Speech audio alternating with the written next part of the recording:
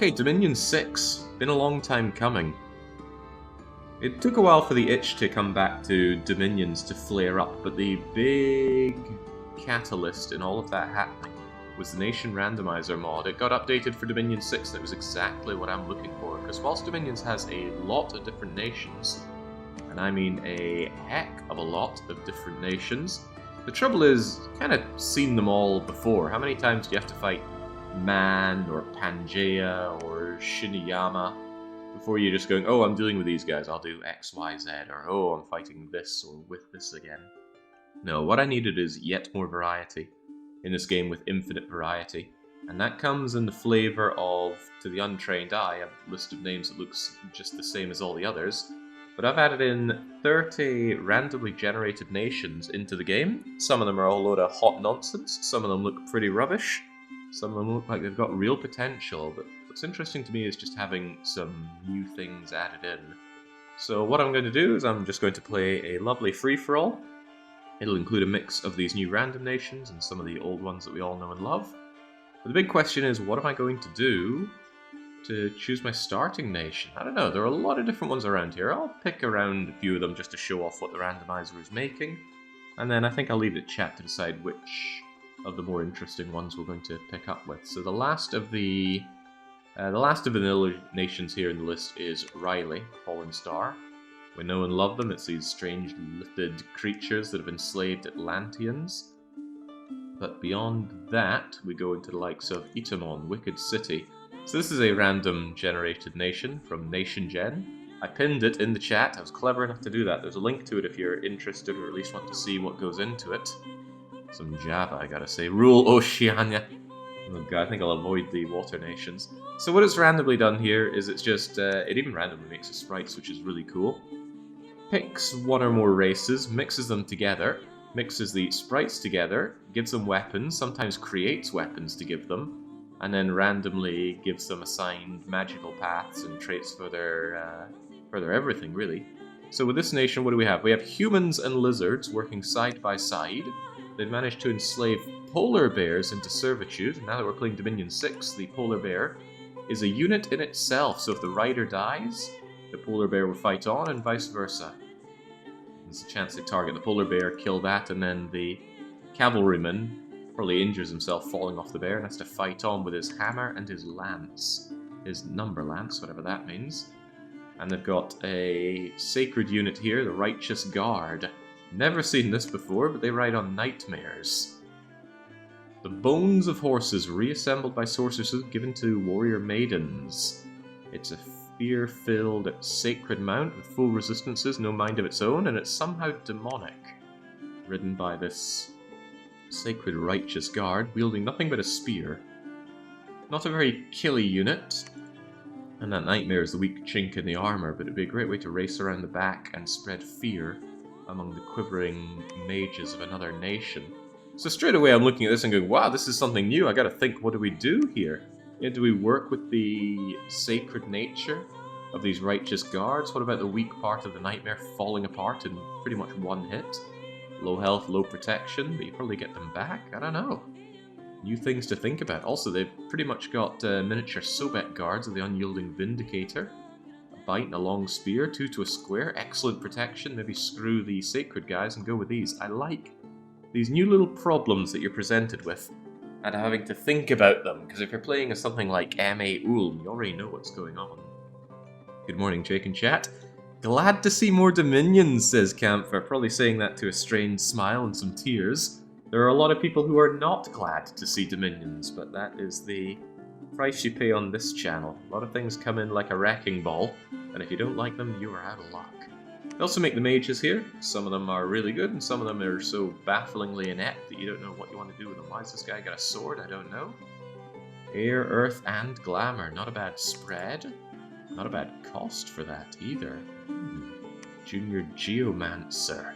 Apprentice Geomancer. Getting these names no doubt due to their earth aptitude.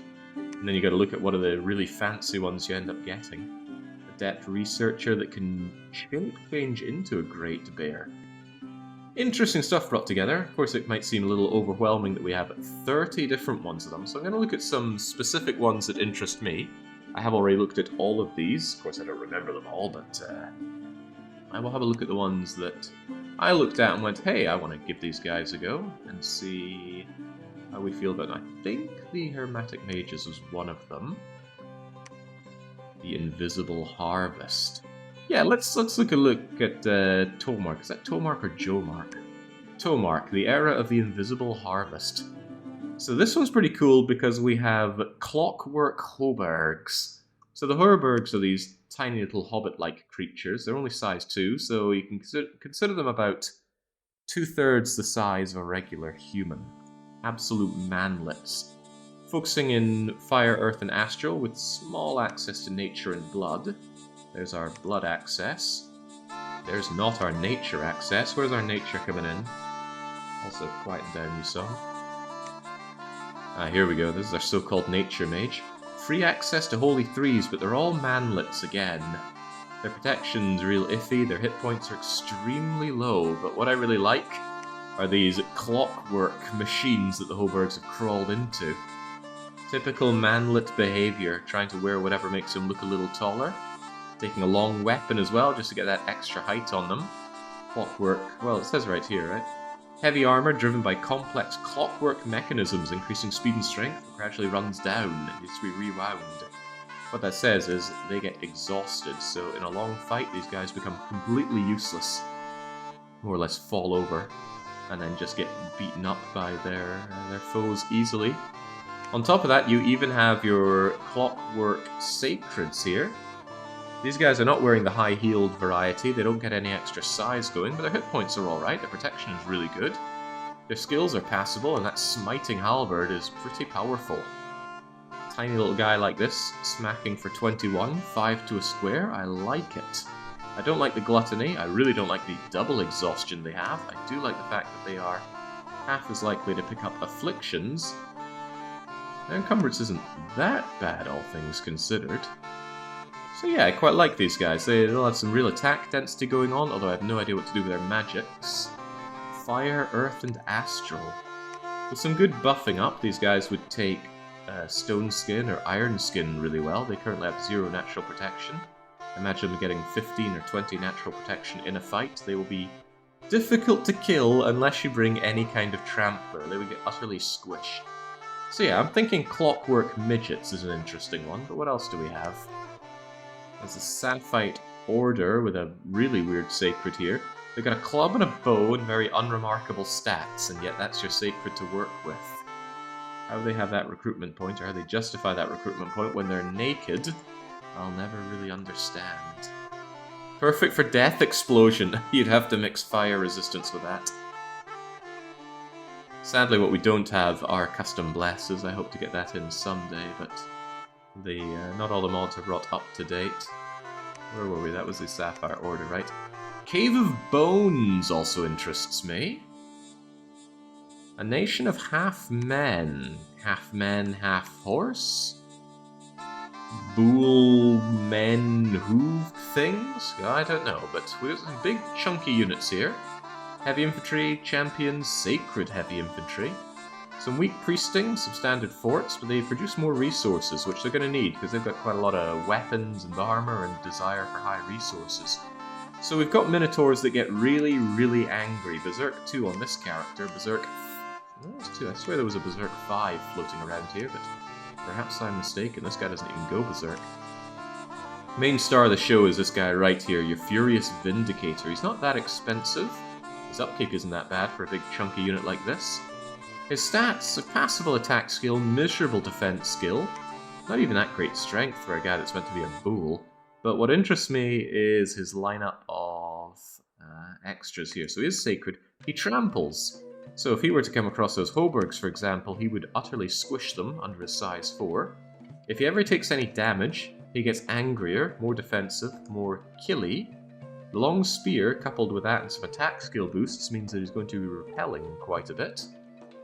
On top of that, he's going to recuperate any afflictions he takes. That's even better than getting affliction resistance. And negative death power. Normally I'm not a big fan of death power because it encourages you to go and kill your lands with death skills, but here, if we took growth, these guys would be more powerful and our lands would blossom aplenty. So this is very tempting for going scales and nice minor bless to keep these furious vindicators, well, furious. Main downside is that high encumbrance. They're going to exhaust fast in battle.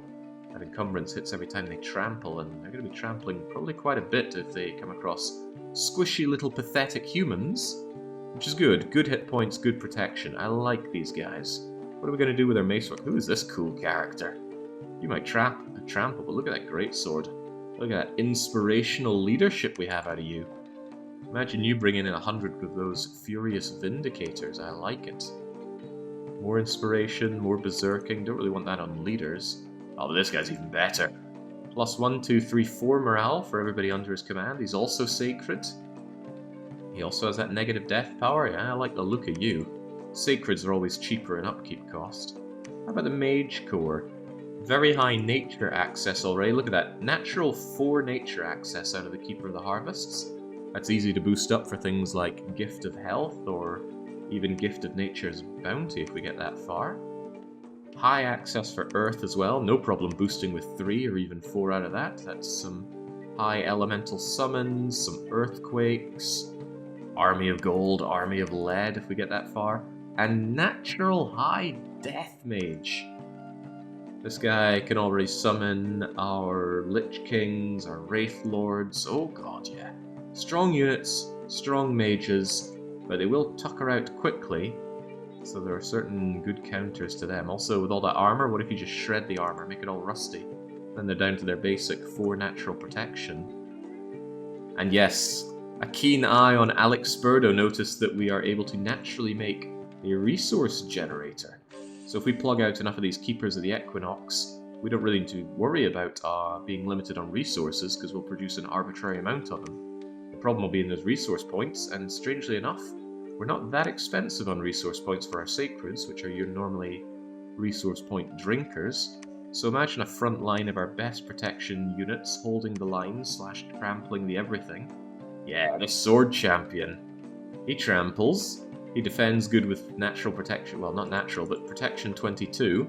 If there's anything big, he cuts it down with his freaking claymore. Scottish Bulls, you say? Yeah, so Hoburgs sound good, but these guys sound good as well. What else do we have? So who were they? They were the Cave of Bones. Land of the Abyss. Squishy humans. I'm never usually that interested in humans. Humans are boring creatures. They don't do anything fancy, do they? Ulmites are quite interesting. Ulm humans, that is. Oh, now these guys are also quite interesting. Abyssians and Pale Ones have come together as one. And that's rubbed off on the Abyssians also enjoying some fire resistance on them. The Abyssians are good at tearing down fortifications with their siege bonus. They also don't need to eat, so when you're on the march, this becomes a lot easier to handle your resource, or what do you call them, your supply situation. Even quite cheap Pale Ones for that siege bonus. We've got some of the half-breed Abyssians, which don't have the heat. They've only got the fire resistance, but of course you have some more of the pure bloods. There we go. Imagine a front line made up of these, not light axemen, but heavy axemen. High protection, big chunky shield, heat 3. So the front line has a very hard time getting through my axemen here. All the while they burn to death off of the heat. And while that's going on, our sacred unit, the Furious Protector, flies to the back row, gets Berserker 5, so if he ever takes damage, his attack skill, his strength, his natural protection, all buffed by 5. Imagine coming at you with attack skill 17 and a pike of length 5. This guy can repel forever. He gets right to the back row with the flying, whatever bless we give him. He melts the back row of mages with heat. I like the sound of it. I had a Pale One Random Nation in Dom 5. I got a cheap summon for those mind-blasting worms. I do love mind-blasting, and we might just get access to that somewhere down the line. What about a Mage Corps? Something very interesting about this lineup is the Mage Corps seems rather weak. That's a priest, that's a priest, here's a mage. Blood. That's not fire. In fact, they have only a very minute and random access to fire. This seems like a nation that really wants fire. Everyone has got inbuilt heat resistance, even the Pale Ones do. but no easy access to it. And fire is a very hard class to break into. It's very rare to find fire mages out in the wild. And who are your summons for fire mages? I guess you got the fire spirit guy, but I think you need fire 4 to get as far as that. Fire 5 for the king of elemental fire, but there are only 2 of those. 3 if you get the cursed one. What is the cursed one again? You need fire and... I think it's death to bring Anthrax. He's one of the awesome summons in fire. Turtle Spell Slinger, you also produce resources. That could solve some of our resource issue. Yeah, the Axemen are quite heavy on that. Anyway, they want heat but don't have access to fire. That's an interesting counter synergy. But otherwise, I've got big old Turtle Spell Slinger here. He's also fire resistant. He doesn't need to eat. He can hurl out some pretty hefty blood magic. He could do Blood Rain, for example. Kill the morale of our enemies, whilst spooky, furious protectors burn them to death. Tempting. So I'm tempted by this, as well as the Clockwork Midgets, and of course the Giant Bull people. What else have we got going on here? Era of the Deep. Atlanteans. Very hefty protection coming out of these shell guys with typeless damage pincers. Poison barbs, expensive to bring you about. Pincers, standards, harpoons. I've never seen this before. Poison fish. Does 50 paralyzing armor negating poison. However, you have to damage with it, and it only does damage 1. And you only get 1 of them. I do not see the utility of these guys. But I do like natural good death access. Sadly, these guys are recruitment point 4. We can't squeeze them out. But Skelly Spam is a strategy in and itself. These guys are recruitment 2. Quite expensive. Then again, they're sacred. Sacred Awe. Not super tempted by these guys, but I could consider them. Are those pale ones in iron? In iron. They're wearing a scale mail curse and an iron cap, so they do have some alright-ish protection, at least from a stray arrow or so. Surprisingly low hit points for a pale one there. Of course, these guys seem a bit more tanky. They got a shield to make up for the pale one's rather ridiculously poor stats. Clockwork Midgets sound like they'll come out a cuckoo clock. Might go with them yet. Who else do we have here? Sodden Valley, if we want some Cave Drake riding human elite lancer, huh? I always like getting slave mounted units. The mounted tends to give them a good boost in their skills, but slave keeps the upkeep cost nice and low. Otherwise, some not too impressive looking lizard people on you. Molten Pond, got some flyer units here. Quite interested by these guys. I don't often play as Asmegs. They get some tremendous stats. This guy's got a big old golden shield for a staggering defense skill of 19. That's insane for a guy that is not mounted. Single heavy-hitting broadsword, 2 to a square, so big damage but not a lot of hits. He's got a little bit of everything in resistance. That's Sacred Tag. He can do a lot with this Unholy Sentinel, including pay a lot. 40 recruitment points, 47 resources. Nay cheap either. And who's this giant, mysterious reborn capital mage? I would say he's Wailing Winds guy, but Wailing Winds got moved over to Glamour, not Air. Even so, Natural Death. He does pick in a bit of that Glamour, though. He's also got Glamour to offset his appearance. I'm surprised they didn't rename this now that Glamour is the name of the magic path. But yes, we've got these Ancient God Assmurgers. Not sure I've ever played with them. I've certainly played against them, and I know how painful they are to fight. Very low-level Air 1 mage here. Very cheap. Very tanky as well, but he will eat a lot of encumbrance if he casts down nasty air spells. It's a consideration. They've also enslaved a few Atlanteans, but I can't see these guys being useful. For some reason, the Nation Gem usually gives your Atlanteans no weapon, so they end up looking really rather useless. That's the high-quality elf buff. Typical elves getting fancy treatment in this game. Okay, now these guys look fairly unremarkable, but then I saw this guy. What's his deal? He looks awesome. A level 3 priest, he's sacred, he's glamorous, he's got air, and he's got a ton of magic skills coming in.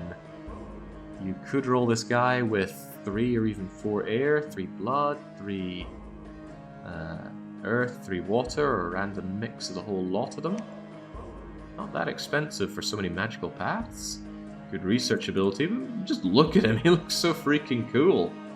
Decent hit points, so he's not going to die to a random arrow, maybe a random crossbow to the face. Is that a frog pan elf? I have no idea. Ancient unknown monks, legendary for their air magic. Honored for their knowledge, command immense religious sway over their followers. Adequate leaders, plans carried out, empowered with skill of illusions. Interesting. Look at that spread. Water, earth, nature, glamour, blood. Get sight searching for me, my friend. Not only that, if you take a nasty hit, you shape change into a frost fiend. Aren't frost fiends pretty badass?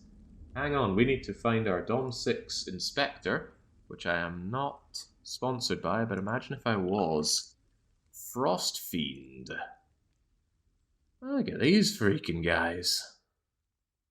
Nasty looking size 4, protection 5, 25 hit points, nice stats, Ice Rod, Frost Blast. Need not eat flying demon. Normally you gotta summon with 7 virgins just to get one of these, and we can transform into them, you say? Look at my lips just thinking about you, Frosty Fiend. Alright, away you go, Dom Inspector. Pretty cool. What about the units we have here? Okay, we got a big guy and a small guy for their sacred units. Magical Mace, always nice when you have inbuilt magical damage on your sacreds. Means when you come across things like fire elementals or other ethereal badness, you can just mash them in one hit and away they go. Like those, not fog warriors, but the phantom spirits that air guys or glamour guys have to summon loads of. Anyway, a pretty much unremarkable sacred, but all round decent. And you can mix the size 3 and size 4s together to squeeze 10 size worth into a square. What about this though? An enslaved thing. A giant flying snake that sprays poison. Doesn't die that easily, protection 11 with 45 hit points. The rider dies easy. Although with defense skill 16 might be hard to hit. That iron shield, that mounted bonus. And you fly. My problem is 22 upkeep a year, 55 to buy you. It's not unthinkable to fly these guys into the back line and just spray poison all over the enemy. James, look at that. It's got range 8 on... what is this anyway? Armor negating 8 magical poison damage. This guy, if you don't have poison resistance, this guy just comes in and destroys your back line. Tempting to play around with you. Otherwise, some fairly unremarkable looking units. Yeah, unremarkable. They're going to be indies, but... well, I suppose the point that they go into the water. So the water will be yours fairly uncontested if you're playing with these guys. Strong priests, but primitive forts. Massive amounts of magic paths. God, this sounds cool as well. Yeah, that's the problem with playing with all these random nations. They all look cool. I want to play them all. Well, maybe not all of them. Some looked a bit dull, but lots of awesome looking things. So what was the name of these guys? Shatlan, Lagoon of the Four Winds. What about the Scions, the Master Mages? Somebody earlier was talking about the cheap summons they had for the mind-blasting Olms. Well, what if we had inbuilt mind-blasting Lithids? Pink masses of writhing tentacles from a distant star. Thought champions are sworn protectors. They sit in the back line, they mind-blast. They don't have an ammunition on their Mind Blast. They can do this as many times as they want. I believe Olms are limited to 10 shots and then they're done. And even if they engage in melee, they have 28 hit points, some protection, but they life drain.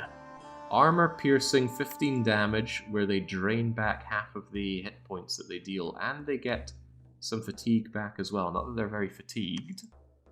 Mind Blast does 5 extra though. Not only that, only 3 resources to hire these guys? They're not even capital specific. You could hire these guys anywhere. So imagine a back line of enemies just thinking you to death. while the front line comes at you. 3 to a square, packing meteoric magical glaives. They do piercing slashing damage, so 50-50 whether you get stabbed or pierced. Decent non-iron armor, so you can't just shatter that with rust. Sacred, more powerful in magic. God, I love that. Can you check national spells at this point? Yes, we can. Some way, somehow. I thought we could. I think we have to go into the create things page. Which we can do. Signs of the Master Mages, okay, Esther spells. And what's the thing for national?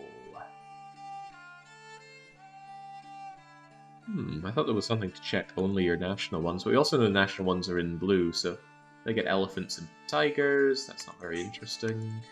A lot of nations get those. Monster boar.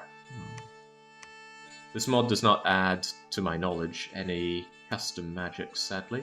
There was a magic gen, but I don't think I ever streamed with them. It's just vastly complex. You know, this game already has hundreds upon hundreds of spells. Imagine replacing them with all new, randomly generated hundreds of spells. Doesn't look like they're getting anything interesting and unique to them, sadly. Dominions remains a menuing nightmare. No, Jake, fatigue ammo works like that. They shoot until they're at 50, then they walk into melee. I had no idea it works like that, Lackey. What a time to be alive. So, okay, maybe it's not unlimited mind blasting. Although, imagine if you could somehow negate their fatigue costing. It's still good mind blasting on something that you can get an arbitrary amount of from any old fortification, though. Where were we, these? We looked at you, we were looking at these Master Mages. Astral in nature, that's quite a limited path. They got a little bit of water, a little bit of earth. But Astral Nature does allow for some nice summons, and also good astral access means that you can do the astral site searching, which is amazing. Getting all of the hidden areas, all the sites inside a province, I value it far more than site searching, so I always love to get my astral boosting up for that. Okay, but they have good access here, even got inbuilt healers. Regenerating mages, not very impressive when you have 14 hit points and 4 natural protection. You die to a stray arrow. Actually, their mages are very squishy and all around not that impressive. So this is a nation I think that would have to really fight with its army, which means you need some heavy scales on recruitment points and even for resources to get these guys going. Their front line, not that impressive. The front line would probably all be the sacreds here. Give them a bit of fluffing, try to undo how terrible their stats are. Passable attack, poor defense skill. They also get weird infantry things. Light infantry is da-da-da-da-da. Looks like they're just doing weird breeding experiments, these lithids. They've also enslaved a thrall here. Wow, 2 gold per, almost free to make. This is just your siege chaff. All he does is bite, he doesn't even know how to swing his fists. No morale issues though. Interesting. This is also interesting. Magical beings, that's a tag on you and on the Thought Champion. Meaning you're going to need to use these big chunky mages to actually lead magical beings unless you take a bless for it. Which would really be worth it, getting a bless for magical beings so that... Oh man, your Taskmaster and Inspirational dude over here. Yeah, get those helping out with the leadership. Could be pretty good. Then again, they won't take the bless, will they? Ah, no, we have Astral though. We could give them the Shroud of the Saints. Yes, one of the attacks is Useless Kick. That's not new, actually. Your Blood Slaves have the Useless Kick attack, and it does negative damage. Sadly, it doesn't heal, it just means you have to get insanely lucky with the RNG roll to actually do any damage. So those guys look interesting as well. What else do we have? Solemn Mages, Lizards, and Marrows. Marrows are usually quite pathetic a race, but these guys have actually been armoured up a bit. Still really pathetic. You just want to mass these to take the waters, because the lizards, they can swim, but they can't go underwater. I usually really like these guys when they're slaves. When they're not slaves, they actually demand an upkeep cost, which I'm not too keen on. But yeah, 3 to a square, biting, spearing. I just don't have the oomph I'm looking for. What about lizards riding crocodiles? 2 to a square, biting. Alright, protection and hit points, but just not that impressive, are they? Although I suppose light lance, bite, mediocre damage, tightly-ish packed. What is this? I've never seen a mounted marrow before. Marrow Knight, Bone Trident for 20. Skills are a bit sad, and the riding horse is easy to spook and kill because there's no barding or protection on it. These are some very sad-looking troops. To make things even sadder, the Sacred is naked. He has no protection, he has no armor. He has a net, he has a particularly good spear, he has a bite. Netting is pretty cool, though. Just, well, it's like netting in Battle Brothers, just shut a unit down for a wee bit. But for 32 recruitment points with no armor, you'd have to do some insane fluffing on this guy to make him worth your while. Does not even have good hit points. Terrible. You'd need the mages to do some heavy lifting here. Do they do that heavy lifting? We've got nature and water, so this could be one of those... oh, what's the vast poison one? Foul vapors. Could be a foul vaporization, but it looks like they just are a considerably worse Satis. That's what I'm seeing, at least. Terrible. Don't want to try those. Then again, we might encounter them in battle and get absolutely trodden on by them. Who's ever dreamed of having a chariot pulled by a tiger? The tiger bites and claws, and the monkey riding it spears you down. Not tremendous looking. What about this? Whoa, oh god, look at this though. Sacred Ethereal Tiger Riding Monkey. He's got his shield, got his cuirass, not wearing anything on his head, so a headshot kills, but it's hard to headshot somebody on a mount. Expensive, but 3 attack density on an ethereal mounted unit. Good luck hitting that thing. 15 defense and getting through ethereal. Any number of blesses you can put on this to make it a terrifying opponent. Give it something like fortitude so that it can actually stand up to the few hits that do get through, or add some things to make it more killy. A fire shield, for example. Can barely hit the thing, and every time you attempt to, you get burned for it. Yeah, 110 gold apiece is pretty pricey. So you'd want to go some sort of scales to undo that. Regenerating bowman with decent protection. Not bad, but quite pricey to get. And then our big chunky monkeys here. More or less naked. They wear some furs. Wait, they're furry, but they wear furs? Will wonders ever cease? What about the magic paths here? Earth, nature, glamour. I swear I saw blood, though. Yeah. This is a bit of an overkill guy to be going blood hunting with, but he could. It's also ethereal. I wonder if you could thug these guys. Imagine giving a tiger some barding. It's already ethereal. It's already sacred. The tiger is sacred. It's not a priest, so it can't bless itself. You need someone else in to do the blessing. Blood Mage 1. If you get high in blood, you could do something really interesting like damage reversal. The mind wanders. Some kind of guru that doesn't even float. I've always wondered if you need a laboratory to recruit a mage that doesn't have any magical paths.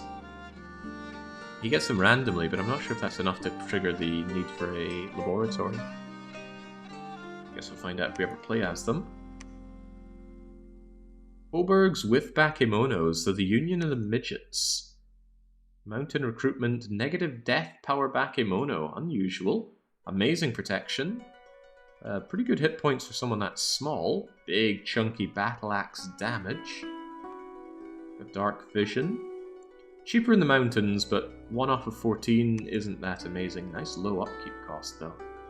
These guys could be killy. Give them a bit more fluffing, maybe some area of effect damages, and then another clockwork midget right here. Now that's attack density. 2 falchions coming out. The problem is your attack skill is pathetic and that'll easily be repelled. This one's coming at you with 2 ninjatos. Freaky, man. Naked Bakemono, that's a no thank you. Jake, you still have the bug that lots of level 1 priests have blood instead. You say still, but I'm not aware of it being fixed anywhere. I just grabbed what I had. That said, if it ever gets fixed, I can add some more. else we got here? Oh, I don't think I looked at you guys when I first looked at this. Lizards and cyclopses that like heat. Astral nature with air and death. No fire access. How sad. But death. Death level 3 priest with a little bit of fire access. Ooh, now this is quite interesting. A very high chaos recruitment. If you go high in chaos, these guys get 47 gold, cheaper to recruit per unit of chaos. Yeah, I've got Dom 4, 5, and 6 music mixed together. That's how I like it. Although the music, the volume balance of it can be way out of whack at times. That makes this consort really deliciously cheap to get. More like 200 crowns to pick up one of you. And we got more chaos recruitment going on. Even more chaos recruitment. Got that death, got that earth. And now our Sacred Lizard guy actually wears some armor, like a sensible person. Still doesn't have a shield or a helmet. But a bite and a flail. Also Slave Sacreds, that's very unusual. With a poison cloud as well. Oh boy, so... want to keep your people safe from poison. You do have poison resistance, right? Yeah, very good poison resistance. Tempting, tempting. Too many tempting things. What am I to do here? Oh, and then I get another temptation. Giant elephants. Champion diamond, tusks, falchions. Great black bow. Certainly comes at a cost, but look at those hit points, look at that protection. Bit of a waste not to trample with such size, and it always feels like a waste shooting arrows with my sacreds when they're also good in melee. Nothing saying they couldn't do both, though. Could just have them fired and engage in melee when the enemy gets close. Precision could do with a bit of fluffing, and since it's only 10, but look at that, 19 damage coming out of the bow. Also, Bane of Heresy. Armor piercing with area of effect 1. Only against gods and sacreds. Fatigue damage as well. That probably won't be too useful. But yeah, Divine Falchion. Gosh, that is tempting. I like the look of you. What else do we have? Largely no, not naked. That plate mail counts as covering the whole body somehow. Protection 18, 52. Good luck getting through this front line. Swimming. It's a shame about regeneration. Can you imagine trying to get through these guys as they regenerate? On top of that, mounted battle axe monkey to work on the flanks. Got good protection. Not very good attack and passable defense, and that lion could easily die. Here we go. Here's our rank and file. 15 protection, good hit points, only 2 to a square. Who do we have here? 100 leadership guy. Not very good leadership guy. Interesting assassin. Monkey man with 2 falchions. I'd be scared of that. Some not very good protection, poor hit points, so you'd die easy, but still, scary thing to see. Priesty. Earth Astral and Blood Magic on Wooden Ravager. Pretty good low tier mage to be having. I'd hesitate to even call him low tier. Also shape-shifting into werewolves, loads of magical paths, blood aplenty, and a built-in communion slave. I don't actually know how this works. I imagine they just naturally become a communion slave in battle rather than having to cast it. Which means this guy can just stand around and eat it whilst the, I suppose it would be astral or blood guys, form a communion and boost up their path something fierce. Real tempting. So many people I want to play this. What do we have here? Fomorians and Ichtids working together. The Ichtids, unfortunately, being your sacred one, they tend to be very unremarkable units. Their attack and defense is paltry, the protection's okay. Glamorous, though. Harder to hit, but even with that low defense skill, you're going to get through that. These guys need a lot of fluffing to be useful, or they just take the waters whilst the actually good units take the front line. Massive chunky damage, but only 1 to a square. Easy to harass, not that difficult to kill. Yeah, goats and cods, put it together in a pie. An inept researching consort? Here we go, some good air path. With a +2, potentially +3 on death. Invulnerable, gifted with an aura of supernatural splendor and powers of flight. How is this thing meant to fly? Fascinating.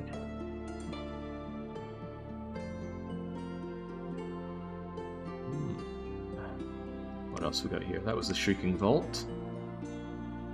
More of these Kalins. I don't tend to find Kalins very interesting. I've always thought I'd like the idea of flying units like this, but Kalins just rubbed me the wrong way. Maybe it's because I played as them once. I think it was with Fan of Gaming, and we got utterly crushed. Trying to go Blessless Kalin and just got stomped on all fronts. What interests me is that they can hire Mashusu. Some random nations can do this. They only get 1 per turn, but he's real killy and real hard to kill. 15 protection, 68 hit points, inbuilt fear, inbuilt unsurroundable, and sacred as well. He takes the bless. I don't think I'd build a bless around him, but look at this guy, he kills thugs. Provided he actually gets his hit in, whatever he hits dies. You do not survive 35 death poison. It's not true, you can, especially regenerating units can, but they're in for a very bad time even if they survive. Here's another Sacred though. Sacred Longbow with already really good attack stats. Don't do that bad a damage, and if they get engaged in melee they actually have protection. And these guys do have regeneration, regenerating 3 per turn with 15 protection. Passable defense skill as well, I could see you being worth my time.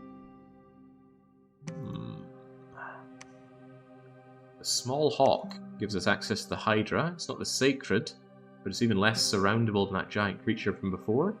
Does a lot of attacks, all of which give out a weak poison, except the Great Head does a strong poison. I always find these guys hard to use. They're so huge, I find that they often just get 1 repelled and 2 surrounded and destroyed before that poison cloud does its magic. Plus the poison cloud could hurt your own units. Poison resistance should not be confused with poison negating. Poison resistance means you still can get plenty of poison. They would take poison off the Hydra. I'd be hurting my own units more than anything. And regen would be a little wasted on a guy with only 12 hit points. So very tempting. Asmurgs are back, this time with Atlanteans. Speared, reinvigorated Atlanteans. That's good with all that encumbrance that they have. Very poor skills, though. Ugh. You're no good in a fight. You are marginally better in a fight, the Sentinel. Not recruit anywhere. Ah, they've enslaved the Asmurgs. Usually lowers their stats, as you can plainly see. An Asmurg should be better than that, but comes at a reduced upkeep cost, which is really tempting. They can also see in the dark. Could be good for taking caves. Also smaller guys there. I only plan to look at a few, but I've been looking at pretty much all of them now. Yeah, Hydras are also expensive, that's something to consider. Here we go. The Abyssians. It's all Abyssians, they're not doing any filthy race mixing. However, there is a horse involved. Don't often see horses mixed together with Abyssians, perhaps not ever. Hellish humanoids with magma bodies, so he's exuding that heat. But seeing a mounted one just seems wrong. Of course, he's not mounting any old horse, he's mounting a nightmare. That nightmare with its fear. That's terrible defense skill for somebody that's on a horse. And pretty poor attack skill as well. The protection is nice, but it doesn't extend to the horse, so the horse could easily die. And then you're a bit of a sitting duck, aren't you? Or are you? It's weird that you're size 5 even without the horse. What am I to make of that? I don't actually know how these guys would work in a fight. I understand road horses, but the road nightmare doesn't show up in brackets, just so the height changes. How bizarre. Flying guys with axes and poisoned Morning Star. How does that work? You just dip the ball into a bowl of goblin poison.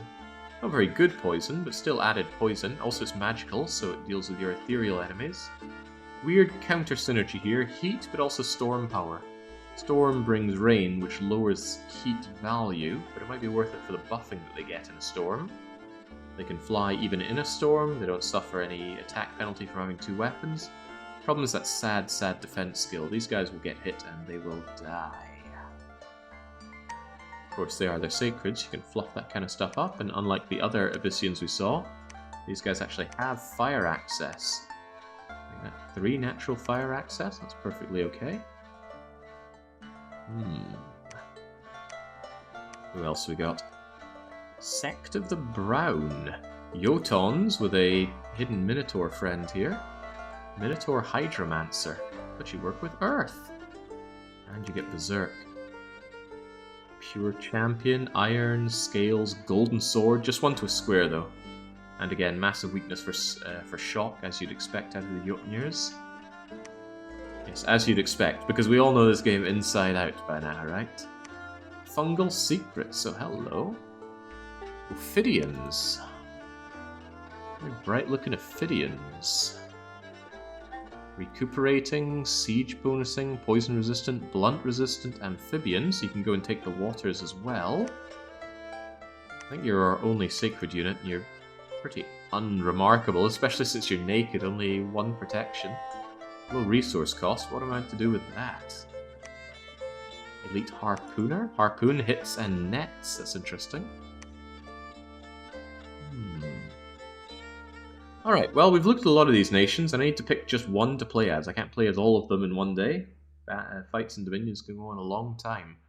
Why don't we narrow it down to a few? Will we play as the Clockwork Midgets?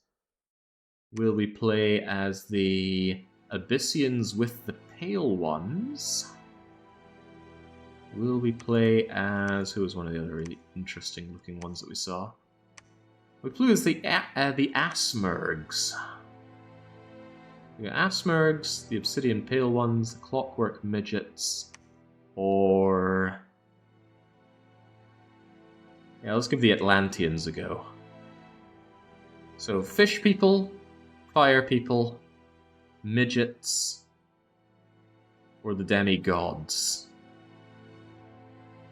Fryhit says, none of those, play as the Elephant People.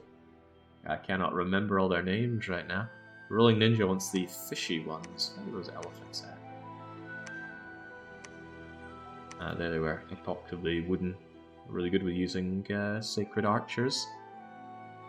Oh, the Bull People! Yeah, I forgot about the Bull People. The real decoy wants the bulls coming in. How many nations are there without the randomizer? I don't know, 35 or 40 of them? These are the vanilla ones up at the top. Kagasia or something. Oh man, I forgot about these guys. The mind-blasting Lithids with the Holy Wars. God, there's so many to play as. I think across playing a bunch of different Dominions games, I'll play as all of them. But how can I let down the real decoy? Let's play as the Bull People then, shall we? If we can find them. Let's say Kadu, Galeva, Kagasia, the Cave of the Bones. I think I looked at you and imagined some build for you before. Kagasia with Old Shepherd here. Attack Ethereal Blood Surge. You know, I already like the sound of that. I do like the sound of that. Let's take another look at it, shall we?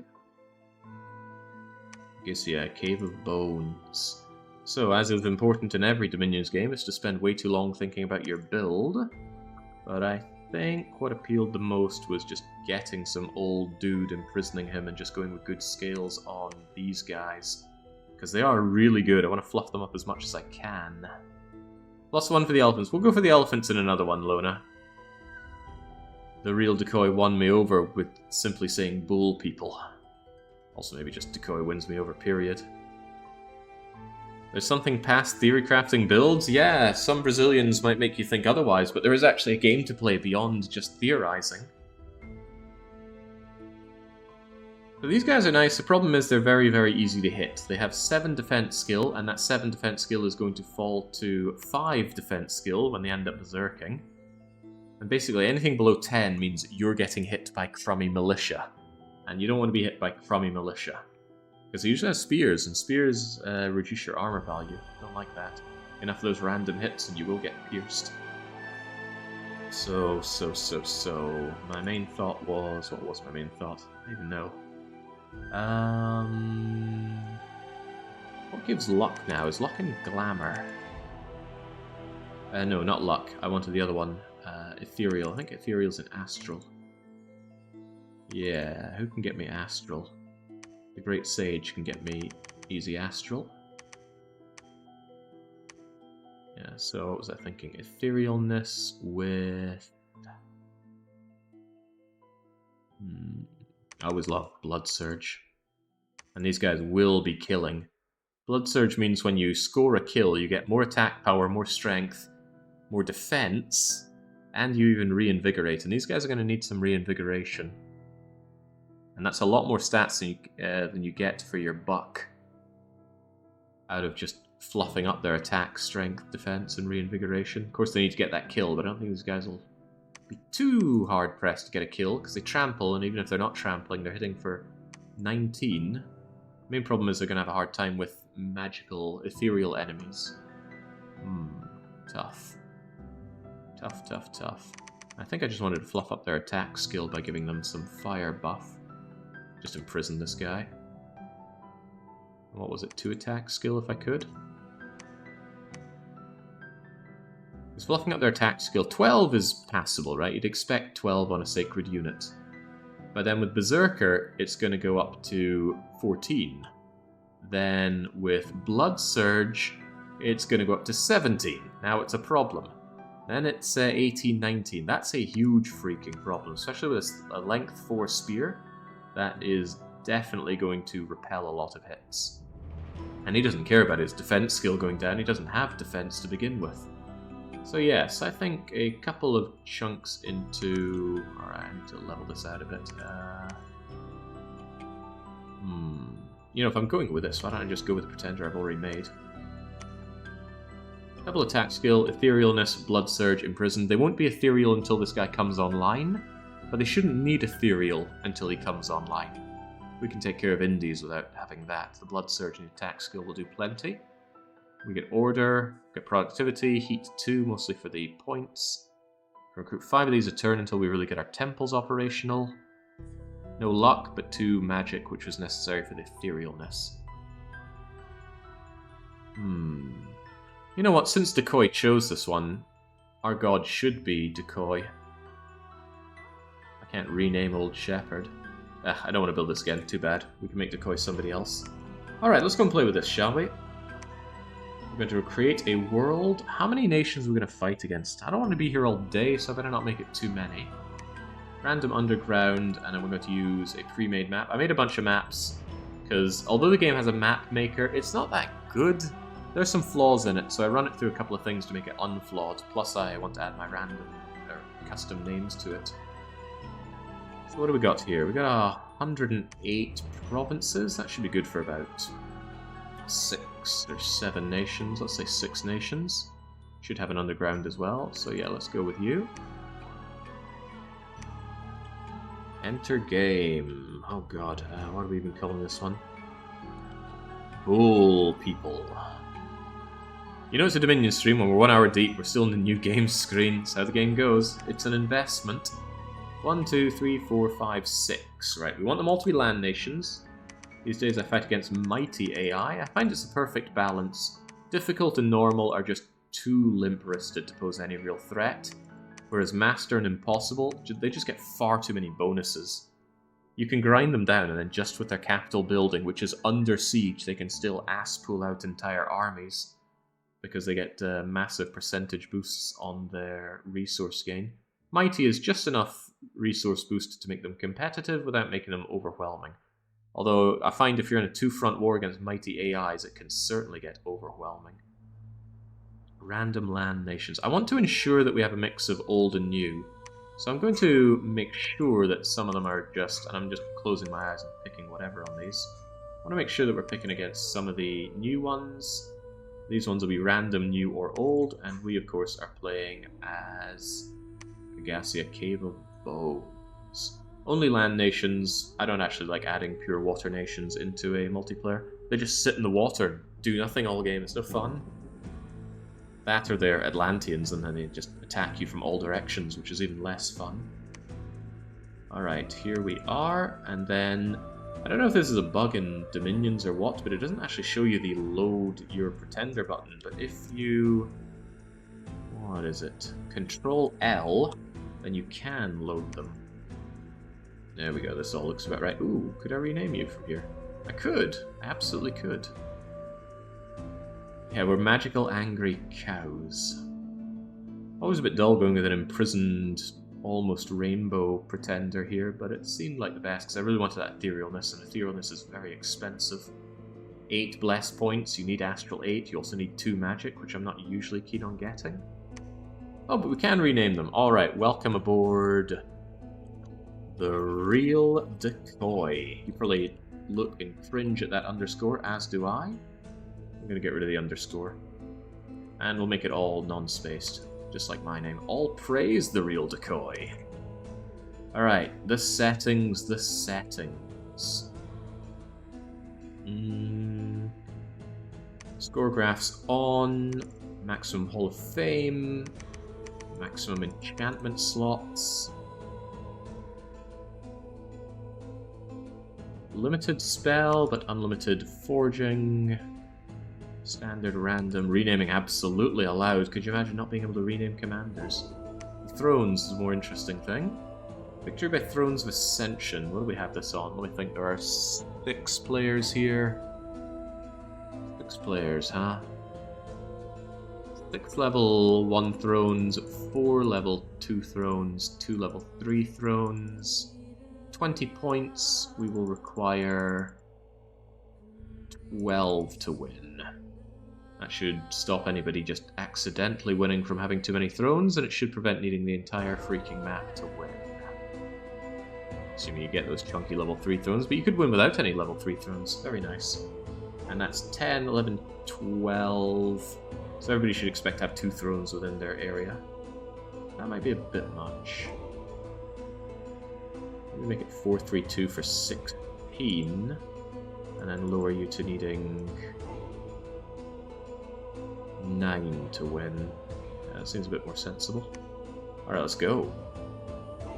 Cataclysm? No, I don't usually play with Cataclysm on. I have no experience with it, so I certainly don't want to use it in a brand new game. And if I accidentally left it on, then too bad. Because sometimes I like to just take a game that I've essentially won, completely fort in my opponent, and then just play around with different things. Try out different builds, try out different combinations. It's on turn 91 right now. Ah, crap. Better win by turn 91 then. I'm not going to redo that. Okay, Control M to show distance to get to different locations, and have a look at our capital.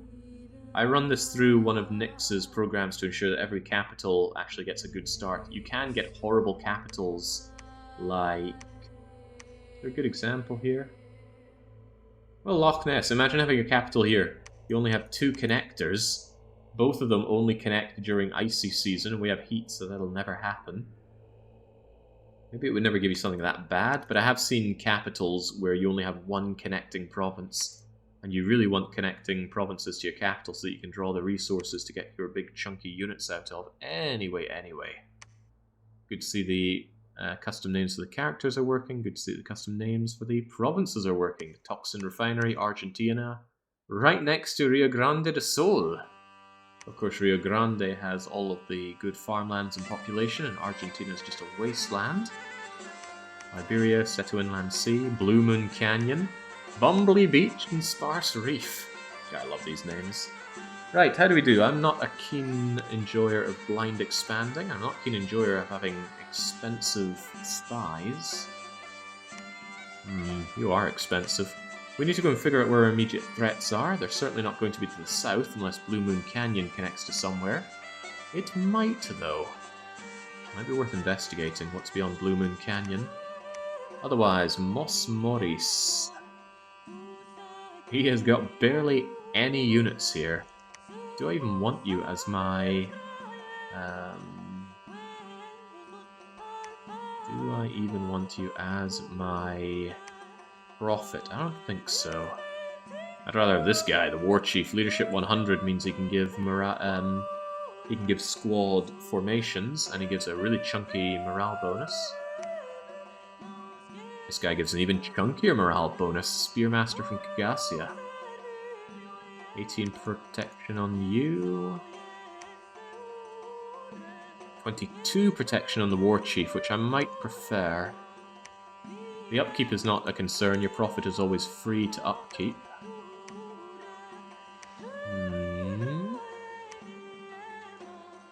Funny, I just want you because of your better protection. I don't want my my prophet dying to a straight arrow or anything. Then again, death power -1. That's a difficult choice. Also, you're really expensive. You eat into my initial money something fierce. I think I will make one of the sword guys then, just to spare my coffers a little bit. And then I want to make as many of these Vindicators as possible. But if money isn't the problem, why not get the better guy? Nah, this guy just looks cooler. That's a good enough reason. Did Prophet auto-bless, or is it Pretender only? Pretender is the one that auto-blesses in your own dominion. But the Prophet becomes a level 3 priest, so he can just cast Divine Blessing, and that gets your entire unit. Need to start thinking about my Mage Corps already. We have a double booster on our magic. So getting these cheap mages out isn't 9 research, it's 11. That's well worth it. So we'll get the Kagasian followers coming out en masse. Alright, probably going to have a couple of fairly unproductive turns while we wait to get an army. I don't like risking armies against tiny little enemies, because it can all go really bad. And you're not becoming Prophet. What can I do with you? You're just going to sit around and do nothing. Peak. The Woodland Lord will be the Prophet of Artemis. So we're fighting Artemis, are we? Does that actually show up as one of our known enemies? Oh, we can actually see who we're fighting. Cylindor with, that looks like Marignon. Schmuber, that's one of the elf nations. Who are you? Vanheim. Ocean sailing so they can come along the waters. We don't like that. Dwayne Powers with the mind-blasting lithids we were talking about earlier. There's our real decoy. There's Fan of Gaming, who I mentioned earlier. He's actually playing as the mixture of Pale Ones and Abyssians that we were looking at earlier. And Artemis is playing as these lizard people. I'd hope to fight against them, and I do. Excellent. Hopefully we actually get to know them. Alright, alright. We brought out Lure Salant. Lure Salant, you shall be our prophet. Whilst you're being prophetized, I want to keep churning out as many of these Furious Vindicators as I can. And then they're going to go and fight probably the heavy infantries. I don't fear heavy infantry. I mean, yeah, they can come and do some damage, but we can tank the damage and then smack them back pretty well. Also, we go berserk from the damage they do. That Cornwall should be easy enough to take. But the maze should also be easy enough to take. You know what? I might actually do well having an additional priest. The priest will bless the Furious Vindicators, and then I can send out a second party if I think they can handle all this. Which is what I will do. That does mean that Mos Moris does not have much to do, but that's just too bad, isn't it? No rename before the profiting? They're already getting names from our custom list, though, so if you've already put in your name to the custom list, then you're already in with a shot at it. I don't want to rename people that have that. We already got a hero appearing. Gondi, an ambitious clerk ambushed by bandits and left for dead, only to be nursed back to health by a kindly and powerful wizard. They don't know right from wrong. He's at home in the desolation of Kagasia. He's horrifying compared to lesser heroes and trained in metal crafting and resistant to cold. Tell me more. Oh god, look at this guy. 4 earth, 4 death. He's got some weird... Okay, this is actually broken in the randomizer. If you summon an elemental thing, you just get this typeless thing that does nothing and dies, but what a unit! We didn't even take luck scales and we got this thing. You are old, and that means recuperation does not work for you, so I need to do everything in my power to keep you alive. At least until you can use your death power to boost us further. Hopefully that affliction resistance will work for you, but I have a feeling you're going to crumble and die before I can make use of you. Sad, but probably true. God, you're awesome, though. How can you be old? I guess you just are. On top of that, I think you have homesickness? It sounded like you did, but it doesn't look like you do. Interesting. Stay here and research for me with Mr. Kiwi. Mr. Kiwi the Wizard. Okay.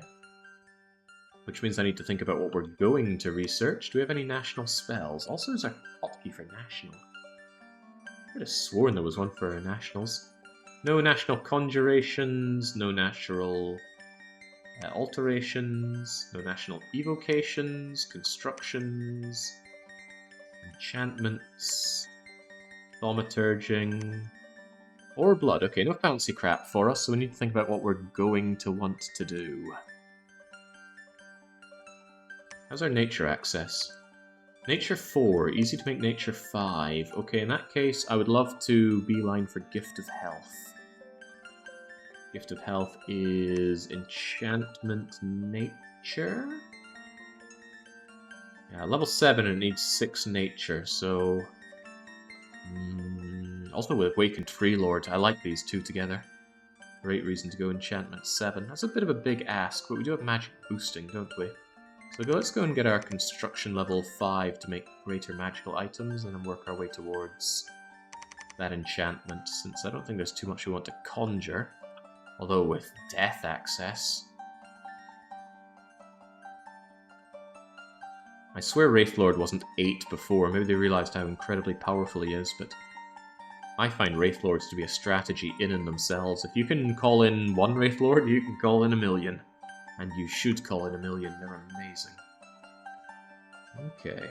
Is he 20 years past his max age? Yeah, this guy's gonna grow old and die. They're expected to die around the age of 135, and he's already 151. Gift of Health would keep him alive, but that's a long way away, and recuperation does nothing, so... We hope he never gets diseased. If he does get diseased, what do? I could artificially keep him alive with a Ring of Regeneration, so I think I'll do that. We can do that with the work that we're doing on researching magical items, so let's just hope we can get that before he dies. That guy is so good. He's worth basing a strategy around just keeping him alive. We'll constantly chug out these followers. They are some low-level nature mages, but they are quite inexpensive. So they'll be doing the bulk of our research, all the while keep these Furious Vindicators going. And Lure Salant. You are our prophet now. Never charmed, never enslaved, never paid. But look at that. Inspirational, inspirational. You are getting the army. On top of that, we're going to order Mosmoris to hand over their units to serve as your bodyguards.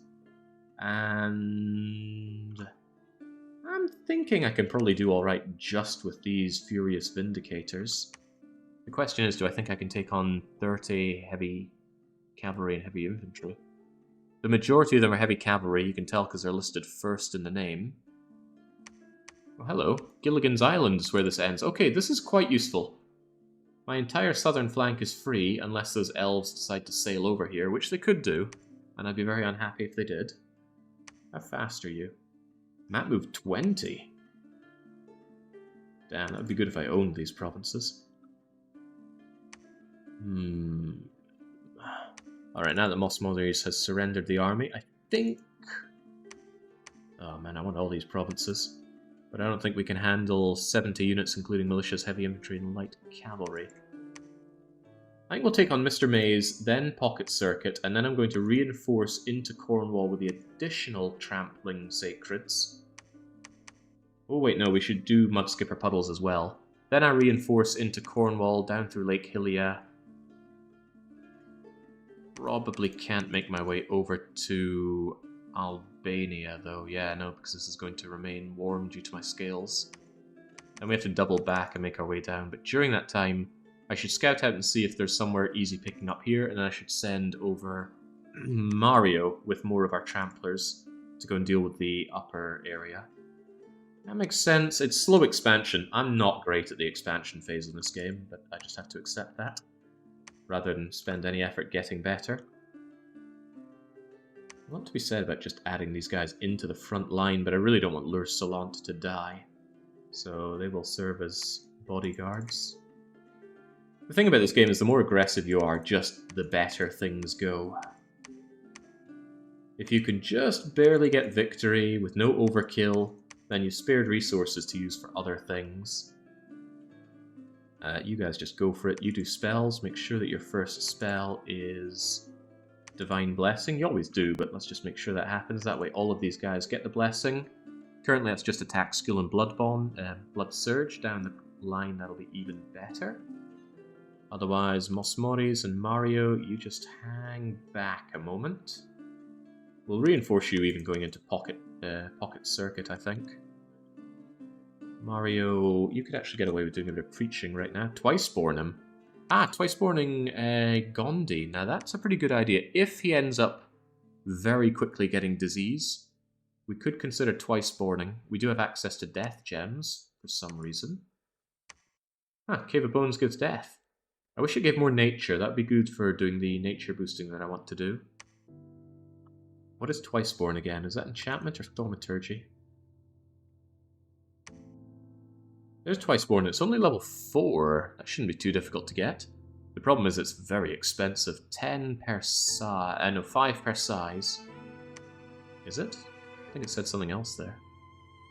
Every point apart adjusts the price by 3 death gems. Ah, I see. So it's 10 base for size 3. You're size 4, so it's only 13 death gems to twice-born this guy. Ooh, that is tempting. If it looks like he's going to die, we'll go for that.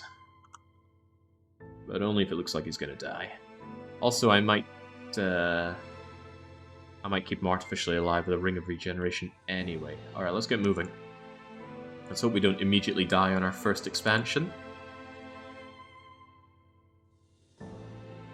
Ah, Dominion's Battle. Some people think this is so ugly that they don't want to play the game. And in a way, that's very fair. So these guys are smaller than us, so we will trample them, but they're not much smaller, so the trampling won't do a lot. The thing is, they should have a hard time killing us, especially as we Blood Surge, Berserk, and just make mincemeat out of them, or so we hope. There we go. Squish, squish, squish. And this guy's now Blood Surge, so his attack skill has gone sky high. Trampled. Oh, wow, okay. I thought the trampling wouldn't do that much, but that trampling is doing quite a bit there already. Running! Hell, I'd be running too if I saw this. The reason I gave this guy perhaps a few too many bodyguards is exactly this. My front line is tiny, so we're easy to flank. These guys could come around and start shanking me. And what's that? 3, 6, 9, 10, 11 on 1, I don't fancy my chances. But 11 on 4, I fancy my chances.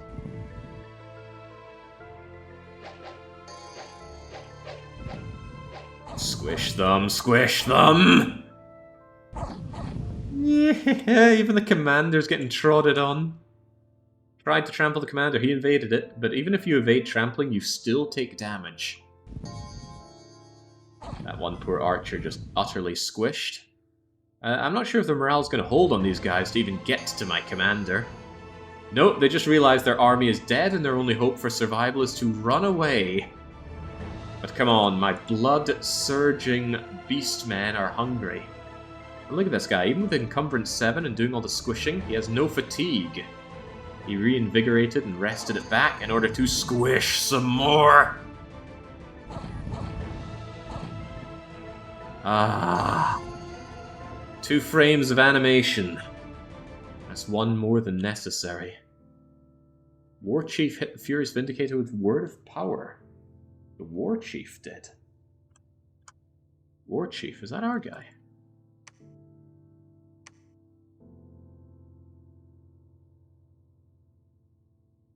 Yeah, I think Lursalant accidentally missed the opponent and hit our own guy. Good thing you didn't hurt them too badly. In fact, you just made them mad. Not that it matters too much. We're also faster than you, I believe. Combat speed 10 versus combat speed 13. Squishy, squishy. Are you gonna make it, you poor little heavy infantry guy? No, because you just get zapped to death by Lursalant. Ah. Always nice when the first battle goes well. No losses, full kill against 53 of them. Beautiful. On top of that, every fight makes your units that bit stronger.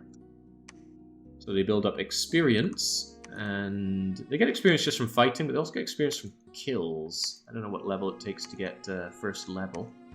Is it 20, 30, 50? This guy's got 7 just from existing and going into battle. Anyway, good fight. Let's put in a little bit of province defense and move on. Liberia is real easy for the taking, but I want to take our cap circle as fast as possible. So we move into Pocket Circuit, and I'm going to send in Mosmori. You guard You guys just do whatever. I'm just going to have Mosmories pass these units over to you and then return. And then we're going to reinforce for Cornwall. I really want all my units available for fighting the heavy infantry. Because just heavy infantry can go wrong in a lot of ways. They spear charge into you.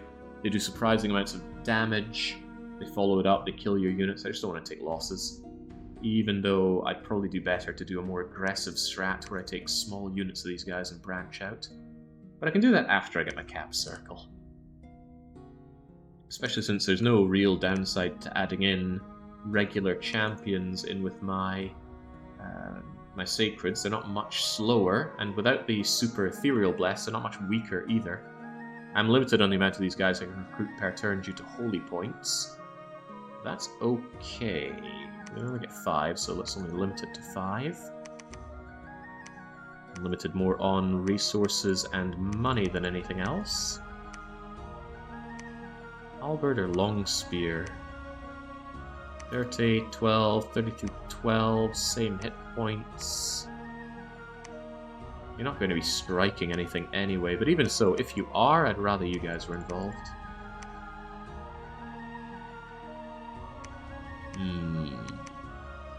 Alright, do your best to recruit me these guys then. Mosmori, as I said, in you get with the army. Mosmori. Gotta remember it's left click to select and right click to move. Only box formation is available to you, but that's fine. Trampling destroys formation anyway. So Pocket Circuit is going to get utterly smushed. There's a very strong argument that says split this force up already, but I'm not buying it. Okay, Cyrillus, go and tell me what lies out to my west. Hopefully there's nothing too much to the north and the east. Not telling Mosmori to stay behind, that's a good point. Mosmori should stay behind troops. You're pretty difficult to kill as is, but I just don't want to risk a commander's life over nothing. For example, you have less protection than these golden dudes on the front. Not by much. Anyway, don't risk it is what I'm saying. Get stuck in, consolidate the units, leave it to Lursalant to bring it around. Come back for reinforcements after taking Lake Helia, and then destroy Albania. That said, I think Albania will be pretty easy to take. I might actually split up the forces come Cornwall time. I'll think about it. Do I have anyone that can go into water? No, not at all. The waters will evade me for the whole fight unless I can break into that somehow. We don't have water access, do we? No, but we have death access. God, I love death access. Alright, getting into the water should be a consideration. Nagronis. Victor Losset, the general. The prophet of Dwayne powers. It's amazing how Nancy Drew seeps into every facet of life. The gentle flower, the prince of nature. Love these descriptions. Alright, Pocket Circuit, what do you have for me? Numbers already looking a bit bulkier. They're splitting up, and that's absolutely fine. There are so many to crush. This guy, however, he actually got double smacked there, getting right through his protection. Gouged his eye out. Got hit in the head with a hatchet, and in the body with another hatchet with really good damage rolls. Hopefully they don't follow up and kill him. If a unit survives a fight, or rather survives a turn, they get all of their health back. He's on the flank though, that's a dangerous place to be. But I think he's repelling quite a bit of it. Trampled, trampled. Not seeing much in the way of repel though. I would expect some repelling going on due to their long weapon, the enemy's short weapon, and their good attack skill. Ah, there we go. Morale negated repel. You can still call damage that way. They are splitting up quite a bit here, which is a little dangerous. You see, some of them are taking damage. In a way, that's good, though. If you take damage, there's a chance you go berserk. Morale can negate that, but once you go berserk... Look at that, 20 attack skill. Good freaking luck even hitting this guy. Morale negated repel, but you got damaged by repel. I think repel only ever does 1 damage. Ah, the enemy's animating the tree! Surely the bulls are herbivores. Eat the tree. Eat the tree. That was a really nice addition in Dominions, actually adding things onto the battlefield, and some of those things can be animated. So where's this Dominion's name list thingy?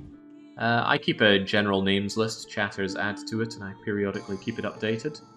Of course, the question is, where is it? And the reason I'm saying that is because I don't know where it is. I don't keep links for it particularly handy. Alright, no losses, although we came close on a few, so I'm glad we reinforced for that. 53, 57, 58 smushed. Very few were able to get away. That seem right? 54 dead. These kills don't add up. Oh, of course we killed some of the animated bushes as well. And then after we just moved into Pocket Circuit, there was an event there. Ah, we found a handful of fire gems.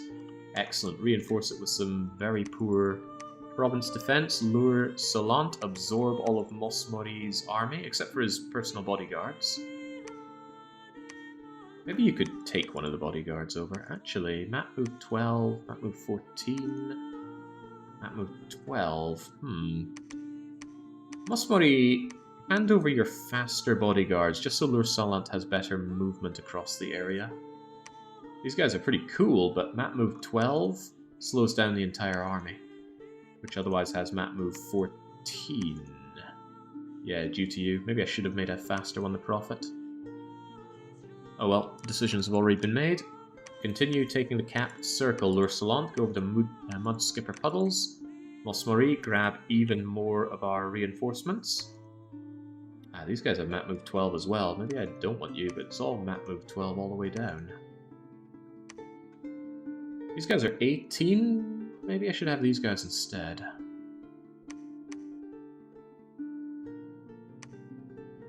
I want to keep my army as fast as possible.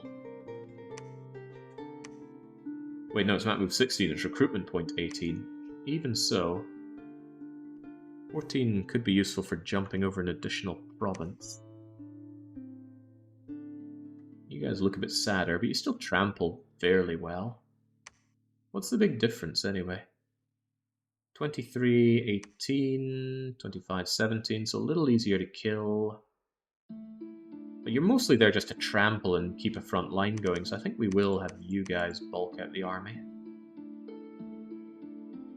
Get the Sacreds, get the Chaff. The Chaff still goes angry as well, so they'll get a nice boost out of that. The music playing right now, it sounds like really low quality Final Fantasy IX music. I wasn't sold on the Dominion 6 soundtrack. Ah, Nyx has got it. Cheers. Another month of subbing, says Valpo. Best sub I ever had. Your content is good, and your calming accent makes my dog relax when I'm not home. Yes, the dog listens to all your Frostpunk challenges. Should I be calling the RSPCA? Sounds like abuse, man. Well, I'm glad you enjoy.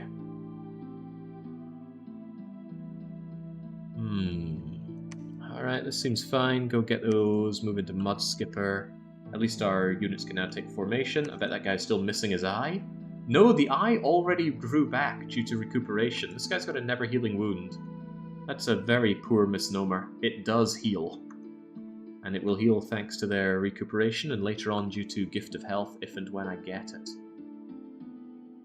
Do you think Deception Island goes anywhere?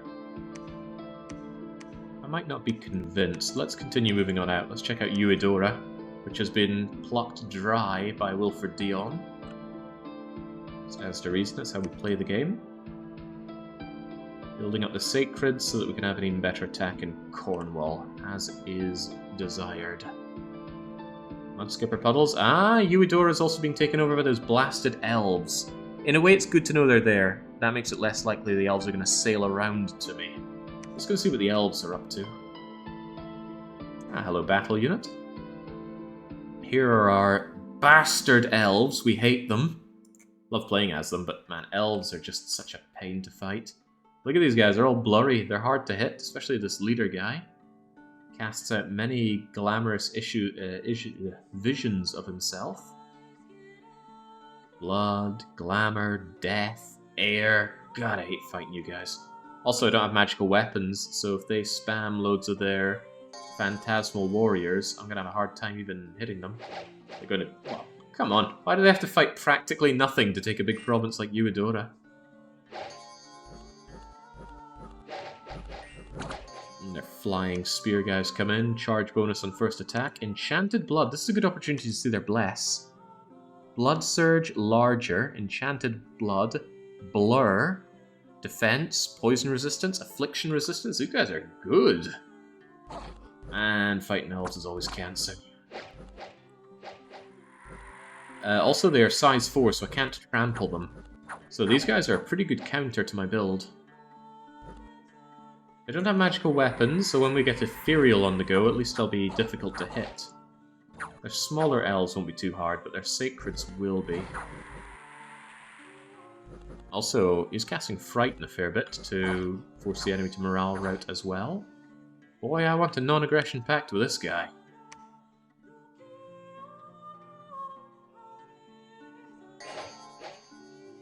Note that he already had a fairly decent army going. Yeah, he gets a lot of nice bonuses. To recruitment points, to resources, to money. To the fact that they can still recruit even when under siege. Wow, yeah, these guys, without getting their ethereal on the go, they are quite at risk of being slashed.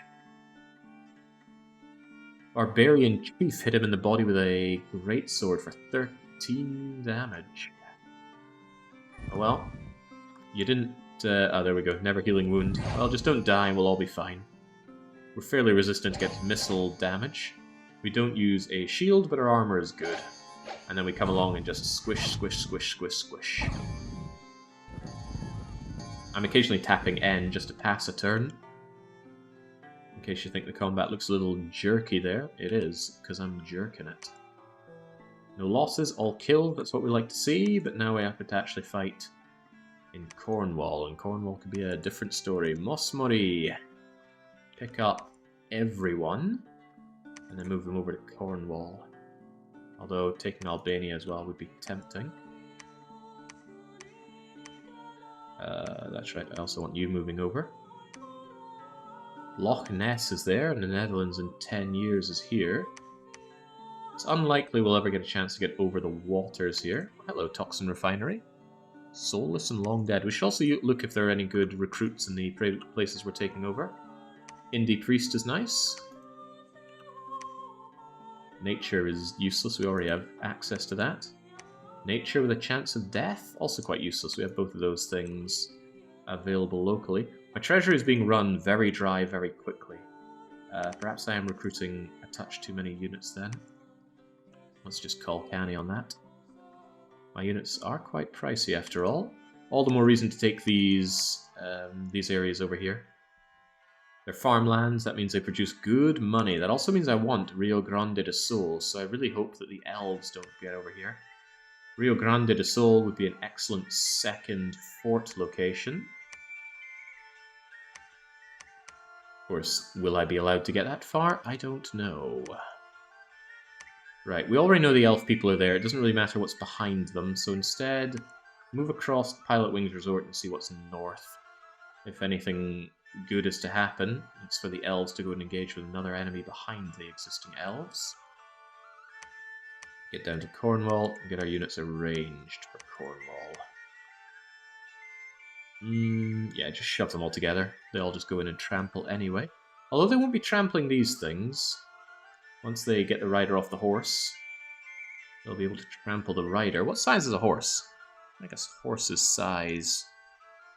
4, maybe even 5. Yeah, I think it's 5. That is not Trample Town.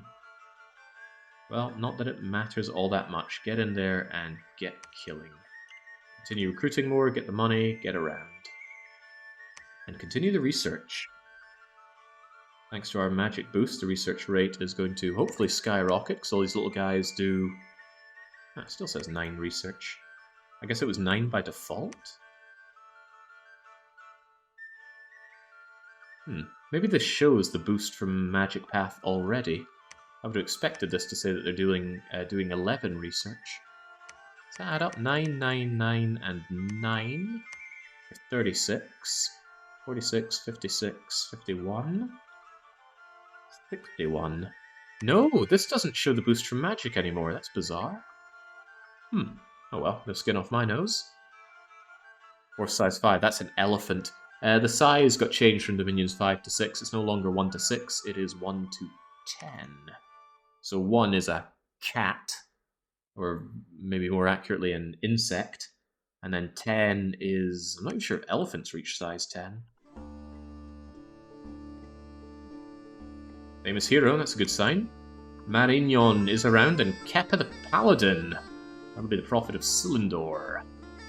Goddess of Spring, Eternal Youth, Rider of the Clouds, Lady of Eloquence.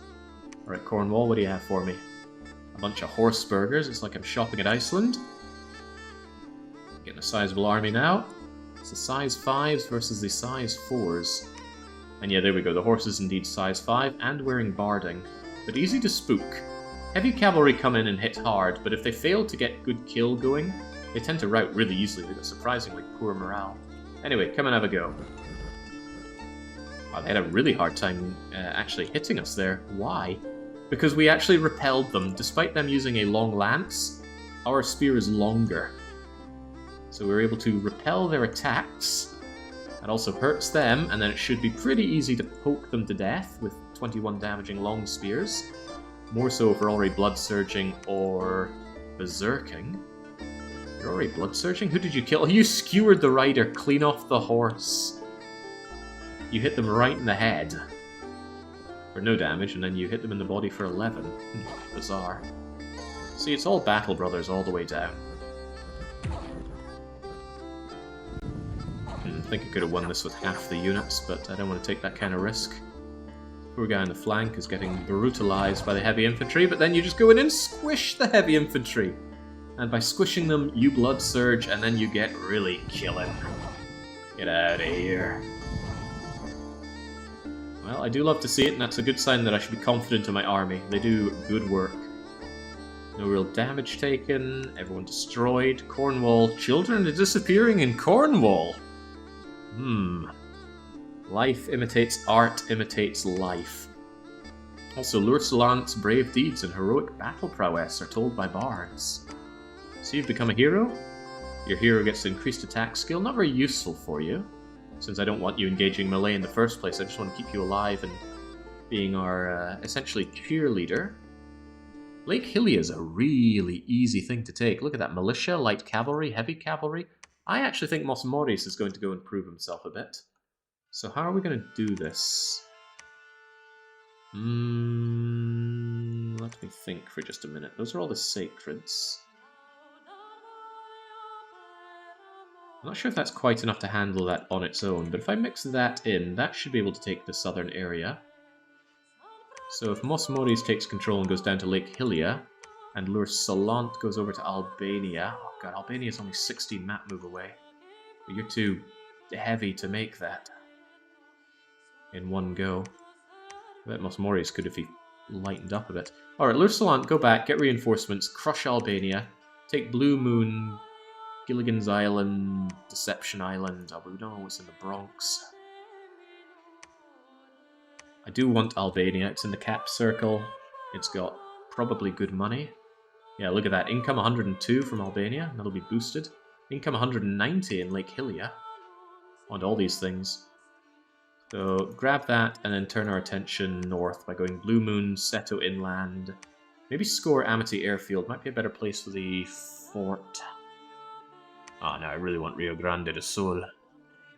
Alright, just take this and curve back around north. Whilst Mos Moris would actually be able to also curve back along north. That means I'm going to want Mario to reinforce Mos Mori.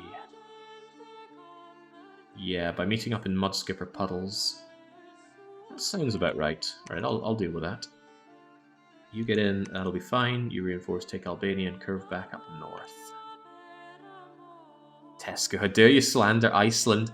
I think Iceland was the front runner of the companies that was selling horse meat. Although it's a bit unfair to blame Iceland, right? Not like the storefront was the one deciding to put all the horse meat in there. I'm not against eating horses, I don't have a problem with that. The problem is the deception. God, I'd eat a horse. Hell, we have a whole saying about it. And it's core, I'd eat a horse. Okay, we knew there were heavy cavalry coming in. We're hoping that our unblessed sacreds are able to take care of it. Lack of attack skill could bite them in the bum. Not so good at repelling anymore, but let's see how the engagement goes. Well, you just skewered one of them clean off of his horse. On the other one, you just struck... I'm not sure if you struck the horse or the rider.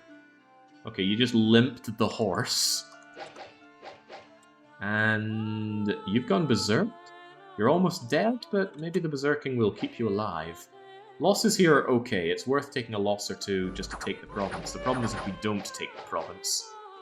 You're on your last legs, laddie. I don't think you're going to make it. The militiaman just needs a little tickle on you, and you're still kicking. Still kicking. This furious Vindicator is too angry to die. Way too angry to die. Nice. Very nice. As long as a stray arrow doesn't get you, you should be secured. Mounted archers are very easy to just skewer off their horse. Look at that one. The horse just scampers off. It knows with no rider, it has no hope here. Yeah, I wouldn't mind the horse. I wouldn't mind knowing what's in it beforehand. They should have just done some marketing for it. Enjoy our delicious horse mince burgers. Alright, there we go. If we got that lossless, I'll be very happy. And we did. Even that horribly skewered Vindicator came out on top. But it really makes it clear that it was very right to mix in the Vindicators. Even though I couldn't bless them, because Mos Moris was not a priest, they were still able to do a chunk of the killing. I think a lot of that came from berserking. Yeah, Thane can berserk, but the champions and sword champions don't berserk. Good freaking job. Also, they're faster, so the Vindicators just got in the front more. Alright, excellent fight. Good decision. Lake Hilly is now mine. Reinforce it. Reinforce Cornwall. And get back. Lovely to have that income coming in. And now that Loursalant is back, Loursalant chunks up the front line. I want Loursalant to be moving as fast as possible. You go berserks, you're alright in the front line. You guys are a bit slow. Map move 14. Oh yeah, but you are map move 14. That's your problem, isn't it? Since you guys can berserk, what I'm going to do is I'm going to move these halberd users as your personal guard. And berserkers enjoy the front row, because that's where they're more likely to berserk. And I don't want bodyguards berserking, because I think they break bodyguard formation if they do that. Anyway, Loursalant should have all the power that they need to go and take Albania and then circle around. I might spare Gilligan's Island, because it might be a waste of time to move to Gilligan's Island, then move back out to go to Seto Inland. Also, Glamour Gem and Blue Moon Canyon. Don't mind if I do. How far back can you get? You can get all the way back to Kagasia, or all the way to Moodskipper Puddles. Do you think you take out the toxin refinery? I personally don't think you can.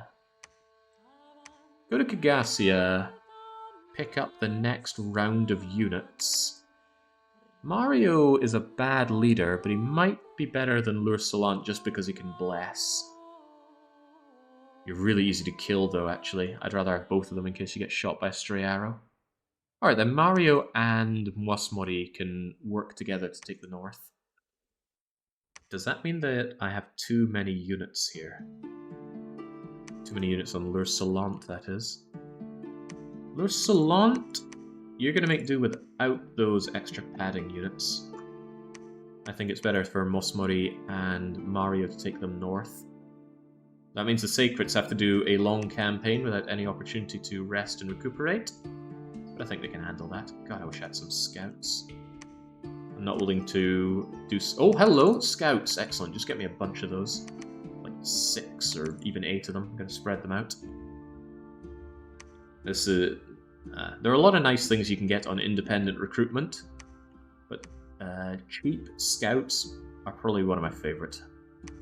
Decent enough stealthy, but the point is, go around, teach me about the map, and tell me where the thrones are, and then camp on the thrones, so I can see if and when the enemy tries to fight for them.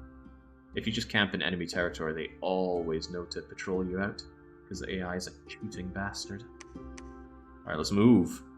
Do you want the elves to sail into your back with the islands? I'm a little worried about the elves, but I don't think they're going to target me like that. But I will probably put up a non-aggression pact with them. Alright, what you got for me? It's a hefty amount of them, but a lot of them are small, crappy, light infantry. No, god, they're just militia. Indie priest blessing himself. He doesn't even have a bless. I guess it gives him a bit of morale. What's keeping you slow? You were those horsemen. Don't get skewered by those horsemen. You certainly did. You are now profusely bleeding, so you're probably going to die, which is unfortunate. You was vindicated. Oh, but not without getting revenge. You just skewered a cavalryman in the eye. Not sure if you hit the cavalry or the cavalryman. I'm inclined to believe it was the cavalryman. Yeah, there's a chance that the bleeding will solve itself, but without enchanted blood or any other things that get rid of bleeding, you're dead in 2 turns, sadly. But maybe you can be too angry to bleed? Maybe your blood's surging? Oh no, the blood surging just sounds like it would be even worse. Trampling down the militiamen, skewering the cavalry, but our first actual loss. Losing units hurts. Oh, he only took 1 hit point of damage. He could yet not bleed to death.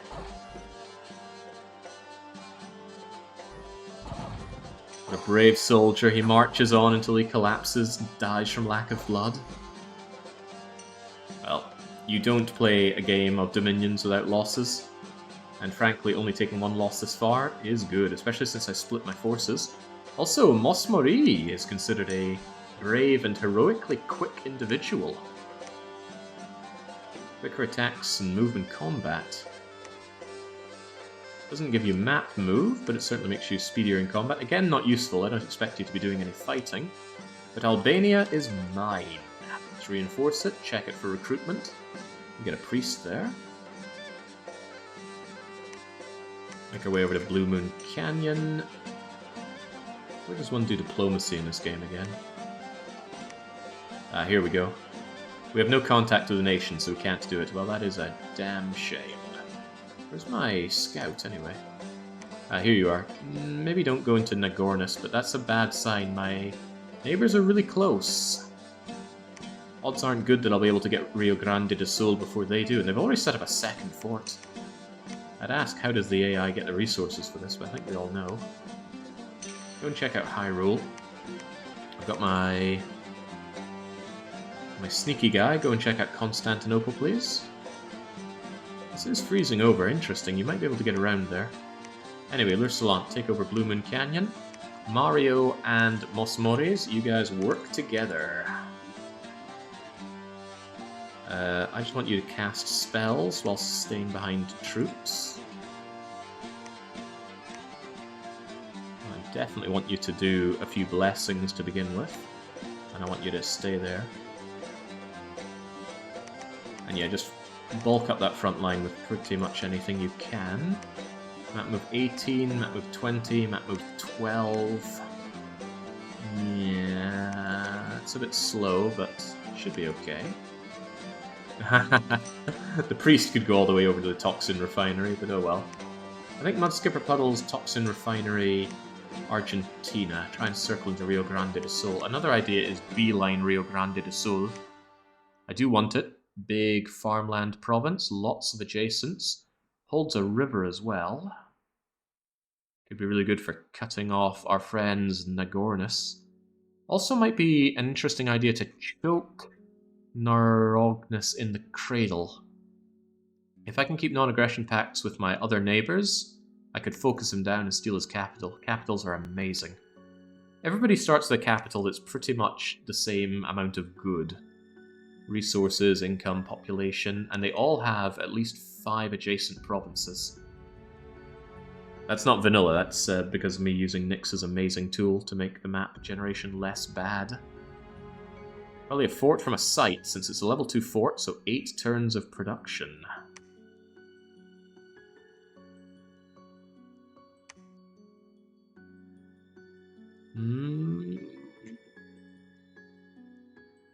Turn 9, yeah, seems quite unlikely to get that far out, but what would they have had there? Well, our spy will go and find out. But yes, I'm very tempted to strangle them in the cradle. Especially if they do really poor at expansion. Does that mean I should focus my scouts up there? No, I should focus my scouts on finding my enemies so that I can potentially make non-aggression pacts with them. But that does speak to racing Rio Grande do Sul. I don't have a lot of money for setting up forts. But I could make savings. 1, 2, 3, 4 turns for you to get there.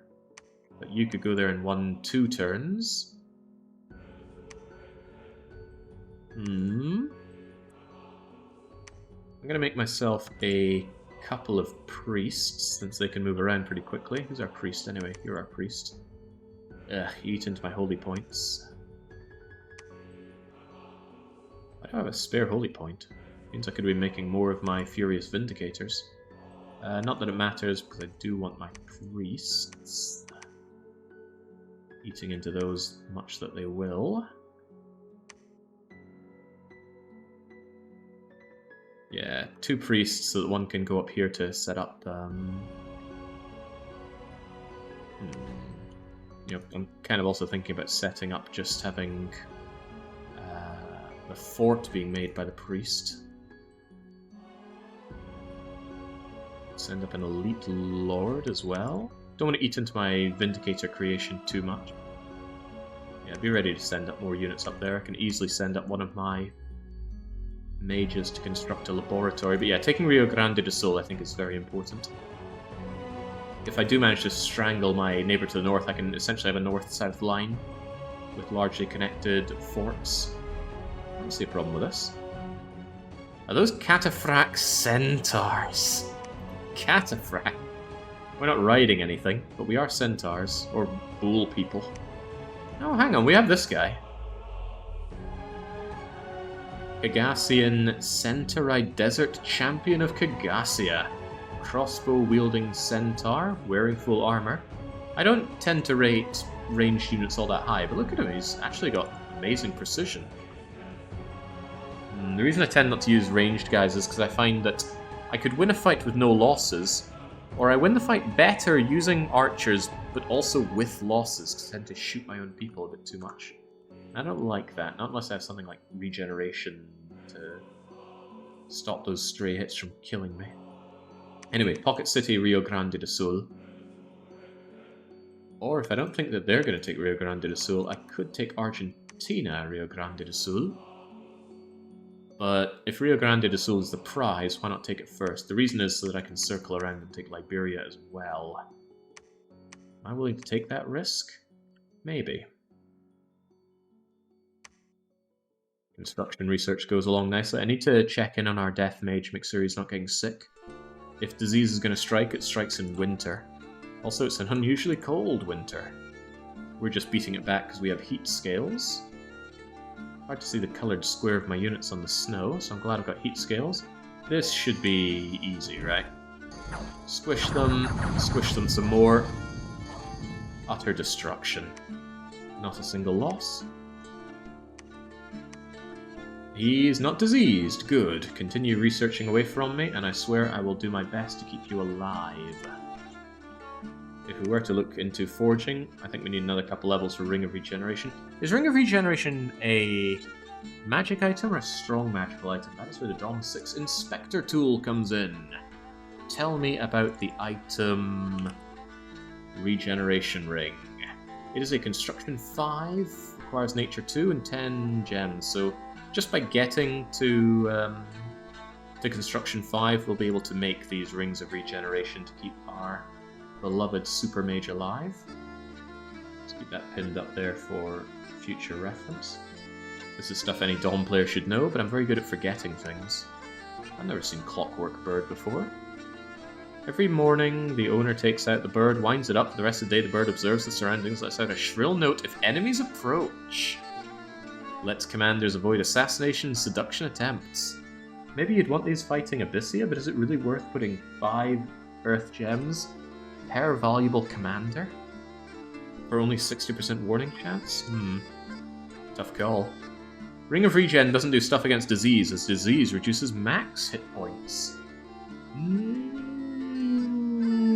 No. Ring of Regeneration does keep diseased people alive. Unless that changed in Dominion 6, which is possible, but I have certainly kept my decrepit old people alive with that before. Hello, hello.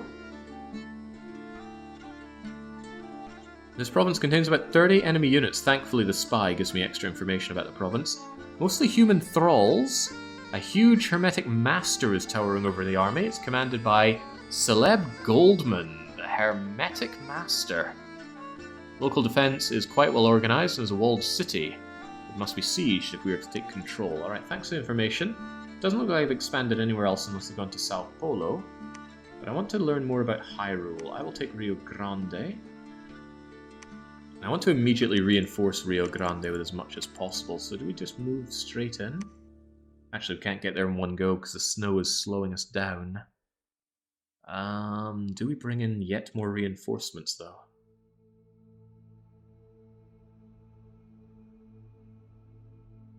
I actually think so. I want all you guys over there. That way, once you're done with Rio Grande, you can take Liberia, double back, take the reinforcements, take Argentina, potentially move over to Toxin Refinery, just clear out the north a wee bit. But yes, you guys take some additional units up north.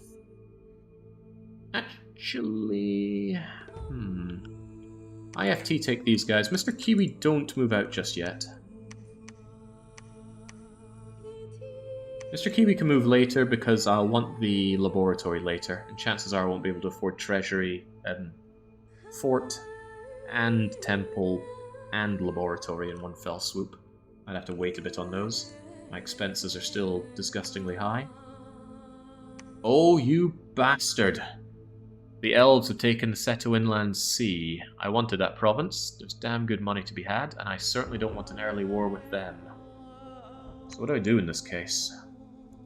I could send a diplomatic missive over to them, and I say, hey, Vanheim, let's not have war. They might say no. I don't have a lot of experience using the diplomacy in the game. What do we do then?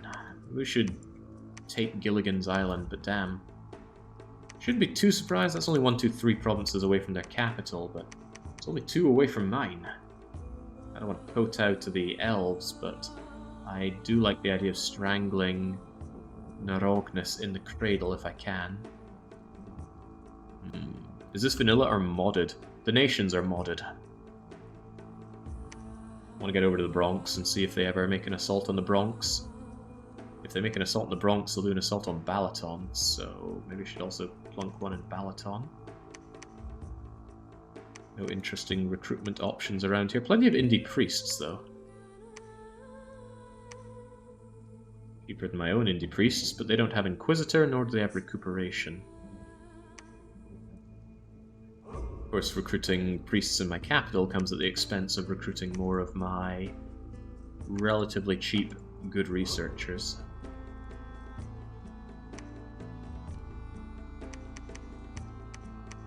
Good army that I can build, but not cheap. But I think it's well worth building up this army to just go and crush Nagornis. Nagornis? Narognes. What do we know about Narognes? That's not Narognes.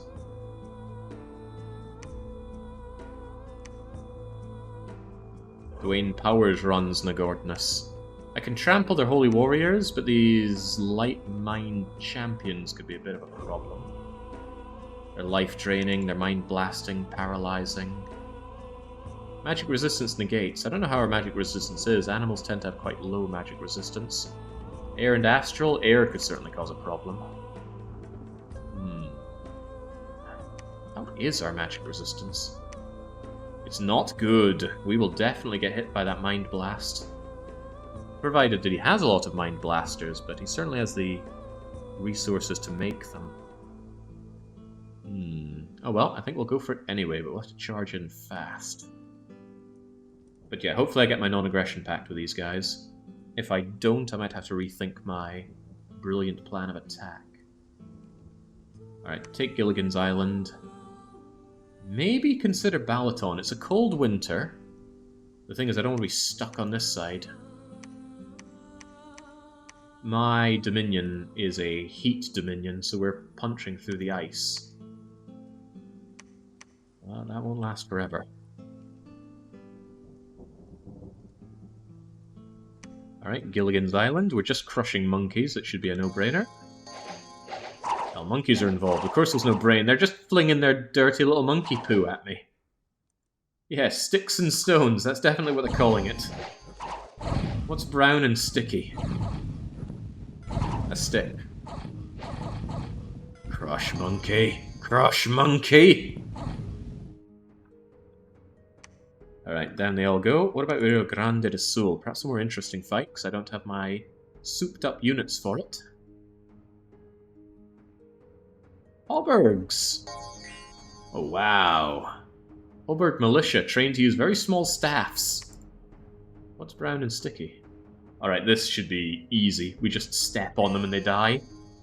Bye-bye, Haubergs. Squish. Squish.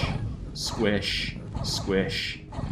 They're attempting to hit. I'm surprised they actually land those sticks. They land those hits. You do hit Thane in the body, dealing, even with a very explosive damage roll. So you do your damage and then you roll a dice. It's 0 to 6. On a 6 you had 5 and roll again. So he got pretty good there, but he just couldn't do any damage. Thought we'd repel them more. Hitting. There we go, repelled. Taking 1 point of damage. Squishy, squishy. I think their mage tried to do some fancy crap, but their mage knows better than to stand around here. Rio Grande do Sul is mine. Look at that, sweet income, high population. Yeah, I want that. Hey, Mario found something. Found a Mace of Eruption. Cool. Mosmori's found something. Ring of Frost. Also cool.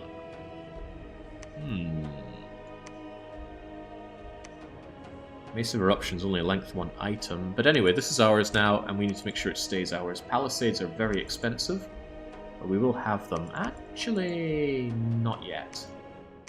Let IFT Clerk and Flaming Turtle come in to secure that. Put in... Oh god, the province defense here is very sad. Hopefully they don't come and attack me for this. Go and take Liberia, please.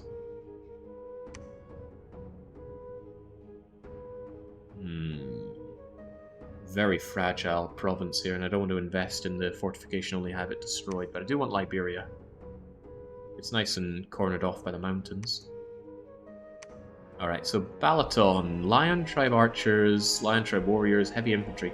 Should be easy to take Balaton, actually. I could take this and the throne. The trouble is getting back.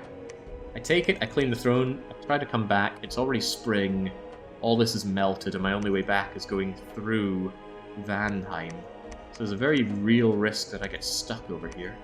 Wait, no there's not. It's not... It's not watery. It's actually a direct connection. So I could take Balaton, take Deception Island, do it the other way around so that we seal off Balaton. Take Deception Island, get eyes on the Bronx, take Balaton, claim Balaton, whatever throne it may be, circle back and then reinforce the north in an effort to take the north. Sorellis, I want you to hide and wait over there in Hyrule. Throne of Misfortune, not a good throne to take. And it's fine, I suppose, if you want more misfortune, but we don't. It's not quite the dump stat you might think it is. 4 astral pearls might be tempting, but we don't have good astral access. Also, increases misfortune by a maximum of 2. Horrible throne. Don't bother, even though it's a level 2 throne. Nobody has ever been happy to own Rio Grande do Sul. I'm sure some people have fought over it. Alright, who's heading over to the Bronx? Jimmy Blank is heading to... No, it's not Jimmy Blank, that's Jimmy Blanca! He's heading over to the Bronx.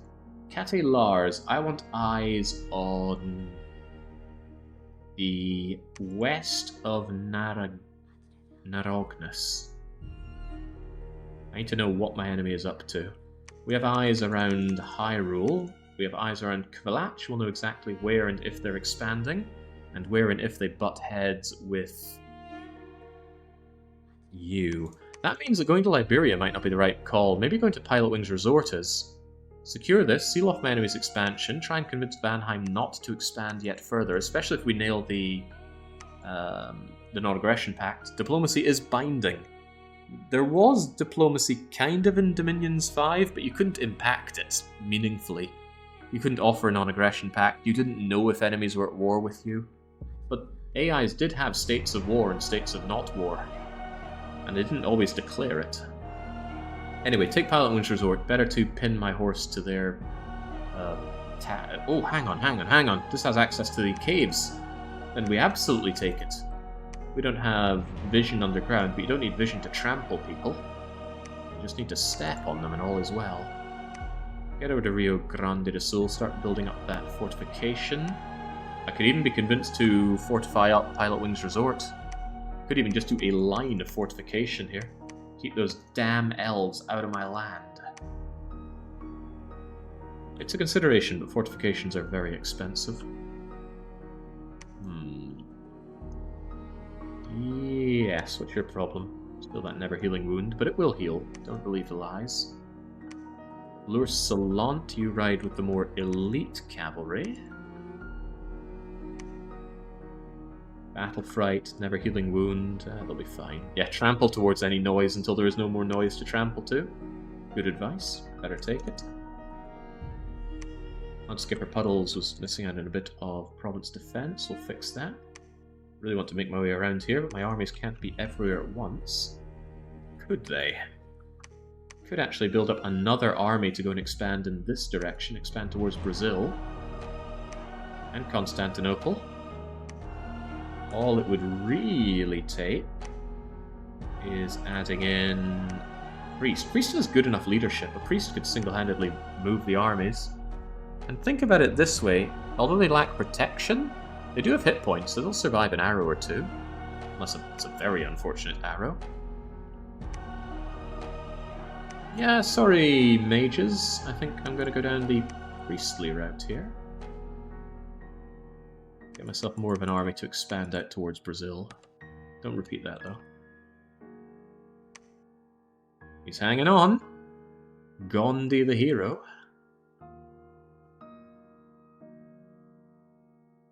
Alright. We sent a herald. Oh, right. The elves decline our non-aggression pact.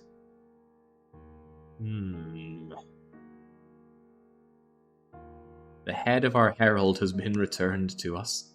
Actually costs you Dominion to do that. What a shame.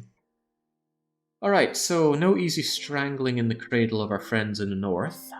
But just because they're not taking a non-aggression pact doesn't mean they're taking war with us. Itchitids. Stomp on them. They do attempt to net us, but the stronger you are, the easier it is to break a net. And when you are berserking, you get yet more strength. So this guy shouldn't be in too much of a bother. It's not like he had defense skill to begin with. I don't know if nets impact your ability to repel. If this were Battle Brothers, I would be switching to Javelin and instantly killing one of the bros. That was so horrifically unfair. Shouldn't be able to switch weapons while netted. What is this? Anyway, easy kill in Deception Island. What about Pilot Wings Resort? Didn't bump. Also, winter is coming to an end. So there we go. Our units are still getting blessed because of the priest there. Currently it's just attack skill and blood surge, but in the far-flung future it'll be something really freaking good. It'll be ethereal. I'll feel a lot better taking on the elves when I'm ethereal. Currently we take on these largely naked brown people. They are just not very good at all. Having a nation that has these as your frontliners is very sad. That's why playing Machatka can feel really bad, but fortunately I have hoplites to deal with that. Nice tower shields, but I think they're just hide shields, right? Yeah. Not good enough. Yeah, the tree huggers have to go. These guys are even sadder and even more naked. A dagger and a short bow, 0 protection. And you got something... Let's see. It's not like we're that big, right? Well, we're 6'1" and they're 5'9", so it's a world of difference. Squishy squishy. And Gillian's Island have got brigands. Does that mean brigands are recruitable here? There might be a brigand lair. Anyway, let's go and put out some terrible monkey defense. Terrible itch to defense and deception. Oh, the Bronx is very useful. Look at that. 440 units, including snakes, will-o-wisps, heavy infantry, horned serpents. The Bronx is going to block the nasty elf people from going south through Deception Island into Balaton. Is what I'd like to say, but they have sailing, don't they? They could actually sail through to Balaton. Probably will go south through to Balaton. I'm taking it anyway. Lion Tribe archers shouldn't be a problem to deal with. At worst, we might get a curse or two. As it stands, though, we're doing A-okay. Never healing wound. Never healing wound. That means your battle fright got healed. Excellent. Take that, claim that, circle back round. Should I attempt again to message Vanheim? I really want that non-aggression pact. He is apprehensive towards me. Maybe now that he fears me a little more, he'll be more open to a missive. I'm going to try again. If I get it, it's a game changer for me, because it allows me to focus pretty much all of my efforts towards screwing these guys to the north. Because they're doing a really bad job of expanding. I've got my eyes in Hyrule, so I can see if they go out to Sen's Fortress or Diego Garcia. If I go and pin myself over to Kvatch. I don't want to touch those barbarians, those are really good indies. That is to say that even the elves are going to take losses with going into those barbarians. So yeah, if I go to Kvatch and just hold this, I could probably just move in on these guys already. Take Kvatch, maybe take Sao Paulo. Oh man, I'm just thinking about all the horrible things I can do to this guy. Rio Grande do Sul does really need a palisade though, and my treasury is hurting badly. Nice lava lake.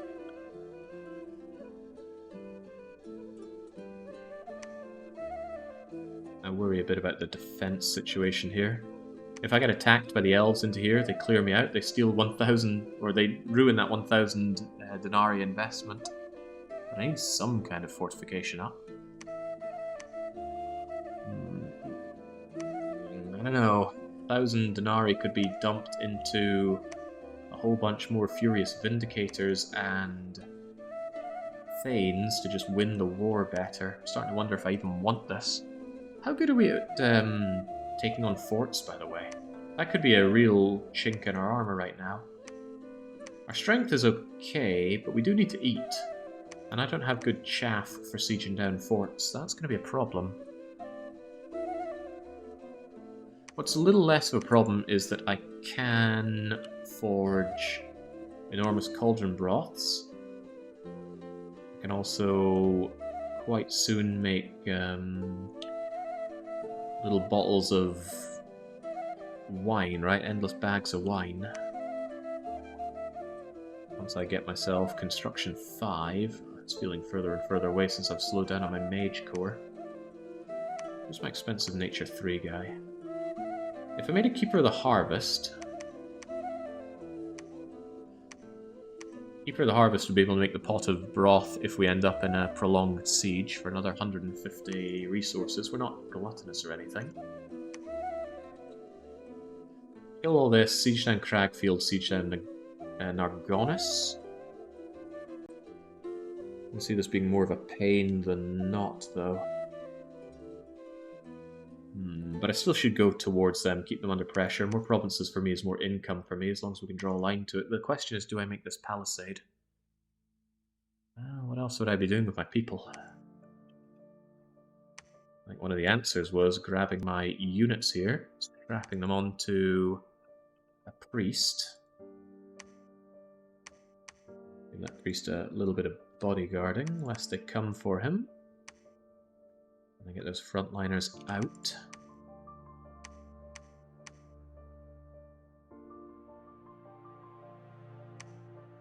Yeah, let's do Argentina towards Brazil. Constantinople looks really good to have, but there's our friends, the Scythians.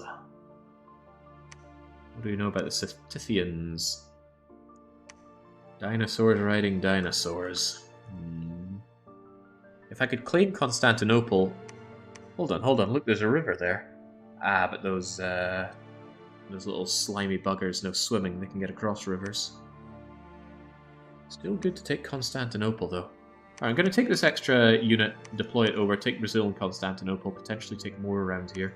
And then we focus on choking these guys down. Still doesn't answer the question about the Palisades, though, which is what I'm trying to consider. With the elves breathing down my neck, I really need another fortification up here. So I think I will build it, even though it's going to take 5 months.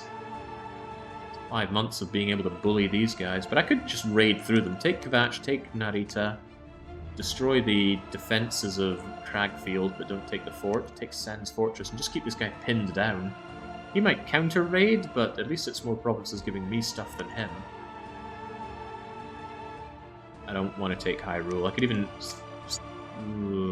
cross Diogo Garcia, though. Alright, I'm building it, though. I have decided. I want to know what's happening on the other side of the elves, though. They might be busy with somebody else. Princess Daisy, you wait there for now.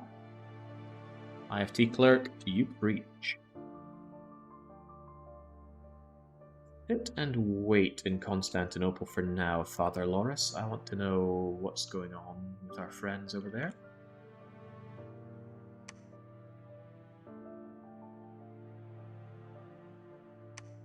Dormant pretender gods are awakening. That's nice, but our god is imprisoned. It'll take a while for them to waken up and us first to get our ethereal bless on the go. This should be a no-brainer. There's a lot of archers, but it's just more of these naked tribespeople, and they just get squished. Utterly squished.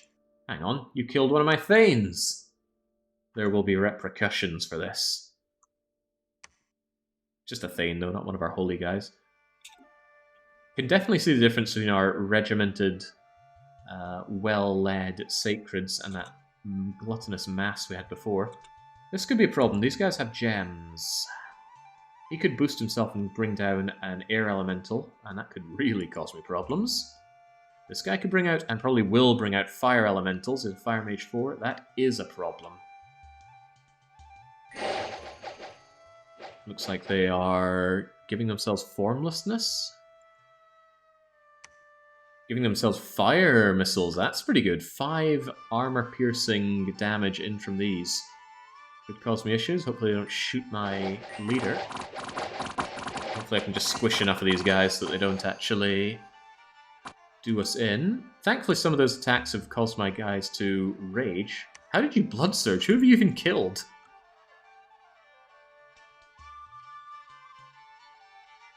I don't know. Who the heck did you kill? You trampled a lion warrior. Okay, right, I got you. That must have been a real front and center guy. Right, gotta kill him fast. Those mages could be a big problem. Yeah, squishing the leader's a good start. That guy is... Oh god, you got a bit ambitious. You ate a flaming arrow, now you're actively on fire. But you put it out, wow. That's good. Oh god!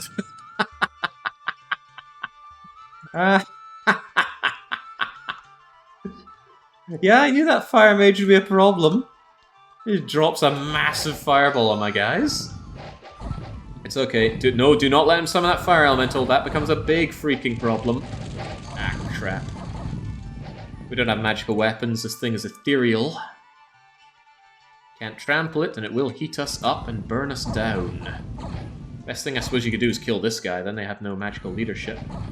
Yeah, they have magical leadership as well. Well, give it your all. We're burning, laddie. We're really burning.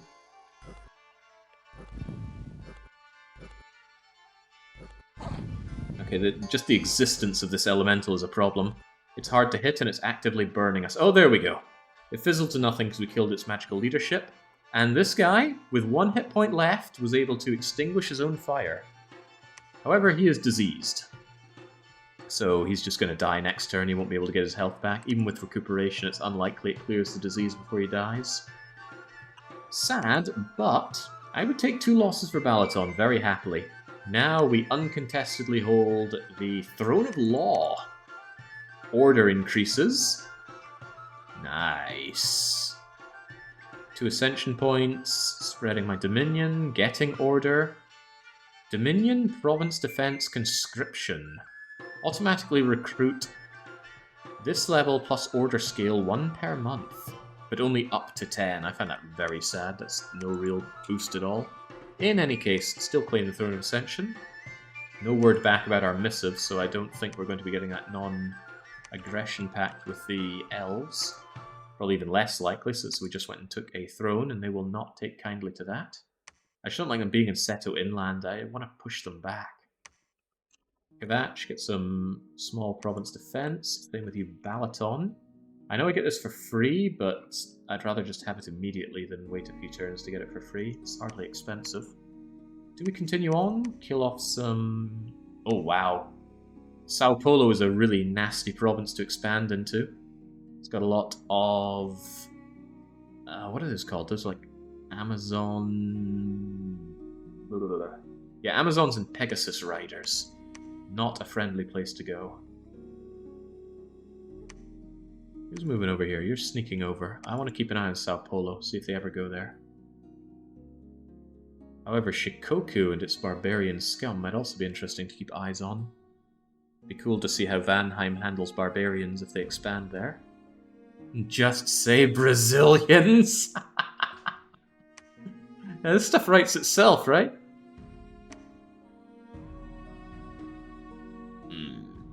Narrowness. I do not want to give you time to grow. You do have a fair amount of those magical glaive units. Magical damage isn't particularly special to me, but I know they're all-round decent units.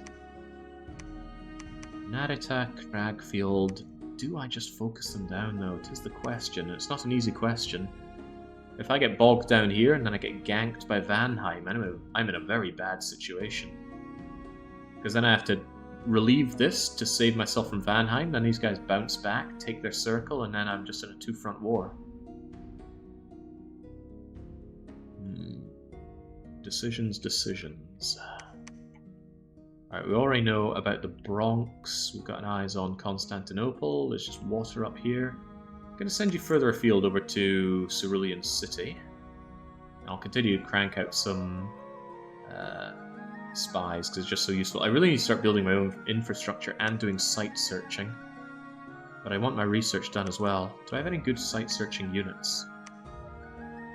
We don't have a good spread of magic on one particular unit. I guess there's a Kasadian Ascendant, rather.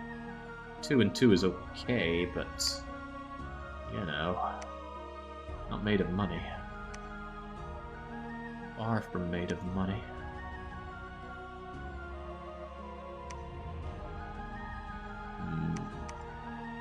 Almost at the point where I can crank out more of these guys, which is nice. Did I ever have a guy that produced more resources? Yeah, this Equinox guy. Are you capital only?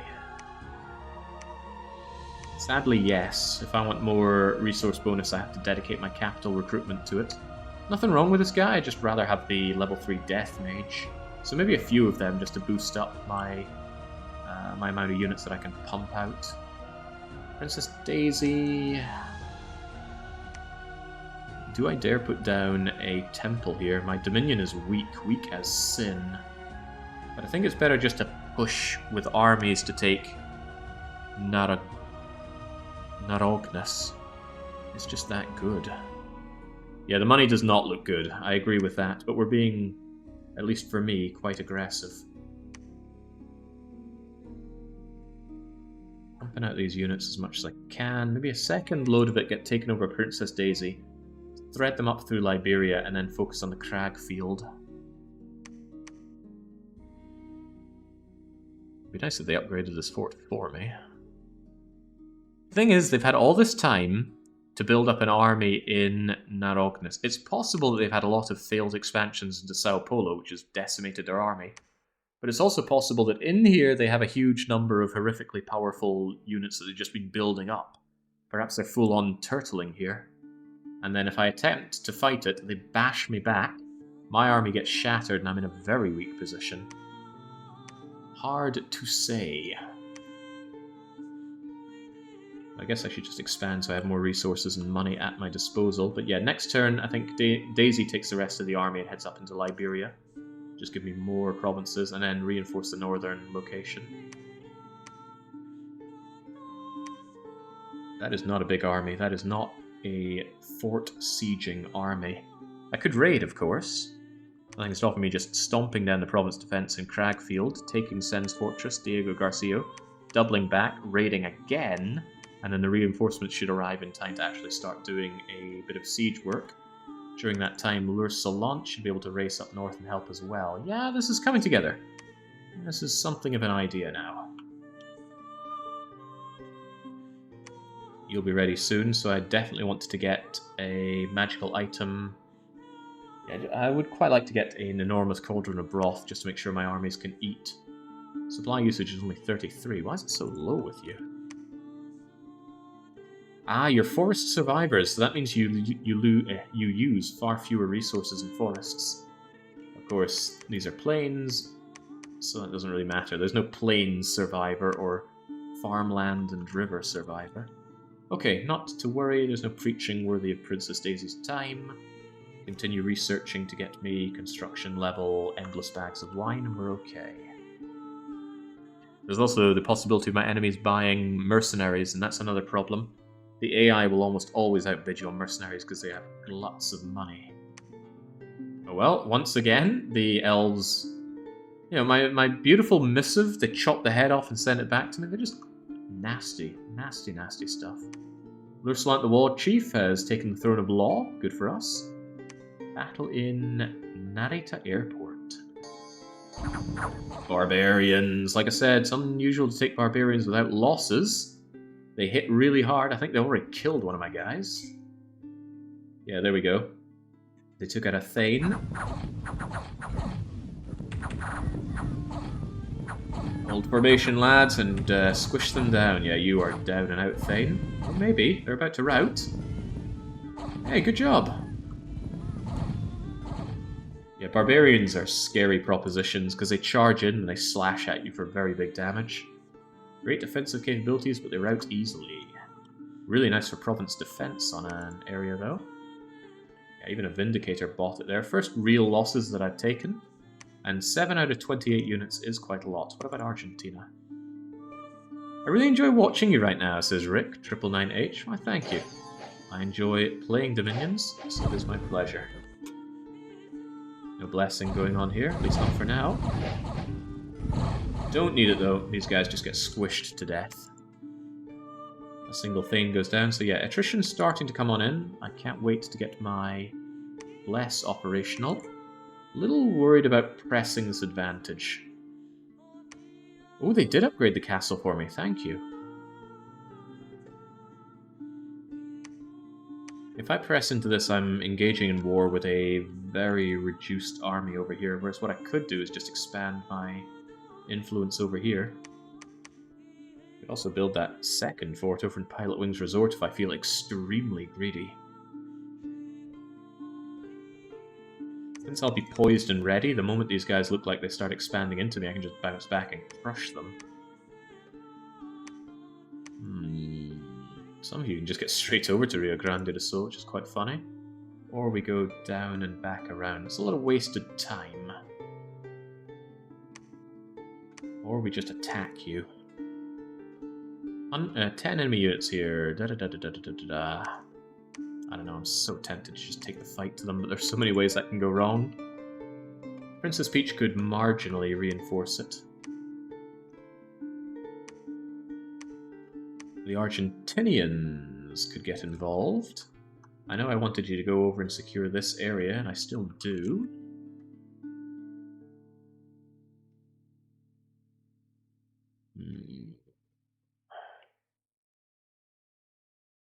The thing is, this land is free for the taking. This land is not very free, but the prize of taking Narognes is a beautiful prize indeed. Gotta worry about their Mind Blaster guys, though. With my paltry magic resistance, I'd have a hard time dealing with that.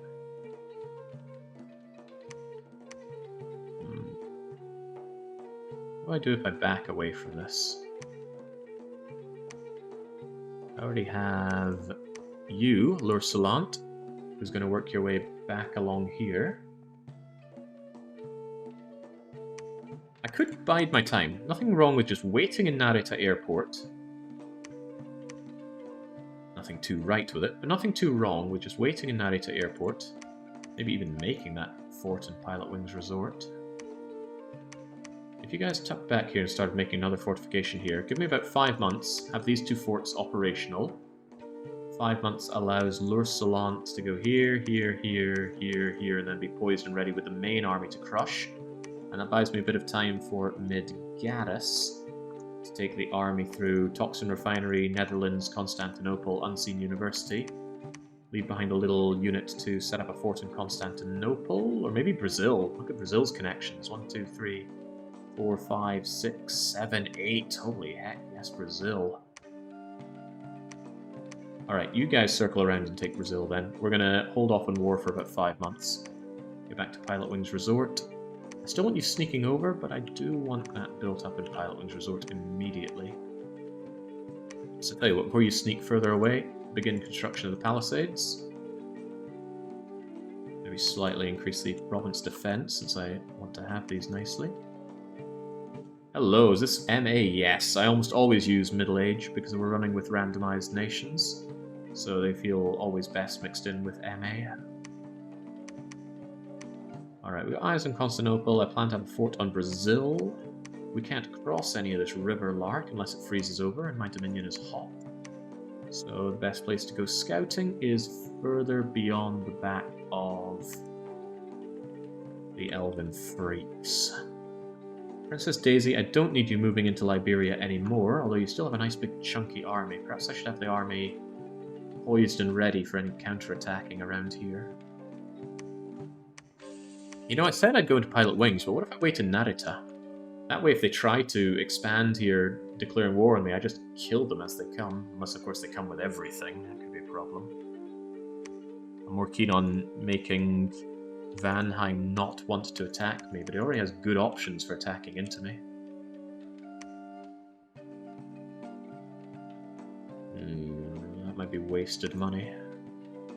Especially since he can sail over this stuff as well. Yeah, forget it. If he's going to come in, he's just going to take these anyway. I need to be poised and ready, though.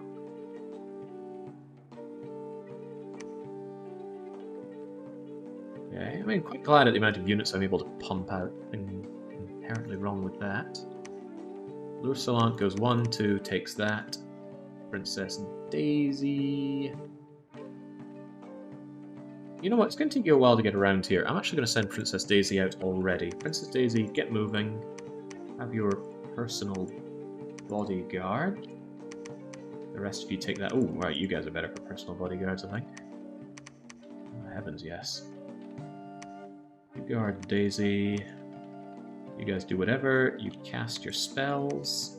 Stand there and there. And then Daisy's job is to head up to Brazil. I know, not a great idea that, but off you go.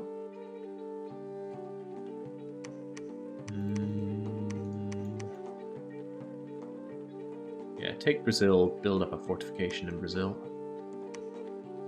And I'll get another commander or some useless stand-in, maybe one of these scouts, to head up over there to construct the fortification. And if I'm able to nail all of this down, I should have a very, very strong base of operations to nail just about everybody.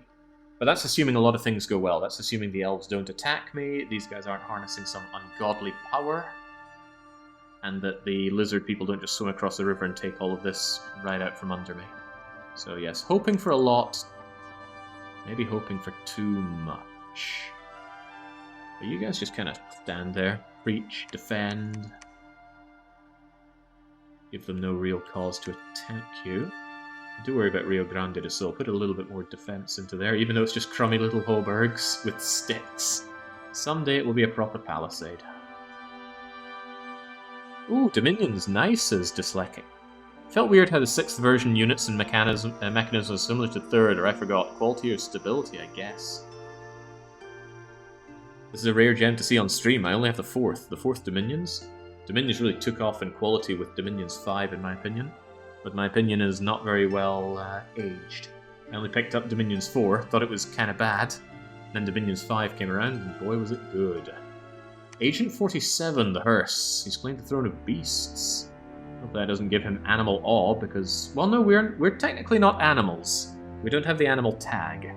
We just have magic defense as if we were animals. Toxin Refinery, fighting ghosts. Yeah, they're just soulless, shouldn't be a problem. And these skeletons, those are nightmares then. No, that's not a nightmare. Skeletal horse is different from a nightmare. Better protection than a nightmare. It's just rusty scale barding. Shouldn't stop us utterly skewering the rider off. And of course, priest can banish. Banish after you bless, one hopes. Do I even have units to bless? Yeah, there we go. They're not going to rout with 50 morale, so you are going to have to kill them, guys. Their light lances are only length 3, meaning we can... there we go, long spears can still repel those. And there we go, once the soulless approach, we just crush them. Good job, bull people. And just to check, yeah, no animal tag. This elk is not an animal tag, it's a forest survival tag. Necromancer. Well, white mage, but potato potato. Wish the white mage, and don't get chilled too badly by it. A couple of Thanes lost, but that's fine. Thanes are around to die. If they take the losses and my Vindicators do not, that's still a good trade for me. These guys are maybe not cheap, but cheap enough. Holy smokes, they're actually more expensive in upkeep. Well, hopefully I'll transition over to not using them later on. Retreat. Huh. One of my guys bailed on all of that. And congratulations, Mario. You're now considered a very precise hero. Completely useless for you, but them's the breaks. Toxin Refinery, get your useless slingers in there. And Midgaris. You can take Netherlands, then Constantinople. Doesn't look like the lizard people want to cross the river, which is good news for me. They might take Loch Ness and go into Mudskipper Puddles. I feel really isolated, even though I'm not isolated, exposed here. The elven people can sail across water, and the lizard people can swim across water. So even though it looks like I've got a nice sealed off area, it's far less sealed off than it seems. Also full wraparound. I really came around on full wraparound. Used to not like it, now I think it's the way to play. Anyway, just hang down there. I'm happy to get all the extra income. Heavens knows we need income with our terrifyingly poor treasury. We got our level 4 mage. Excellent. That's what we're talking about. I am going to need more high priests where I'm going, sadly. Give me a high priest. Give me a sight-searching guy. Then get me another high priest in that order. That's 1, 2, 3, 4 recruitment points worth of leaders. You only get 2 per turn, but that means in 2 turns we get these 3 without impacting on my Vindicator recruitment too much. And I wanted you so you could forge me an enormous cauldron of broth. I think I'm going to need that down the line.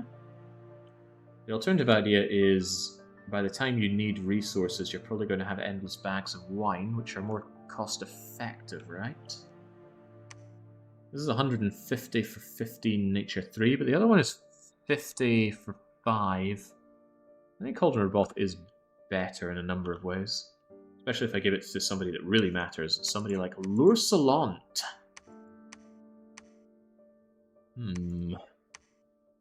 L'Ursulant goes back, picks up the pot of wine. No, I'd rather a runner chased after you with it, because I don't want to leave Liberia hanging around there. I'm just leaving money on the table by not taking that province. Something to be said for some of this land, but I do plan on taking it. With this Daisy, I want you in Brazil. Go and pick up that retreater first, then take Brazil.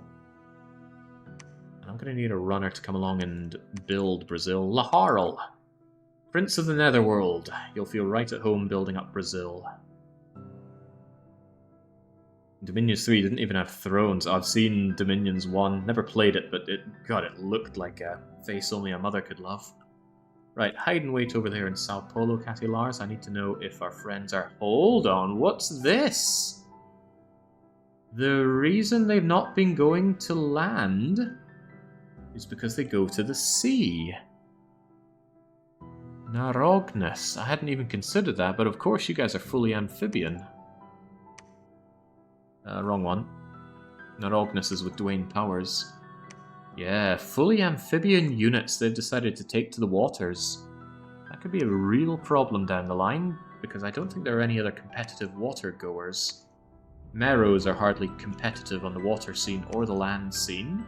Abyssians are anti-water stuff, although they do have pale ones that can go into water. Pale ones are pretty dreadful fighters overall.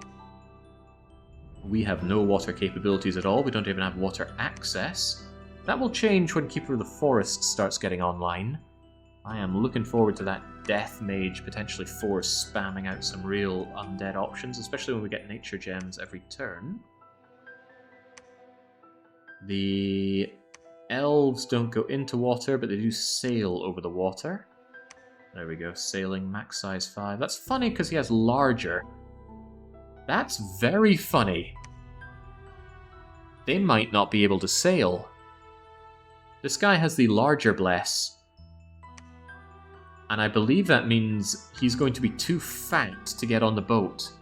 Because the boat can only handle units up to size 5. Since he's taking the larger bless, the guy that does the sailing's too fat to get on his own boat. Even these guys are too fat for the boat. We might have saved ourselves from naval invasions off of the elves, due to them thinking that bigger is better. I don't use sailing often, so I'm not entirely sure that's how it'll work, but I think it's how it'll work. So I choose to believe it'll work. What about Cylindor? Cylindor is from Marignon. Marignon do not have water access. They got good fire access, and they'll be a bit of a pain for me to fight.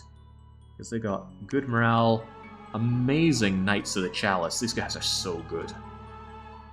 And if they do fire elemental spamming, I'm in hot water because I don't have magical weapons. And they are magical, so they're going to bite right through my ethereal bless. Did Toga Boy's mother even love him? Would explain why, yeah, that rotten old toad is always so mad with me. No wonder all of his friends stabbed him to death. Okay, I feel really more confident about taking on Nargonis if they are interested in the water. For all I care, they can stay in the water. As long as they don't pop out and shank me from the bottom. Looks like the world is kind of around this big lake here. But if they migrated all their power over that could be a problem. Anyway, many things could be a problem. Let's work towards what is actively a problem. Not holding Liberia, not securing Brazil. Get those, choke out Nargonis. I don't care if he's in the water, as long as I have his capital. Another problem is my disastrous dominion. Look at how weak I am. I have no additional... Actually, let's fix that immediately. No additional temples. Let's build one right now in Rio Grande do Sul. Only takes a couple of months for the palisades to be ready, and that'll keep it safe-ish. I do, however, have the Throne of Law, which is spreading 1 point of dominion, and I am really enjoying the extra point in order. Although, has it kicked in yet? It has in Albania, not in my capital. Order is good. There we go. Extra income, extra resources, fewer random events, but I don't have luck. So events are neither overall good nor bad for me. Unrest reduction as if I blood hunt, which I don't. Okay, so we move in for Netherlands, we're moving in on Brazil, we're holding down Narognes at gunpoint. I think I'm going to try again with Vanheim. Couldn't hurt, right? Just securing an NAP with them gives me so much breathing room. Although maybe they just never want it. I don't think there's any good write-up on how exactly diplomacy works in Dominion 6.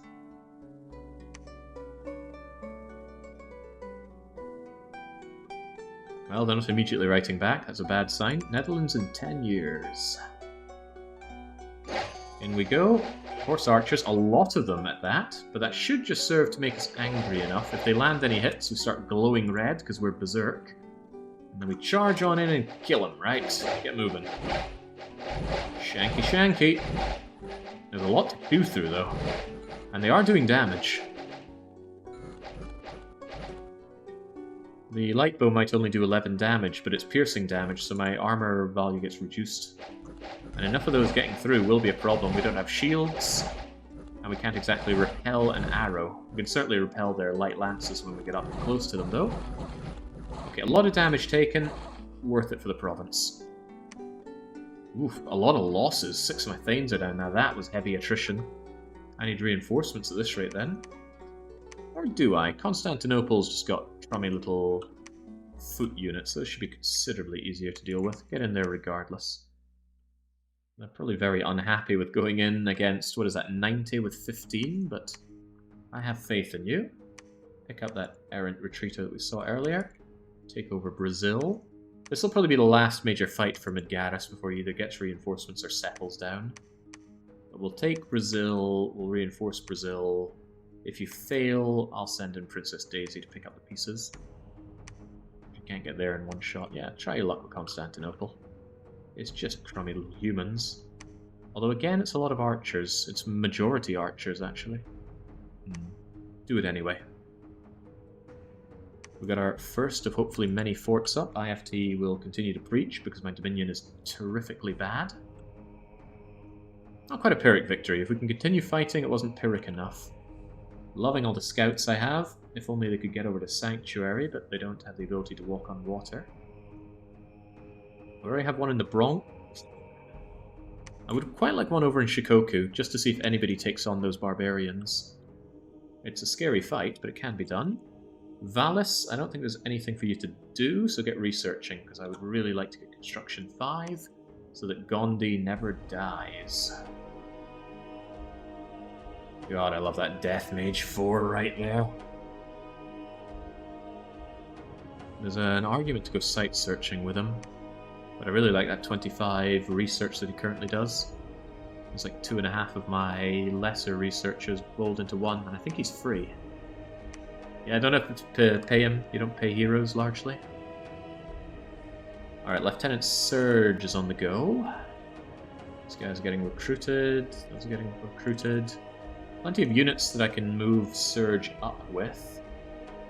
Perhaps I should get going on that right now. In fact, that's quite good, actually. Lieutenant Surge, you grab, again, a couple of bodyguards just in case. I think we decided those are better for bodyguards. And grab the Cauldron of Delicious Food. And go and chase up into Rio Grande do Sul. So you move to Pocket Circuit. Lursalant goes into Liberia, meet together in Rio Grande do Sul, and then we attack. Should be a sufficient enough army. Lursalant's got the good ones, even if he doesn't have a ton of them. And moving in with Lieutenant Surge, he's got good reinforcements. It's not like I have no units up here, just not a lot of them. And the idea is that once Princess Davy is done in Brazil... Oh, I can't circle around. This was a river all along. Okay, maybe take Unseen University regardless, but I do need Princess Daisy's units to come on the assault against Narognas. We're going to knock Narognas' teeth out, or so goes the plan. Who's our elite lord? That's you, Mosmoris, and you're just waiting there. Waiting with your Ring of Frost. Funny. Well, I've got nothing better to do with it. I can't shove it into a laboratory or anything over there. Continuing to preach in enemy land, which is interesting, because we actually have an Inquisitor. Makes him better at tearing apart enemy dominion. That RPG girl says hello, Jake. Well, welcome. This game is kind of an RPG. You gotta stretch your imagination a bit. Oh, you can kind of look at it. Look, we've got items, we've got RPG stats. It all works together. Right, this moving on out seems fine. Still very unhappy about not owning the Seto Enland Sea. That'd be a lot of money if it were mine. Not only that, but a much better natural border against these guys. Force them into Bronx a bit more. What happened in Argentina? Just misfortunes in Argentina? Okay. Let's get out of there before those misfortunes affect us negatively. If your dominion is cold, will those 2 lakes just permanently freeze over? Yes, Chrysanthemum. Unless you get an exceptionally hot summer, or your dominion weakens, you can permanently freeze an area, just as you can permanently heat an area up. Yes, we got it! 3rd time a charm! The proposed peace and non-aggression pact between you and Vanheim has been accepted. That means I am relatively free to go and crush Nagornis, because non-aggression pacts are binding. Nap 3. We need a 3-turn alert before we break a non-aggression pact. All likelihood I will be the one to break it, but look at this! I think I see now why they were interested in that non-aggression pact. My enemy, which Sebulba has his eyes on, is staring down Kadu. What do we know about Kadu? As fan of gaming's mix of flying, scary, sacred Abyssians and fire-resistant pale ones. Cool, I wanted to play as these guys, but there are a lot of guys I wanted to play as. Vanheim's empire stretches quite far, and it could stretch further beyond what we even see here. They didn't sail over to Treasure Trove Cove, there is a connection there. Useless little swampy area, but they took it anyway. Arbrang. I wanted Eudora early on, but that's just not happening with it being on Vanheim's border. Alright, Zabulba, what do we want to know? I want to know what's going on north, and then circle back around a bit. And then Gold Rathian. Go through Vanheim if you can. I really don't want to get stuck and caught there. Spoilers, we won in Liberia. We had 3 battles though, how did they go? First off, Constantinople with our barely held together, I hesitate to call army. But it's just little squishy humans. That way our trampling can help us out, right? Right? Heavy infantry can hit harder than imagined. Look at this guy, he's already getting ravaged. Already getting diseased. That's another loss right there. It's amazing what a difference it makes just being 1 unit larger than your foes with the trample ability. Not everybody can trample. You must specifically have the trample ability, or be wearing the boots of Behemoth, I think it is. There are specific boots that let you trample, but you still gotta be larger than your foe. Some of them are just barely hanging together. The sinew of that neck on the bull head, barely holding it. Why are you flickering in red? I think someone's bleeding. Well, they held. 2 more losses, barely anything left of the army, but they secured Constantinople, well worth it. How about Brazil? We brought in the larger mess of bulls. And again, it's just these naked tribespeople.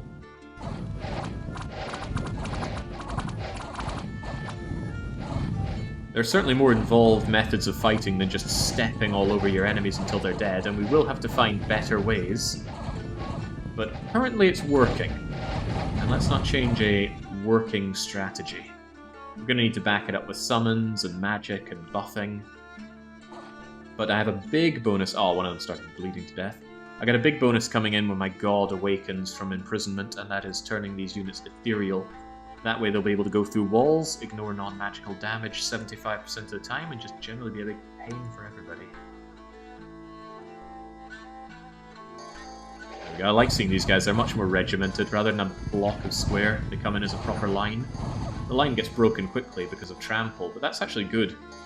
Not only are we breaking up our own line, we're breaking up the enemy line. That's one thing that we actually have a problem with, is just a good regimented, tall enough not to be trampled enemy. Because we don't have good defense stats, so if they... Let's say we had to deal with the frost giants, that would actually be a big counter to us right now. The frost giants of, what's it called, Nephilim. Too big to trample. They have a cold aura, which would sap our fatigue and potentially freeze us in spot. And they hit hard, so they will hit because we don't have much defense skill. And that would obliterate my poor little units here. Yeah, 18 protection doesn't seem that great when you're getting slashed by, say, a 30 damage heavy greatsword. Alright, good job. Albania. Ah! A local slave lord of Albania seeks absolution for his sins and has donated virgins to your cause. How do we know? Alright, finally, Rio Grande do Sul is somewhat defensible. Keep preaching there, IFT. Flame Turtle, keep on building up that fortress. The big expense is getting the initial palisade down. I do worry about Pilot Wing's Resort a bit. Maybe IFT could reinforce that a touch. Well, no, I've got the non-aggression pact with you, so I don't particularly need you there. It's all about closing in around my foe now. Go all the way over to Rio Grande do Sul. Let Laharl construct a palisade here. The palisade is nice for the defensive manner, but it also does a bonus to adjacent provinces. If you look here, there is... Here we go, fort resource bonus. Resources gained from the castle provided will be increased by this amount, in addition to what is gained from the administration.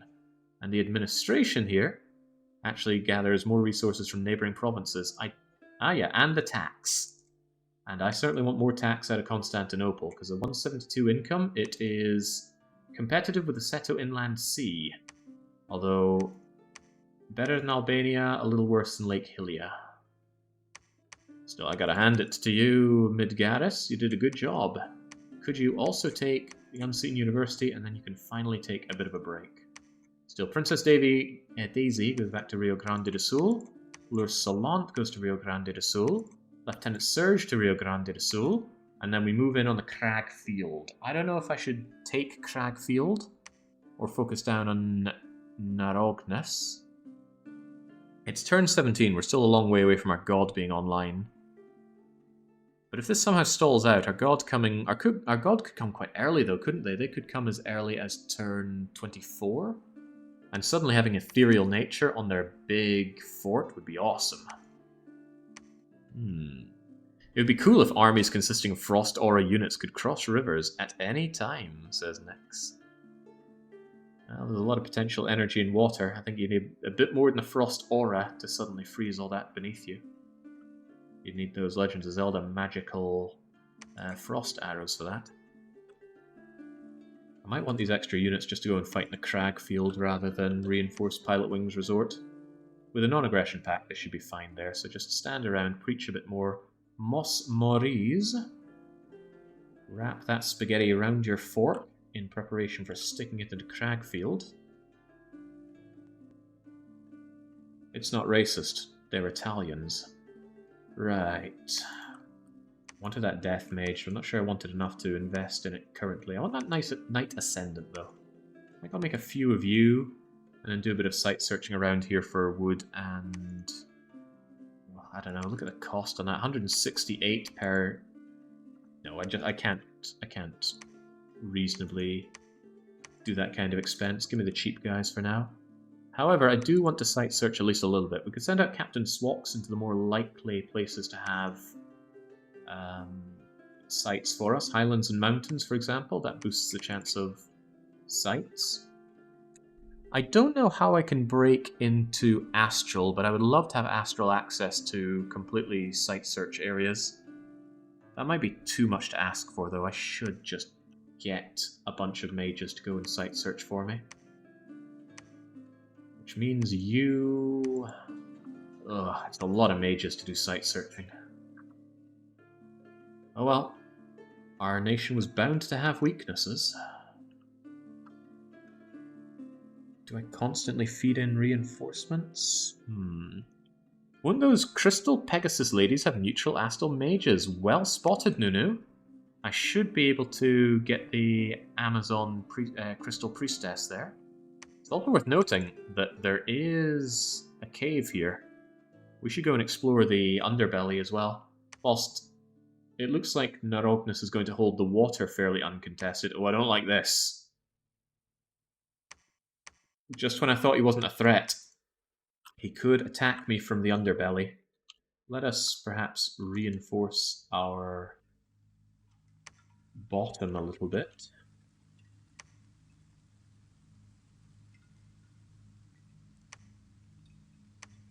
It's all open.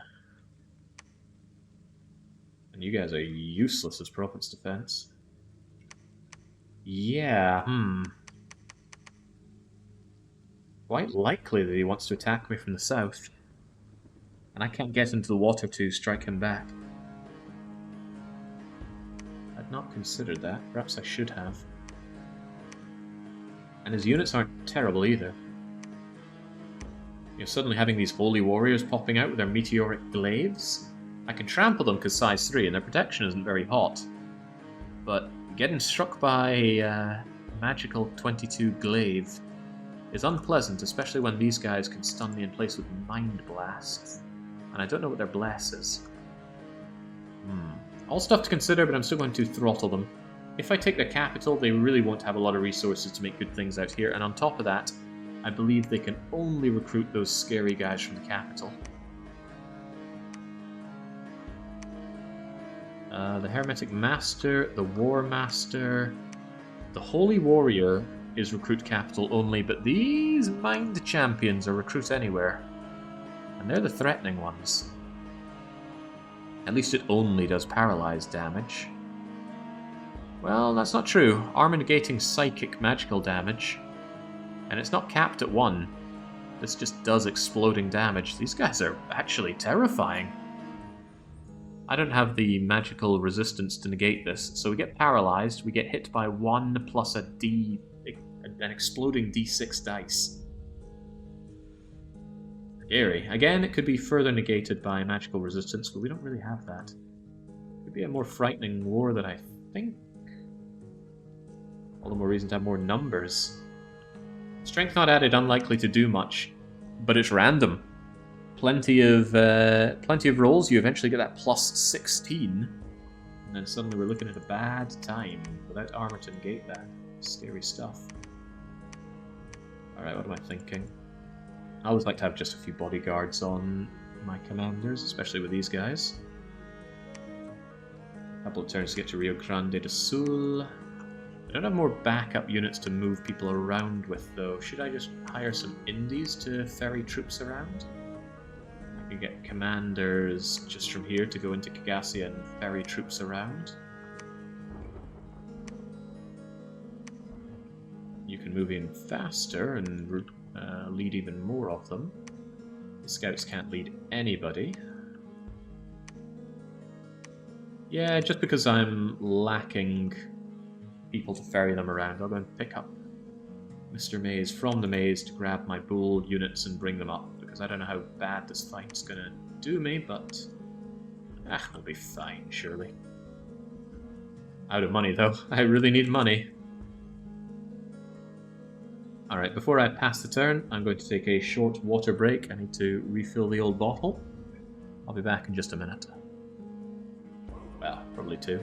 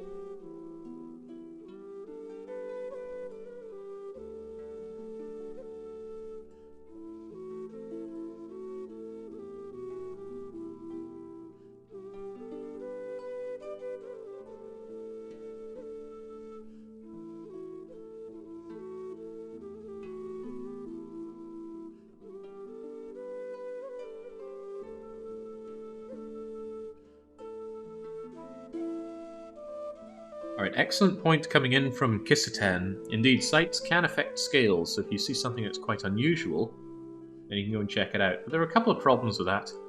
One is that events can affect them. Argentina, for example, you look at that misfortune, think, oh, maybe there's a throne of... well, not throne, but a site of misfortune or something. There's not, there was just an event that caused that misfortune. Also, you'd have to know the type of sites that cause the scale effects. And the only one I can ever really think of is the Well of Pestilence, causing a lot of death in a province. Let me check things here for that. No, I don't think this shows scales in a province. Admittedly, we could go and find the Well of Pestilence. It just tells you never put units here. Oh, Haunted Village. Bring on the death gems. We are going to want death gems later on. We do have the capacity of crapping out loads of death units. Right, I believe I was... Oh, don't want to look at that. Spoilers. I believe I was planning on passing the turn already. Yes. Unseen University, the final battle for that extremely pyrrhic and battered up, very few bull people. But when this is all they have to fight, I think they'll be just fine. I wonder if another army came over here to try and kill these guys. They're not diseased, so this doesn't look like they've just been hit with pestilence constantly, but what a bizarrely easy fight. A large group of people started to worship a false pretender. Faith has decreased, unrest is rising in Liberia. Damn those Liberians. Alright, go and enjoy a wee touch of province defense over here. Maybe a bit more in Constantinople. I really want that province. It is important for me, for the money that it brings in. Palisades of Brazil are being created, and Midgaris... I think I'll bring you back, because you still have units that will be useful for the fight. Lieutenant Surge is going to fork that Cauldron of Broth over to Lure-Salant, as Lure-Salant is quite unlikely to die. Good protection, good battle prowess, I've given you bodyguards, and most importantly, you are my prophet. You're not allowed to die. And there we go. There is war between Vanheim and Kadu. Who will win, though? Vanheim have done the more aggressive expanding. But look at that, Kadu have a giant fortress on their capital. What's the name of that? It's a citadel, isn't it? They haven't expanded north, though. Looks like it's been a very much aggressive Vanheim here. Might need to cut them down a shade once I'm done with these useless mind-bending people. Alright, sort out the army a touch. Essentially, Lure-Salant leads everybody, right? There is no point in doing it any other way. Lure-Salant has the biggest boost to morale, because they're inspirational, and they get a +1 from their squad morale bonus, so these guys are going to enjoy 17 morale on the useless guys, 20 morale on the good ones, although that's counting in experience. Looks good. Looks real good. I think I'll even give you all of the bodyguards, because Lure-Salant's going to be doing most of the everything. I remember Flame Turtle is building a fortress around here, but we just go straight into Cragfield with the army. Then Mosmoris and Mario in as well. I don't know if these guys are going to have anything I can banish away, but anything's possible. So that's us very much declaring intent of destroying Narognas. Hard to say that. I wonder how they managed to get the names going. Zabulba. Zabulba and Castle of Baal. I'd like to know more about this war, if you don't mind. Go over to Valencia, see what's happening there. Do I have any more scouts coming in? I do want somebody parked on Shikoku to see what's going on there. Can't recruit any more scouts around here. Do want more scouts. I love knowing what's going on in the world. They'll eventually die off. Move Tonasir over to Kagasia so I can move more units around. Continue getting my research going. Maybe another couple of guys. These are just ferry units around. Shouldn't be too useful later on, but for now they are. And they don't cost much, 55 gold a pop. Clearly I'm drowning in money, won't be a problem. You've not yet gotten over to Rio Grande do Sul with these guys, DJ. But they'll still be useful down the line, so get them moving over. Captain Swox, you get site searching. Gold Rathian and Vanheim, get out of Vanheim. They've already taken El Salvador. That'll be one of the thrones. Where's the thrones thing here? Yeah, that must be Throne of the Beasts. The AI always grabs the thrones if possible. Blessed troops getting animal. Oh, I knew it. Cataclysm expected in about 6 years. That was never on by default in Dominions 5, right? That certainly caught me off guard. Jake, I don't want to upset you, but I think some of your neighbours just claimed you were a false god. Something about snakes in your back and glowing eyes. They can't even see my god, I'm in prison. But we'll be out of prison soon enough. I don't think I want my priests involved currently. So maybe get over and build a thingamajigger and Pilot Wings resort. And you two get preaching, because we... Oh, actually, we've got surprisingly good dominion over here. I don't want to build... I don't want to build temples in such exposed areas. This would normally be fine, but knowing that my enemy is in the water and can pop out of the water makes it a little daunting to build over there, but... Pocket Circuit, Argentina, Toxin Refinery, these are a bit more agreeable because they're a bit further in. They can't suddenly jump me out of the water on these ones. I think Lieutenant Surge is going to go on a bit of a temple building spree in this area. Just one, because I don't think my money would keep up with 2 priests going around building loads of temples for me.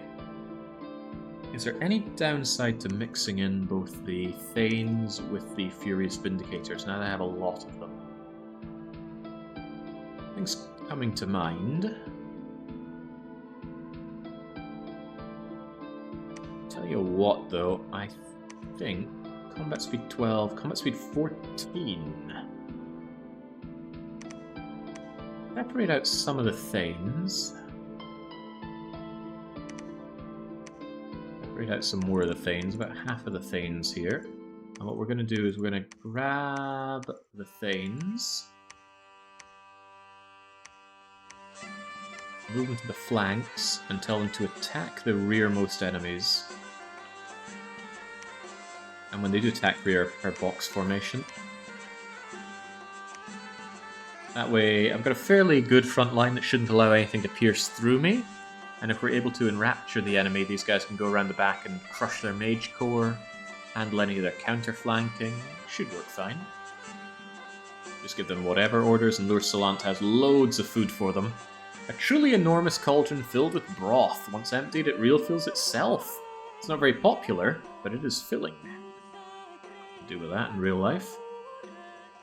Alright, looking okay. Get over there in Cragfield. Everyone seems to know what they're doing. Is there any trick I'm missing here? The slow site searching is going to do my tatty, and I can already feel it. Reinforcements, but we don't have the ferry going around just yet. Poor leadership on my mages is to be expected. You're pretty okay leadership, at least in terms of numbers. Alright, let's go. Captain Swox has found nothing. That's what I don't like about doing site searching so much. You search and find nothing. It's like I'm playing Urban Dead. Battle in Cragfield. What are we dealing with? Probably just province defense for now. Yeah, and it's a very sad province defense. What are these things, even? Sleep, touching, hypnotizing. Again, it's a surprisingly good counter that they have magic resistance negates, because as we saw, we don't really do much magic defense. 12 on you, but that's only from experience, right? Find an inexperienced one. No, it's still 12. Ah, haha, I see now. We're fighting an enemy who has drain scales. That works to my advantage. Makes it harder for them to do magic, makes it easier for me to resist their magic. I was thinking that my magic resistance seemed bulked up there, but yeah, they have drain scale. I have magic scale. But we're fighting in his dominion. Anyway, this should be a no-brainer on crushing these little... What even are these things? What is a lithid? Is that a real thing? Well, it doesn't matter. They all get squished the same by my giant bulls. They've also got these weird misshapen creatures. Hybrids. They can headbutt. I think sometimes they get weird abilities, but currently their best ability is being stepped on by my bulls. Alright, lovely. Down they go. No losses for me. Question is, are they going to counterattack? Prophets of war, right. Famine has struck Argentina. This god brought to you by Brazil. We've got the Palisades in northern... in Pilot Wing Resort. Done and dusted. Alright. I want Kai Lang to hide and wait among the barbarians. And I want IFT Clerk to build us a temple. I want regular Patis to build a proper fortress here. Building a fortress there as well. Already have a temple. I need temples because my Dominion is really small and weak. You can't see enemy Dominion, although you can puzzle it out a bit. As long as you can see a bit of a province. Yeah, here we go. They've got 5 candles over here in Cragfield, 3 over here in Kabach, 4 over here in... Wait. That's Narita, that's Kabach. My Dominion is very weak and very small because I've not been building temples, I've not really been building infrastructure at all, I've been investing in army. And I don't feel bad about that. As long as it pays off. The problem is if the army just dies, you're in a really bad space. Wow, okay, unless Oberdeen... Wait, hang on, why does Oberdeen have such a terrible... Oh, that's not a capital, that's just a fort. It's a good sign, however, for our lizard friends. They own land here and here, so they've got themselves a nice little pocket. Hopefully they can fight back against Vanheim. But look at the size of Vanheim. They got Huskarls, Skin Shifters, Cavalries, Herdmen, Infantry sieging down Valencia. Valencia has been breached, I believe. I think that's why it's in red. This could be a problem for our friends. Sebulba, keep your eyes over there. I want to see if there's a big fight going on. Mr. Mays, get over to Kagasia to ferry around more units, please. We're going to need them up there for the big show. Okay, so we know about Besaid, we see Aberdeen. I think Vanheim's the big threat in all of this. They're doing better than all the others currently. Lieutenant Surge, I move you over here to get some temple spam going. Mid-Gaddis, you can jump right the way over to Cragfield, and that is handy. Brazilian Palisades are someday going to be up and operational. I've got Gorton here. I'd love to know about Sanctuary, but I can't get across here. And I don't have a water mage to give you a ring of water breathing or any other kind of thing that lets you get over there easily. Regrettable, regrettable. In that case...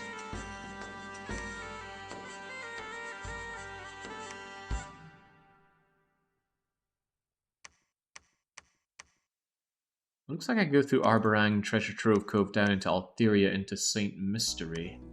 Since I don't think anybody's going to be hitting the Bronx anytime soon, I'm going to move Jimmy Blanca out and move Gordon over to the Bronx. I usually park a spy on every big chunky throne. That way I can see if my enemies go and attack into it, and if so, if they take any major losses out of it, because attacking that throne, very few AIs would ever be able to crack this. It's a hugely powerful level 3 throne there. Looks to be Throne of the Sun. Throne of Power, maybe? Well, it's definitely one of these two, Power or Sorcery, but which one? Increasing Magic. Ooh. The Solar Serpent tells me it would probably be some kind of sun thing, but I don't see Throne of the Sun. Reinvigoration 2 on Blessed Units, that's amazing, I want that. God, I want both of them. Level 3 thrones are almost always worth your time. Anyway, Zabulba, keep your eye on Valencia. We're going to tear apart the Cragfield. How's it going on the Cragfield? The walls are moderately damaged, more time is required to break them down. We don't get an exact number on how broken the fort is, we just get that vague sentence. But together, we've got 260 siege strength. That's not very good, but we don't have siege chaff. One of the big weaknesses of our nation actually is our poor fort busting capabilities. We do have strong units, but I'd rather just have lots of very cheap, crappier units. And that's one thing our nation doesn't have, chaff. I suppose I could possibly, if I had Conjuration, conjure up some kind of nature or death chaff. Skelly spam is amazing for sieging. They're pretty weak, but you get loads of them, and they don't need to eat. For your information, Jake, you're the biggest Dom 6 streamer currently. That want to sound too up my own arse, but I'm not that surprised. It's hardly got that mainstream appeal. Lithid is another name for mind flayers, and it's a D&D. No, if you think H.P. Lovecraft was writing non-fiction, then sure, they're a real thing. I don't tend to think much. I do my best not to. Alright, let's carry on. Tear this down, take it, and then the real prize is the capital. They did move out, however. They did extend Fortress, and again, since they're amphibian, they can cross rivers. That means I want Brazil operational as soon as possible. Big threat for me is they go Diego Garcia, Brazil, and then I lose Brazil and the fortification work that I did.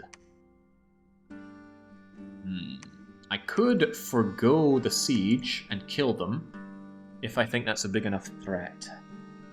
It is a threat. It is a real threat, actually. Brazil has terrible naked tribesmen for defense. But do I think they'll do that? Hard to say. Plus, they're leaving a lot of their units out of the castles. That makes it easier for the plucking. I'm going to continue on with Cragfield. They might try and lift the siege. They wouldn't succeed, though. I've got my entire bleeding army here. 106 of us certainly beats 110 of you. Have some confidence, but if Brazil looks like it's in trouble, I might just have to abandon ship on it. Worst case scenario, I chase after them, I don't cap them, they still kill Brazil, and I lift the own siege on Cragfield, so no thank you.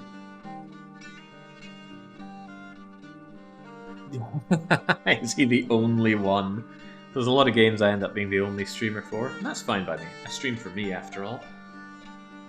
Right, we did get to see the battle in Valencia. Also, we've got construction level 5, so we could make the Ring of Regeneration to keep our old decrepit Death Super Mage alive.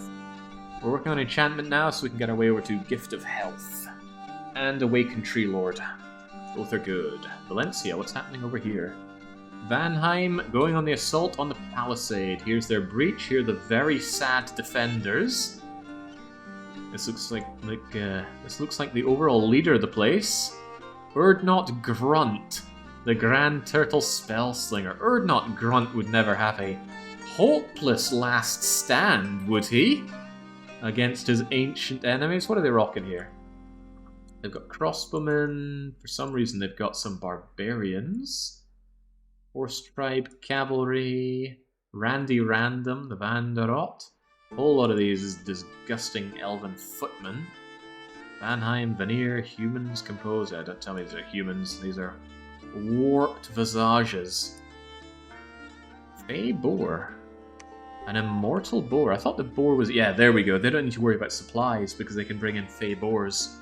Can't starve them out. They slaughter the boar, they eat it, and the boar comes back to life. Absurd. Scary army. Good mixed composition. Flying sacred glamour units. Scary. But we don't have to deal with them currently. That is Urdnot Grunt's problem. Good shout. If you want to deal with elves, shoot them. The problem is these elves shoot back. You'd need about 5 times as many archers as you currently have. Also, you appear to be setting fire to your own units. Yeah, of course. Here we go, they got the Axemen. If the Axemen were front and center, they'd do a lot better at holding this because they'd burn the enemy to death. What was that? I think someone just lobbed a giant boulder. Yeah, they need a better defense of burning, but they are setting fire to the elves. That's another thing to do to elves, set them on fire. The heat aura is expanding and setting fire to a few of them, but I think it's just too little too late. Especially when you're dealing with people that are zapping you to death. Oh, the archers are retreating. That's going to let these guys through. You don't want that. We've already got a bad enough problem with them flying down, unable to hit back due to glamour displacing their body. That's right, Dognon. They slaughter their own Fey Boar to eat it over and over again. I gotta say that's better than my pot of broth that I have. Where's their Fey Boar? Skin Shifter. Who's got a werewolf? Ah, that's the Skin Shifter, of course. Light Infantry, Champion, Husk Jarl, Death Fields, Heavy Cavalry. Here we go, Fey Boar. Feyboar is a breed of magical swine known to exist only in Vanheim. The creatures are sometimes used in warfare, but they're primarily... it is their immortality, not their physical power, that makes them invaluable. The swine are slain each evening to feed the soldiers, but at dawn they are again alive and well, ready to march with the armies of Vanheim. That cannot be a fun life for someone. Slaughtered and eaten every evening, but you come back to life. Actually, I bet somebody would go into that. I'll hand it to the Kaduan Axemen, the Obsidians. They are holding the line really well. Their protection is working wonders. Surprisingly decent defense. 10 isn't amazing, but that with their protection means they're holding the line all the while. Their heat is exhausting and setting fire to their foes. See this guy over here? He's already 86 fatigue. At 100 fatigue, an enemy collapses, and then they are just easy pickings to critically kill. But the line is falling. This is weird to see. Crossbow-wielding Abyssians. Abyssians don't typically use ranged weapons, because they would melt in their hands, but I guess they've figured out some kind of decent counterattack. There are just too many elves, though. Eventually this will crumble. Yeah, they're running. Oh, that's really bad. I had hoped that the elves would somehow just die to being set on fire. But they've taken enough damage. Kadua routed... Actually, was it even damage? I think the leaders got spooked by the flying enemies that came in, and with the leaders gone, the front line no longer wants to hold. Ugh, elves. They should be turned into soap and used to build fortresses. Even the Feyboar is coming on in. The Feyboar is not resistant to fire, but it doesn't really care, does it? It's immortal, it knows it's going to die and be eaten anyway. It's just considering itself pre-cooked. Who wants some pre-cooked swine? I don't know if it's still the case, but you could pre-cook your pork chops like that if you kill a pig by setting it on fire. Final brave Abyssian running away, but they have given up their palisade to Vanheim. Vanheim definitely proving to be the most scary opponent in all of this. 218, only about 10% attrition on this. 4 units lost their mounts. What does that turn them into? Heavy infantry? Don't know, I'm not super familiar with how the mount system works now. They did good for what they had, but morale ultimately did them in. Well, they would have died anyway, but they could have taken a lot more if the frontmen had just held better. And I suppose part of the problem we're having the archers up front. The archers got set fire by their own Abyssians. It's sad to see. Well, they didn't have a choice, did it? It was province defenders. They were going to do their own thing anyway. Anyway, sad to see, but good to see. Rio Grande do Sul have children sleeping at night. Wait, no, disappearing at night. Oh. Strange creatures skulk the wilderness. And see, Space Echo was talking about the Sonic fandom.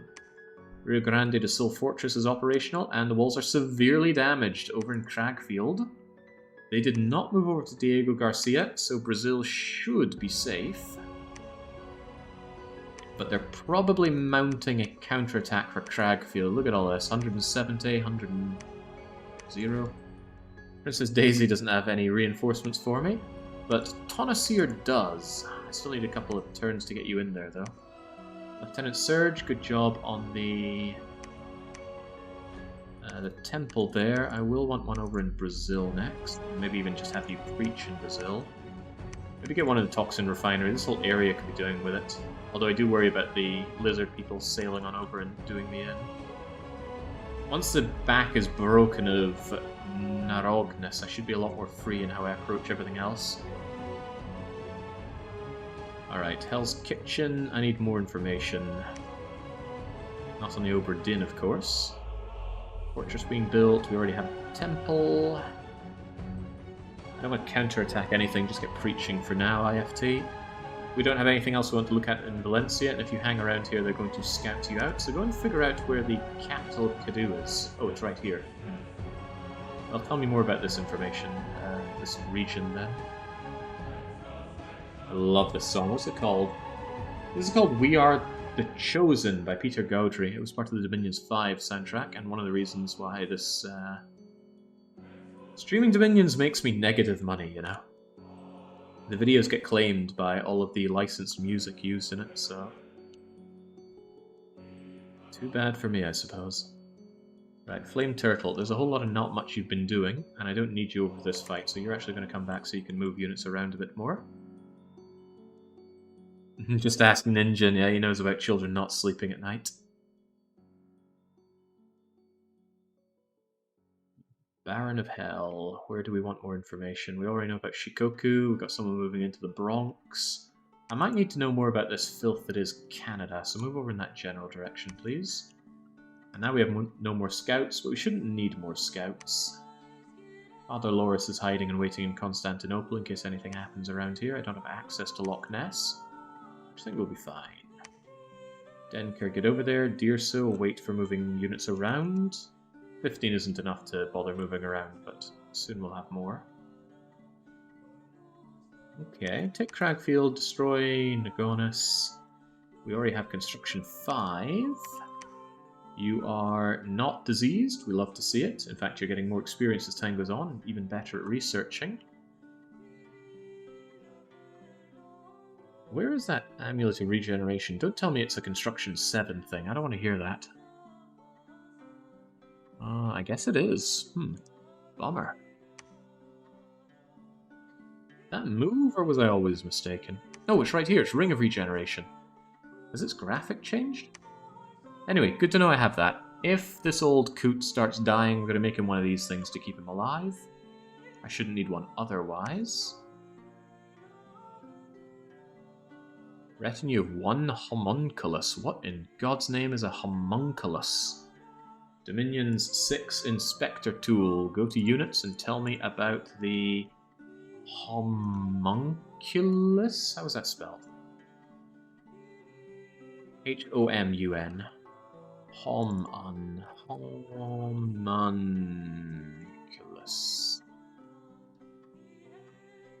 The hell is that? It's a plant. Why do we want a plant?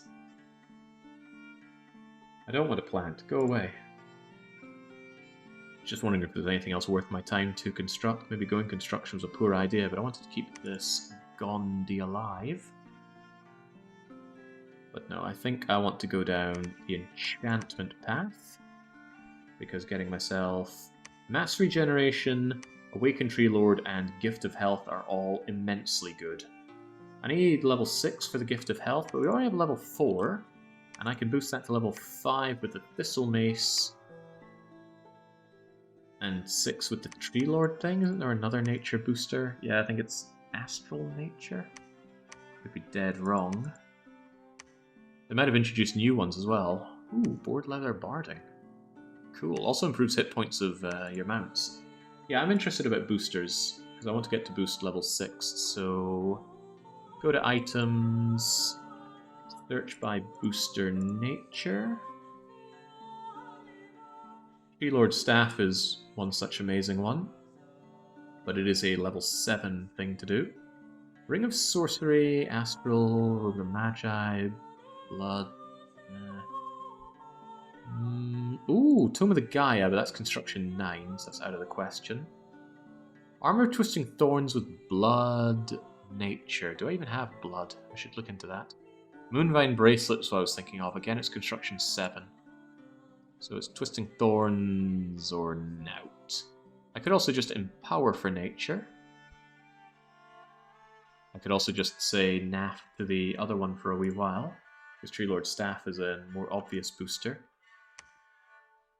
There's also, I think, a shred of a chance that I can get myself a Natural Nature 5, but we need the 1 in 4 and the 1 in 40 for that. So, what's that, 1 in 160? I don't think I'm going to make 160 of these guys.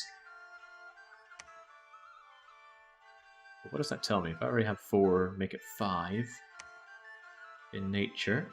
Mass Regeneration, Tree Lord. Hey, Tree Lord, they have natural 4 or 5 in nature. I could strap an arm onto them and make them hold the Thistle Mace for nature 6. But doesn't that need fire? Yeah, there's the extra arm, isn't there? Come back to me, Inspector Tool. I want the arm. arms.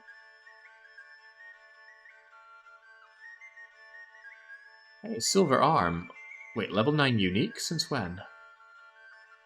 Abominable arms. Where's just the copper arm, I think it was called. Here we go, the copper arm. Again, it's construction 7. A lot of things have been really moved up in construction. Need fire. Could empower for fire. Don't think that's going to happen, though. This tool is called the Dominion 6 Mod Inspector. I'll copy the link over for you. So skin off my nose. It's got tons of information about all the units and all of the items, all of the mercenaries, events. Oh, it's got a lot. Okay, might suffer a bit getting myself the nature needed for, what was it, Gift of Hell? And I've forgotten what stats I gave my Pretender, but I don't think I gave him much in the way of nature. He has a lot of astral, though. He could make the Moonvine Bracelet. But I don't think I gave him any nature. Oh well, problems for future me. Currently, though...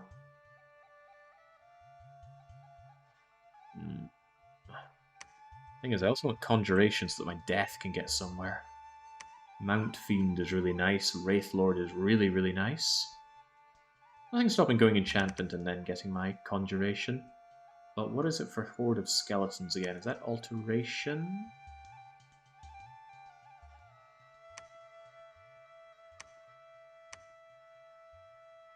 Enchantment. Enchantment 5, Horde of Skeletons, and we're working on enchantment. Alright, get our enchantment down to 7. It will accelerate as we get ourselves more and more of these kind of crummy nature mages, especially if I get a lot more of them. Once I have the income coming in from holding Nargonis, I should be able to slap down here, here, here, here, even maybe Brazil, and just start cranking out those cheap mages en masse, and then we catapult up our research. That's the dream. I shouldn't need boosters either. Which is good, as I don't have good access to boosters, but never mind that. Alright, Cragfield, you're going down.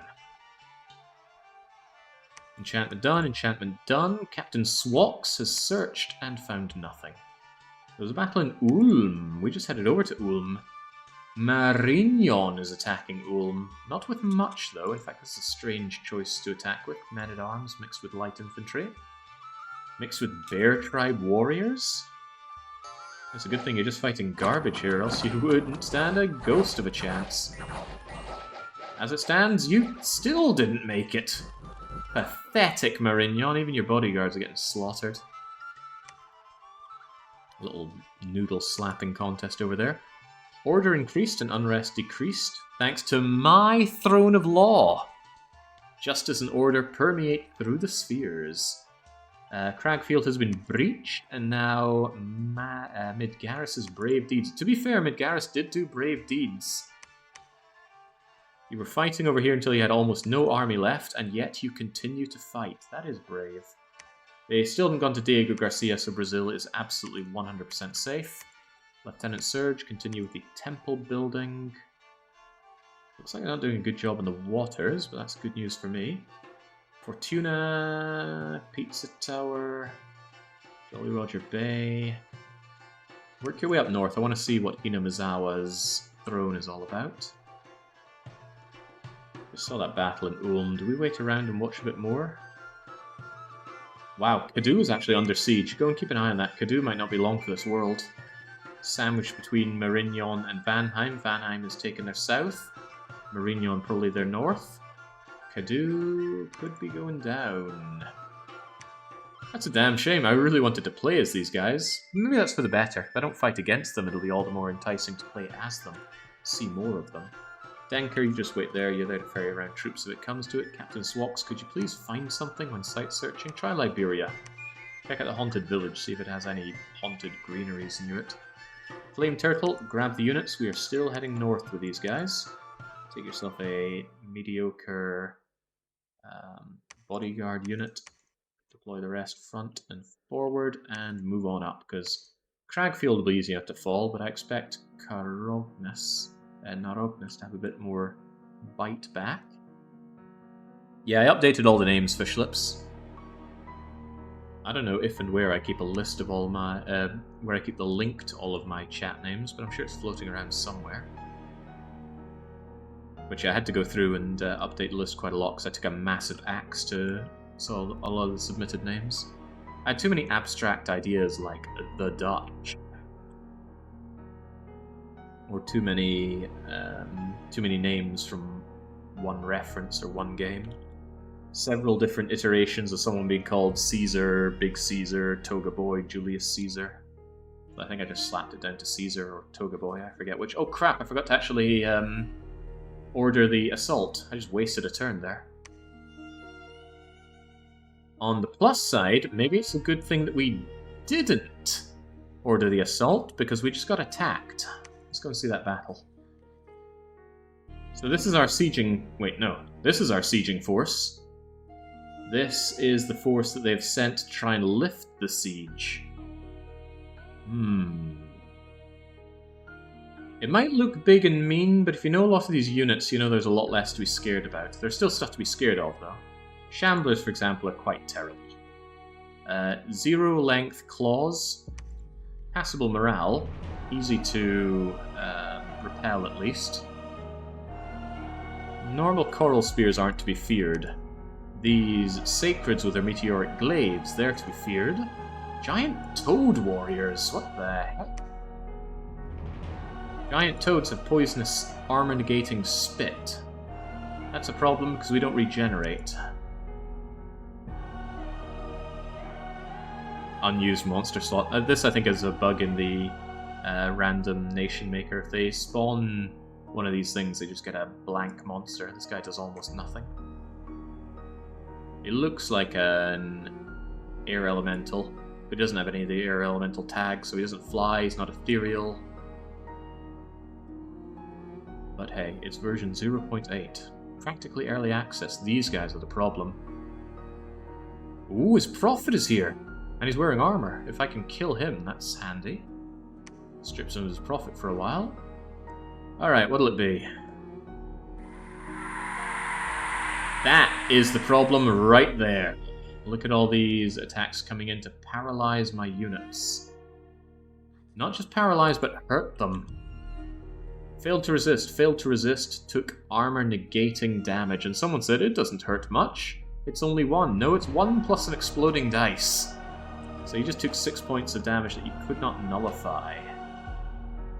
Looks like some of you are resisting, failing to resist. Penetration roll 11.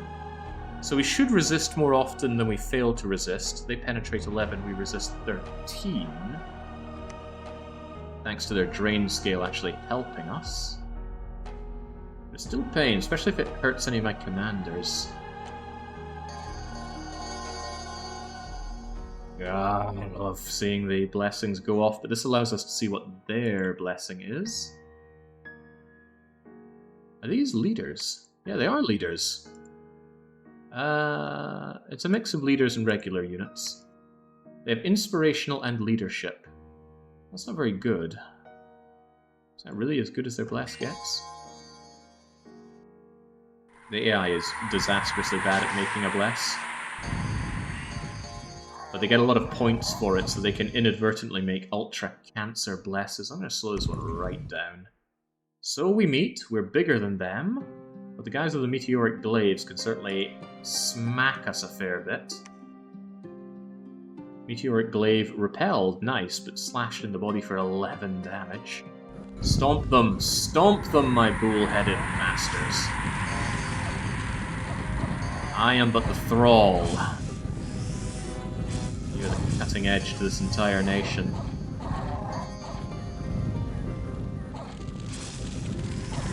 This won't be without losses, that's for certain. But we're punching through, and I'm quite happy to see the guys on the flanks on their attack rear order trying to punch through to the rear, because I really want to kill these guys. If they just get to retreat, then all I've done is kill their chaff, and their threatening guys remain. They're not staminaing out either, so... Okay, good. Punch on through. Front line's getting clogged. But we should be able to go back and start slaughtering these guys. They're bigger than us, but that's all the more reason just to skewer them. Ah, Dominions, the perfect work distracting stream. Nice quiet noise, no risk of distracting me from work, says Baron.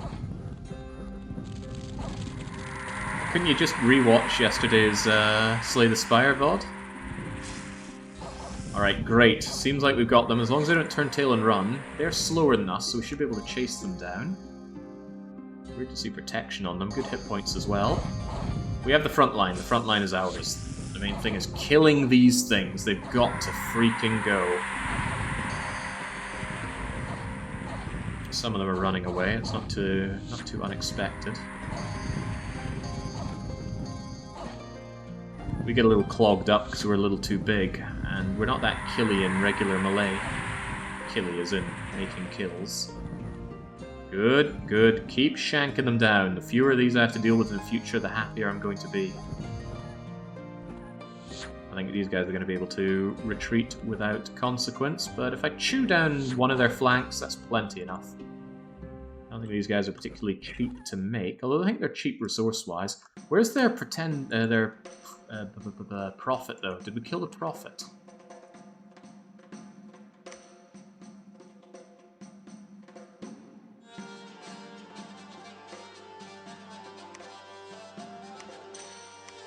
I don't think I can tell from here who their prophets are. Probably their hero. He's not dead.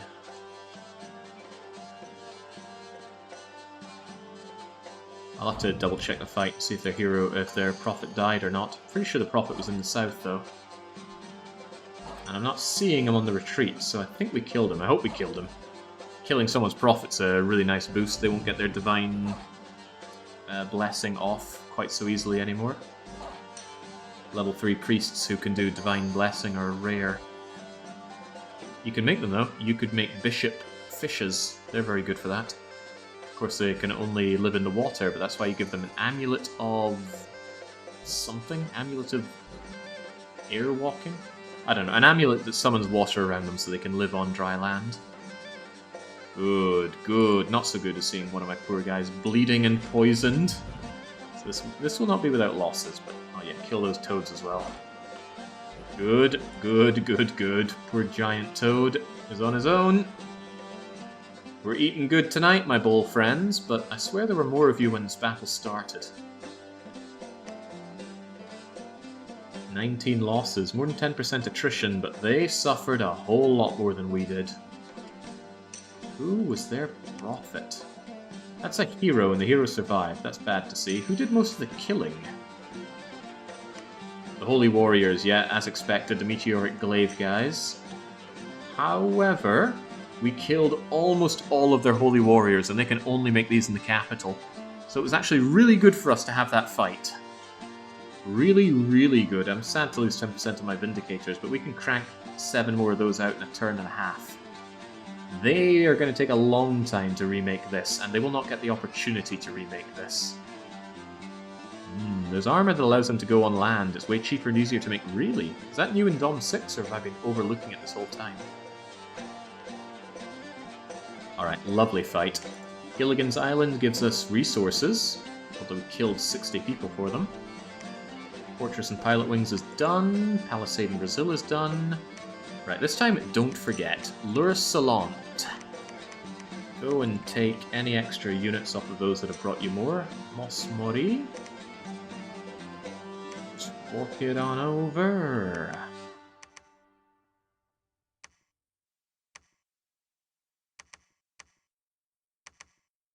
I like leaving behind some bodyguards for these guys, but maybe not too many. I gotta remember, we're here to fight, not flounder.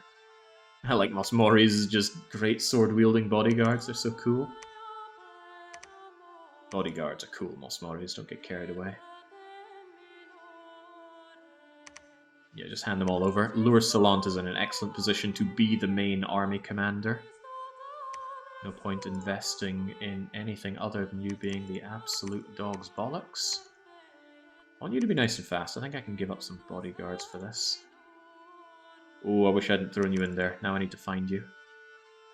You slow the army down too much. I want you out of there. We've got map move 16, map move 14, map move 14. No, I took it back. 14 is fine. It's the dual sword, it's the heavy sword guys that are 12, right? That's the problem. Get those stuck in there then. Alright, really nice army. Certainly has its weaknesses, but it's still really nice.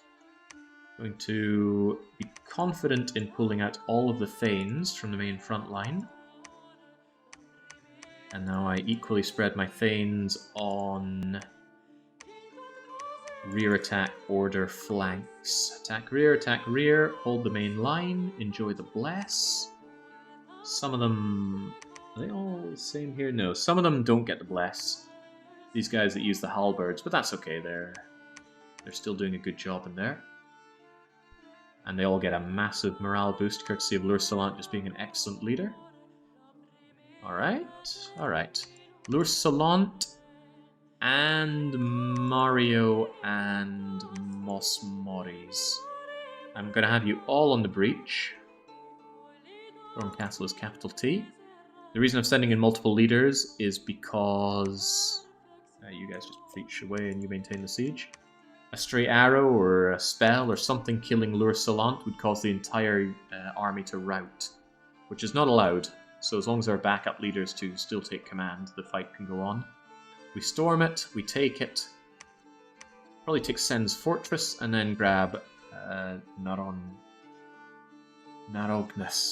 their capital. Still enjoying a non-aggression pact with the filthy elves. No sign of the raptor people wanting to cross over. Let's keep it that way. I'm going to increase defenses over here. Don't like the idea of them just coming on in, although they probably could. These defenses are terrible. Brazil, you get some actual defenses. Laharl, please make Brazil a wonder to behold. And now I can actually start pumping out many more mages. So Brickbeard, get over to Rio Grande do Sul. Another Lursalant. Alright, get over to Pilot Wings Resort. Erect laboratories in both of them so that we can start pumping out mages. Because currently I cannot have mages unless I have a laboratory. Hello? Well, this answers my question. So if a mage doesn't have a path by default, you can recruit them without a laboratory. That's pretty cool. Well, you're not worth my time. That said, very cheap, stealthy priest. Maybe you are worth my time, Hoberg Priest. Yeah, definitely. Hoberg Priests, they just stealthily go around, they preach. They might occasionally come with a magic path. That's really good. You're a little less good.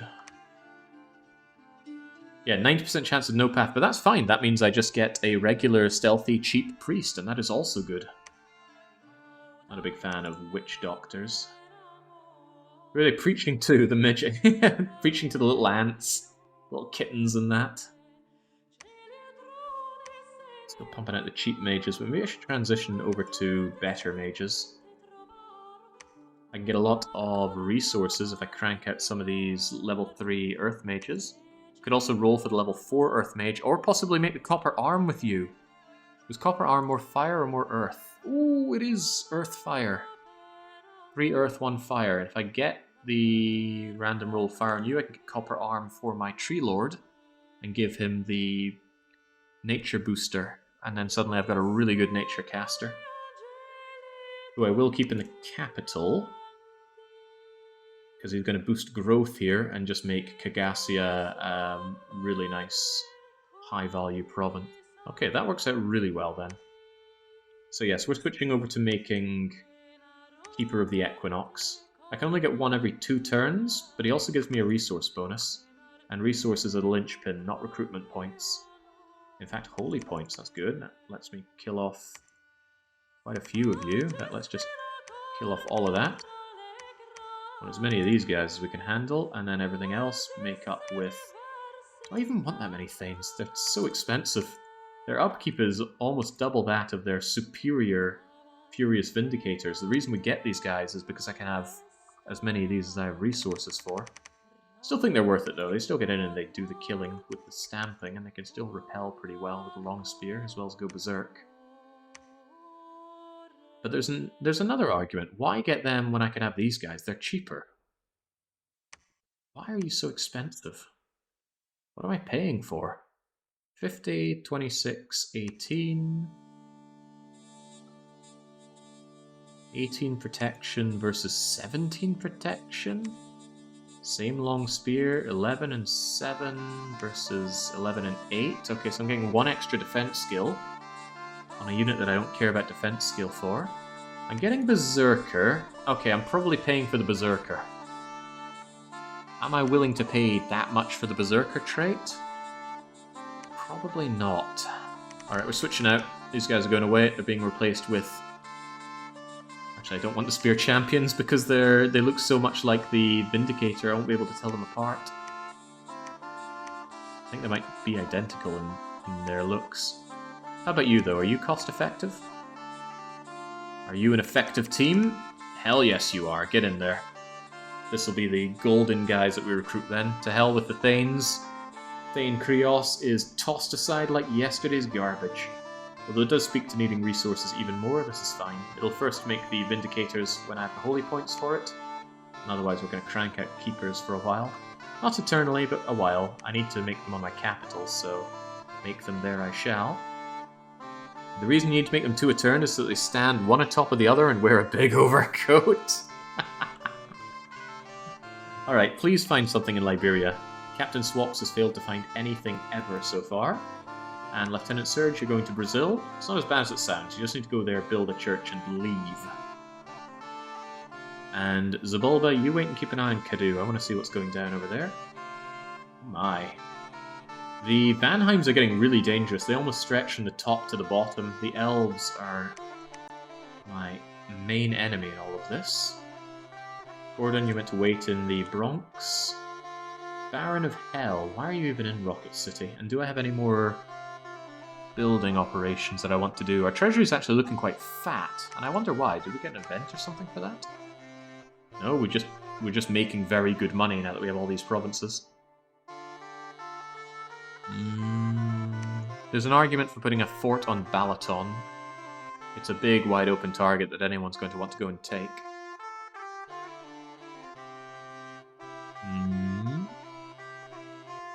But it doesn't help that much overall. It's not a strategic location, unlike Shikoku. With Shikoku, I have almost a wall of defense. Rio Grande pilot wings, Shikoku, there's a mountain range here. And once I push you out of Seto inland, I can fort up here, and now you can't get to me. Assuming you're too fat to go on your own boats, which I am assuming. I don't fear the raptors so much that I want to erect more defenses here, but it might be an idea. Netherlands in 10 years could make for a decent fort location, actually. It would suck Mudskipper Puddles dry, but it might still be worth considering. Go and put that up. More forts, better forts, right? More places to recruit my army, more places to defend if I get attacked on either side, and I cannot forget that these raptors can swim across. And the AI loves to go for forts, so it's kind of good to put them there just for them to go right towards. Turn this into a proper castle, please. Princess Daisy, good preaching, but please also turn this into a proper castle. Keep an eye on Kadu. Gold Rathian. Head north to Lindum first, and see what's beyond there. So we're about to storm Cragfield. Hopefully we take Cragfield. And starting in a few months, our god could awaken at any moment. The god won't do anything too interesting, although they've got good magical paths for forging and casting. The main reason they're there is to activate my third and final bless, which is etherealness. And then my sacreds become incredibly good.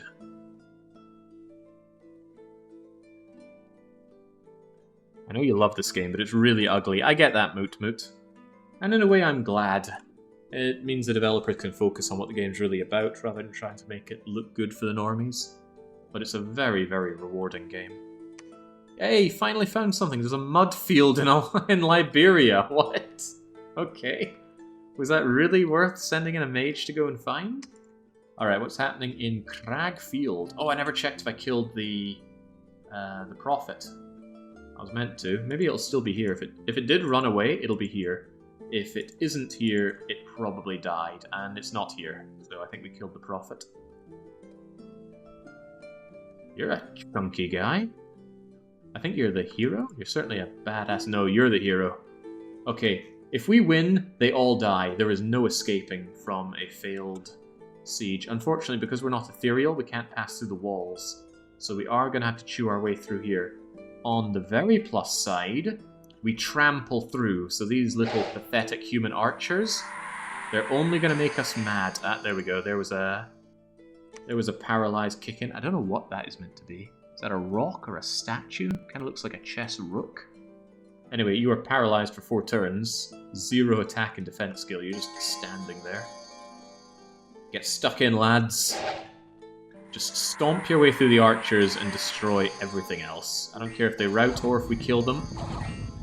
Yeah, there we go. There we go. I should have taken the larger bless.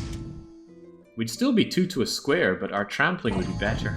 The only thing that gets hurt from larger is your defense skill, and as we notice, we don't defend. Useless human thralls. Squish the human thralls. Squishy, squishy.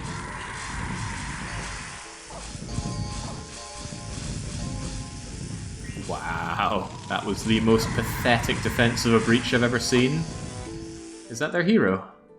Cool spot, the Hermetic Lord. That's not their hero. I think their hero's already dead or running. Some hero, huh?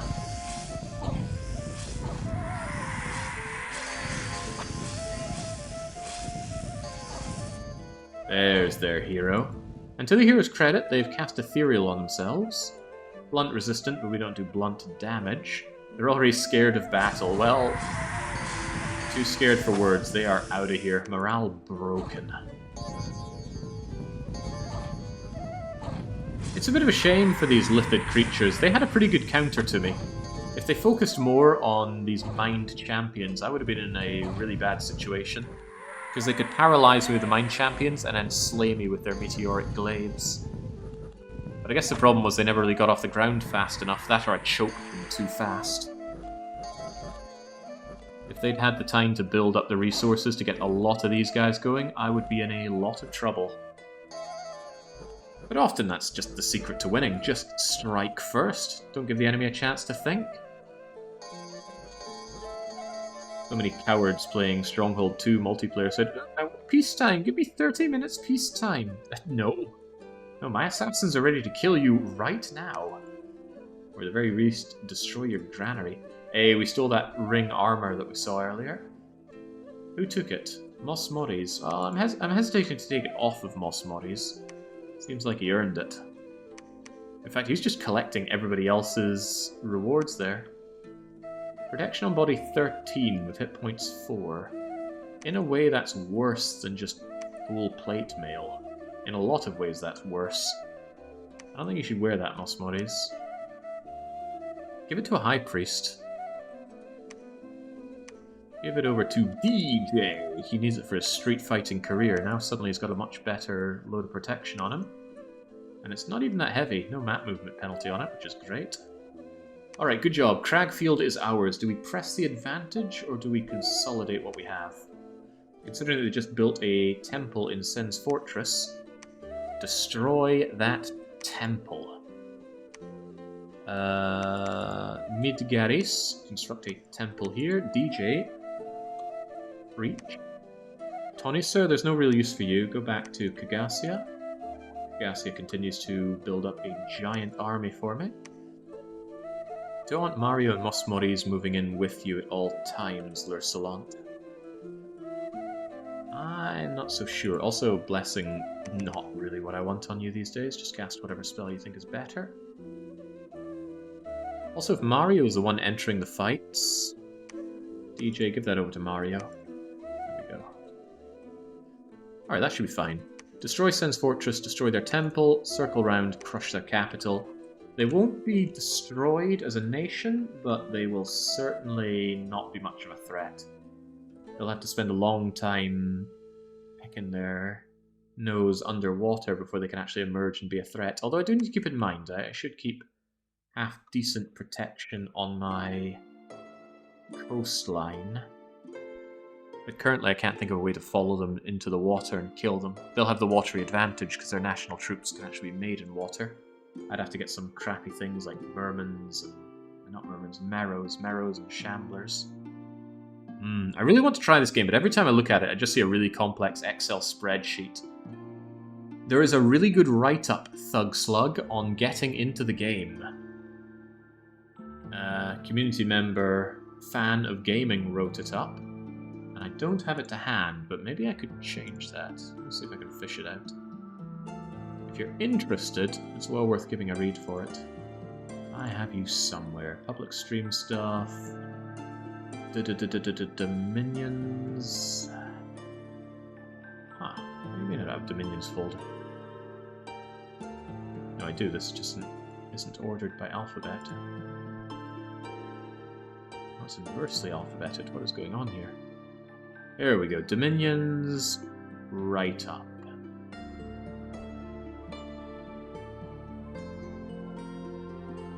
There. Copy link. Bang. There you go. Give that a read. It should really help straighten out figuring out what to do in the game. If nothing else, just play Early Age Airmore or Middle Age Ulm, and you've got very uncomplicated things to deal with, at least for your own nation. Alright, so the mud field. We find some enchanted mud and get 1 Earth Gem a turn. Hardly worth writing home about. Lure Salant is moving over to Pilot Wings. Brickbeard, I want you to build a laboratory over here. Chewing our way through our money, but it's all an investment. Prez and Phoebe Chillax. I really want to crank out quite a few of you guys. We have preaching to do. Get over to Cragfield, get over to the airport. Maybe get over to Hyrule. You can hide and do preaching from Hyrule, at least before I destroy the place. I don't want to claim the Throne of Misfortune, but... well, there's no buts. I don't want to claim it. But it's a nice province. Look at that income, 190. Good population. Why is the population so high in this world? Oh, that was a Dominion 6 change, wasn't it? They boosted income, population, all of that. Alright, you're running out of decent places to check. We already checked Pocket Circuit with you and Mudskipper. Go and have a look at the Pilot Wings Resort. Actually, Argentina's giving me mystical vibes. Go over there. Construct our temple over in Brazil. Lindum is there. Marignon and their giant citadel is right here. Marignon versus Vanheim. Now that's the matchup I want to see. Sadly, if I just leave my spies hanging around, they're going to get shanked. But I really want to know. Alright, go to Black Mesa and then check Hinamizawa. I might crank out a few more spies, just have a look over in that area.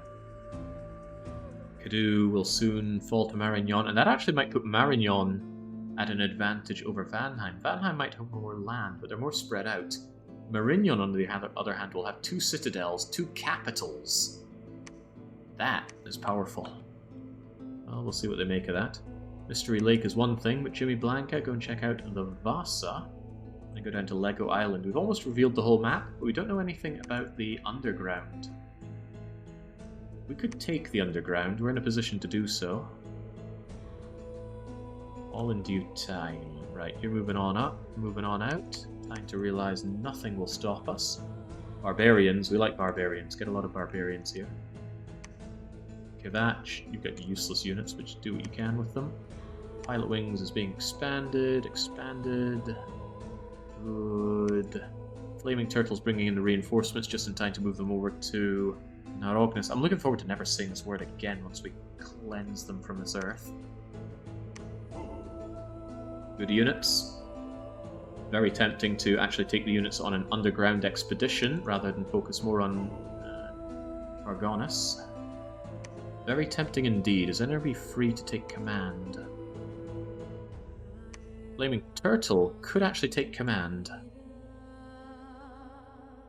Alternatively, we don't reinforce for their capital. I actually think I'm fine. I reckon I broke the back of their main army in that previous fight. So Flame Turtle, go underground. Not the world's best army for this, but it'll do. If you're a little more at risk, I'm going to give you more reinforcements. Our armies will be working in darkness. That severely hinders their attack and their defense. I forget what it does for morale. But my belief is that they're going to trample things enough that it won't be a bother. Could still be a big bother, but let's see what's underground. The underground is like having water, it's just another plane of existence where as long as you take it uncontested, you just suck the resources. If it is contested, you have to decide, is it worth the investment? So this is not an age-locked game. I don't know what you mean by age-locked. The game has 3 distinct ages, early, middle, and late. Early age is more magical, late age is more populous and technological. But really, they all play pretty much the same. The difference is the nations that you see there and the availability of magical resources. They did try and counterattack us over in Narita Airport. I did just reinforce that with barbarians. They've mostly got thralls here. We should be okay. I always hate losing land to being raided. The AI has so many resources that they can raid for days. But I'm thinking my barbarians should be able to mulch them enough. This is why I reinforced it, because barbarians are good. But they're getting caught up, and that means their morale is shaking, soon to be breaking. Oh good, we crushed their flank. Get in there. Oh yeah, oh that's good. Even if they win from here, this is a good fight for us, because they've got these, not the thralls, they've got their holy warriors, which is one of the main pains that they have. And those holy warriors, losing them is more expensive for them than losing a bunch of barbarians is for me. And we get the best of both worlds, they dead. There's one poor guy trying to run away. There's one poor Astral 2 guy. Alright, good job. Very good job. Could have easily routed on the barbarians. They are very susceptible to morale hits. But wow, pathetic attempt by them. What happened in Sin's Fortress, though? Oh right, Marignon and Vanheim, not at the same age. I slammed the nations together in one age. Actually, is that true? Maybe Vanheim are only meant to be early age. I don't know. I can't remember all I've done. You just minced one of my guys there. That's okay. As we've seen, the Thanes are a little flimsy and very expensive, so I don't mind the Thanes dying. The Thanes should eventually be a thing of the past. Alright, well, Sen's Fortress is absolutely mine. More barbarians, good. More barbarians to invest in. I really shouldn't need to invest more in the airport, but just in case. Get moving on in. Their capital will soon be ours. And then they gotta make do with their smelly little land under the sea. Father Loris hides in wait, the Baron of Hell. I wanted you to build a palisade over here, regardless of the high cost. Lieutenant Surge has built something that passes for a temple over in Brazil. Get down to the Netherlands then. What about our little prosthizing midgets? We already have a temple here, but go and preach in that temple. Midgaris built that temple. DJ is also preaching. Where'd the other midget go? Was the midget in that fight? No, where did the midget go? Ah, I sent you over to Hyrule to hide and preach, that's right. Get rid of this hostile Dominion, replace it with our own. Okay. I also would like another lab. This expense is getting really high. I'd love more Hoborg priests, but I really want to start cranking out these. I want my research to get wings. Oh, but there's such good scouts and priests. They're so cheap. Alright, I'm gonna have another 1 or 2 rounds of making them before I get my research off and on the go from there. I can at least build up in pilot wings, and I can already start recruitment of my very cheap... Oh, look at that! Research ability much lower over here because I'm in Drain Zone. Here we got 2 magic, here we've got 2 drain. It'll take a while for my Dominion to take over this. I might be able to Dominion kill these guys. They've only got 2 temples, no capital. Their god would appear here, but I should be able to kill their god. Maybe even with province defense. What a cool thought. I like it. I like it a lot. Anyway, I'm still recruiting these guys on repeat. Hopefully I just get those guys constantly, and my income should be able to eclipse the growing cost of having them. They're almost never going to die, these bulls. They live a very long time and they have recuperation, so they're unlikely to get old enough to get diseased. This guy, that's interesting. His oldness... Wait, was that really from age? I guess so. His arm just fell off due to old age. Oh, poor Gondi. Not so heroic now, are you? That got through your affliction resistance as well. I guess that happens to all of us as we grow old. It's like losing your baby teeth. He's lost his baby arm. Don't worry. Limbs grow back. No, they don't. It happens to the best of us. Rested Pandy, not rested enough. Okay, so more of these little crummy midgets. What are we meant to do? I really want to pray away his dominion, so I'm going to destroy him over in Narognas. Actually, Daisy.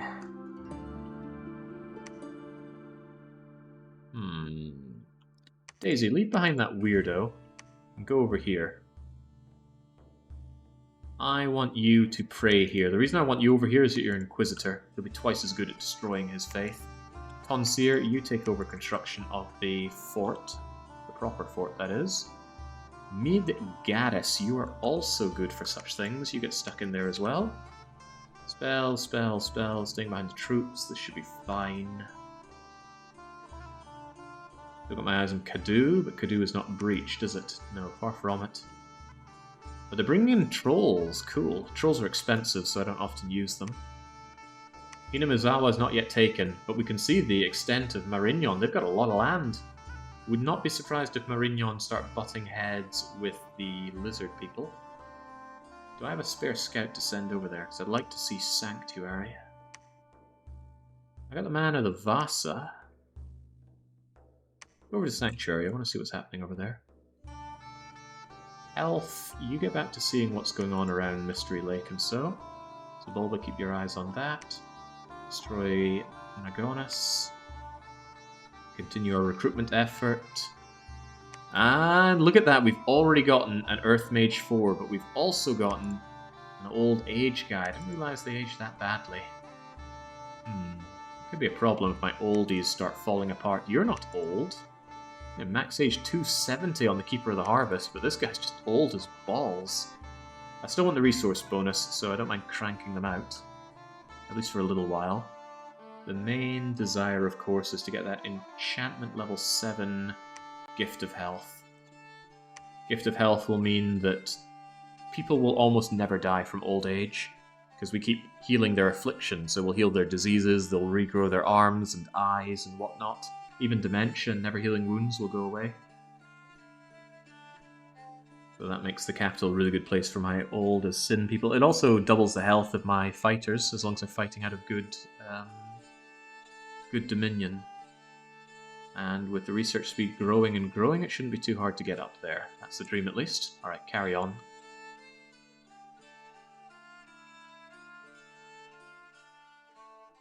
Good old dominions. I found my paper manual for 3 cleaning the other day. Wow, that's some investment getting the manual. Those things are thick.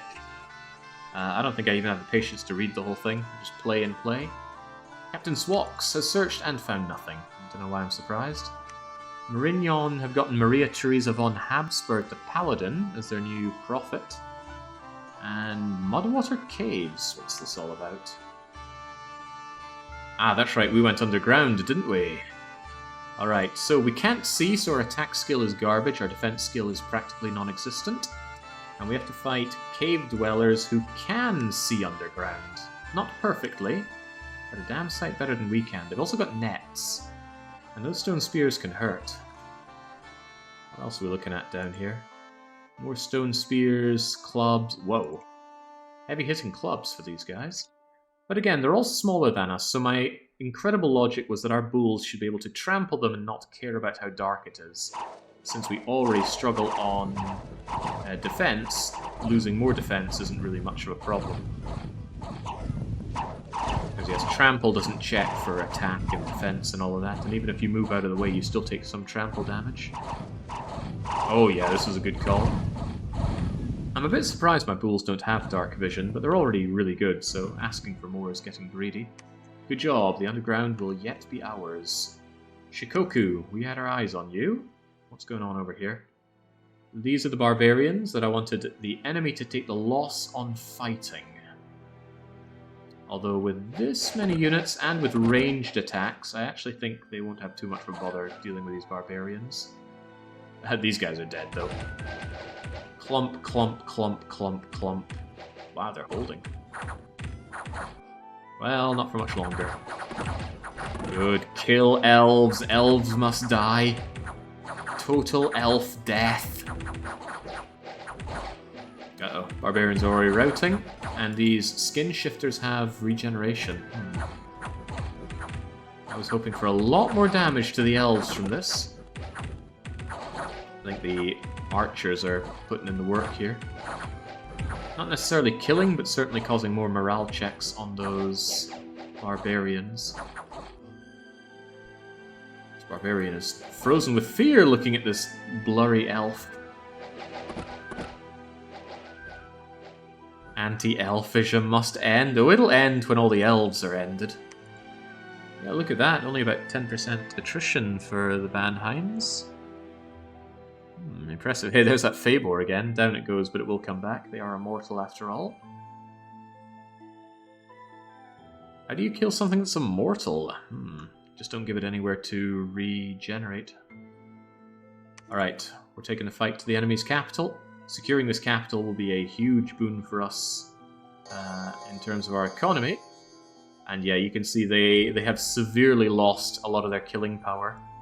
They have these sorry-looking, sleep-touching mind champions. They don't have any of their amazing holy warriors here, the ones with the meteoric glaives. Does this guy count? No, he's a leader. Sermon of Courage? You're gonna need that! You run with the bulls, my friend! Down you go. Nice counterattack, but I'm sure it'll be fine. Alright, if that's all their capital can offer in resistance, I think we're going to have this place crumbling. The walls are moderately damaged. Give it 2 turns and we'll have a breach. Brazil is fortified. Pilot Wings and Rio Grande are completed with proper castles. It's good. Not often I get a fairly uninterrupted opportunity to build up this much. Don't like the idea that Vanheim are going to go for Sao Paulo. That is actually a good reason to break the siege, take Sao Paulo, and then move back to Narognes. However, what's more likely is they take it, and then when I notice that they're bumping heads with Marignan, then I strike. I push them across the lake, I secure Seto inland, and depending on how good they fight back, we push all the way to Vanheim. Looking at it, it's only 2 provinces to Vanheim. For them, it's only 2 provinces to my capital, of course. Still a bit worried about those big, chunky elves. They are a fairly strong counter to me because I can't trample them due to their largeness on their sacreds. I can trample their little guys, but... yeah. Anyway, Princess Daisy, Midgara, skip preaching. I actually intend on Dom killing Narognes, but the AI is really good at cranking out bajillions of priests, so it might not work. Yeah, you can also soul slay an immortal. They'll never come back from a soul slaying. Mario... you know how to preach, so get preaching. L'Ursulante and Mos Moris. Keep the siege going. Who are the heroes of the realm currently? Where do you see heroes? Hall of Fame. Wilhelm. He's dead, but he was a grand hero with 19 kills to his name for Marignan. But Mos Moris is the highest kill count of any living hero. Nice. L'Ursulante not far behind. Griff, Randy Random, Guntar, Gibber, Mario. Midgareth right at the bottom. You gotta kill a hero to make a new hero. Alright, there's Hinamizawa. Let's see, light infantries, shade beasts, swamp beasts. Do we have like a throne of the moon? Because that sounds like that. That's not the throne, that's the throne. We already know about Throne of Misfortune. Looks like a level 2 throne, so I'm guessing Throne of the Earth, but I don't know.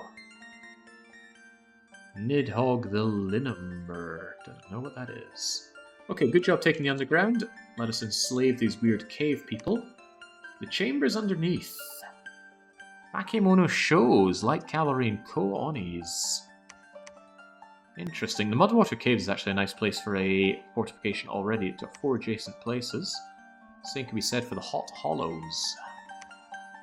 Oh, but much more can be said for the Hidden Realm. 1, 2, 3, 4, 5 adjacencies. There's a way to clamber out of the tunnels here into Clock Tower. Hey! We could flank Vanheim out of here. I don't know who has Clock Tower, but that's pretty cool. Lieutenant Surge, continue building up temples, please. Money situation's looking so much better than it was. Go and search the Toxic Refinery.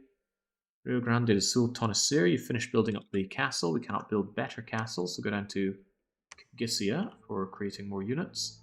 Gonna make one more round of Halberd Priests because they're just so damn good. Get over there and stealthily preach. Pilot Wings Resort can start cranking out my low-level researchers. My Dominion is spread here, so it's going to start building up magic. And magic will make it better for researching. Regulus Praetus, you've done your building work. I don't need you here anymore. I want to see what's going on around Clock Tower, please. Lursalant, get researching. However, I also want somebody over here. I want to build up Brazil and even the Netherlands in 10 years. I'll get people over there to build up laboratories to crank out more mages. Without much to do, Laharl, what do you do? You're just a scout, nothing too special. I'd like to get to Loch Ness, but I'm not really able to get there, and that's worrying because the lizard people can. But they might be a little bit too busy by being oppressed by Marignon to consider me. Do I have any good way of crossing water? Good things can I even create? Probably nothing good, because I've not really done any conjuration. I certainly want conjuration after we have our enchantment.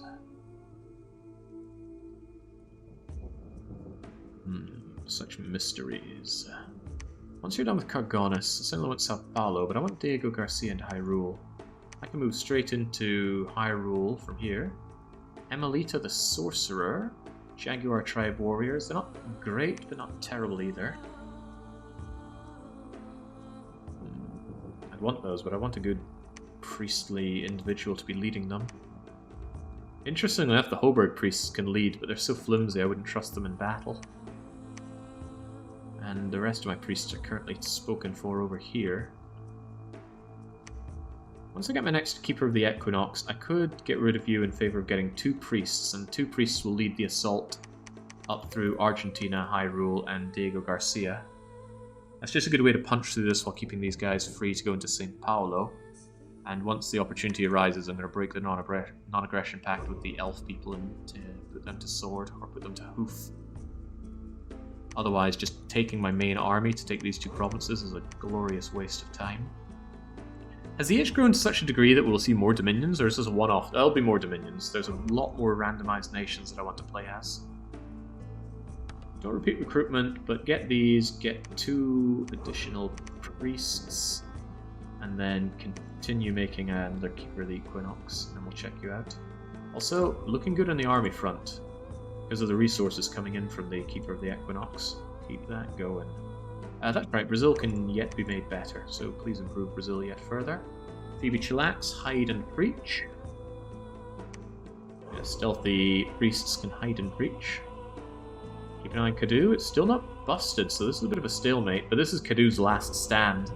If Kadu die here, Kadu are gone for good. And they're probably going to be Dom killed regardless, so bye-bye Kadu. It was kind of sad, never got to cross swords with you. Did I decide on something to do down here? I want the Hidden Realm. I'll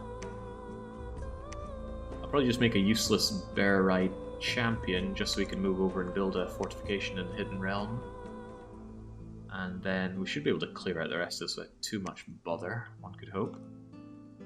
Jeez, bloodstains. I think I don't need as many spies as I'm making these days. But I want to know what happens around Vanheim, so head over there please.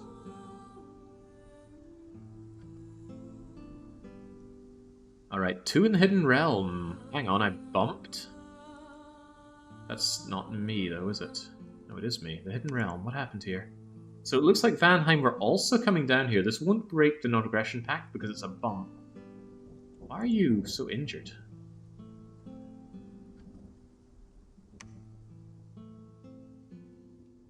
Why didn't they restore hit points? I bet they had something like a disease, and disease cured between turns, but they didn't get their health back. We got a demon priest down here. Cool if I could recruit you myself. Very large mushroom, you say? Okay, so these tiny little Ko-Oni club-bearing naked freaks, they get stomped real easy by us. Nice as a game to throw all these small enemies for my big tramplers to deal with. I swear it's not on purpose. We've still lost some, including a Vindicator, which means we might lose this bump with Vanheim, depending on how much they dedicated to the underground. Well, they are people that we can step on, but see those big old great swords? Those are a great big counter to us. They're not all great swording, though. Those spears are far less threatening to my protection. So it's 2 people in complete darkness, fumbling around to kill each other. They can't see underground, and neither can we. They go berserk as well, that's interesting. Also, we're still injured from the last fight. That's a bit unfair. Well, not unfair. I think they've got this. I don't have the numbers or the bless. And that's a shame, because I'll lose the underground for this. Come on, you trampling buggers. I think that werewolf's a bit too big for us. Yeah, he's size 4, so I can't step on the werewolf. Can't step on you either. You're a larger fellow. It's hilarious that taking larger stops them being able to use their boats. I am grateful. I think you just routed. Yeah, morale shook, but you're surrounded and dead. Alright, good. A little tight, a little too Pyrrhic for my liking. Vanheim are routed. That is a good reason for me to just stop here and set up my fort so that they don't continue moving in yet further. However, they won't come in here directly due to the non-aggression pact, so I could go over and very greedily take the Cavern and Tog as well. They don't have a way through without going through my hidden realm. Tell you what then, Flon, my beloved, you go and build the fort. Flame Turtle, even though your army is absolutely knackered, go and take the Cavern of Tog, just so that Vanheim cannot have it, and then secure this. This is all there is in the underground. These are just parallel worlds. You'd need a backwards long jump a long way to get over there. What else happened this turn? Liberia. Unrest and Dominion down. Superstitious Liberians. Kai Leng was discovered and attacked in Shikoku. Oh no! I don't think he was even doing anything too specific there. He was just watching the... Oh lord! Right, Vanheim are quite serious about shoring up their defenses against my border. Are you running? Clever. You might actually escape alive. Hey! Good job, Kai Leng. I didn't even give him the order to retreat, but he knew to do so. Walls are severely damaged in the capital, and Flame Turtle is now a hero for what they did underground. And they've got heroic attack skill. Well, might work in this darkness. Hiling smelt the shredded wheats in the distance, and off he went. Right, Netherlands in 10 years will have its palisades in 3 turns. Lieutenant Surge already has the temple up. I'm tempted to have Lieutenant Surge just breach right here. Seems like almost a waste of his prowess. Do I have any indie priests? I do, but there are no resources in Argentina. They're being sucked dry by Cragfield and Rio Grande. And Brazil. That's strange. I always thought there was at least one resource to build commanders with, but I guess I'm wrong. Could get some more of these priests, and I do like these priests, so I'm going to crank out a fair few of them whilst the going is good, please. Brickbeard, go and construct a laboratory. Okay, maybe just 2. I really need to get my research going good and proper. We're making them, we're making them, we're making them, we're making them. This should really boost up our research. 191 is a little too sad for turn 26. Could do with my god coming back, by the way. Let's get our midgets preaching the enemy enemy dominion away. Still keeping our eyes on Kadu. They continue to hold out. That's good. Anything that slows down my enemy somewhat speeds me up. Go site searching over in Toxin Refinery. It hasn't been searched yet, I think. Nope, not at all. Minette in Rio Grande do Sul. Blade Wolf, Rio Grande do Sul. Where do we put you? Also, why is Cyril's just hiding and waiting here now? I don't really need that. You are my spy scout. Go and have a spying over there. Maybe you can tell what's going on behind the gates. Probably not, right? Don't terribly have a use for you. And earlier I was begging for more and more spies, huh? Yeah.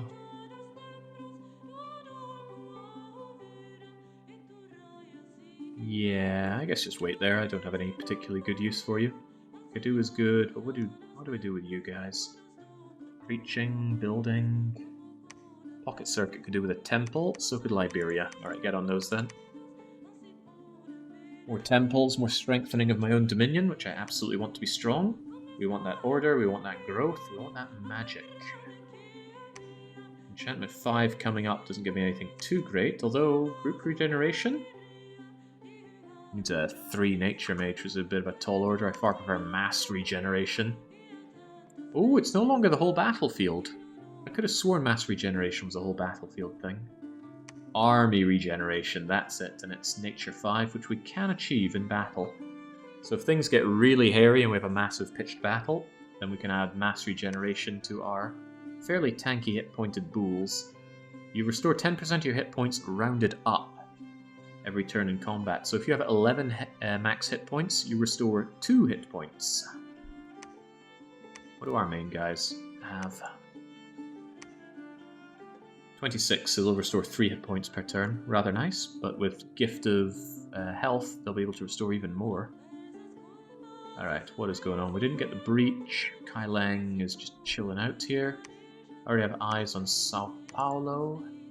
I feel like I lack information around Canada, so head on over there, please. Not breached yet, not getting through yet.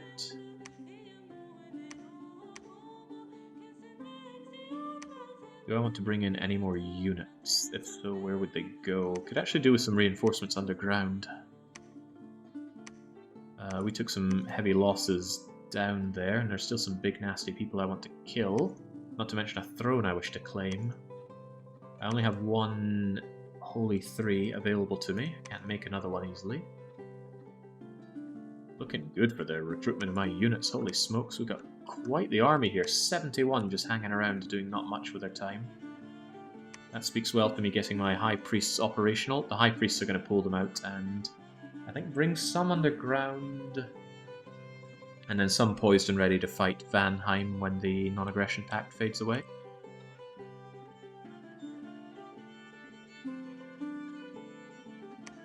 And once again, there were no magical sites. I spent all this time and I found 1 Earth Gem generation, not even using gems much. Looks like I got beaten to the punch on Sao Paulo. Vanheim are moving in. There's no way they lose here.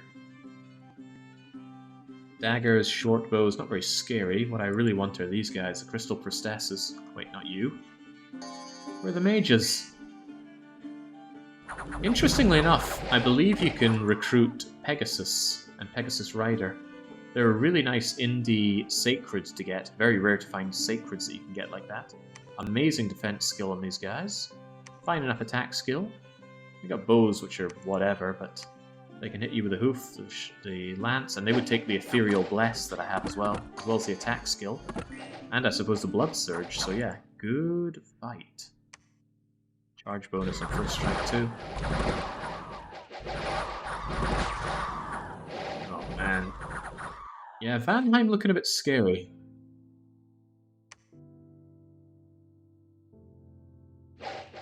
move in and take this province without too much bother. These guys are too big to trample, but their protection is quite low, and my halberd's quite killy, so as long as we can land a hit... just gotta land a hit, guys. Oh, wow, obliterated. That was the darkness doing the work right there. They had attack skill and some defense. We did not. We just got pasted. By Indies as well. Scary thought. We lost our elite lord down there as well. What was the name of you? Everybody died. The one retreater still failed to make it through. Who has let us down there?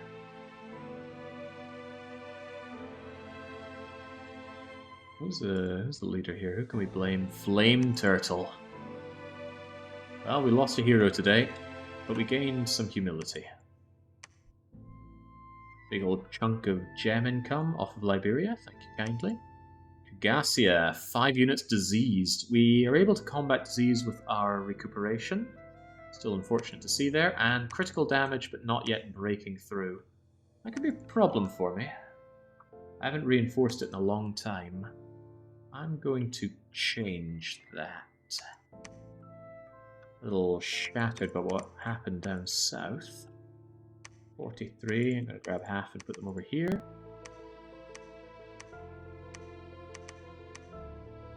Half and half, grab some Thanes as well.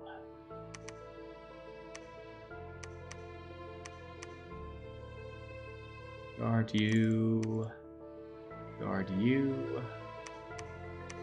Well, no, we want Thanes to die in the front lines, don't we? Not the guarding. Where are the guys with the good spiky sticks there?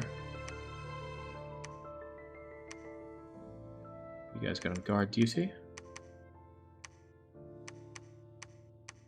You guys get on guard duty? The rest of you just do whatever, just cast spells, get them all blessed while you're there.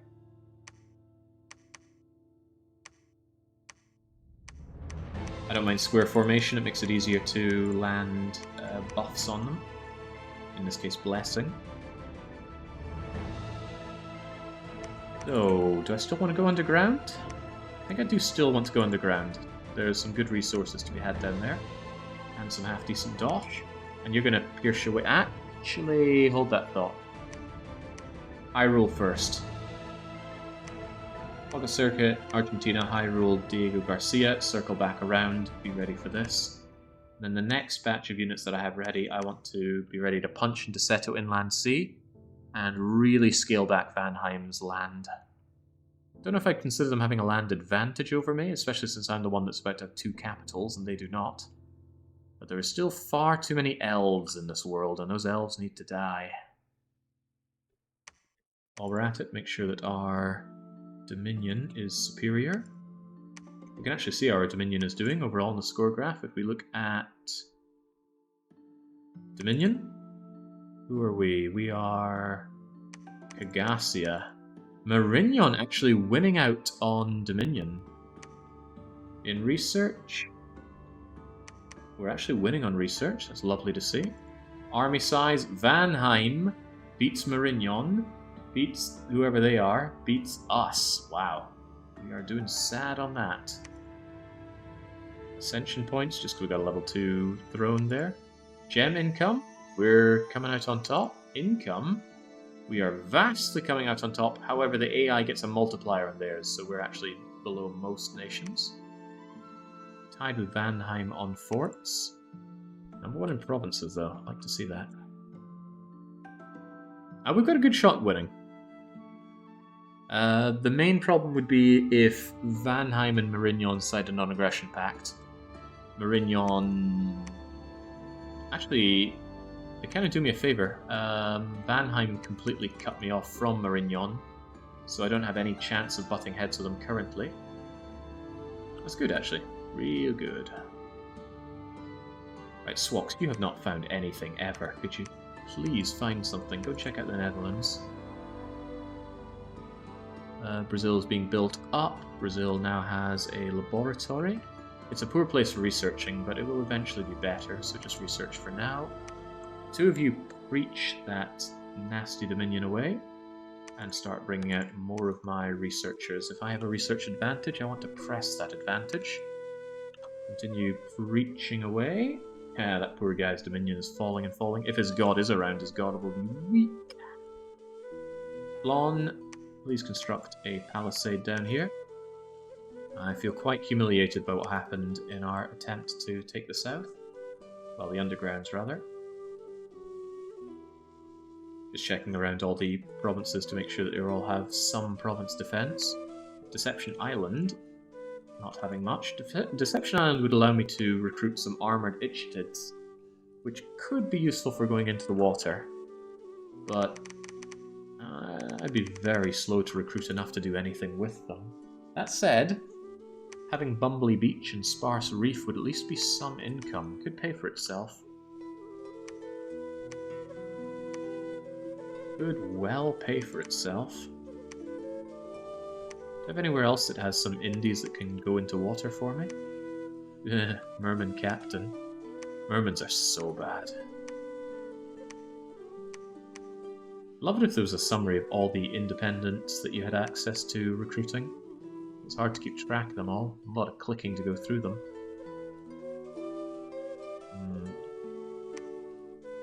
Without a water mage, it's hard to have a competitive underwater force with what little I have. We might luck out and find a hydromancer, but that's asking a lot. And I have a random roll on water somewhere, I think. I thought wrong. I get no random roll water. So the question is, do I actually invest in getting these guys? Could I invest in some mercenaries instead? Marignon has hired the Strosma's Freaks.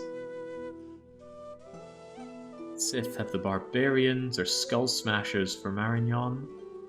The City Guard. 100 militia.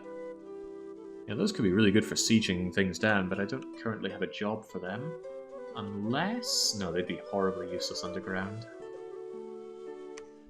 I struggle to see a good use for them.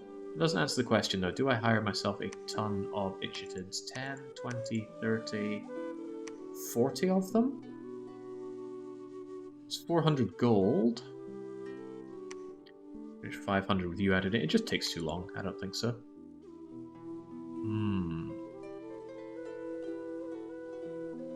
Going into the lakes would give you a chance to break into water. I'd need a laboratory underwater to recruit any of the things underground, under the water, which means getting a mage down there in the first place. And I don't have ways of creating water breathing. I can't make barrel of air because I don't have air gems or an air mage. I can't think of other ways underground outside of using undeads. And I'm a long way from getting some good undead summons. Am I really that far away? Yeah, because I'm working on enchantment. With conjuration, I could use Gondi, and then he could get me something nice. Twice spawning, you say? I don't think so. What's a Revenant Commander?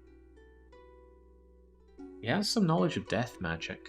I'm going to look him up a bit. Come to me, Dom 6 Modern Spectre. Tell me about the Revenant. The Revenant is a undead, inanimate leader with only one death. You can go underwater, and you could build a fort. Not a fort. You could build a laboratory underwater, but outside of that, you just seem like a waste of everybody's time. Get away. Alright, I'll leave them there for now. They're hardly a huge part of it. It's just a nice little addition to my strength if I can grab it. Bumbly Beach and Sparse Reef. I want a lab over here. I think I brought you over here specifically to build a laboratory.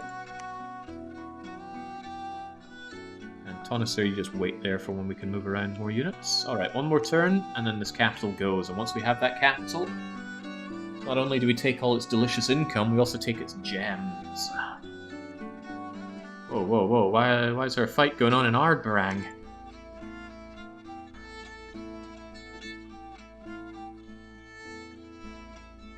Well, I'm glad to see this guy running away, but why were you there in the first place?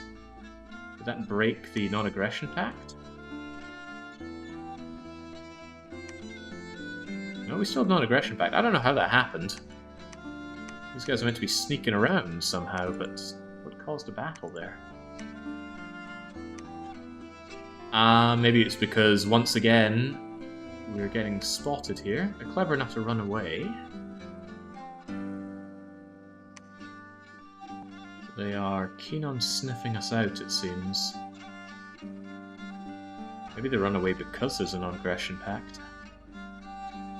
Sneaking around in a plain open field, very smart. Well, if you want to hide a tree, stick it in the forest. Come on, I want to know more about the lands to the north of Canada, so tell me about them. Otherwise, Brazil's castle is completed. So Brazil just keep coughing out these guys. Our dominion is spreading there, so we've gotten rid of the negative magic. Now we're trying to add magic skills there, so our research is better. Beyond that, we have a breach, and this time we won't forget about it. Mosmoris, L'Ursulant, and Mario. Maybe not Mario. These two should be fine. I want Mario with the other priests to keep preaching. Because look at that, he's almost lost all of his capital dominion. That is very sad. Seeing Sao Paulo there is also sad. Can't wait to kick this guy's arse. But keeping that non-aggression pact has been very good for allowing me to focus down these lithoid creatures, all the while making some actual income. Looking forward to turning everything around on you. I just had a consideration. Earthblood Deepwell. What is Earthblood Deepwell? Is that an enchantment? It's level 7 enchantment and a bit beyond me currently, but there's also Riches from Beneath, level 5. Resources, income from mines. It's pretty good. We're working our way towards enchantment 6. Could I reasonably get Riches from Beneath down? Level 5. We already rolled level 4 on you. That tells me a few things. The first thing it tells me is I want to... Hey, Ned Nickerson! He can make the extra arm! Excellent! If only I had the research for it. Gypsy Moth. In preparation for the future, please forge me a Dwarven Hammer. Dwarven Hammers reduce the cost of all future forging. Heavens knows how much of that we want to do down the line. But with that, I can get you some Earth Boots and boost up to level 5, and then I can do Riches from Beneath. That should give a nice big surge to our treasury. Sanctuary's not been taken, and it only has Barbarians and Heavy Infantry. Bizarre that Scythia haven't taken it, but maybe it had a lot more Barbarians before, and they failed to take it. Also, Wasteland. Wasteland's looking a little different in Dom 6 than Dom 5. Manette has erected the temple that I wanted. Let's keep going with the temples. Get one over in Mudskipper. Silver Surfer, Kirby, take Hyrule. Liberia's got its temple. I'm going to risk putting one in the maze, in the hopes that Vanheim will be pushed back by me rather than pushing into the maze. Captain Swox, please search and find something. Uela, please research. We've got Magic 2 here. That's great. On top of that, the fort isn't here yet, so I can't actually recruit my mages, but we will. And Laharl, you don't really have anything to do, just wait around in Brazil. Your very own netherworld. So we can see the border between Vanheim and Marignan. Where's Marignan's capital? It's here.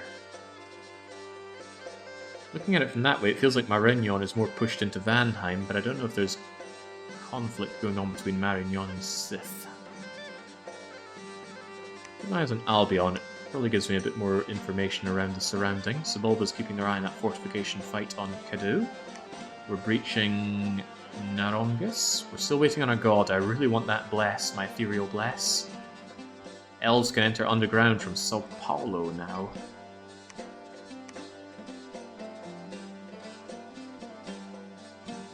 Ah. Excellent point. And a problem.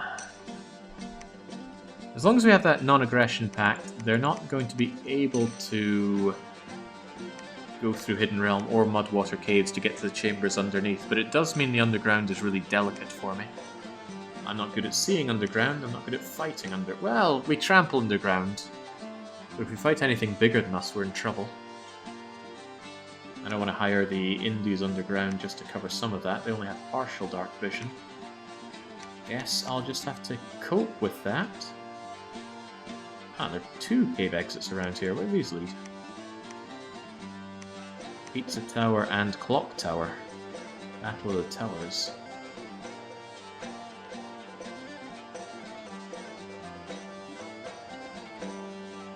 Alright, onwards with the enchantments, and we'll get 6 for that Earth Blessing that I'd quite like. Captain Swok has once again found absolutely nothing. Norognis has something to say. Kahudun, the Shambler Chief, will be our new prophet. They are struggling on units if they're making a Shambler Chief their prophet. That's a good sign for me. Let's see how that battle went. This is their main home. Their forces have been massively reduced due to my attacks earlier. Really, they did suicide by Bull. They were the ones that attacked me. Interesting that they have units on the ramparts that don't actually have a projectile. They have Hypnotize. But no real projectile. And once again, they got archers in the front. We're going to stomp these guys. Why the archers aren't on the walls, I won't understand.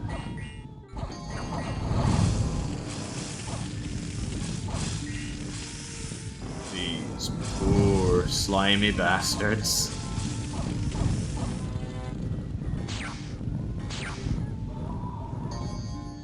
What do we have here? Barbarossa the War Master. Nice paths on you. Overall, nice unit. Ethereal as well, but I think you self-cast that. Doesn't matter though, ethereal or not, we will pierce through eventually. 3 out of every 4 attacks are... Whoa! Death Explosion! Cool.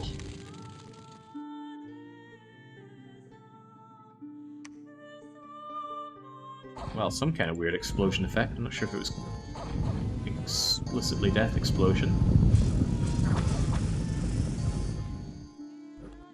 This guy seems keen on not dying for some reason. Ah, he's got Mist Form and Ethereal. Shouldn't be hard to kill him though. Eventually one of our hits will pop through. Mist Form is really good, reduces incoming damage down a lot, but you can eventually pop the thing. Yeah, there we go. What was that big explosion though? Doesn't matter, the capital is ours, and that's a big one. Also, the Bronx is being attacked. I thought the AI would never have the gumption to do this, but now we can actually see what the Bronx is made of. I wouldn't attack this with a 50-foot barge pole. Terrifying. Look at that, these fire stakes have magical attacks, so you're not going to get around that with ethereal. Venomous fangs with strong poison, it's going to be a slow death. Speaking of poison, get even more death poison off these giant scorpion beasts. Loads of heavy militia, loads of light militia, those guys don't matter at all. Or the heavy militia could matter a bit. And then all commanded by the glorious Solar Serpent. Affliction resistant. Lapis Lazuli Stone. Really nice monster, essentially a pretender chassis. One of the crummy monster ones that I don't usually go for. Oh, they've also got Will-o'-the-Wisps to go and burn their own units with. As good as the elves may be, the elves are going to get roasted alive here. Roasted alive, man. Will-o'-the-Wisps are pretty cool. They die in pretty much one shot. But they're ethereal, so it's hard to get that shot off. All the while they burst with flame. Armor piercing 10 magical damage coming from up to 10 to a square. Yeah, these guys are so dead. I should look more into Will-o'-the-Wisp summons. Heavily countered by magical attacks, but that is not what they're having to deal with right now.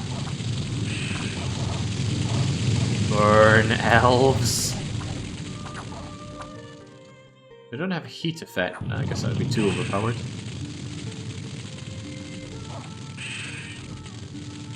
Yeah, Vanheim have learnt an important lesson here. And this is why I park spies on throne provinces. Throne provinces are generally more well defended than regular indie provinces. Does me a bit of a favour here, actually. Look at that. Some of his own units are catching fire. These horned serpents are not solar serpents. So they're actually catching fire due to the heat effect from the fire snakes. Some of the militia are doing so as well. Those militia cannot be happy serving this this solar beast. Alright, so total elf death 6 meager losses here. A single will-o'-the-wisp. Bearing in mind these guys have 3 hit points. I only lost 1 of them. And I think they lost it to friendly fire because the elves did not score a single kill. Tragic. I guess our light infantry threw a javelin that accidentally hit a will-o'-the-wisp. What about Cadu? Vanheim and Marignon are fighting each other. This is excellent news. This is going to make my ganking of... Oh, Christ! When you think it's the elves who are your concern, and then Marignon end up with a fairly nice large army. So Marignon were born of Eremor. Eremor fell into the dark side. They just... they got taken over by their necromancers. Necromancers just rose all the corpses and fought on with the undead. But Marignon countered the undead, broke off of Eremor, and just through sheer religious austerity carved their own path. So they have extremely high morale Knights of Chalice. And they also have Flagellants, which I'm not seeing around here. Strong Fire Nation, strong Priestly Nation. Of the Vanilla Nations, Marignon is one of my favourite to play because you get a strong bless on these Knights of the Chalice, and they just become your strategy. They're your everything. They're your front line, your flanking. But on that, what more do you really need? Yeah, so much lower, Chumro. Those garage-dwelling Swedish enthusiasts have been hard at work for decades by now on Dominions. Well, I'm always happy to see my enemies waste their resources on each other rather than on me. We already know that we stormed this losslessly. Mudskipper is giving us brigands and unrests, but the Netherlands are shoring up their defences. And that will allow me to now constantly crap out more recruitment, more mages, more research. Research going up over 300 a month. We're going to have enchantment 6 inside 4 turns. 3 if we crank out a lot more research. Is Lower Shield with Conquest of Elysium? I don't know, I'm not into Conquest of Elysium, not my kind of game. Baron of Hell, please continue improving this fortress. Captain Swox, you have done nothing but let me down. Your last assignment is to go over to Brazil, and if you continue to fail, I'm just done site searching with you, I think. Eh, that's not fair. Balaton probably has another site. Mammoth Forest, nice nature gems. I'll put those to use. Working our way up through Hyrule, but here's our prize. Narognes is now mine, and its dominion will soon go away. Get all these midgets preaching it. Lure Salon, I know you don't want to hang around much longer. I can't really attack into this because of the non-aggression pact, so I'll have to break that. Might be worth just breaking it immediately. There's not much more for me to concern myself with up here. We've already taken out our northern foe. Let's keep this well defended. You're going to take on Hyrule and Diego Garcia. And I think I can just push out São Paulo, Shikoku, get another army down in Seto Inland. How does one even break a non-aggression pact? War. No kidding. Schmugler. Diplomatic missive with Vanheim saying I declare war. Never done this before, never played around with the Dominion 6 diplomacy. But as I understand, non-aggression pact with this many turns notice before war can start, right? So I declare war, and then there's 3 turns before it starts. That's 3 turns where I actually need to get my army in place. You guys are fine going up here, that's 1 turn, 2 turn, 3 turn or so, and then you'll be ready to punch in through this. But I want to have Lure Salant just punch out with what he can currently. Which means I want a few more replacement units for you. I don't get your Sacreds over here, but I can throw in a few more champions for you. I'm not a biggest fan of having more of these mages up here because their research is severely gimped. Ah, you get indie priests. Interesting. I'll do them anyway because more is better. It's very, very important to have my own temple over here. Just completely purge the enemy's disgusting dominion. Ilo Wings defends us here. The army will defend in São Paulo. Rio Grande do Sul protected by a fort. I intend to have an army down here to deal with this. I just recruited another one of you. Hey, Death Earth. I have no idea what that's used for. I want to make sure that we still don't have horrible disease spreading around our elderly. I seem to be hanging on. We'll get Gift of Health up in no time. I've got that hammer ready, though. And Valis, I need to equip the hammer, and I want you to immediately forge me a Thistle Mace. That'll boost you up to Nature 5. Be prepared for the future. Gypsy Moth, get back to researching, unless there's something I want you to cast. Clockworks. No, we'll be dealing with Clockwork Hobergs down the line, but not just yet. Mud Skipper, get your temple up. I am concerned about the underground, but the underground is not an investment worth considering so hard. They did pop out. There they are.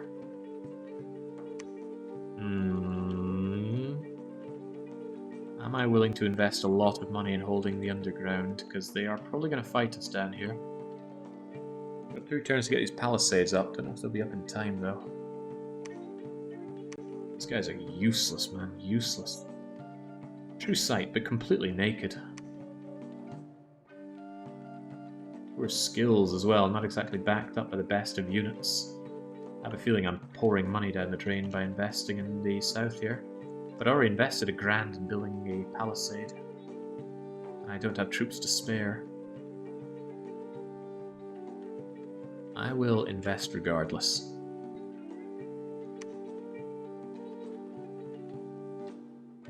Yeah, Mos Moris and Lur Salant hanging around with not much to do. Mario as well with the preaching. I guess I can just get all of you preaching. Cragfield could also aid with the adding of more units. So I think that's what I'll do. I'll move Mos Moris down to Cragfield so they can grab reinforcements to reinforce. Whilst everybody else up here has the ability to preach, and so shall. Lur Salant's an excellent preacher as a priest, but maybe not the best use of his time. He's doing it anyway. We get access to fire, air, and astral pearls. Not very useful for us, but they can always be melted down. You can alchemize gems into other gems. 2-to-1 to turn them into pearls, and then 2-to-1 to turn a pearl into anything else. So 4-to-1 to make, say, death gems into nature gems. Something to get around that, but not worth even caring about. So Mos Moris goes to Cragfield, pick up additional units. Get ready to slay those elves. I will not retract my declaration of war. Do I want to reinforce over here with more units? I think it's just a waste of money. They're not particularly good at defending, so I'm just counting on the fortifications to defend themselves. And everywhere seems defended enough. Maybe not the Mud Skipper puddles. Yeah, they're fine as they are. And I move you over to Mr. Maze to get another temple up, but I lack the money. Well then, Mood Skipper, give me back that money.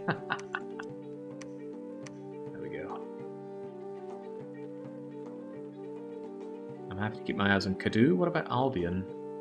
Quite well organized. They might try and root me out, but we know that Marignon and Valheim are at each other's throats.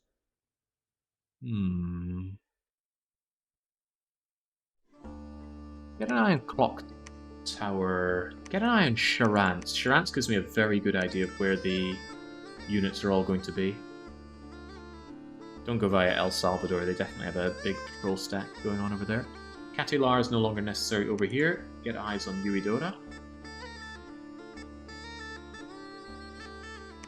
I don't want to claim Hyrule, so I'm not in a hurry to go and claim the Throne of Misfortune. That would just hurt me. Okay, that's fine.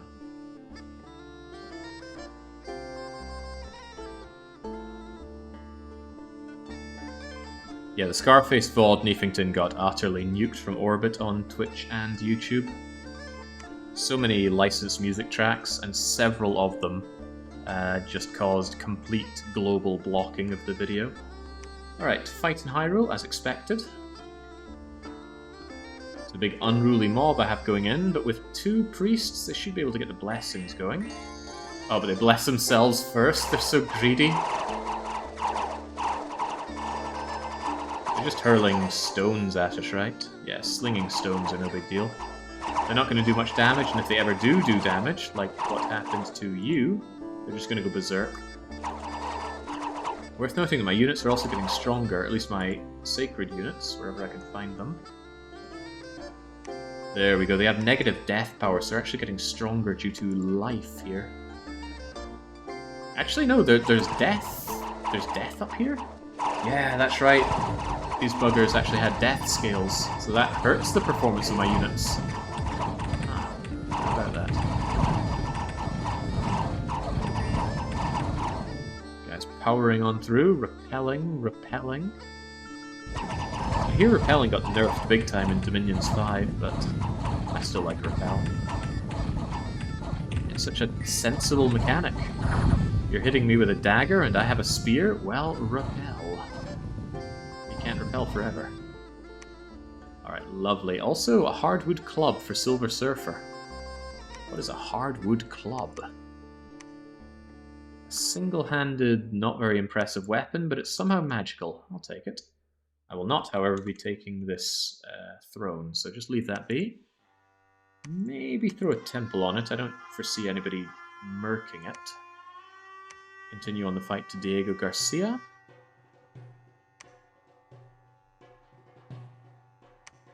And do we get information about the nap? Ah, there we go. This non-aggression pact is counting down and will soon end. I don't know if that's 3 turns counting this one or not, but I guess we'll find out soon enough. And we preached away his disgusting dominion here. That is good. Is it good enough for me to put down 2 temples here? I would say yes. Melodiana and Jasmine with love. Go and erect 2 additional temples. Continue preaching here, even so. Maybe Sen's Fortress could do with a bit of preaching love. It's well enough defended, because I do worry counterattacks from Great Bay Temple. Not willing to put a temple on there, though. Or am I? It is really well defended. Barbarians as well. I think we could put down a temple there, no bother. Yes, let's do it. Continue to preach. Continue to keep an eye on that fort. And Blade Wolf, I wanted a temple here. You already built it. Temple up Cornwall while you're at it. And Valleys, you have made the Thistle Mace. I shouldn't need another one, not anytime soon. Get back to researching, put this back in the locker in case you somehow die from a nasty event. Keep an eye on the elderly, they're doing okay.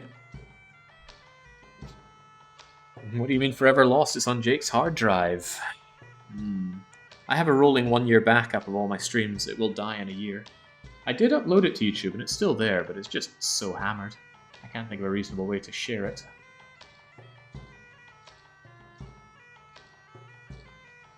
Well, be live or be not at all. Unsure if I want to temple up unseen in Constantinople. The lizard people could just easily swim across. They're not, but they could. I reckon they're just too bogged down with fights against either the Sanctuary. No, we have an eye on that, but probably Marignon. To the south and to the north. Funny the way that works. Right, Captain Swaps, please, for the love of God, find a... find anything. My magic paths are so spread out it makes site searching rather uncomfortable. I guess we have to make do with the minute amount of gems that we have.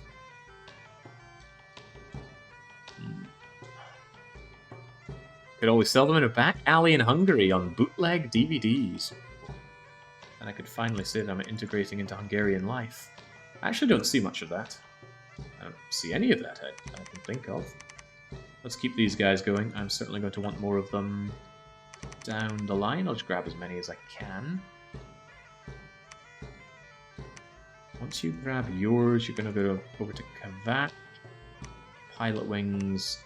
Shouldn't I just go straight for Vanheim? If I go for his throat, I certainly stop him recruiting his horrible Vanheim sacreds. But he will take every resource he has to lift that siege. The AI is very autistic when it comes to sieges. But I do need to do something about him. He's too powerful, he's too big. Got all of this land, he's got fortifications up the wazoo, he's got a full-on citadel and clock tower. And he has the advantage underground now, I do not. I'm not very good at sieging, though. That remains a problem for me. I don't know what I'll do about that. Tricky, tricky. Also, Minette. Minette lacks things to do. There's still preaching work to be done up north, so go and help out in the likes of Hyrule. Mos Maurice, you already grabbed the army, so just wait there for now. Alright, we're fine as we are. When I was in Georgia, the markets would often have people selling wine in repurposed Coke bottles. Anything like that in Hungary? Oh, yeah. Down at the market every weekend. I had a hard time for a long time figuring out if they were selling oil or wine. Because they were just in big plastic, like you say, glorified Coke bottles. They do go to the extent of slightly relabeling them. But again, I couldn't tell if it was oil or wine until I eventually read the notice that said wine sale every weekend. But I don't have the guts to go and buy one of those bottles of wine. Because generally speaking, I don't like wine. Finally. Alright, so a messenger's arrived from Vanheim. Let the war begin! That didn't take long. Captain Swox. Found yet again nothing, right? You're just banished to Brazil, Swox. But just in time for the war, the real decoy, God of Kagasia, patron of human sacrifice, king of the sacred eye, sovereign of sin, has broken free. The real decoy was imprisoned so we could squeeze more points and bless out of him, but now he's back. Diego Garcia Island. Oh, of course we were sending up our unruly mob up there. Squish. Love to see it. Right, Dominion change in Liberia. Come on, Liberia's just given me nothing but problems since I took it. Now I've just lost the Dominion there entirely. Grumble, grumble. Lake Hilliard, Dominion down. God, it's not like I have bad fortune scales, but I'm certainly getting bad luck. Punched a hole clean in my Dominion. I don't like seeing that. Okay, so let the war begin, they say. Does that mean Nap is over? But it still says Nap 2. If you say let the war begin, then couldn't I just go and attack you? I don't know how that works. But the fact that the Nap hasn't counted down is concerning me.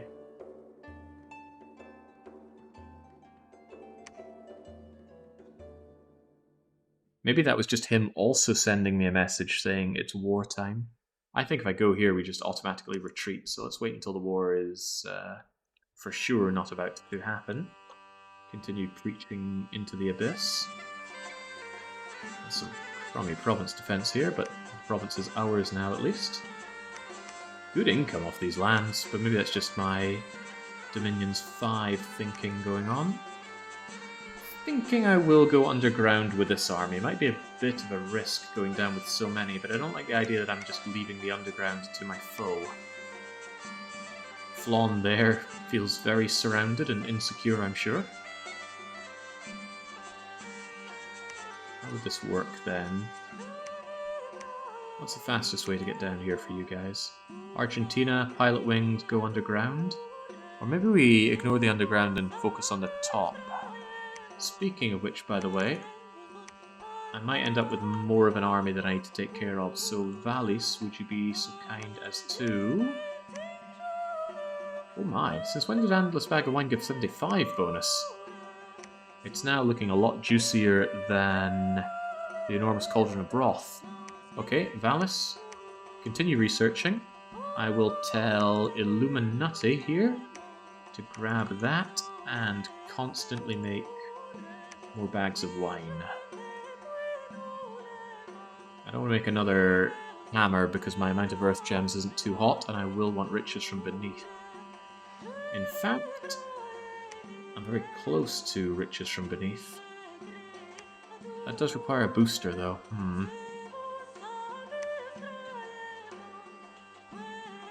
But I have a lot of things that require nature gems. Troubling. Alright, you know what? I don't need that endless bag of wine just yet. Gypsy Moth, take the hammer and forge yourself some boosters. I need the Earth Boots for Earth Magic +1, so I can get riches from beneath. There's my real decoy. He's got the fire, he's got the air, he's got the water access I was looking for. And I have water gems. Interesting. You could also put down the Eyes of God, couldn't you? I could see all provinces in the world. If someone snips that, they could blind you, which could be bad. Also, Inspiring Researcher boosts all the research here in my home province. That is wonderful. Also, lots of different things to forge. Alright, we have things that we can do with you, but for now, just research. I like it. Why are you hanging around the Obra Dinn? Also, that weird temple they have here. Good to see that Sith actually have some land here. I was worried they were just hemmed into the corner.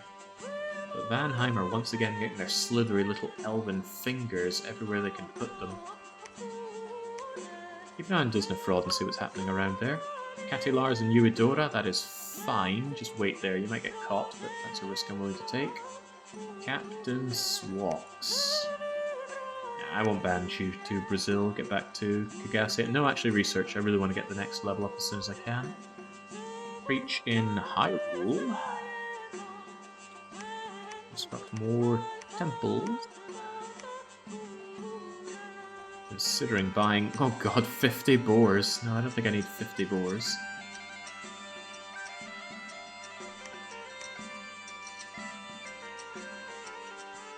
Get away from Saint Mystery. If it's reinforced with a fort, they're more likely to patrol you down, I reckon.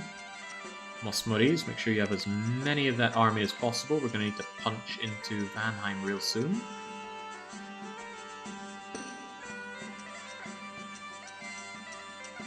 Okay, I'm alright with this.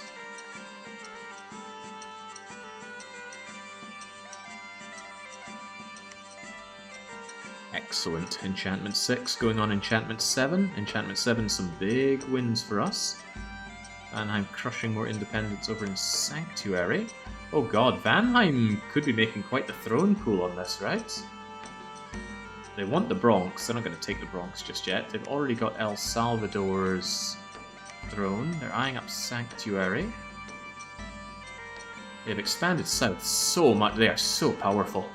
All the land they control.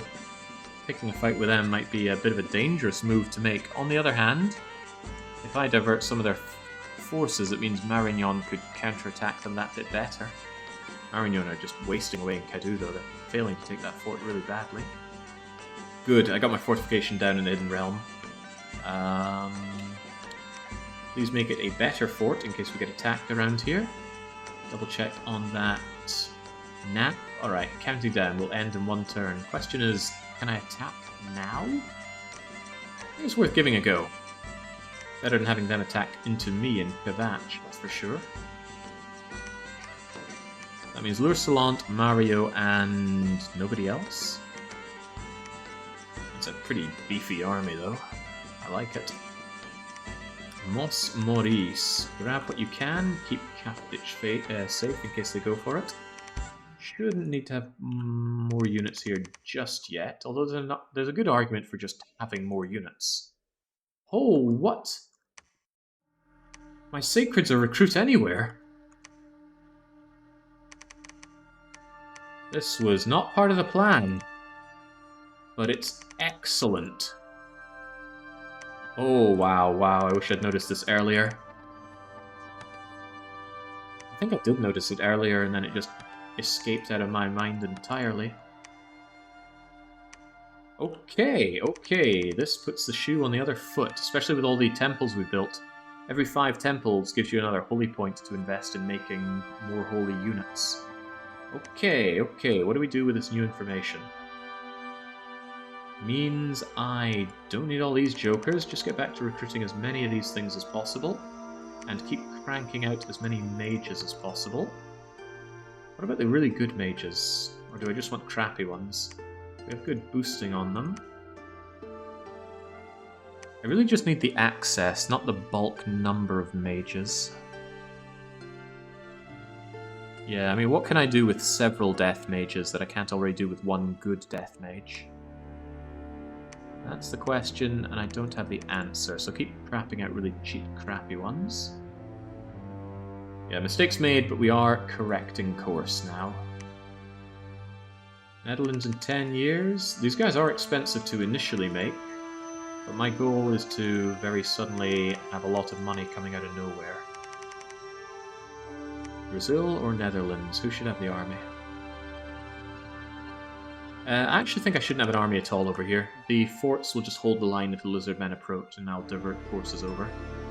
Just front-loading my army so I can move them forward faster is the better idea. But that means I need leaders to move them around. Which means not recruiting you, but instead recruiting Spearmasters? Inspirational +2, +2 on leadership? Hell yeah, I want you. Recruitment cost 2? I don't care, get me those guys. And meanwhile, breach the enemy dominion away, which is a far nicer way to say that than I could. And we've got too much preaching going on in the enemy's ex-capital now. So instead, spread your preaching powers out here. Midgaris, why do you have these? You don't need Thanes anymore. Keep the Thanes for the flanking maneuver, where we hope that they die. Well, I don't hope that they die, but, you know, they're kind of expensive. About twice the price of these superior sacred units, and now that I've learned I can have sacred units anywhere, things look a lot better. With our death mages, do we consider taking out the lakes? Still don't really have a way into the lakes, however, what I'm thinking is when I get Conjuration, I can take the real decoy and I could summon the trolls, the water trolls. They will both give me water gem income and a troll army to take the waters with. They're expensive, but they will eventually attrition and die as I take the waters, and I do plan on taking the waters. This guy right here, without his sacreds, and without the income from his old capital, I really don't think he can muster much of a threat against me. Of course, that requires me beating enchantment 7, then conjurating up to Seeking Court at 6. Was it always 4 water? That's okay, I can still make a water booster. All I need is the water gem, and you should be able to do that no bother. It's going to be past the parcel with this dwarven hammer, though, isn't it? Gondi, you're essentially my main man for these things. You put on the fancy boots. Gypsy Moth, hand that over to the real decoy. Real decoy, forge us that. Where is it? And don't tell me it got moved to construction 7. I don't want to hear that. Ah. Okay, what about the water booster that you wear? Robe of the Sea. There we go. Water breathing as well. Nice. Expensive. But I will take it just for the boosting there. Then Real Decoy will have, well, some armor to wear, which is in a way very good. But more than anything, boosted up to Water 4 to get me the Sea Troll's Core. Now, how about those riches from beneath, huh? I could get it right now if I liquidate some gems. I have no use for fire gems, so 4-to-1ing them over to Earth for riches for beneath is tantalizing. Resources up, but the province income up is really nice. That's a 20% boost to all income on anywhere that has Dominion 5. That is good. It's no Earthblood Deep Well, but we're a bit away from that. I think we'll do it. We'll do it right now. So Gondi, I want you to alchemize some Earth Gems. How much was needed for this again? Riches from beneath is 70. It's nay cheap. But goodbye fire gems. We knew you well, but not well enough. That's not enough. I'm not using glamour whatsoever, so goodbye glamour gems. Perfect. 70. This could be dispelled by another enemy, and sometimes they're real assholes and do that, but let's just hope they don't. I also really need you not to die now. The one who casts the global, if they die, you lose the global. And this guy doesn't have anything other than robes on him. Good hit points, but old and crumbly. I want Gift of Health up soon. That's why we store our nature gems. Okay, that is great. Gypsy Moth, get back to researching. Baron of Hell. I thought I was improving this building. Disnefroid. Wait, keep an eye on the situation here. Very interested in what happens between you and Sanctuary. There's no way Sith is going to be satisfied with Vanheim being on their cap circle. That said, they've been a bit lackadaisical about securing their cap circle. Jasmine, Narita Airport. I need more preaching done around here. Melodiana, very fitting for you to do preaching. Go along, and I'll have you follow behind the army like a wake so that you can continue to preach the enemy's dominion away, because the dominion of Vanheim is surely quite terrifying. Although mine should be strong.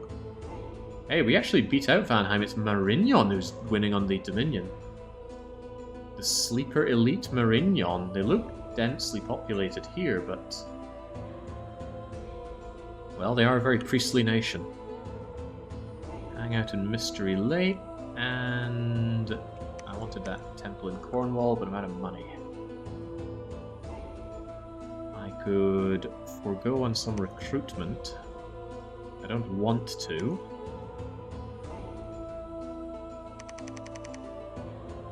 I can reinforce more with those later. Right now I want to ensure that I'm very safely enjoying my own dominion. And now that we get the riches from beneath up, our dominion is that bit stronger. Rio Grande do Sul, for example, 20% more gold out of this place is no small deal. Holy smokes, that is a good province. I'm not willing to let the words Brazil is good exit from my mouth, but that is respectable income. It's more about Kagasia. Oh, when I get Mother Oak down here, that's going to be something good. Alright, keep it moving. You are in violation of diplomatic agreements. Oh. Huh. I guess we don't attack this turn. But we do still get Mos Moris over to Kavach. Because I want to move in... I just want to make sure they don't move down to Kavach, because sometimes you move into attack, they move away, and then you miss each other. Then I lose Kavach, I don't really engage the enemy, and that becomes a horrible chase through these unfortified yet templed areas, which would be no good. Alright, just chill out and preach for a little bit then. Nice of the game to tell me that, though. Greatly appreciated.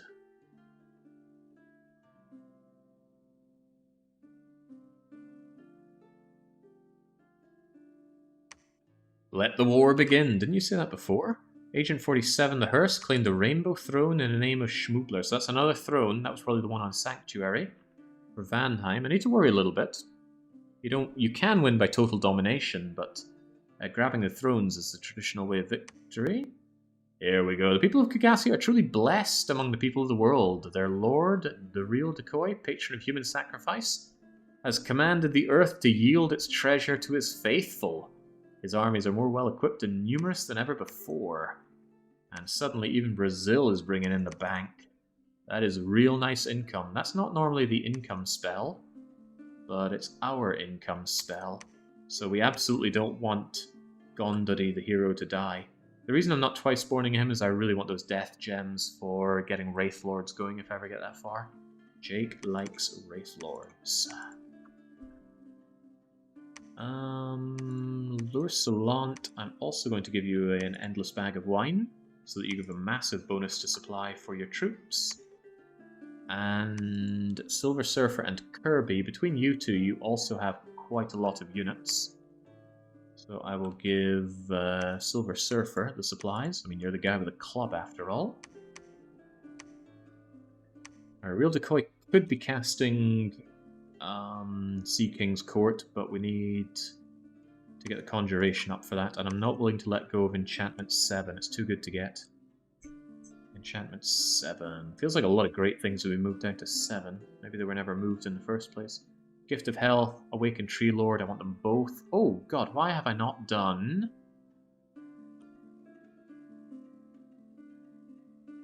where is it? Maybe it's not Enchantment, is it Alteration? Mother Oak. We've gotten Mother Oak. It's only Alteration 5. I can get it later, but I really want Mother Oak, the 10 nature gems. Not to mention the growth boost.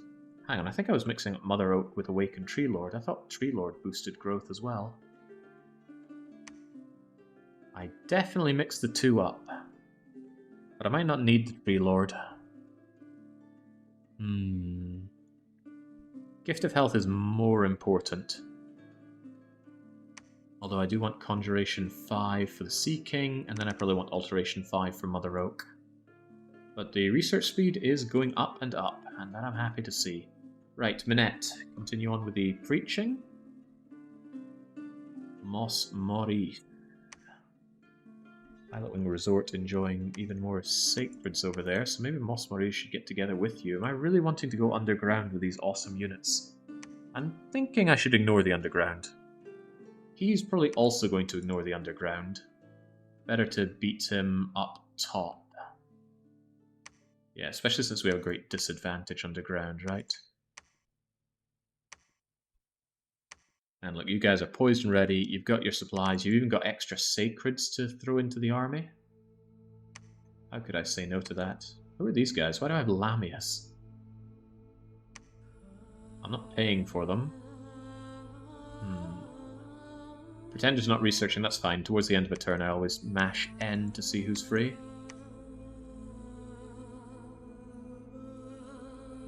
Mos Morith's go and join the attack. So how are we going to do that? San Paulo, Shikoku, Cerulean, Charance, Vanheim. I don't mind if he counter-raids any of this. The point is to swoop down on his capital. Stop him making his awesome elites. Did I completely forget to maneuver my army into the south to prevent his counterattack here? Yes, I did. Did I make anybody to get people over there? No, I did not. Could send my god, the real decoy, in. I have given him some protection. Protection on body 3. Okay, maybe not. Huh, that's a mistake. I've even got all these units, but no good commanders for them. None of these guys are sacred. Dear so, you guys are just going to have to take the armies and move them over there. Blue Moon Canyon. Who's got the better province defense? Blue Moon Canyon by a country mile. Gonna support Blue Moon Canyon. Gonna move Deerso and Darken over here. And then, rather than have you, let's get someone who can map move 18 in one turn. Elite Lord can do 18. Might have to go the double priest route again. Alright, yeah, 2 priests jump over here. They join the Seto Inland Sea. The 2 priests take over the command, and then we move out from there. That was a complete mistake. I forgot entirely about maneuvering my units down to Seto Inland Sea, despite talking about that plenty of times earlier. Get on with the research, Gondi. There's not much else for you to do. I know that Twiceborn looks good, but I think we'll be able to gift of health before you're a big deal. And the real decoy, continue researching until I can get Sea King's Court out of you. Jasmine with love. Dominion could be better. Please preach with your friend Melodiana. Raptors, keep an eye on that. Pie. I just made you. Why did I make you again? Because you're an awesome leader, that's why. A really awesome leader. Kinda wish you were the prophet and not Lure Salant. You'll be the backup if Lure Salant ever dies then. Take a few of them as commanders. Worth noting that you are not a priest. Yeah, just go and gather up an army. You'll be the reinforcements down the line. For now, you wait. Why were you here? I think I put you here to preach the nasty enemy dominion away. I got more money though now. Let's slam down more of those temples. I already got the temple down here. Blade Wolf doesn't need to do more than that. Am I willing to put more temples down here? Yeah, I could temple Blue Moon Canyon with relative impunity. Could actually do some site searching with my god, or my pretender, soon to be god. But my thinking is, he's really good at researching, and he makes everybody else better at researching, so let's have a focus on that so I can even faster make my way over to Enchantment 7, slam down those globals, and then switch gears. I'm more focused on magic than I thought I'd be, although I'm not using low-level magic. We are certainly investing in high-level magic to make a big difference to our killing power. Increase our killing power, eh? Why do I have you in Clock Tower again? Get your eyes on Charance, it's a little too dangerous over there.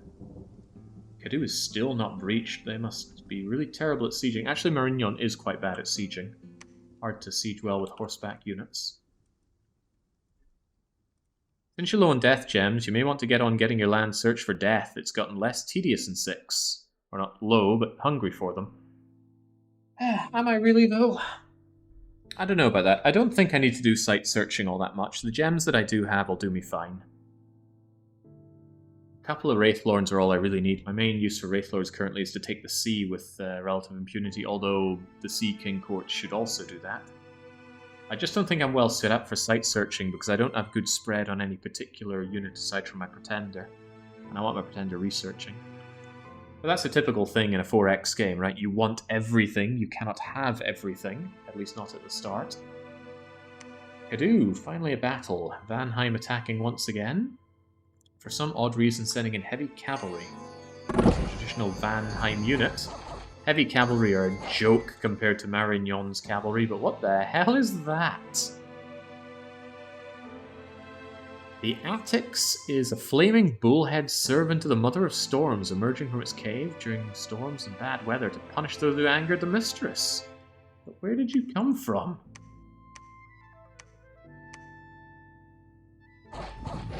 Were you a summon? There's another one there. I need to watch this from the start. What caused that? Not a summon, they already have it. Also... The Pretender God is involved in this siege. I'd be cowering if I were inside that castle. And that explains where the bulls came from. Cylindor Goddess of Spring and Eternal Youth. Trying to banish all other Pretenders and become a true god. There's a fire shield and ethereal fire resistance, but no magical attacks, no heat. You're a good trampler though. Funnily enough, you would trample my guys. Yeah, I think Marignan might be the sleeper hit. I know I'm moaning about the elves, but this could be the real threat. How do I deal with these? I don't trample them. They don't have magical attacks, thankfully, so the ethereal deals with them amazingly well. Air shield. Oh no, that's how they deal with me. Thunder weapons. All enemies hit by this will suffer extra shock damage as well. I don't know if this works when you dodge an attack due to ethereal. I'll soon find out, but it would be very bad if it did. Unsurroundable as well. Nice bless. Scary stuff. Skilled Rider as well to make that Desriere that much better. Really good barding on it as well. It's so hard to kill the Knights of the Chalice. It's gotten even harder now. They got a nice buff due to the Rider mechanic. Oh, they do have some flagellants. Hey, did you guys get less bad? You can make a real cancer build with these guys, but it's a big investment. Make them unkillable and buff their strength, and suddenly you're getting hit twice per flagellant by massive hitting flails. Their attack skill isn't great, but it's not terrible. Alright, the counterattack. Well, not that they ever attacked us, but they expanded too readily and too greedily. And look at that, they took the Amazons. I want those. You are them. Come on, Thane Krios. Yeah, get mad. Get mad, bad, and ugly, toads. Easy money. Hear the shrieking. Unusually cold, shouldn't be a problem for us. A few nature gems, very welcome. And yeah, look at that, that crystal sorceress. Astral with a 10% of being too astral. Bit expensive for what you are though, I'm not really willing to go in for you. These I could almost be convinced for. These guys with my bless. However, that means putting an adjacent fort next to this capital. I don't think it's worth the investment. Alright, not too shabby. Those are all non-sacred, so that's okay. Do you guys travel together as one big group? I think so, because I've got all the extra supplies on Lursalant. But that might just mean that Mos Moris drops off his units with Lursalant. And then Mos Moris goes off and does other things, because Mos Moris is a little slow. And he's just another good commander that I could use elsewhere. Lursalant and Mario together have this taken care of. Yes, however, given the situation, I want to add more guarding on Mario.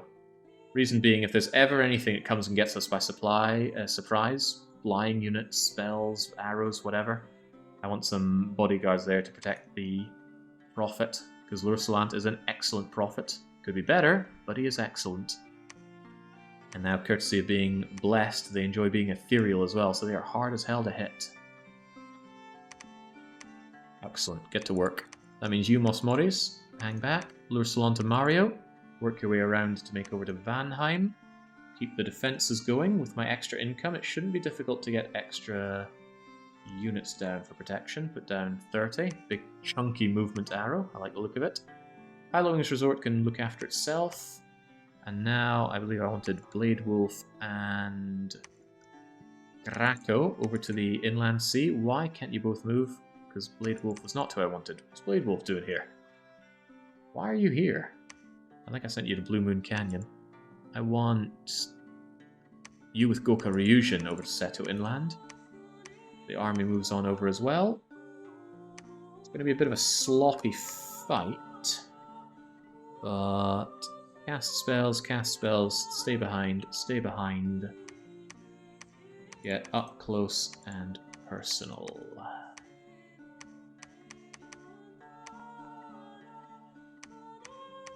You'll get proper guards shortly. That'll do you for now. Yeah, that'll be fine. It's a very strong army, even though it's just these guys. Yeah, I got more of these guys mixed in than I thought. That's fine, though. That is A-okay. Yeah, get in, push them back. I do not want them piercing through and getting down to Balaton. Balaton is my late, and you will not be having it. That's right, I made more of you. I'm not sure I want more of you, though. I'm more interested in the foot troops than you guys to move around, but that means Lord Barrington could go to Cragfield. No, because I'm not recruiting in Cragfield, but I'm recruiting in Pilotwings Resort. Right over there. And that probably means that I want some High Priests to be able to go and bless the armies which are not being led by Lursalant. Keep on preaching over there, get rid of that horrible enemy Dominion. Keep an eye on the fighting Zabulba. And hey, I did go underground. I thought I decided against this. I was 100% sure I decided against this, but I guess I didn't cancel the order. Well, we're here and we're now. The Hidden Realm will keep mile deep cut off from me. Now you don't have access into Hot Hollows whatsoever, so I'm not going to risk splitting up my forces. I will go Silver World, Lost World, Hot Hollows, Chamber underneath, and then we'll clear this out. And then we can emerge through Pizza Tower and Clock Tower. And then they will very much not be happy about that. But that is for them to be unhappy about and me to be ecstatic about. Did we unlock anything new? No, but we march ever closer to Enchantment 7. Just wish I had more nature gems. We've not been having good luck finding nature gems out there. Granted, I could have easily sent out a bunch of these small crappy guys to search. I didn't, and I'm still keen on them researching, so too bad. Thunder Weapon hits through Ethereal, says Fought Wombat. Ah, that is sad. I thought they'd have to land the hit first since it's an additional thing, but oh well. Past Jake ignoring past Jake's decision, creating problems for current Jake. That's okay, I'll just mortgage them over to future Jake. He's good at solving problems. He solved all my defect problems yesterday. You know, I rewatched that run twice just to laugh at it.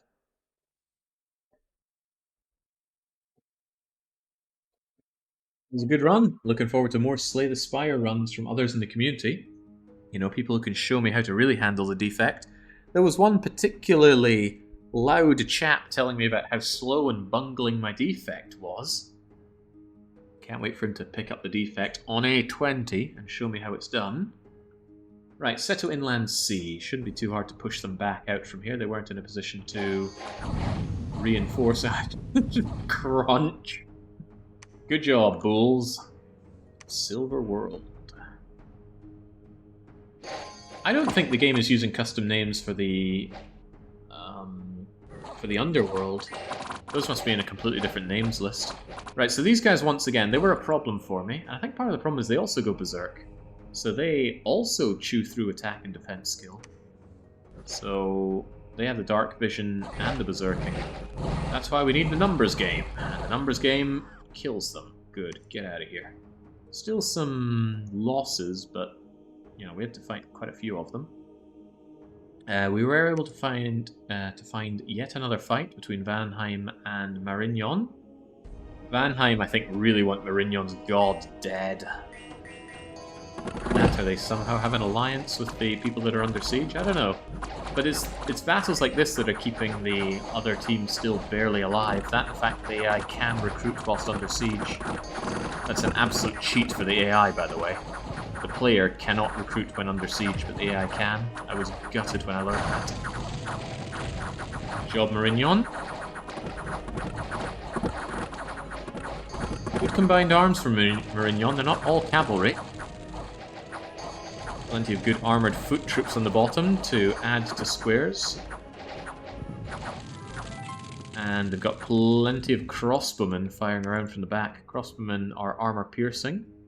So they ignore, I think, like half of the enemy armor, and then an additional bit going through due to pierce damage.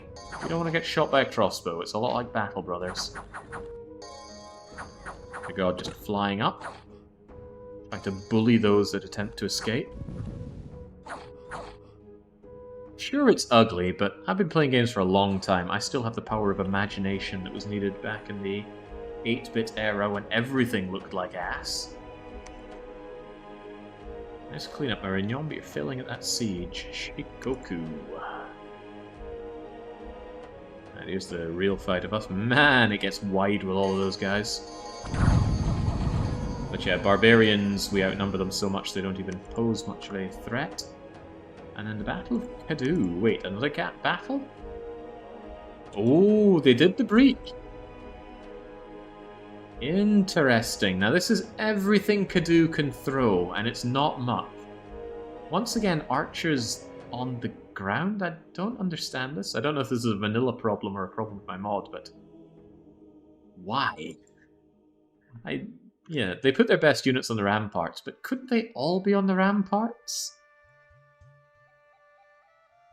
The mind boggles. Boggle. Ah, so they went with the solar disc.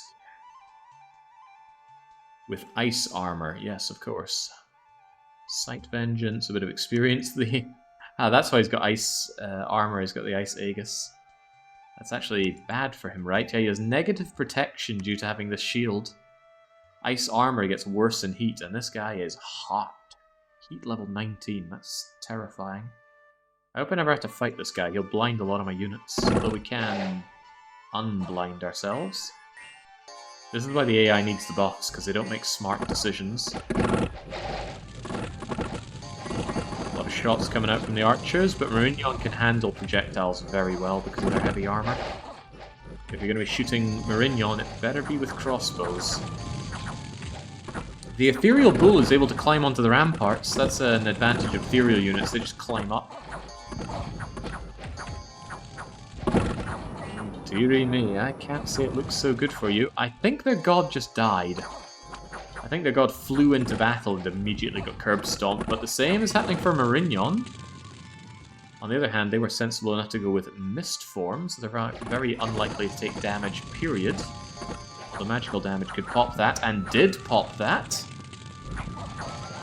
And that's alright, I like a good leader that fights from the front. That's why we had TBW fighting in the front in Battle Brothers. It may look like booty cheeks compared to AAA games, but nothing does it like these games. Yeah, you're not playing this game to have something nice to look at. Just like you're not playing a lot of AAA games with their deep strategic depth. And that's okay, different games do different things. I remember having an argument with Johan back at Paradox. Less of an argument, more of a discussion, but he was talking about a game that he really liked playing. And it was... Castles and something.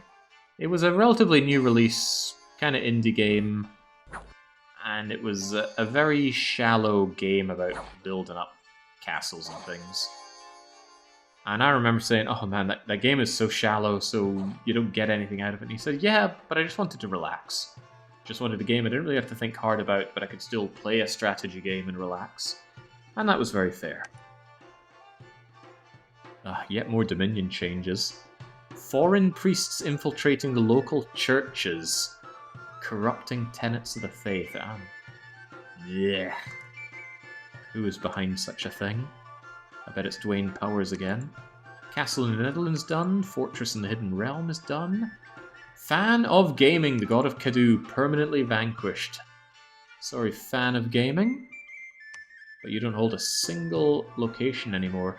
This is a weird bit of interlocking between Marignan and Vanheim, and I truly couldn't say who would win between them. I think the advantage is with Marignan. They have more counters to the elves, and they just have really good, strong units. Not only that, backed up by a god who's not afraid of going onto the front lines and is clever enough to mistform themselves. I don't think we've seen everything that Vanheim can do, but that's exactly why we're punching into them. I have the money now to really province defense dump, and I'm happy with that. Mr. Barrington. You do not yet have the units to casually run into the likes of Eudora, do you? You could if you had Blessing, and would you look at that, we have IFT Clerk. Do you think the two of you could single-handedly raid? I think you could. Your numbers are very small. I'm actually going to give you Llama Queens as bodyguards. I do want you to stay behind troops. I want you to cast spells. One of the benefits of having a very small amount of units there is that they'll be very easy to bless. I'm not even going to have them wait, they're just going to charge on in. No real risk of routing with 22 morale on these guys, holy moly. What's the life and death situation around here? Right, so Vanheim took death scales. That weakens my units. My units have negative death power, meaning they get weaker in death and stronger in growth. But we were strong enough to take on Rognus in their capital. Surely we're strong enough to take on Vanheim outside of it. Catty Lars, you won't be providing good information from there. Make your way south. Maybe not Vanheim south, you'll get patrolled out in no time. Kratos, keep an eye, I want to see where my enemies are moving to. Mos Maurice. We really need to reinforce that Eudora line, so get on that. You'll be able to pick up more units from Pilot Wings Resort as well. More priests. Yes, more priests. Get the blessings going better on the army there. The more we add to them, the more we're going to need some blessings. Don't take it for granted that all of your sacred units get blessed. They're getting blessed because my prophet is alive. If my prophet ever died, I would need someone else in those big battles. And in the not-so-big battles, I need crummier priests in more number. Okay, Silver World is ours. Make sure it stays ours. Ah, the two Lost Worlds as well, right? I'm taking all this back. This is why we have war. Blon, continue to erect a good castle here. And do I... Ah, you're not the Sacreds, don't be fooled. I don't have a priest down here. But I have two priests right here. Lovely. This is all working out. Next month we'll have Enchantment 7. We're getting some big globals down then. So Valis... Let's do a quick check on what I'll actually be doing next turn. Gift of Health is 1... No, it's not 1 away from me. No, it is, because we only boost up to 5. Do I awaken the Tree Lord then? If I awaken the Tree Lord, I need to give it a copper arm to give it the boost.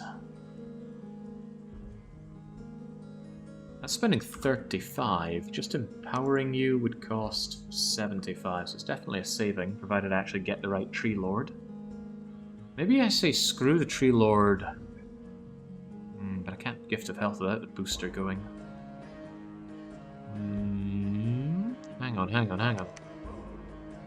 I have an idea of some kind of nature astral individual? No, I said if my god had Nature Astral, we could get the Nature Booster. I don't think I have any other Nature Booster that I could reasonably do. Tome of Gaia is too far away. Out of Blood for Armor of Twisted Thorns. Tree Lord's Staff requires a bit more construction. Maybe I don't get Gift of Health, although I wanted to keep my old Poots alive. Come on, I went all this way for Gift of Health.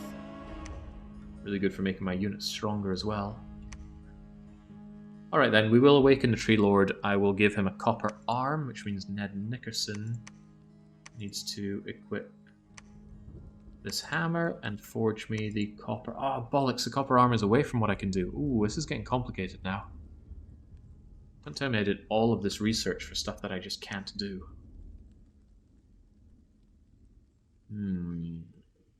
A little hasty, perhaps, Jake? Not all bad. Earthblood Deep Well is right there for making loads of earth gems, but it also requires a lot of earth gems. I'm still taking that enchantment. There's nothing saying I can't go to construction anyway. Sod the conjuration for a little bit, get the construction up to level 7. Then get conjuration 5, and then alteration 5? What do I want alteration 5 for? Mother Oak? We can take an alteration 5 first then. Does Copper Arm give nature magic levels? No. Copper Arm attaches an arm to a being, allowing it to wield a weapon. That will allow a tree that doesn't have arms to then have an arm so it can wield a nature boosting weapon, which I already have. I already have a 1 nature booster. So we summon the tree, provided we get the correct tree, we then give it the copper arm. I might get the wrong tree though, that's a real risk. Then it's a lot of wasted nature gems. What if I say sod the tree, go for construction instead of the tree? Alright, screw the tree, I'm not doing the tree. Ned Nickerson, you're not making that copper arm. I know I just went back on myself several times there, but I think I've arrived at the right conclusion. It's the kind of conclusion that means I win runs and slay the spire, after all. Lieutenant Surge, do we still need preaching done over here? We're suffering a bit on Dominion over here, but that's for good reason. We're right next to their capital. I think I want to reinforce this a bit more. I'm still a little afraid of those lizards crossing over the water. It's a shame I don't own Loch Ness.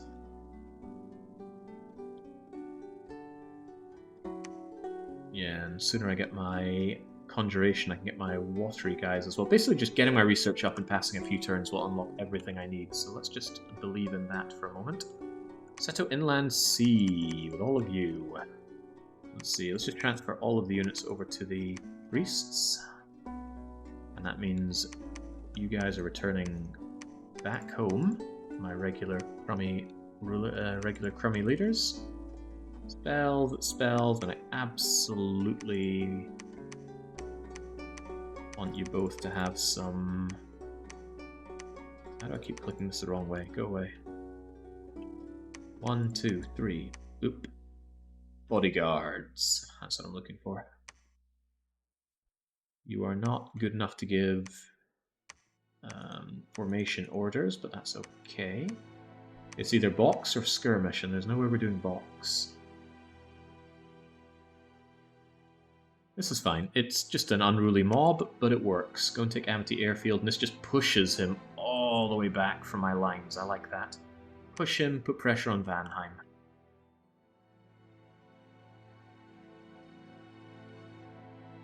Okay, good. Some of the rituals are great. They let you do truly hilarious stuff. Yeah, your imagination is more or less the limits with what you combo in this game. Lursulant's crippled unit died. We've not been seeing a lot of that. Normally I see a lot more of this, but because of recuperation, there hasn't been much of it. We attacked them 4 times, they countered us in Shikoku. I'm not happy about that, but let's see how it went down. Lost World. Strangely cold underground. Pale ones. Size 4, apparently. Do we look the same size? I guess they're maybe a bit girthier. Pale ones have dark vision, but they are terrible fighters, so Squish. You might notice now that my Sacreds have gone ethereal.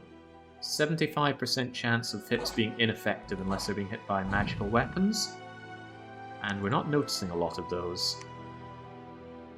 Hey Jake, this is the first time I've been tuning in live, says Spiffy. I've been watching a lot of your Slay the Spire videos on YouTube recently, as well as your Frostpunk playthrough in preparation for Frostpunk 2, which is very soon. I want to say I love your content. I love the deep thought you put into your actions. I'll be sure to hang around a bit more. Just wanted to send my regards. Well, that's very appreciated. Cheers, Spiffy. Excellent way to break in your first time in chat and not just emote spamming. Love to see it. Yeah, in real life I don't like to think a lot, but sometimes in a game I really need to think of every possible thing I could do, or else I run into some real problems.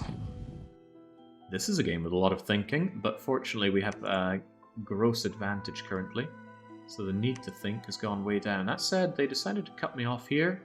This is exactly why I invested in fort defense on my flank. Not fort defense, province defense. All these barbarian. As I was saying earlier, it's scary to fight a lot of barbarians. I wouldn't say this is a ton of them, but it was as much as I was willing to invest in. And then they want to come in with horse archers, then we just club them, clean off their horses, and they die. We can spare the horse, lads. Come on, we've already given it a never-healing wound. What about Cerulean City? I want my badges. The main army is here, you can tell, because they actually have formation. Lure Salant's about the only one good enough to give formation. It's also an easy way to tell my sacred units from my non-sacred units here. They look very similar. The non-sacreds carry a halberd rather than a long spear, and they don't go ethereal. They're actually a lot weaker and a lot comparatively expensive. And I still want the Thanes to just take damage. They're too expensive for what they're worth now. This is going great. Do Ethereals trigger Berserk? Berserk will be triggered if you take damage and then fail the morale check. So actually high morale units are less likely to go Berserk. But yes, Ethereal has no impact on Berserk. It just makes you less likely to get hit and therefore proc the Berserk. But it has no effect beyond that. Of course we actually need to be hit to trigger it. There we go. See this guy? He has gone Berserk, boosting his attack, boosting his strength, boosting his protection, reducing his defense skill. That's worth noting. And we can see here that the Horse Tribe Cavalry hit him with a short bow for 1 point of damage, and that's all it took for him to snap. Berserk has some uses. Berserk actually has a lot of counter synergies as well. You do not, for example, want your mages to go Berserk, because then they won't spellcast, they will charge into battle, and chances are very good your mages are not made for battle. Hey, my Lamia. They regenerate and they shapeshift, so I'm not too worried about them taking an errant hit. How do they just heal for 7? Oh wow, that's incredible regeneration. Thank you, Llama Warriors. You should make good... You'd make good batteries for communions, but that's not how we're doing things. Alright, that was a fairly flawless incursion into Vanheim, and there's very little reason not to continue the assault. I am keen on investing a lot of province defense in my wake, because I don't want to be cut off.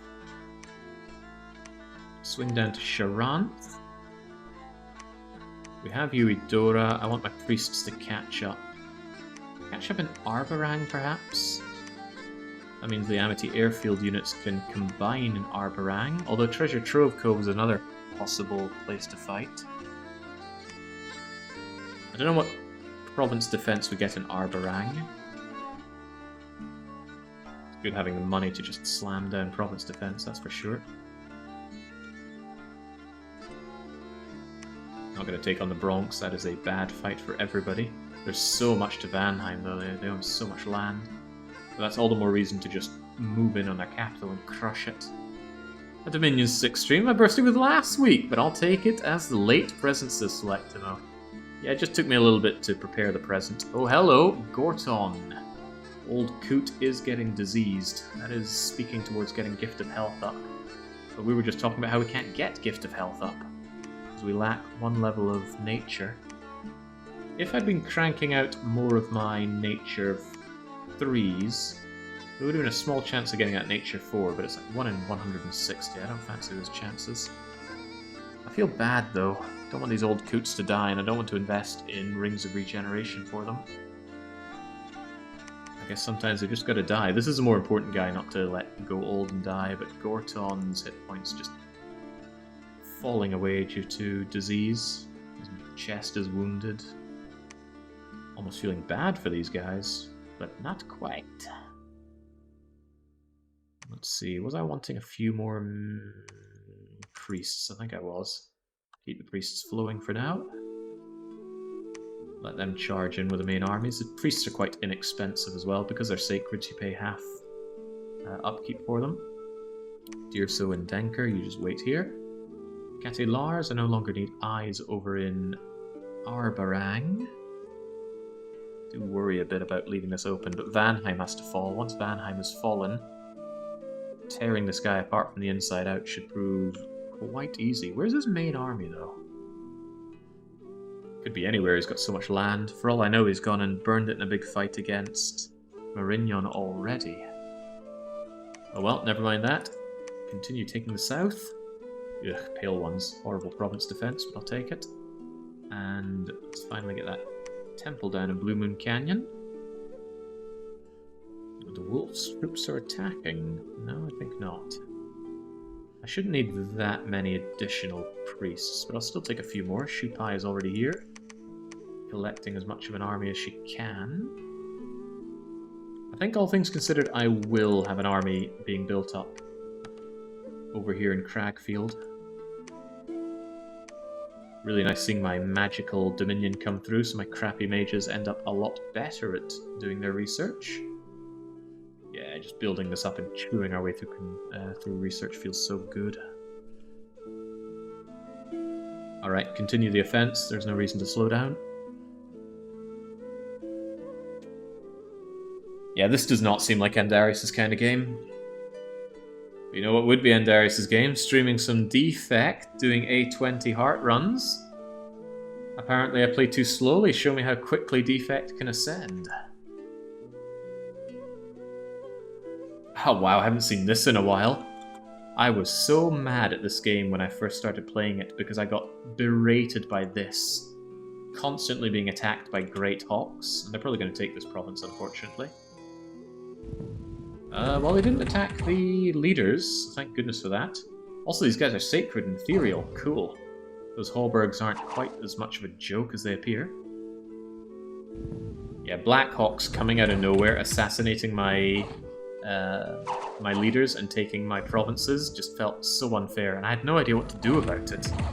To make matters worse, I think I was playing as Yomi, so I had very few units that weren't undisciplined. Yeah, it was definitely Yomi, it wouldn't have been Shinoyama. Horrible. Wonder who was doing this? Who was conscripting Great Hawks against me? Get out of here. I got Battle Brothers on my plate today, Jake. No time for A20. Let's see. Well, that's pretty good, though. Alright, more crippling dying units underground. Here's that Uedora fight we were getting in for. This is why I invested in province defense in Uedora. Will it work? They are sending their proper national troops against me. They're Vanheims, but these aren't the glamorous ones, so they're not so hard to hit. I love the fact that they bring along the Fey Boar. How many people could you feed off of one boar? One particularly large boar? The game implies that the boar could feed about 33 standard humans. I think you could feed 33 people off of a boar. That's a lot of meat. God, I could go for some boar. I got excellent access to fresh fruits, meats, vegetables around here in Hungary, but they've got quite a limited selection on types of meat. Lamb is hard to find here. Why would lamb be hard to find? Am I simply too British? I don't think it would take a particularly big boar to feed 30 people. For one day. A human could feed 30 people in a day.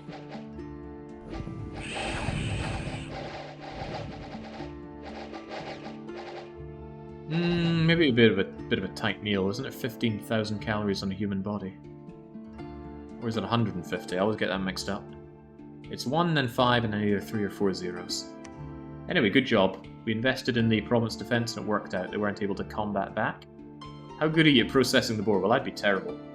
I've never processed an animal from alive to on the plate before.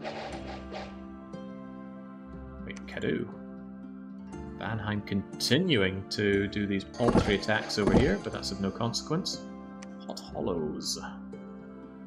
Tripe is not for me. Oh, come on. How can you turn down Tripe? Nose to tail. Hell, I'd eat the eyeballs and the brain. But I, prefer to have the nicer parts. Wow, our poor foe is just not able to stand up to our relentless assault here. We'll see if they change their tune when I go for the capital.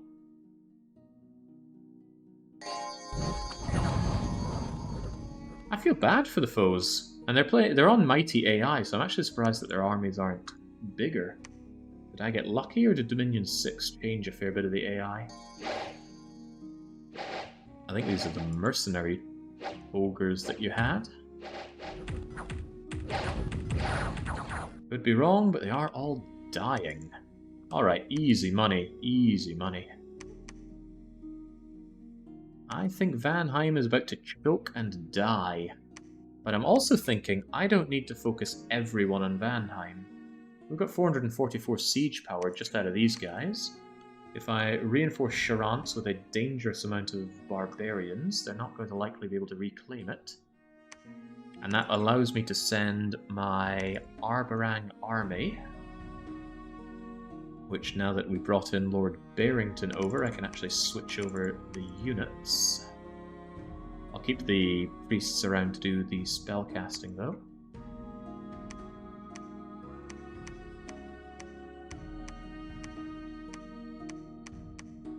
Ah, we can even line formation. I won't though because the box formation takes buffs better. However, what I could do is segregate. And then what we could do is have you guys off to the side to attack rear, and then the ferocious Vindicators can work their own kind of magic. Wait, no, I just said I wanted them in box formation. But this way the box formation isn't being disrupted by the non-sacreds, so I'm not wasting time blessing people that can't take a bless. That seems good. But the point is, I'm going to add one more priest in with you. Priest shouldn't need an additional bodyguard. Tell you what, I'll split the bodyguards a little bit. You guys are taking on Treasure Trove Cove, which thankfully does have a land connection over to Altheria. We don't need to wait for things to melt. Glover, IFT, Catty Lars. Catty Lars, you just hang around in the Bronx. I don't really have any good use for you. Or do I? We lack a bit of information around here. And down here. I want to see what's going on around to Acre. Get down to Acre. As for IFT and Glover, get back to the capital, I think. Shouldn't need many more of you. That allows me to focus more on research.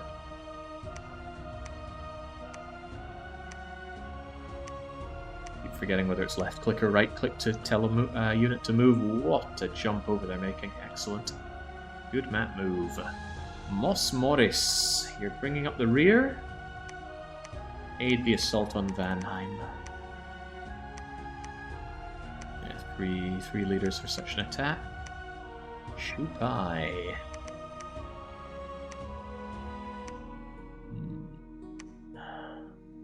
Does Shupai hold back, or does Shupai launch the assault?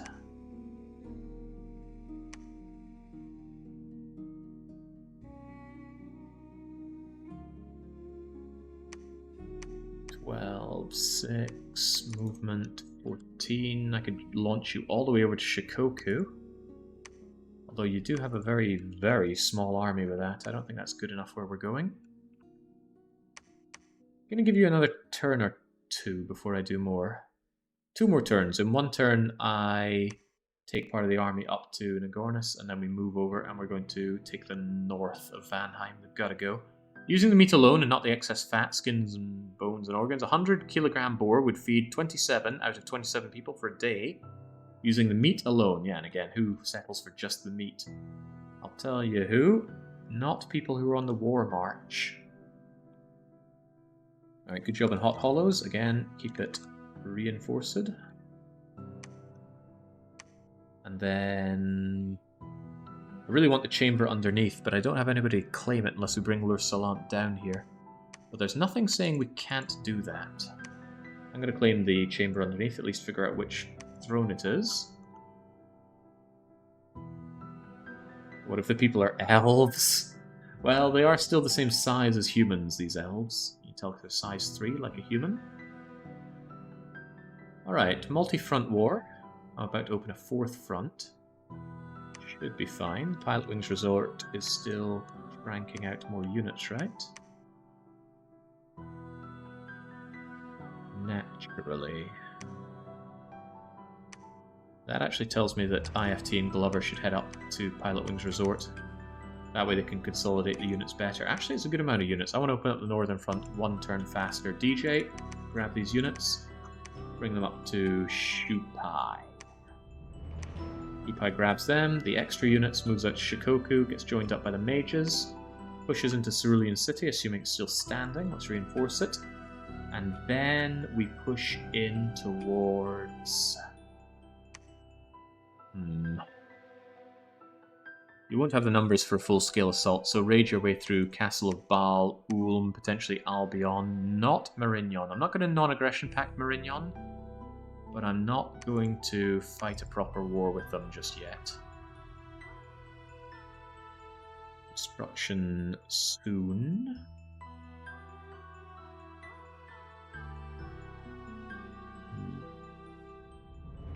Tree Lord's Staff requires Path 5 to make. It also costs a hefty 40 gems, but that's a little bit cheaper still than getting a Tree Lord. So yeah, Construction 7 is still the way forward, I believe. Believe in me. How do you feel about putting in more temples down the south? I'm not exactly fearful of the Hudson Bay attacks. And I do want more temples for more strong dominion. Also, I'm going to give you another chance... Oh wait, where's my good mage that I left in Brazil? They're still in Brazil. Oh god, swap. Get out of Brazil. Go and explore Balaton.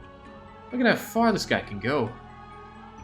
Admittedly, it's not that far. It's just going 1, 2, 3 provinces. But get down to Balaton and tell me what exactly is going on down there.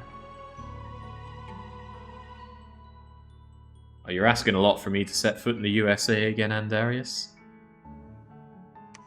Alright, construction done. Onwards for construction 7. Although, yeah, I would love to learn how to completely prepare a whole carcass from live to dinner table.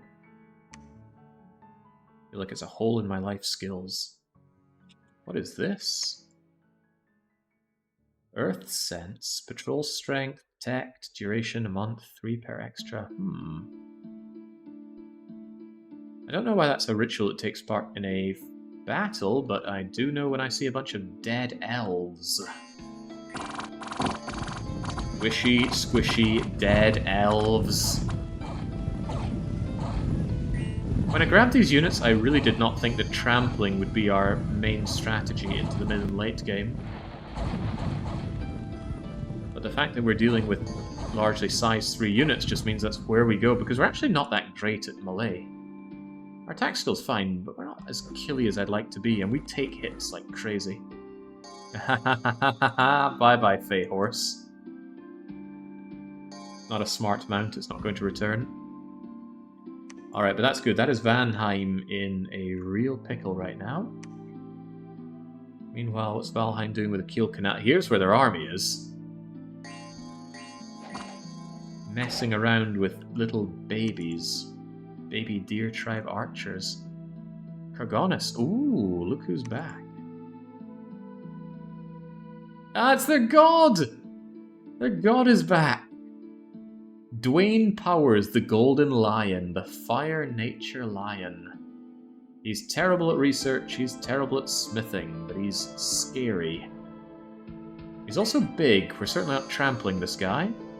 Fortunately, he's not ethereal, but unfortunately, he is invulnerable. Hopefully he doesn't cast personal regeneration. If he did, we'd have a very, very hard time killing him instead of just a hard time killing him. I want those big swords hitting him. That's how we do damage to this thing. Because he does a lot of damage to us. He'll have no real defense skill. He's going to get harassed down because of all the different units trying to hit him. But this is how you kill a god. Well, I hope this is how you kill a god. He might fear proc us. Our morale's pretty fine at 16, though.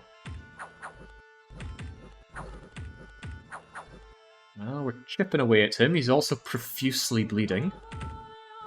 If a god bleeds, a god can die. So this invulnerability means that when I try and smack him, I have to get through 25 natural protection due to our mundane attacks. If I was hitting with magical weapons, I'd just be hitting his normal protection, which is only a paltry 14. But yeah, that is a dead god. Bye-bye. Dead to province defense. He's going to come back every now and then, and every time Narognis are going to say, "Ah, I killed our god." Yes, yes I did.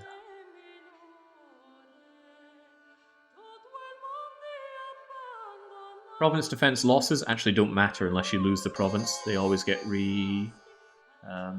refilled between battles. God, I like ethereal tramplers. They're so hard to counter. Magical weapons, of course, and any kind of magical attacks, but then you need those magical weapons and attacks. If you don't have them, you're in trouble. Moderate damage on Vanheim, moderate damage on Treasure Trove Cove. In a few turns, both should fall easily enough. Pie and a couple of my priests. I want you guys moving out. Shikoku's as far as you can reasonably go. IFT Clerk and Glover. Go and grab the rest of these units and go and meet up over there. And then we will raid north. All the while, we will continue to make more units. Whether or not we bring them in as reinforcements or give them additional commanders, I don't know. It's a problem for future Jake to figure out. I got priests aplenty here. Why don't I just call canny on the priests, start getting the research flaring back up. Research, research. I like what I see. I could be more aggressive right now, but I don't think I need to be. Don't expend effort that you don't need to. Please make your way down to Balaton, Captain Swox. Not through there. Absolutely not through there. Go to Gilligan's Island, then to Balaton. The Bronx is not a place for you. Did I take anywhere new in all of this? No. Quick check on province defense. Seto and Lancy, I never reinforced you. Treasure Trove Cove I don't hold yet. Arbarang. Not bad. Heavy infantry and heavy cavalry. Vanheim I don't own yet. It's under siege. Alright, this is fine. Now, construction will be mine in 3 turns. Then I construct the Three Lord Staff. And then we call down Gift of Health. Gift of Health will to keep our old cronies alive. But I think it's going to be a little too late for Gorton. Yeah, Gorton's not going to live long enough, but he's also not worth investing into. He's that Earth Death Mage, but we got better Earth and we have better Death, so he's just going to research till the day he dies. Is there any way I could keep this guy alive? Twiceborn requires 2 death.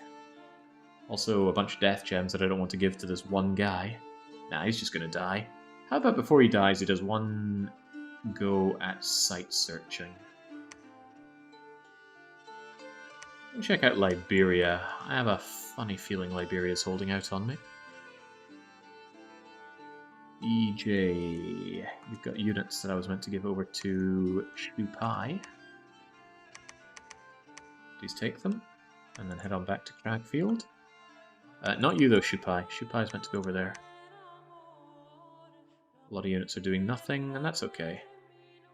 Flawn has nothing to do, so you just wait there. our fort built up. And Kirby with Silver Surfer are going down into the chamber underneath.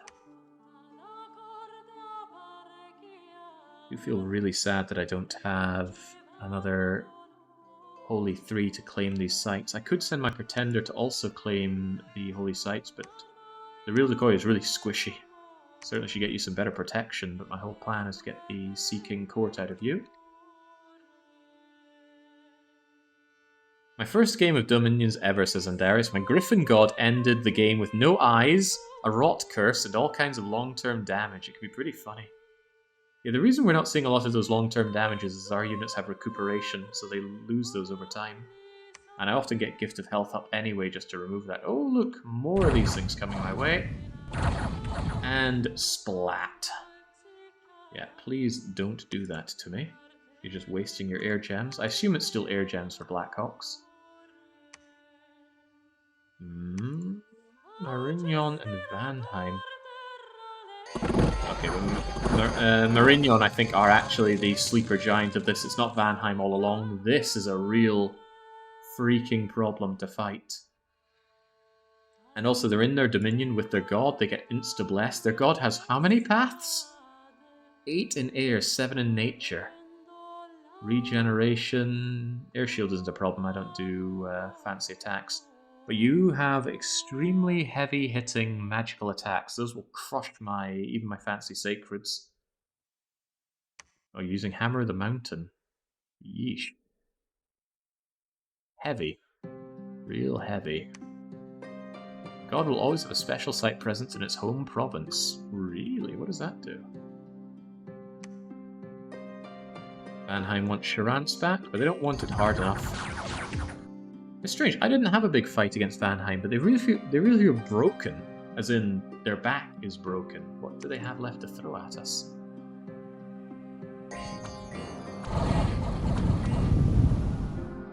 Easy money.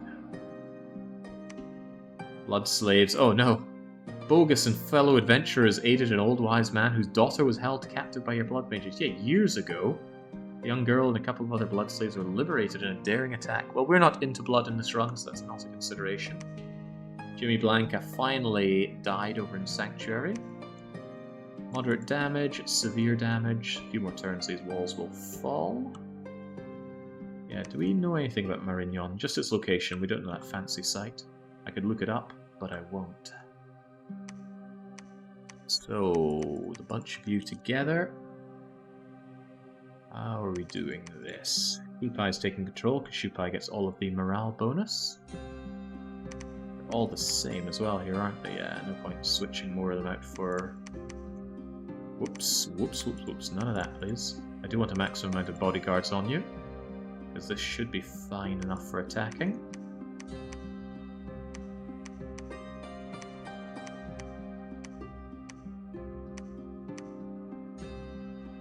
You stay behind the troops, the rest of them cast spells, particularly Blessing, which I suspect they'll do. That is usually a high priority for them. I'm going to check this. Does Blessing have a range? Cast a specific spell, Blessing... Only range 15? Wow, I thought Blessing had a much bigger range. Alright, in that case... Hold an attack. Let them get 2 blesses off on you. The Ethereal is too strong to just throw aside like that. Into the Castle of Baal, through Ulm, down into Albion. I really hope Albion is held by Vanheim. If it's not, we crush through Clock Tower. Down through El Salvador. Just raid this guy like we've never been raided before. Marignon should do more damage there, and whilst Marignon considers feasting on that, we feast on Marignon. Have to remember though, the goal is to get enough points to win. You can win just by killing everybody, but I would like to ascend. We need to consider how we go about that. 9 ascension points required. We currently have 2. We already have 2 on the Misfortune throne, which we can take at any time, so consider us at 4. What is the throne we just found underground? It's probably just a level 1. Throne of Might, yeah, level 1, but that takes us up to 5. Also, that's really good to get. Strength 2 on my troops. Also the Ascension Dominion, of course. Not to mention Dancing Lights and a great big gold mine. Oof. I like this place. Alright, continue ensuring that there's no real threat underground. And Lursalant might have to take a break from killing everyone in order to claim some thrones. What was El Salvador again? That was Throne of the Beasts. Yes, I will certainly be taking that. That takes me up to 6. Then I only need 3 to win. You know what the Bronx is? A level 3 throne. Victory is actually within grasp. It's a little sad to take victory without having a good square down with Marignon, though. You can't look at that army and not want to fight it. Shouldn't get too cocky, but, you know, it's not how I operate. I love being cocky. Cocky, mocking, you know, all the things that you hate to have in a sim when playing The Sims 3, because you don't play 4 or 5, you're not a fool. The Cataclysm is about 4 years away. We should have fine enough time for that. The run itself has only been going on for about 4 years. Yeah, we're in turn 39, so a little over 3 years, I think. Alright, Captain Swox, while you're there, go and search Gilligan's Island. And Gorton, before you die horribly, go and search this. Although... 2 turns we get the construction, so 1 turn, 2 turns we get the construction. Turn after that we actually have the staff. The turn after that we get to cast Gift of Health. 4 turns. Can he survive 4 turns? He seems to be losing 2 health a turn, so in 4 turns he's going to have 1 health. He might survive. Gorton might survive. It's just very unlikely. Alright, anything to care about? I have a lot of units that aren't doing anything, but that's fine. We have really good money coming in now. We can afford to be a bit lackadaisical. A word that I learnt from Final Fantasy X. The siege goes well. Siege goes well. I want Treasure Trove Cove mostly just to block them coming around this way through here. They'd have to chew through Treasure Trove Cove's fort, or through Vanheim Fort just to pierce back through and counter-raid me. And if I also take Salvador and Clock Tower, we just have a long line of forts that they're not able to get through if they want to get back into my land. That makes this an excellent area to start slamming down some more... yes. I should consider finishing my thoughts. It's a great place to slam down more temples, so we're going to move out to do exactly that. You can also win not by killing everybody, but by drowning them in your dominion. You might have been wondering what this is on the map. That is my dominion. That is anywhere that my god's rule is absolute, and nobody dares to question it. The more candles you see, the stronger the belief in my god. You're certainly building up a whole load of shamblers over here. Shamblers are terrible, but there's always the argument that enough of something terrible can still do some damage.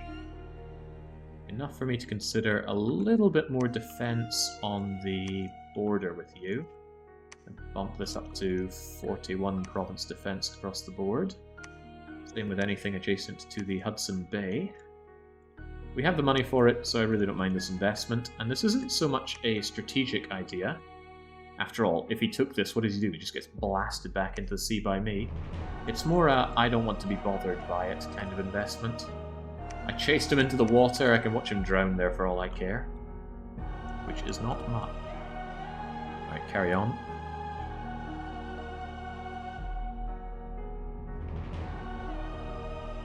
Ooh, Captain Swox finally found something. Deep crevice and a stone circle. I bet you made those just to say that you found something. 1 earth gem, 1 nature gem, a woodhenge druid. These are really good if you don't have nature access, but we do have nature access. Also, I suppose it's a nature site, so you're going to find it by getting nature. Even so, it's a pretty cheap, low-level research guy with a little bit of nature. Sometimes you want a lot of these guys to crank out industrial amounts of wine pots, for example. Stealthy as well, so we can do stealthy breaching. But I don't need him. Go over to Balaton, please. Nothing found by Gorton. Come on, lad. I think this is your god coming back again. We might see this quite often. No! I said they were planning it, and they're doing it. The Shambler army want their capital back. And the last of their Meteoric Glaive Holy Warriors. They can't recruit any more of these. The last Gundams. Rub's taking up space as well. That's cool. It's really cool. They've also got these guys that I don't like, but not in high number. Alright, well, province defense, go and defend. Nothing too special about these guys.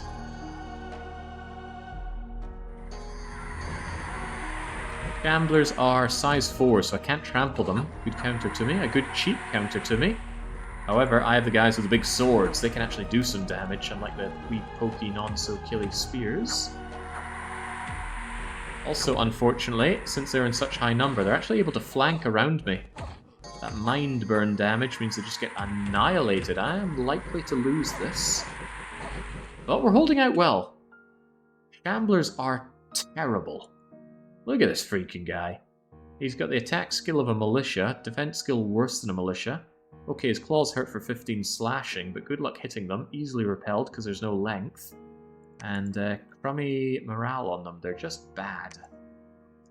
How much do these things even cost? Oof, not worth that cost. 2 to a square as well because of size 4.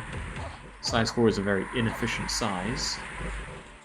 A square can hold up to 10 units worth of size. Also, these guys, they're not fatiguing very much. They're definitely getting a lot of mind blasting. I think if these guys had focused a lot more on the mind blast units, I'd be having a lot harder a time.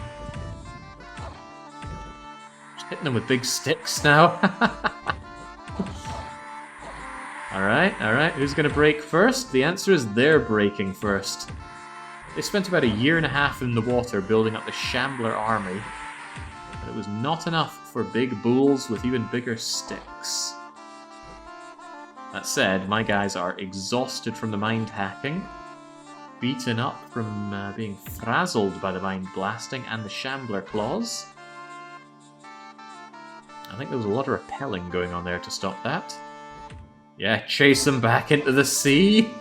You had your chance on dry land, now go away. So yeah, I lost 16 of my 38, but that doesn't matter. Because it's province defense, we get them all back. So don't even consider it a financial loss. That was just a loss for them with nothing to show for it. I thought that would have been the god, but it was not. Castle of Baal, this is my northern raid. And since my units are waiting around, they actually get their blessing before they go into fight, and then they're all ethereal, or at least almost all of them are ethereal. And extremely hard to hit, especially by these non-magical militia. Like, this guy can't even be hit, right? Repel, repel, repel, repel, miss, repel, repel, repel. Ethereal negated the damage. Hit in the head for 15 points of ethereal negated the damage. Hit for nothing, trample, trample, trample, trample, hit for nothing. All the while they keep trampling their lessers. Ethereal trample seems wrong. It's kind of like Senator Armstrong, right? He decides when and where he has his big old bulky nanobots.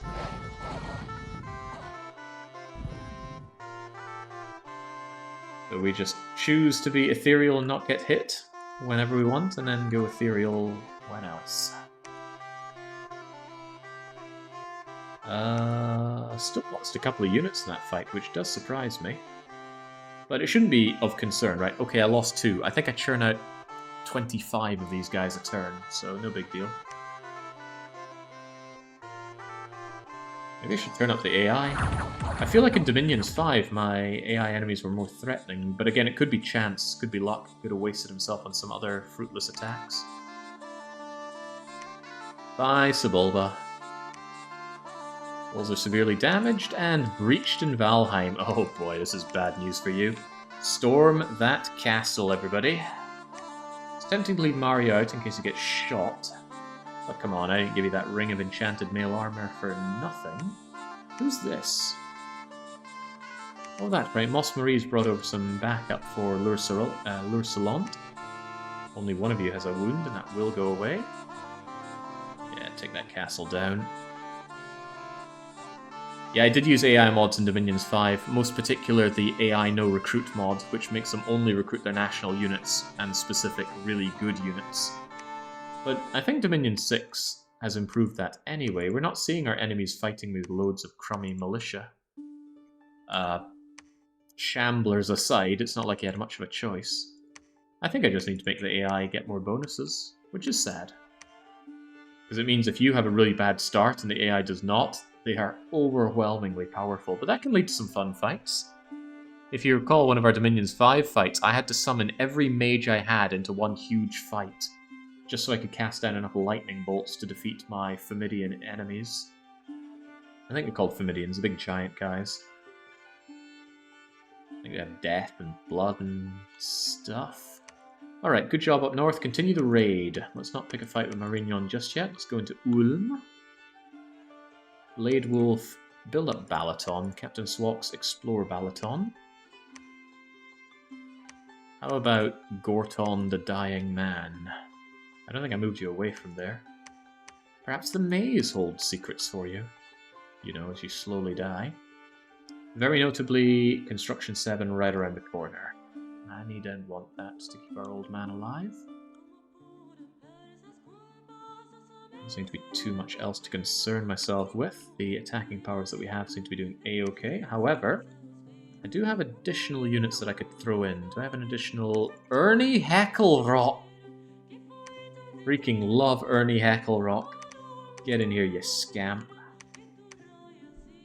If you have somehow forgotten, Ernie Hecklerock was the very corrupt leader of the Motorsport Manager game, and he'd insist that, you know, by giving him just a small financial motivation, we can have Uncle Ernie on our side. Could be useful. And we abused that to pass the most ridiculous rules for motorsporting. God, I love that. 5-star long play right there. It was great fun. Alright, Ernie Hecklerock is moving in to assist. Not much for regular practice to do, so just wait there and enjoy seeing the fighting. If they want this place back, I'm going to invest in it a bit more. Same with Shikoku, actually. Alright. This battle against the walls of Valheim is going to be ludicrously unfair. Let's see exactly why. So, a big wall. As you saw, we had to get through this choke point, and it's not archers we have to crush our way through, it's actual units. Huskjarls are stopping us from coming on in. And on top of that, Huskjarls up here to throw javelins at us. Not only that, pretty chunky glamour mages out here on the back. They're probably going to roast us with ethereal warriors, which we'll have a hard time hitting, because whilst we might be ethereal, our weapons are not magical. So we struggle at dealing with ethereal opponents. But what else can ethereal units do? If your answer was walk through walls, then maybe you're going to understand why this is very unfair for our foes. There is a wall here. Maybe some of my units disagree. Yep. Hello, javelin throwers on the walls. Can I just stomp all over you?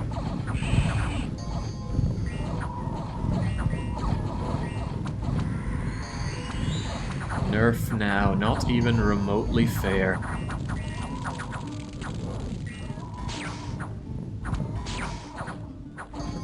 That's a pretty thick wall, but you just walk through it like it's air. So now, about these guys, it would have been a problem if these guys could have stayed at the back and just drowned us out with here's one right here. Warrior illusions, right? They only have 1 hit point. Sneeze on them and they die, but the trouble is sneezing on them, because they're completely ethereal. You can get drowned in these guys. They can fill up the entire battlefield and you're just stuck there. But they're not getting a chance to do that because we just charge right on in through the wall. The Huskjarls they had didn't last very long either, so it's just not a good day to be our foe. These guys are hard to hit though, and I gotta say, being zapped by them is not pleasant. It completely stunned you there, and it does armor nullifying damage. So yeah, you are hard to hit. You also did a ton of damage right there. And on the mad occasion that I do seem to hit you, I'm not doing damage, because you also have half-decent protection, but you will die. Roll the dice enough times, eventually our shot will get through, and down you will go. And these mages have nowhere to run. Not from here at least, so just get them killed.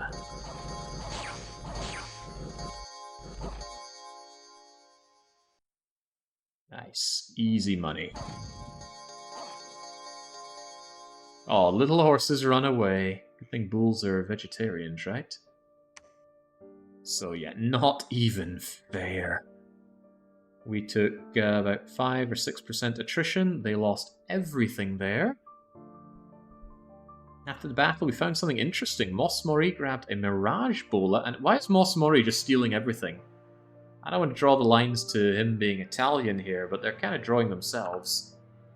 Alright, let's look at these other things going on. We've got a construction, we're working on alteration. A crippled unit under Shu Pai fell over and died. Defender's advantage, what is that? Can we eat it? We can eat a lot of things, sire. We eat Ulm.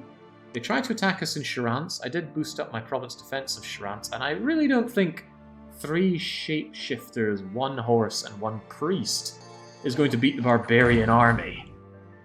Look at him run! Nope, nope, nope, nope, nope. Can he escape? Nope. More battles going underground and mile deep. Kagasia, that's us. Attacking into tiny little Bakemono shows. Wow, I got the name completely right. Ghostly goblins. Okay. Squish. And that was our fight in the Fortress of Valheim. And Treasure Trove Cove is almost down. You killed our... You had a god in there? Excuse me? That must have passed me by. Puny god. Oh, look at that! The Freak Lord! Cameo, that's Jordan Smith. The Freak Lord! Moobler! Immense magic paths. You have inbuilt fear on your freak. You benefited quite a bit from the shift to how it works with mounts in Dominion 6. Enchanted Blood. Enlarged, True Sight, Blurred, Floating. Yeah, you didn't last long though, did you? Charging on, and you're casting some decent spells. Soldiers of Steel, Unending Nightmare. Boosting protection on your guys, I think, but unfortunately for you, when it comes to a freak versus my bulls, and Alpha Gamma would be proud. He's already tuckered himself out by playing too many spells. He's fatigued at 106, and that means he's just there to be shredded. He did give himself personal luck. Personal luck means that if you're struck fatally, 75% of the chance you will live. Doesn't affect things like poison.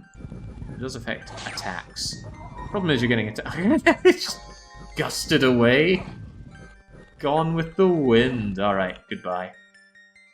It's quite nice that his god is the Freak Lord, because that means when he gets called back, he always gets called back to his capital, whether or not it's taken, and the Freak Lord will be very easy to destroy using province defense, so the Freak Lord will be skewered and roasted alive by the bulls, and then fed to what exactly? I think all of our units are herbivores.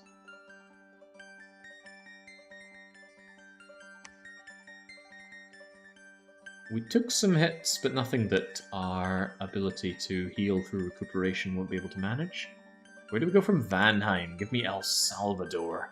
Take El Salvador, claim El Salvador. Treasure Trove Cove will go down eventually when Ernie Hecklerock gets over there.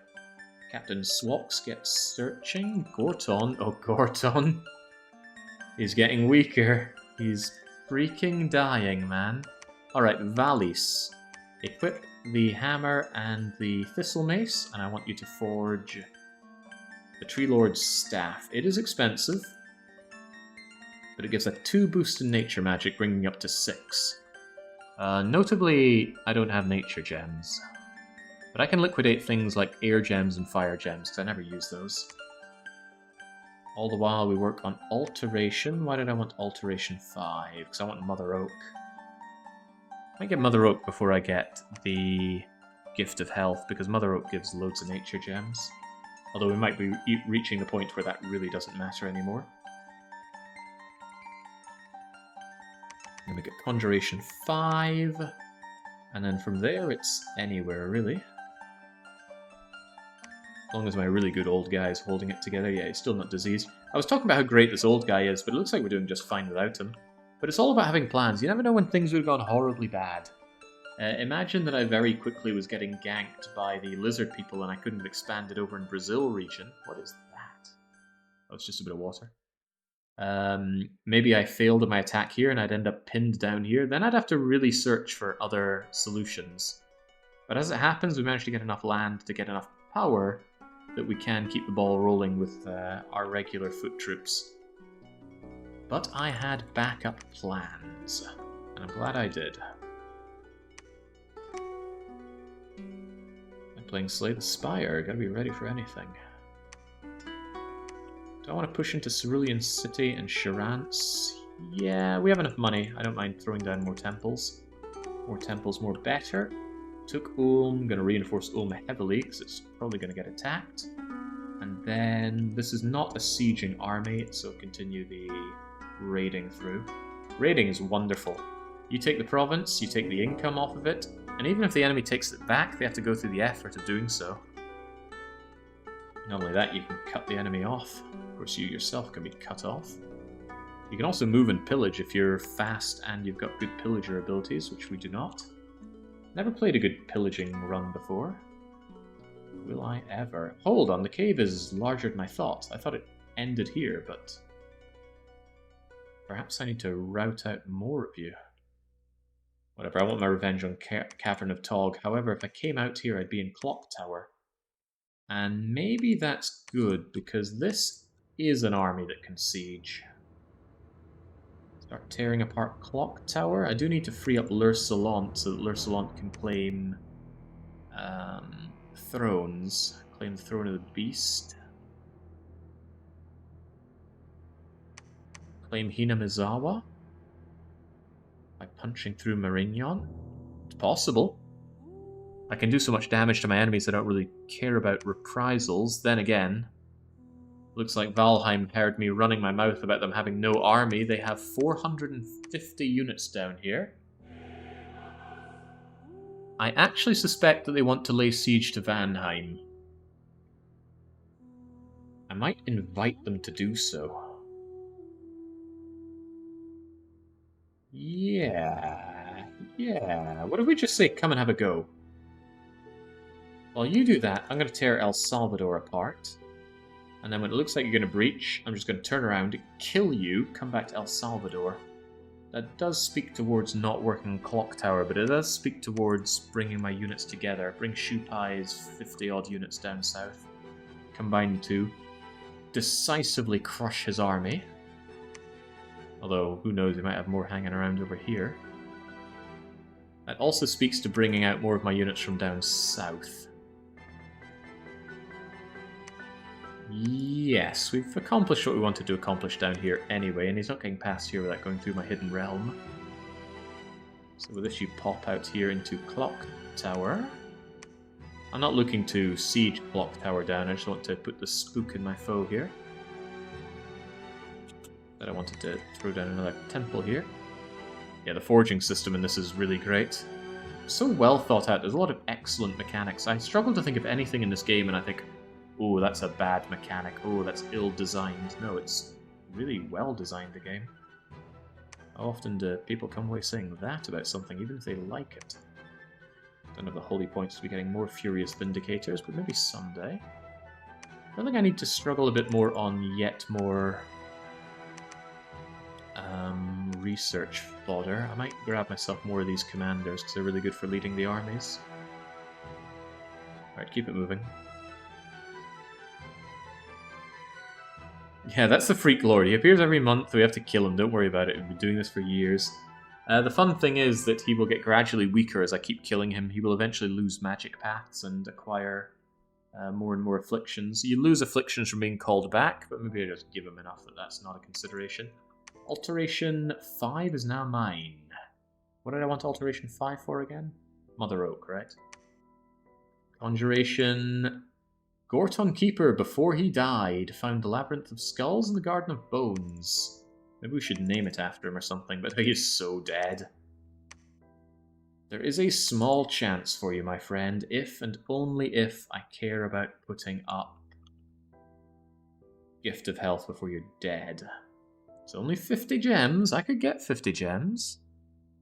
But I want Mother Oak. Mother Oak is also 50 gems. I'm afraid not Gundity. I'm afraid Gorton, you're just going to die. So crawl your way over here and die for me. You, however, I want you to alchemize over some nature gems. We need 50. It's a little risky only doing 50 gems of something, because your globals can be dispelled by other nations either putting up their own globals or specifically using Dispel. But I have no such fear, not currently. Get that Mother Oak down. It's not just for the gems, it boosts the growth by 2 in the province that it goes down in. 4 growth over here in Kagasia? That is so much. Alright, you get that down. I wanted a temple in Arbarang. What is this? Oh, I didn't even check the battles that went on, did I? Captain Swox found nothing over there. That's sad. As expected, they do want their capital back. This is why I didn't leave a big province defense. I knew this would destroy my province defense, so it wasn't even worth spending the money on. It would have been far more costly for me than for them. But that one brave defender, he goes in and he actually weakens that van. Can he kill the van? No. Well, he was practically free. It's going in Albion. Armies walking past each other is not a good mechanic. Ah, but it empowers air magic to quickly move your units. Maybe the question there is turn order is a poor mechanic, but I gotta do it somehow. Right, easy peasy in Albion, easy peasy in El Salvador? Maybe not that easy, that was a lot of them. Whew. Not only that, they're sending in the dogs. This really is Battle Brothers. The wolf is a common predator in cold climates, used in battle by some druids, small goblins of the Jotunheim. Well, good thing we can squish the dogs. They're not a big deal. They're just there to tire us out while the main cavalry come in to hit us. Hitting you, for example, unlocking your barbarian rage. Man, this is hardly fair. Blood Surge, Ethereal, Berserker, and it's not even a Hellbless. A Hellbless is more when you sacrifice your nation's scales to get it, but we still have Growth 2, Order 1. I think we have... what's the one where people are lazy or not? Production 1, that's right. Heat 2 is barely a consideration, we don't struggle on supplies. Neutral luck, and we got the magic too, so no, this isn't even a hell bless, it's just a very good bless. It's a hell bless that comes online at turn 36. No, I could have hell blessed these guys better. They need to be more killy, so what I would have put on them is something to counter all the attacks that try to hit them and fail. Something like a fire shield, maybe even a heat aura. Yeah, that coupled down with the heat scale that we took would have been a bit more hell blessy, but I would have had to tank my scales for that. Didn't seem worth it. It's not that hell blessy. A human could counter this quite easily. Get larger so that you don't get trampled by me. Get magical weapons to pierce through my ethereal. My defense is garbage, so morale your way through my repel. You'd have me crushed. Oh no, not Lure Salant. What happened to you, my man? Oh, he got the plague! Infected by a magic plague. He gains fatigue and he loses 1 hit point every other combat round until dead. Uh-oh. How does one get rid of plague? That sounds really bad. I've never seen this before. That doesn't sound very survivable. And Lure Salant is my profit. I can't afford to lose my profit. What caused this? Just infested by a disease. Never have I ever seen that before. Don't know how to deal with it. Guess he just dies. Assassination attempt on Ernie Hecklerock. What? Motorsport managing, it's dangerous stuff. However, Ernie Hecklerock's bodyguards are there to save him. Cool. Wait, he's being assassinated by Rick Astley the Large Spider. What? Well, if anybody wanted to know what size 1 is, it's a big spider. Bye, spider. Ernie, are you sure this is an assassination attempt? Ernie's just out in the pub. He's just had one too many drinks. Oh boy, okay, well, away you go then. I might have to pull Lursalant from fighting then if the plague is going to kill him. That or I give him a ring of regeneration, but I don't have a place to...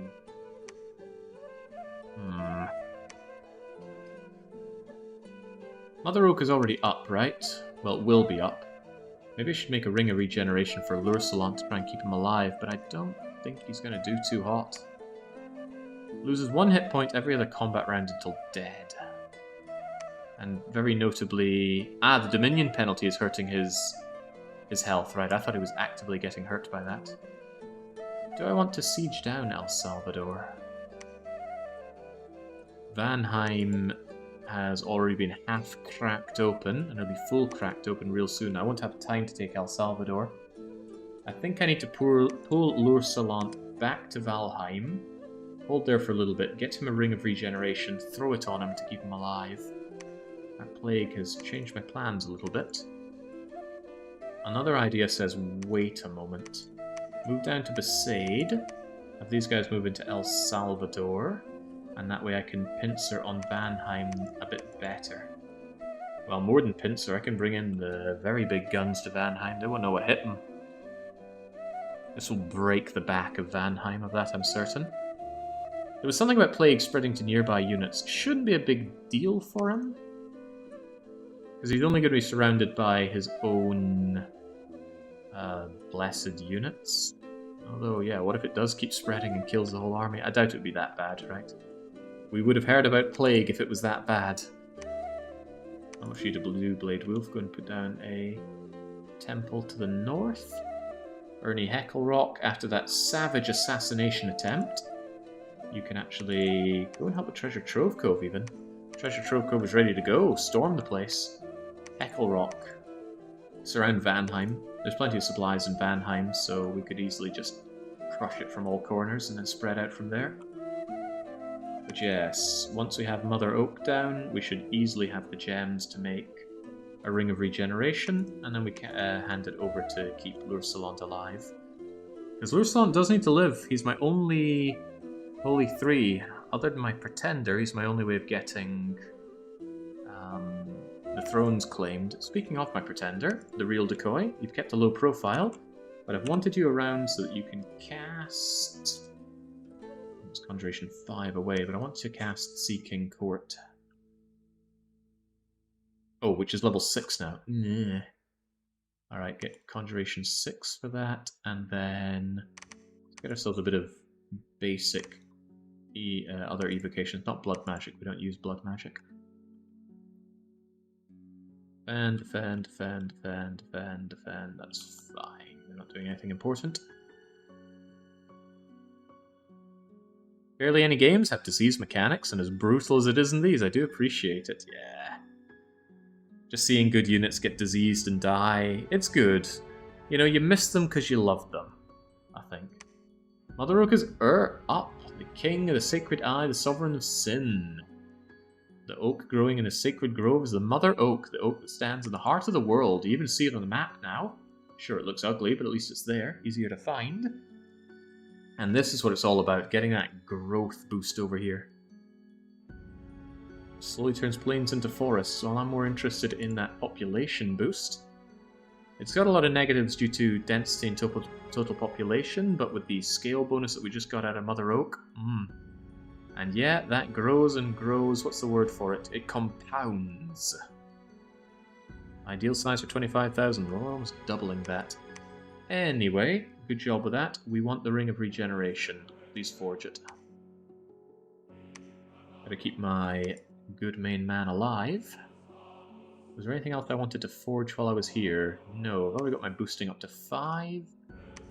Boosting up to 6 when I give you the big stick. But I won't bother doing that with the forging, because then you won't be able to hold the hammer to do the cheaper forging. Right. Vanheim is unsurprisingly trapped. They can pour in any moment. However, assaulting only happens after combat, so we are safe to move in. 600 Vanheims. When I said total elven death earlier, I wasn't kidding around. Oh yeah, what else happened around here? A crusher! Oh, cool. I can summon one of these. I think they're good for taking on fortifications.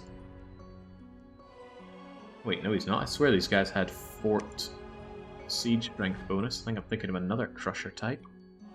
Magically animated stone construct of immense strength, almost invulnerable, strikes with stony fists.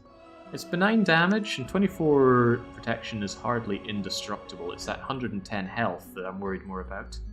He'd make a better trampler since he has no fatigue or encumbrance, but too bad. And he's being led by this Wilfred Dion, the Dwarven Smith! With a hammer! I swear it's coincidence.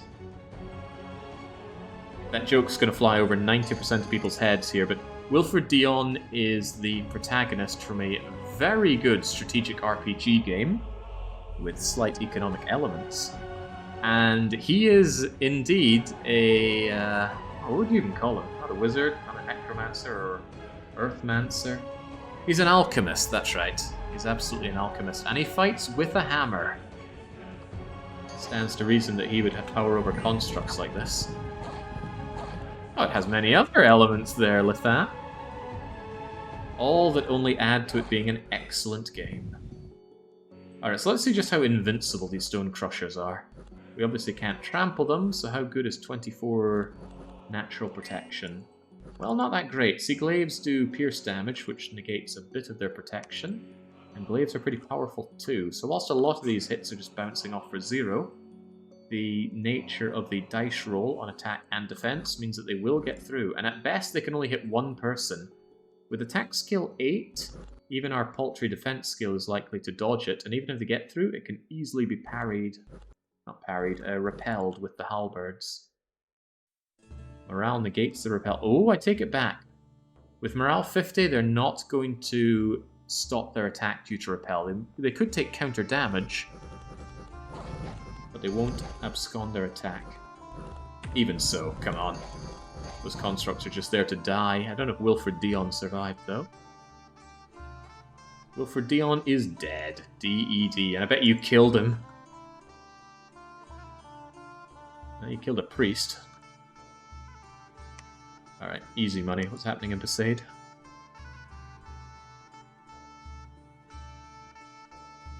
Oh, I think they attempted to attack me, so I wouldn't... No, I'm thinking of the wrong thing. I was thinking about next turn. But yes, nice try, but that is our land now. There was a battle in the fortress of Treasure Trove Cove. I'm not quite in such a good position to walk through the walls. Unless... Where's my blessing? There we go. So a fair few of these guys have gone ethereal, and the ethereal ones will just ignore the walls and just clamber right up. And then, well, you thought you were safer on the ramparts, not up there.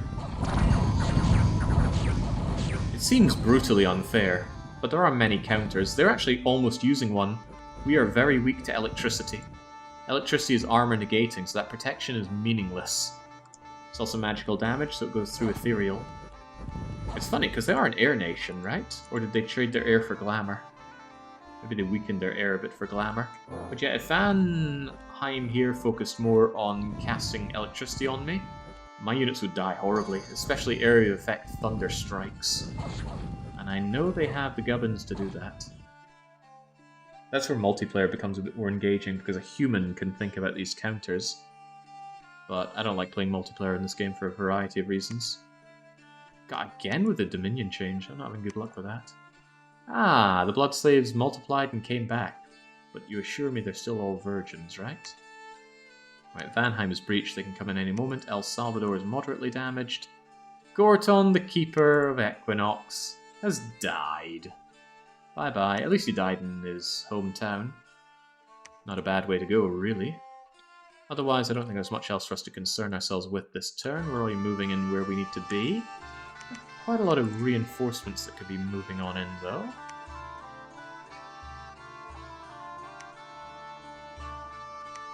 That's good and all. Maybe stop making more of these, focus more on the units themselves.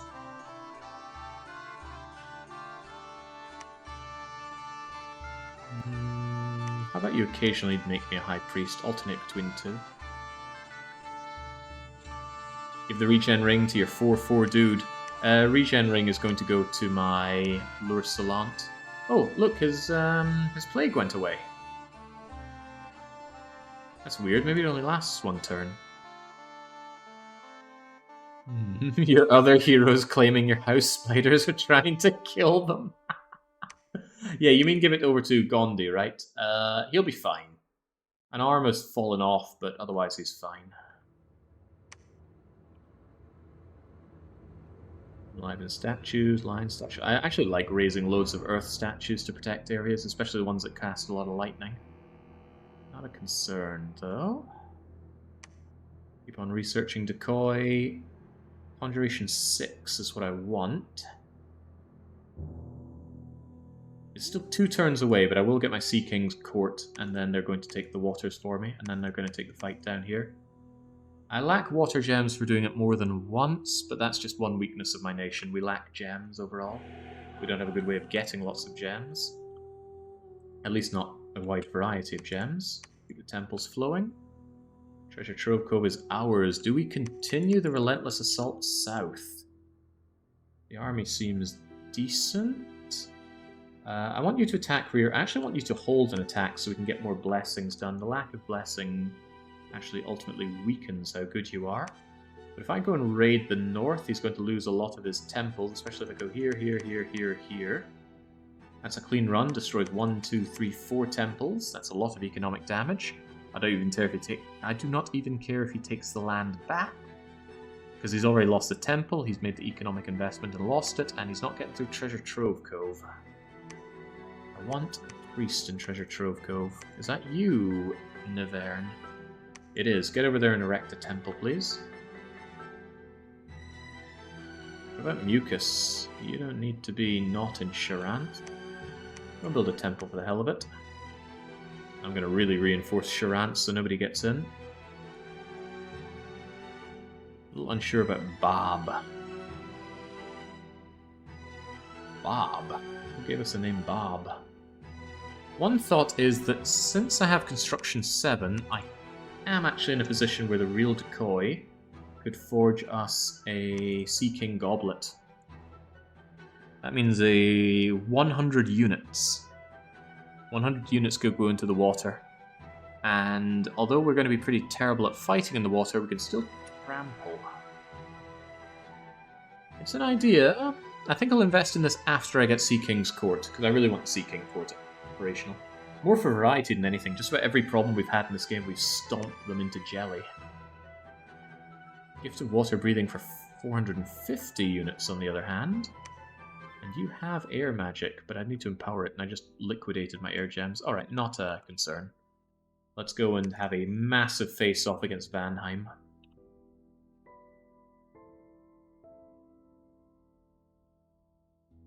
Captain Swox. Failed to find anything. Conjuration 6 is right around the corner. Altheria was never going to be a problem. Besaid was never going to be a problem. Wait, what's this about Besaid? Why do I have Province Defense? Tell me about Besaid. Oh, Besaid was just a place that I moved into for the hell of it, but I think I forgot to reinforce it. The main question is, how did it go in Vanheim? Got enough bulls. Got enough elves. Okay. Those wolves are actually a weakness for them. They're just going to proc Blood Surge on my units. Actually, maybe not. They're going to block these guys coming in. Still Blood Surge for some of them. Blood Surge is a really good bonus to your attack strength. Reinvigoration, even a bit of defense. We see a blood surger somewhere? No, we can see a defense loser. Here we go, blood surge 3. Attack skill +3. Strength +3. Defense +1. Extra reinvigoration 1. Get going. If you're looking at this and you have no idea what's going on, the red squares are the filthy elves. We don't like those. The very light greyish blue cells are our glorious trampling bull warriors. Light coming down from the sky, those are our priests trying to banish enemy undeads. I wasn't aware that my enemies had any undeads. What are we casting this on?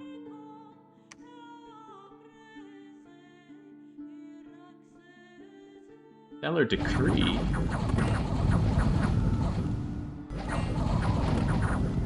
Do they have undeads? Maybe we're just using that as a general attack.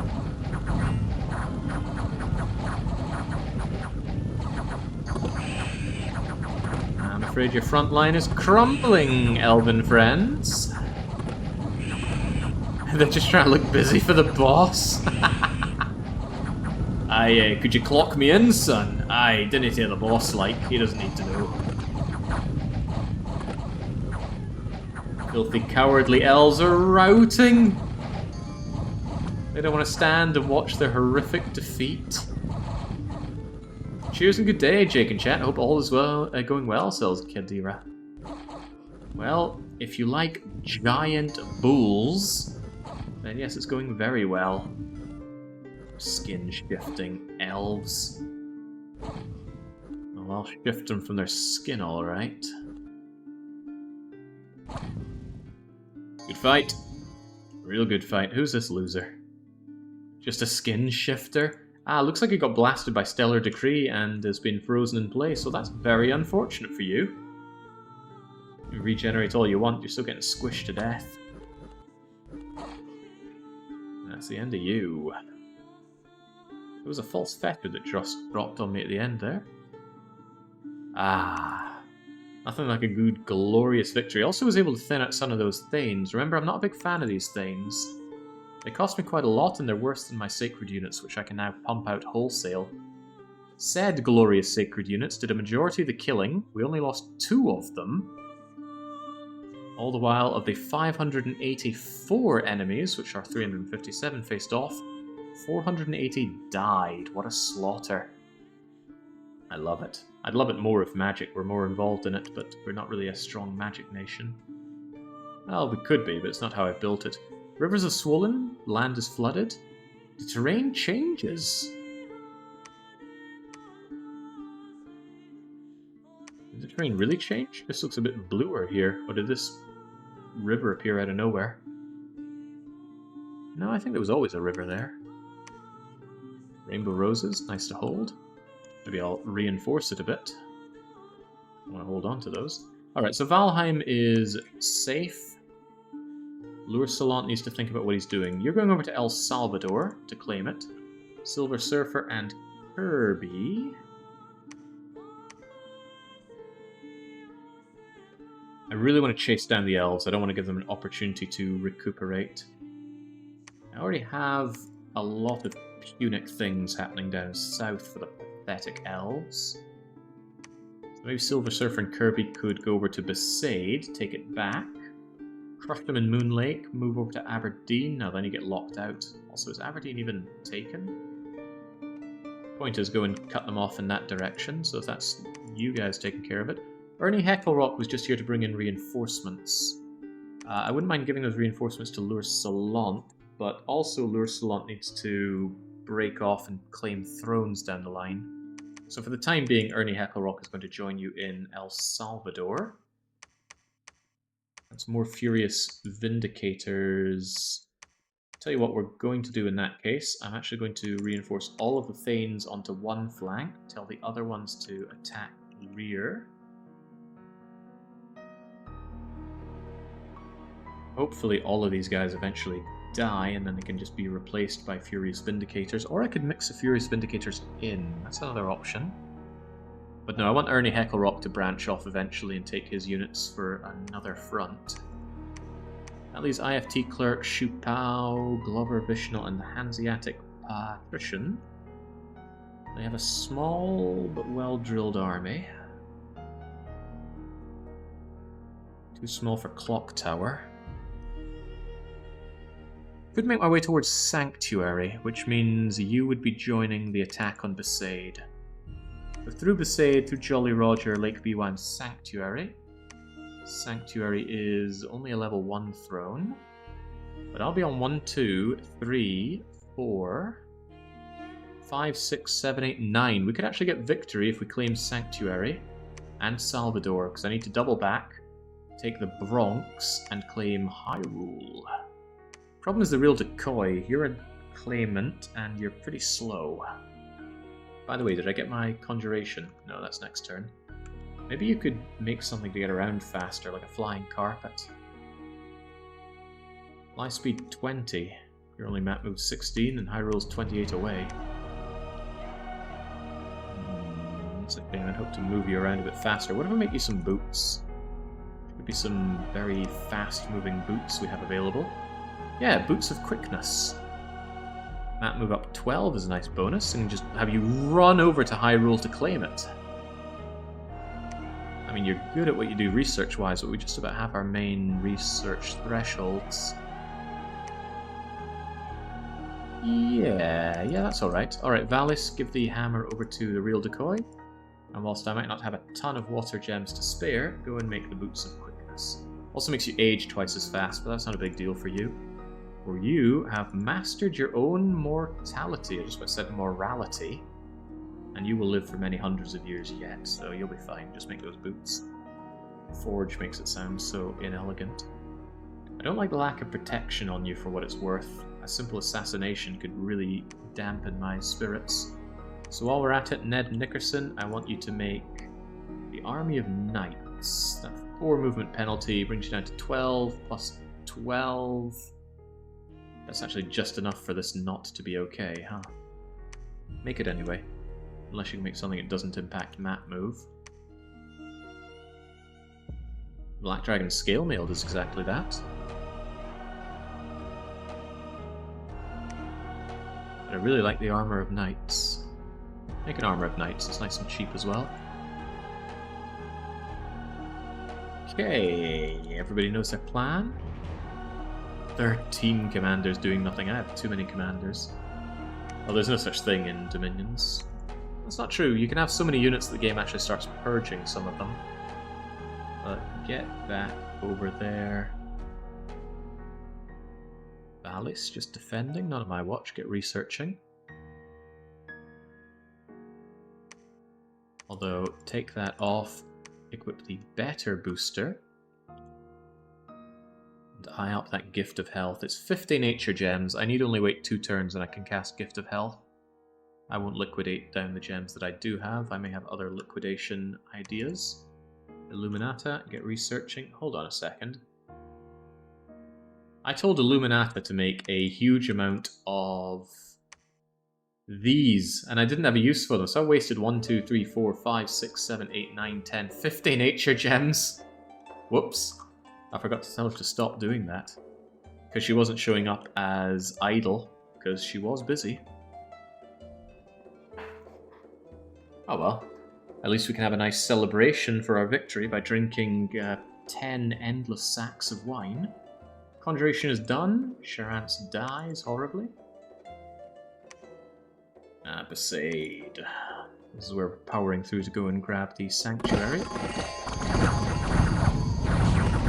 Remnants of the Elven army, and they die miserably. Good. There's no elf death like total elf death. So again, these units hang around and enjoy blessing, and they're much stronger than these unblessed scrubs. I shouldn't speak too badly about these guys, they've done a great job. When I didn't have the holy points to recruit more of my glorious sacreds, these guys stepped up to the task, and Halberd is the stronger weapon. Halberd hits for 30, these guys, even with their buffing up, are only hitting 18. Although they do get better if they blood surge and such. Yeah, there we go, 21 with the blood surge. 23 with Berserker. Funnily enough, it's not a two-handed weapon, so it doesn't get an extra strength boost. Easy money. Hey, the Freak Lord was there. How did he escape?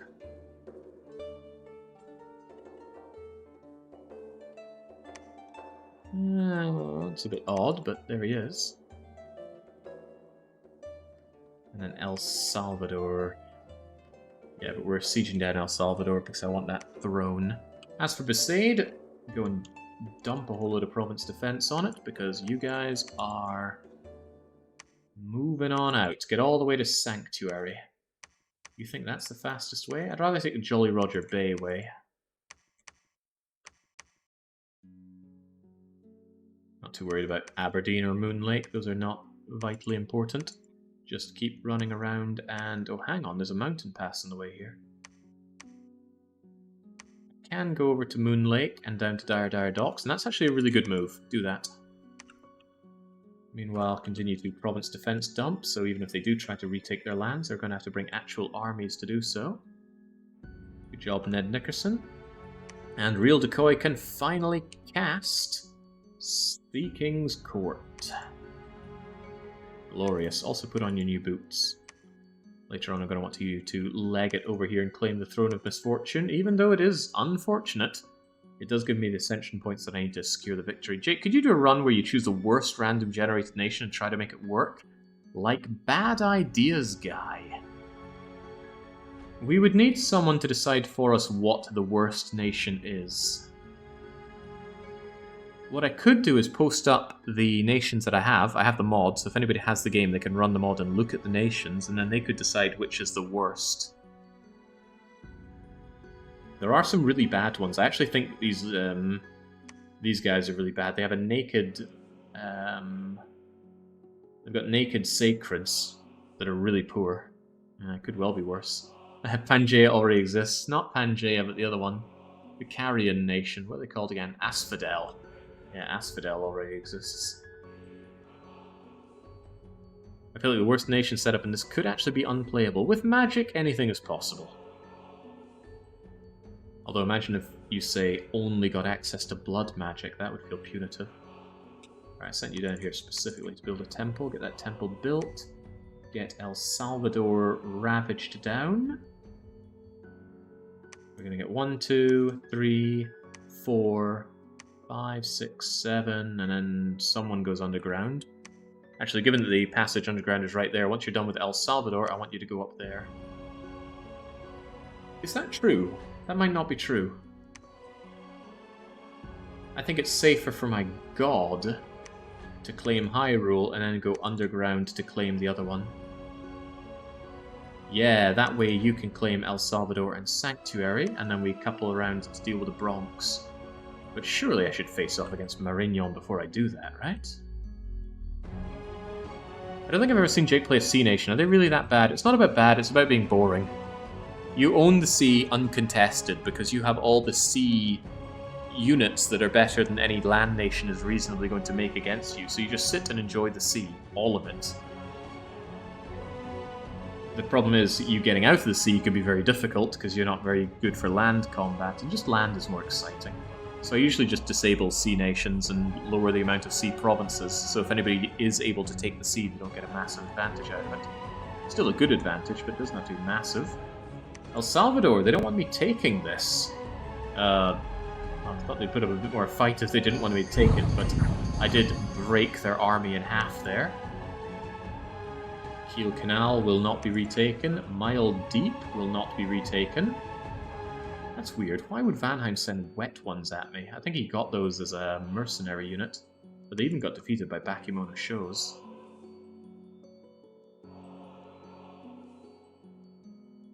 I wonder how bad a bad roll can be for a Sea Nation. Yeah, so those Yaris are really good for repelling. Repel is an attack skill check, but wet ones tend to have pretty bad stats overall. So, yeah, the idea of dying to Bakemono Show is just sad. The Bakemono Show do rout, but my commander does not, and that's just enough to let the wet ones run away. Out of here, wet ones. You almost took that, though. I'm a little concerned. Attacking forces from Vanheim in Besaid, and this is why I pumped up my province defense. And this is why I went out of my way to get Riches of the Deep earlier on, so we could have the money to do this. The good fortune that we're enjoying right now is consequence from some excellent decision-making early on. That includes the early non-aggression pact that I took with Vanheim to allow me to focus down the Lithoid nation. Enemy temple found, swiftly raised. Enemy temple found, swiftly raised, and Glover grabbed a Mirage Bola. We saw that earlier, but I never actually checked out what it was. Get me out of here. Rio Grande do Sul gives me fire gems. Unseen University is having an unfortunate series of events. Rincewind. Getting cold again, and Salvador is breached. So for one, let's absolutely make sure that we are storming that. Make sure that any Heckle Rock is his own man. Mos Moris, you got these Mirage Bolas. How do they work? They're just a range 17, highly accurate thing to throw. Why is your precision so high? Why is your precision so high? Jeez, it's experience, I guess. There's where the false fetters came from. I mentioned earlier that false fetters fell on one of my units. And I couldn't figure out why. And this is why. You threw that at one of your own guys, you fool, Mos Moris. You shouldn't even hold on to that. He's collecting rings as well. Ring of Tamed Lightning. Ring of Frost. Gotta hand it to Mos Moris, is just a real battlefield looter.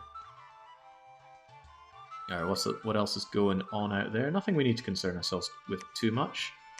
Our march continues onwards to Sanctuary. Protect our rear. Is that really the best option for claiming another throne, though? Isn't there anything more nearby? There is Zeal, but getting over there will prove difficult because I don't have a good way to fly on over, do I? No, sir, I do not. I hold Balaton. There's my Sea King Court. Hello, Kappa. Grab your trolls, grab your other trolls. Make sure 2 of them are specifically on you for bodyguarding. You know what, the trolls can all just work together. He's expensive, no doubt. 240 for the man himself, and each of his trolls are costing 40 and 48. But they regenerate, they don't need to eat. Never seen this before, susceptible to acid. I guess acid gets used more in Dom 6 than it was used before. Gift of Water Breathing 1, 20. Hang on, did you always have that? I think Sea King Court here, man. Sea King Court man here is going to enjoy a bit of added oomph in the waters. Let me think, it's 120, that's 40 of these units. Let's be not very ambitious and give them 20. Do I really want to finish off my old foe down there? I'm not so sure I do, but I would... You know, I really don't need Sanctuary if I took Zeal.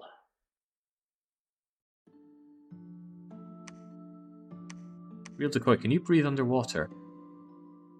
You can, due to this. Interesting.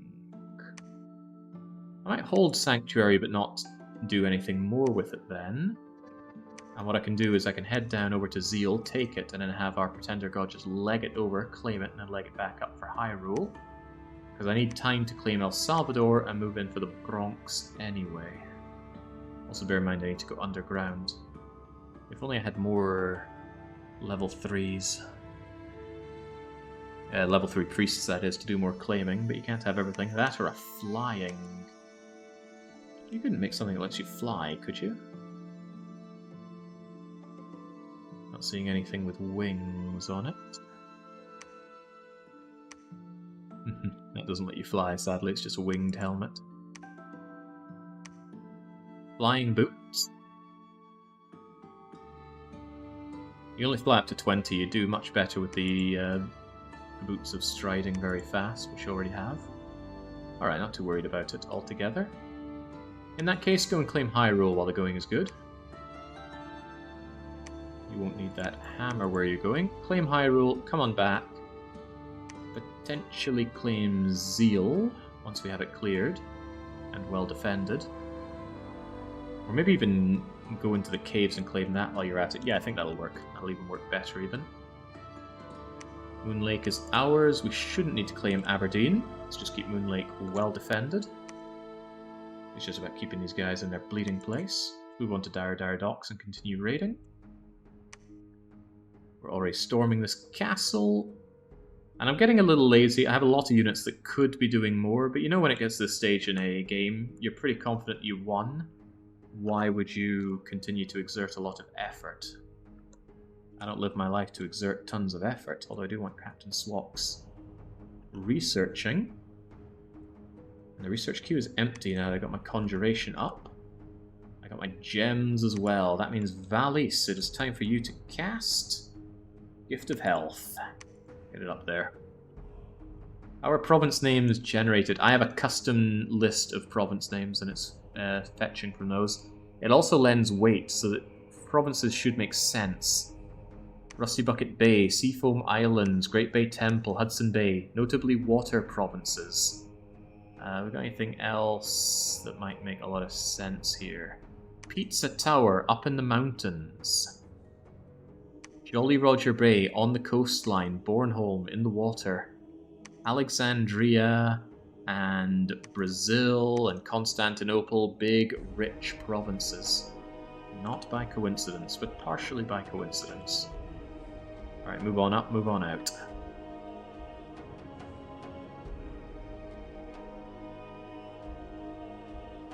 Do you know the game Legion? Never heard of it, Cyrillus, or if I have, I've forgotten, and I forget a lot of things.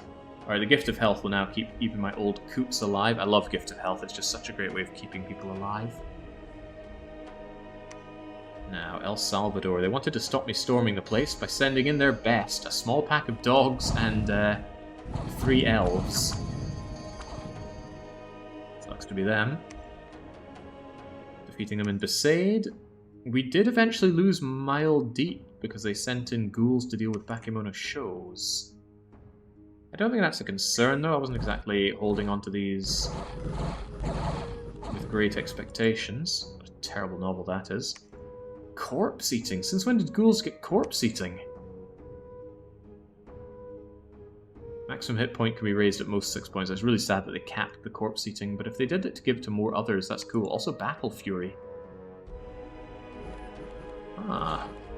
Yeah, when did ghouls get boosted? I never knew ghouls to be this good. So good they're even taking my leader apart. Also, they brought in cool devils down here. Guess Vanheim aren't quite done fighting then. Crush them on the Kiel Canal. Crush them in Biwa. And without losses, my High Priest died in Biwa. I got more of them. One of my several High Priests died in Biwa. Question is, did I leave any units behind? And the answer is nah. Nah, we're all good. Our march continues. Take Sanctuary. Maintain good province defense in your wake.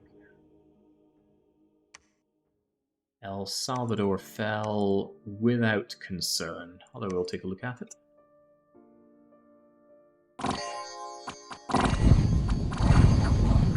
Yeah, ethereal units going through walls just feels so unfair. That said, it doesn't make a huge difference. Because of our trampling, we're able to bust through whatever human shield they put up in the breach anyway. Yeah, Vanheim still have some annoying units out there. Every time I see that lightning bolt come down, I know I'm taking avoidable losses. Down you go. Heat and Deception Island. Vanheim sieging us but not able to do anything. Oh, it's the Freak Lord. The Freak Lord is back. That's good. Anyway, El Salvador is down. That's the Throne of the Beasts. Lursalant shall be claiming that one. Whilst we're here, let's throw up a temple, and the rest of you just patrol the area. Maybe not. Maybe not. But I will want some defense here, so yes, do patrol the area. Real Decoy made it over to Hyrule. I'm claiming this throne. I said I didn't want the throne, and I don't, but we need the Ascension points. To win, we gotta get 9 Ascension points, preferably before Catalysm. Currently, we've only had 2 for a very long time. But that's 2, going to 4, going to 5. Going to more, going to more, going to more when I get underground. Bit of a risk underground, actually.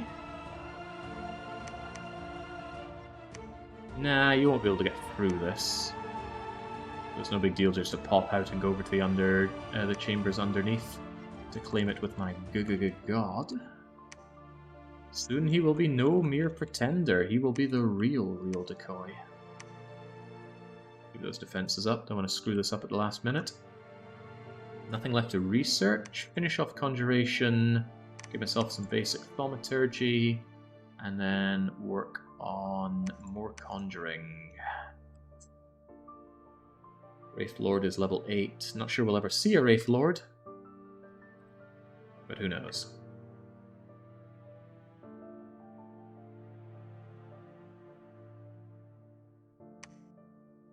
Throne of Beasts. More thrones. Right, Sanctuary goes down. Not very well defended by our foe, but then I did crush his army. And I don't expect him to bounce back because I have his capital. Not just is that a lot of resources that I have and he does not, it's also his gems and his national sacreds, or any capital-only unit that he has. Hudson Bay, right, this I'm interested in. I sent my units into the water. How do they perform? Well, against Tritons, that shouldn't be difficult. So in go these guys. The lovely thing about trolls is even when they take damage, and they will take damage... wait, did one of them just die? No, surely not. Gift of Health means they have absurd hit points right now. But yeah, they take the damage, and what happens? You're going to see some green numbers pop up, and that is their regeneration. Wait, that's not happening, because they already had more health than they can even regenerate past due to Gift of Health. Point is, they still regenerate 20% when underwater. That is good healing. So they're kind of terrible in combat. Not very good skills, claw, 0 length, but they are tanky. And they are expensive, so you don't mind losing them all that much. Lake Biwa with a single hearse, hardly a problem. More damn hawks. I sent out a patrol, and El Salvador is holding strong. Scouts being killed, including little raptor assassin guy. An actual assassination, not a spider. Come on, Ernie, get it together. Moderate damage in Sanctuary. They can't hurt us in Vanheim. Patrolling Brigands. And a new famous hero, IFT Clerk, is a hero. He's got increased hit points. That's going to work very well with Gift of Health. Alright, yeah, just tear down Sanctuary. It'll be our backup if needed. The real decoy, I want you to go underground. Well, specifically, I want you to go all the way over to the chambers underneath. So get there as fast as you can, and then pop out and take Zeal. Maybe you should take Zeal first. What an awful province. Just have crummy Tritons as our province defense. They will probably take it over. I could go and take the fight to them, but let's go and take Zeal. It's another throne after all.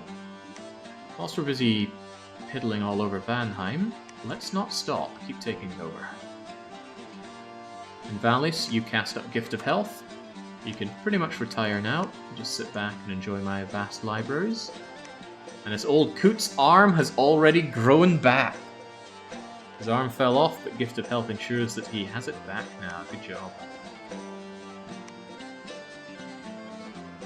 Okay, do I remember you enjoying trucking sims? If so, have you given thought to the recent Star Trucker?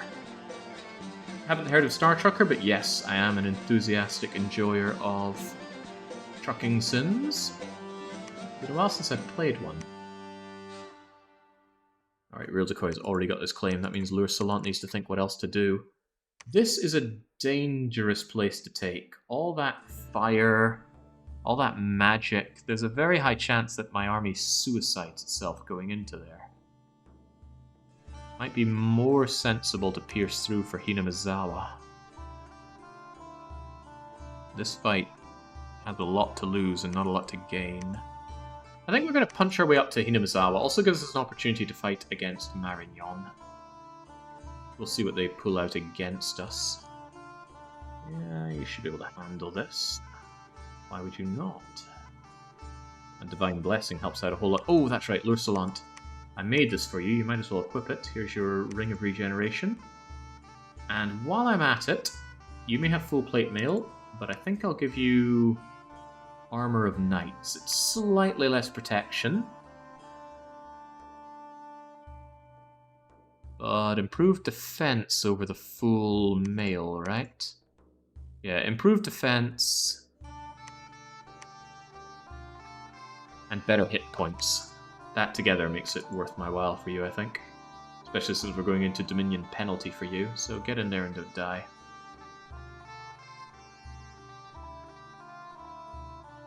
Yeah, we're going to punch our way up and try and claim Hinamizawa whilst our god claims the other thrones, and that should be victory once we get them. We're on 1, 2, 3, 4, 5 points. We'll be on 6 claiming this one in the bottom. We have already cleared it out, right? Yeah, we'll be on 6 with Throne of Might. Maybe even 7, 8, 9 with this one. I don't know how many points are on this. But probably enough. Yeah, I think we steamroll our way to victory. If Marignon want to put up a fight, they're more than welcome to it. Crippled units dying in El Salvador. Single useless mounted attack in Besaid. Hey, Sea King. So this is one of the thrones. It's pretty much level 1 throne, level defended. It's just a lot of militia and heavy infantry. Now, my trolls on land are not particularly good fighters, as we've discussed before. This is why I gave them the glorious stampeding backup dancers. And they'll happily squish the militia. Unlikely to have taken any losses there, yet 2 Vindicators. Fine with that. Now if we check out the province of Zeal, it's 1 point. Shock resistance, 2 per turn. I will happily have that. The real decoy is on his way underground. He's going to go directly over to Chambers and secure that. What do we do with this Keppa? I'll tell you what we do. We're going to make sure that our foes underwater never come and try and take this. So let's go and siege Great Bay Temple. Risky, but what's life without risk? It's not worth living, that's the problem. By the way, I don't really care what you do, just don't use those gems haphazardly. Gems are more important than your life, I think. Poor guy, I'm just stomping through his lands uncontested. I haven't fought Marignon, but that's about to change. I'm going directly into Marignon's lands. Because I want your throne, and it seems to be the most convenient one to go and stamp over with my pretender. What else to concern ourselves with, is there? Yeah, well, Lursalant with everybody else. Why is Lursalant defending? Heavens no, get moving. Last thing I want is for you to lag behind. Go at it, one at a time. Got a scoot. It was great to discover someone streaming this game. Never thought I'd see the day, says 77 Monkey. I went through a lot of streaming Dominions 5. One of the reasons I dropped Dominions 5 was that I streamed so much of it that I wanted to stop for a bit and wait for Dominion 6. But now Dominions 6 is here, notably with the Nation Generator. I'm interested in playing it. It is absolutely an improvement over 5, but it wasn't enough of an improvement to drag me in until I got the randomizer going. We took control of Great Bay Temple, met no resistance. Why was there no resistance? Oh wow! We actually dom-killed our foe. Look at that, our Dominion completely smothered them. Actually, our Dominion is smothering the world. Let's have a look at that. Oh boy. Oh boy.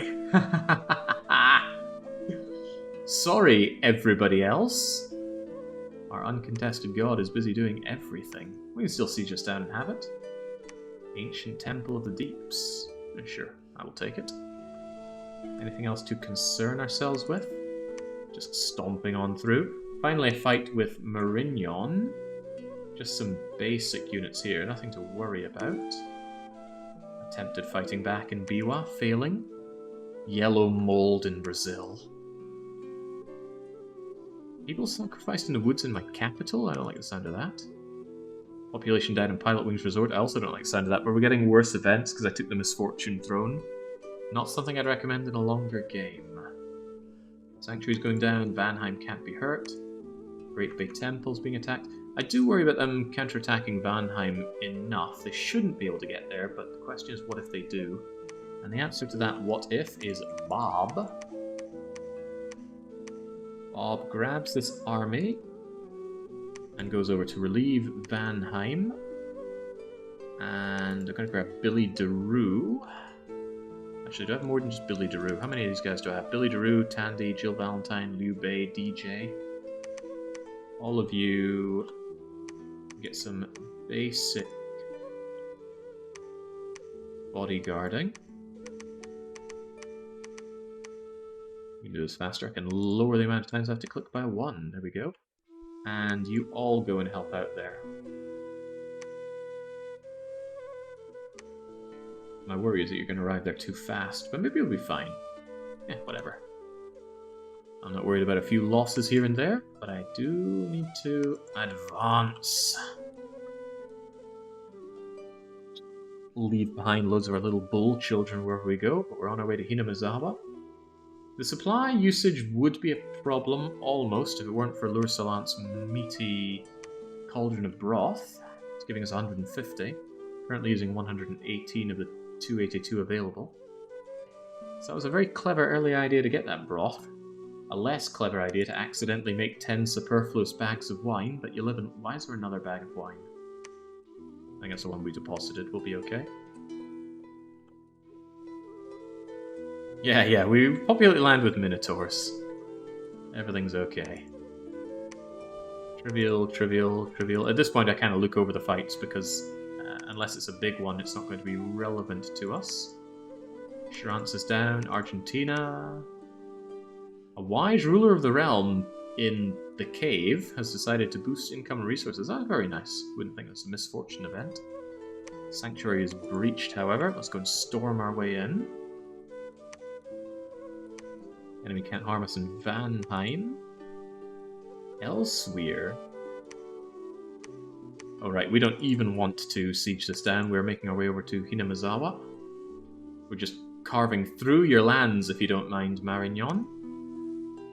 And Bob moves into Vanheim.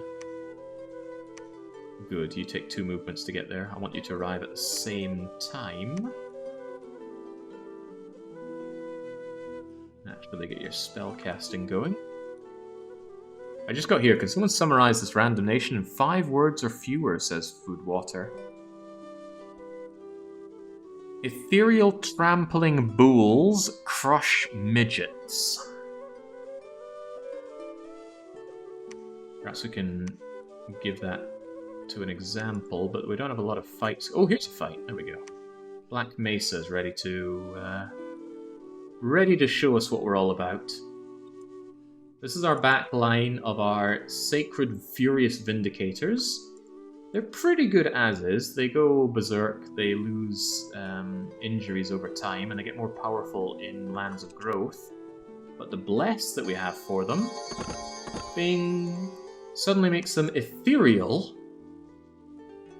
and they get blood surging when they kill. They've also got enhanced attack skill with long spears, so they repel a lot of things.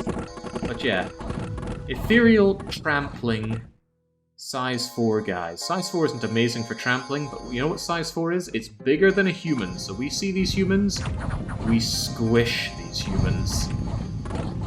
We have almost no defensive capabilities, but what we do have is repelling with our long weapon.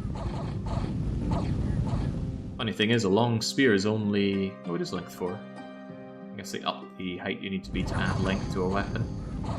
Anyway, long weapon means we can repel to make up for our puny defense, and the etherealness makes up for it as well. So yeah, we just charge forward, as if there are no crummy humans underfoot, and when we meet something larger, like a horse, we shank it. With halberds and spears, and... are you using glaives? No, that's a long spear. It looks more like a glaive. There's a halberd. Big bull crush puny humans, also nice llama. Excellent way. Excellent way to put it out there.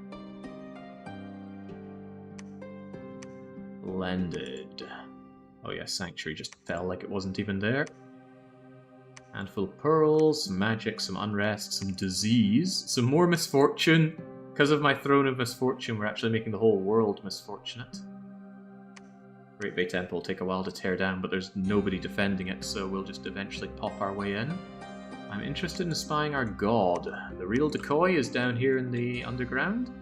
They will claim the Throne of Ascension, bringing us from 1, 2, 3, 4, 5 points to 6. And then depending on the size of this throne, we're done or we're not done. It's 400 enemies, including swamp drakes, a big old linomer. So the question is that Throne of Power or Sorcery, or is it the Throne of Earth? Oh, haven't seen another impactful throne. We don't have the Throne of Rainbow yet, but I can always just carve my way south through Marignon's capital. Oh, now that is tempting. Oh man, I gotta put Marignon in their place. They've been the dark horse of this fight until I just came and punched my way through their nation.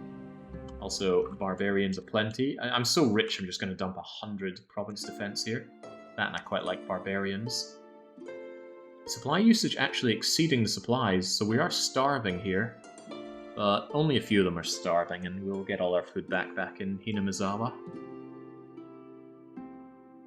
So many units hanging around Mystery Lake. Go and continue crushing down Water's Edge.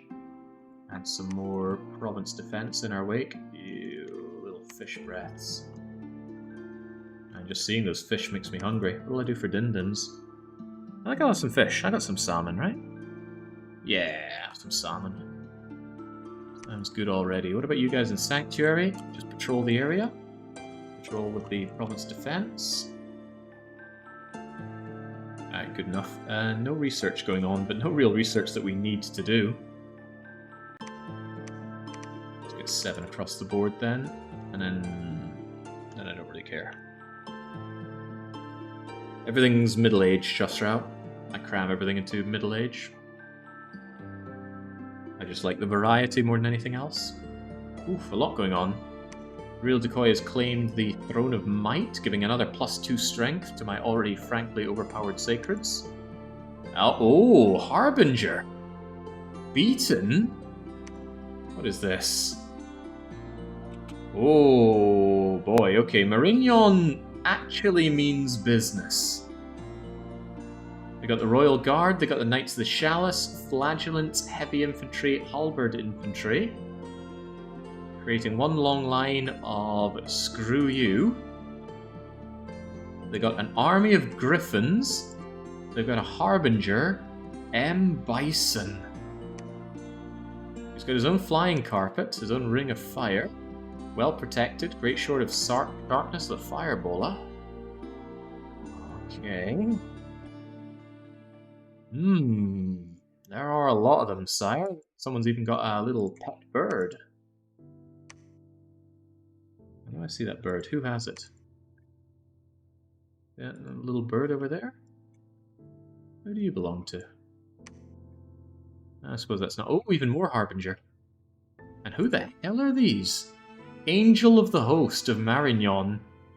Sacred Heavenly Sword, invulnerable, awesome.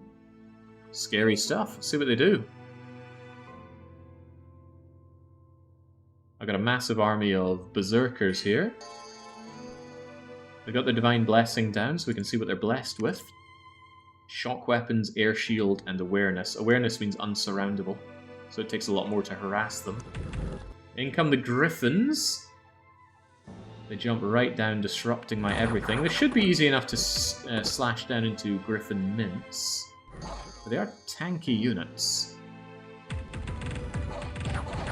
Barbarians meet the Knights. In that exchange, the Knights win handily, because they're very hard to hit.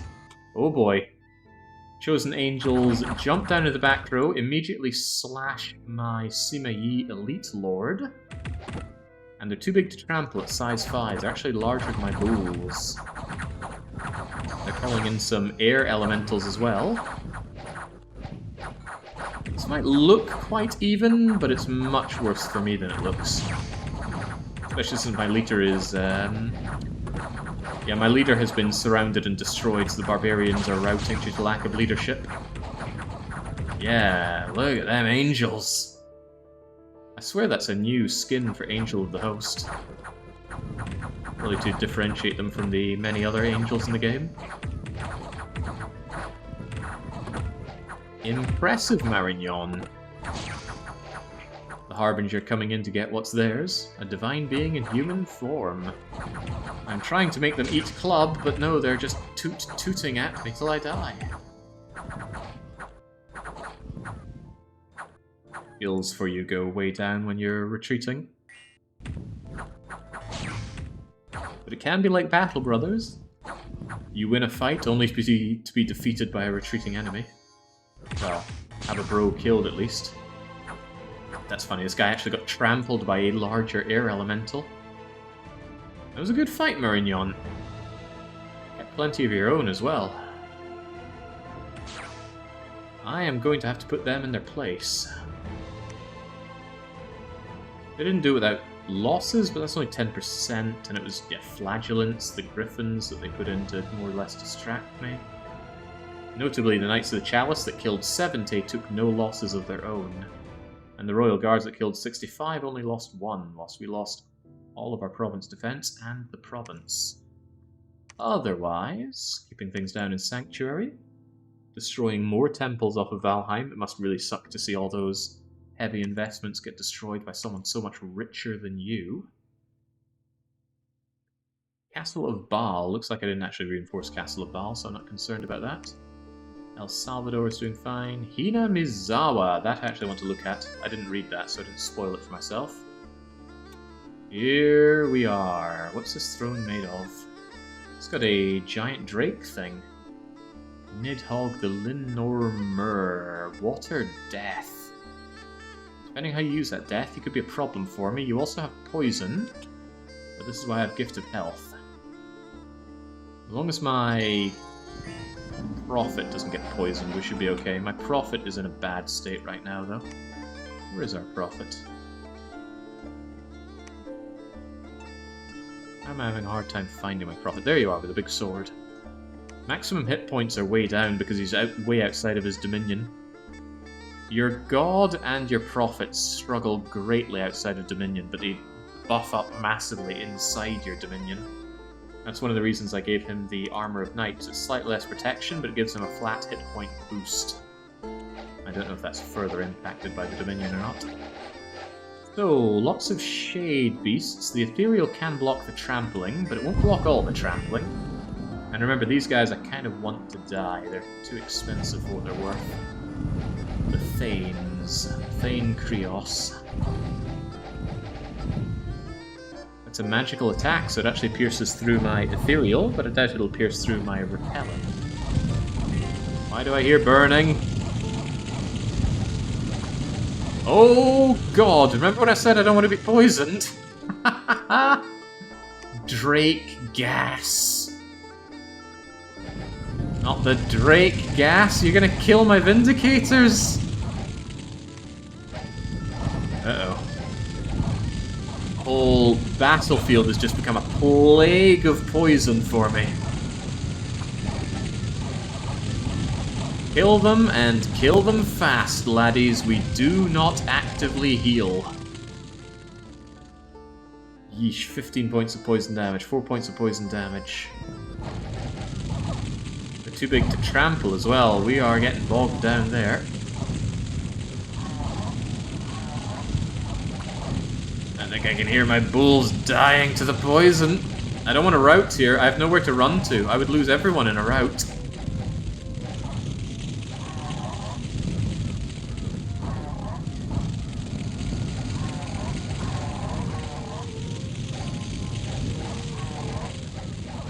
Oh man. Could have brought a nature mage to cast some mass regeneration. These guys are beyond dead.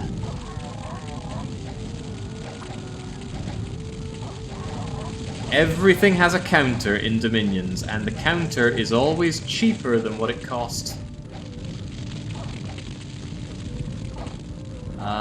Tell me you're not routing? No, because Berserk units won't rout. They will charge through the poison until they die, but rest assured they will die. Now, the best I can do is take you with me. As Andros would say, if I go down, I'm taking you with me. All of these guys are poisoned beyond living. Come on, we've got to kill this thing before this becomes a problem. Unfortunately, he's in vulnerability 25. It'd be fine if he routes. It'd be less fine if I route. How are we doing? We're holding. We do have immense amounts of morale. Okay, they are routing. They are absolutely routing, but holy moly, my units! Annihilated. There will be survivors, but there won't be many survivors, and I'm thick in Marignon territory, and we just saw what Marignon has. And I just cleared out this throne for Marignon. This is all bad news. But I have some counters, we just need to put them to work. Alright, he's even leaving behind this load of poison, and watch our guys just trickle off and die. Those that don't die are still ending up with injuries. My chest hurts. I wonder why. Ooh, where was that again? Hinamizawa. 80 of our 116 glorious and highly experienced sacreds died to stinky lizards. That was a good counter, and it's another thing that I had a weakness for. I had no counter to poison at all, and we were very weak to poison. That said, that was poison overload. I've never seen so many swamp drakes. Oof. Alright, anyway, we do win. Let's look at the well, let's check the other messages before we lick our wounds here. Nothing happening in Jolly Roger, nothing in Vanheim. We just crush what little is there. You killed our god! Yeah, I guess I killed the Freak Lord again. I can watch him die again. It would certainly bring me joy. Hello, Freak Lord. Goodbye, Freak Lord. Kiel Canal, of no consequence. An order of knights are in the land. They were destroyed by their own weakness, fell to temptation, and they now returned from hell in El Salvador. Ooh, Hell Knights. Powerful, experienced, deadly.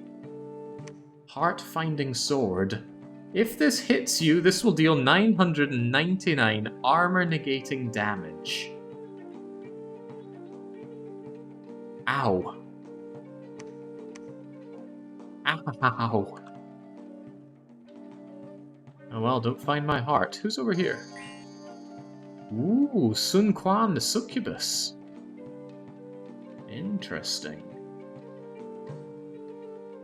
Well, my province defense will probably handle this, but those are the kind of units I want. I think you need level 9 magic to get access to them, though.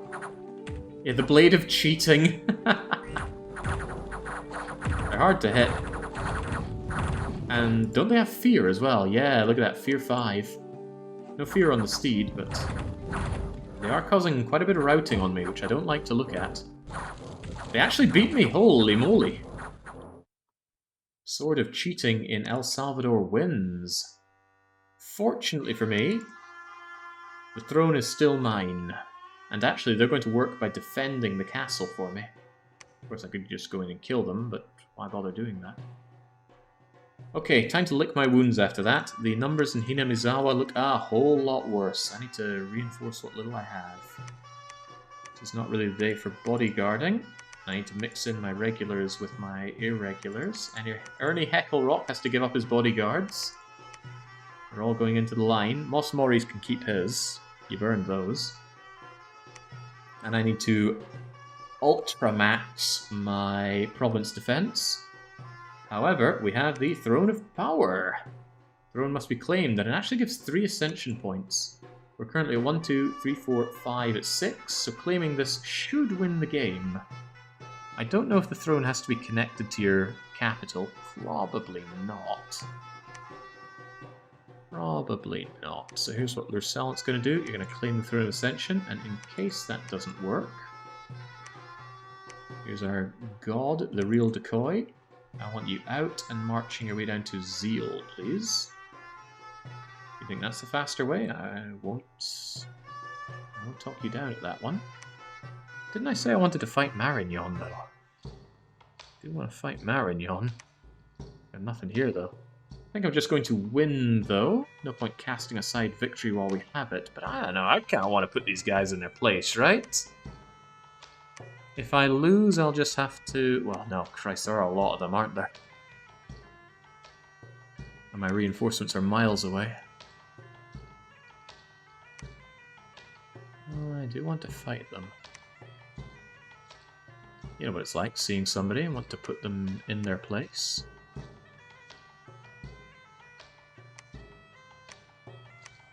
Feel Valentine, Bob, Tandy, etc.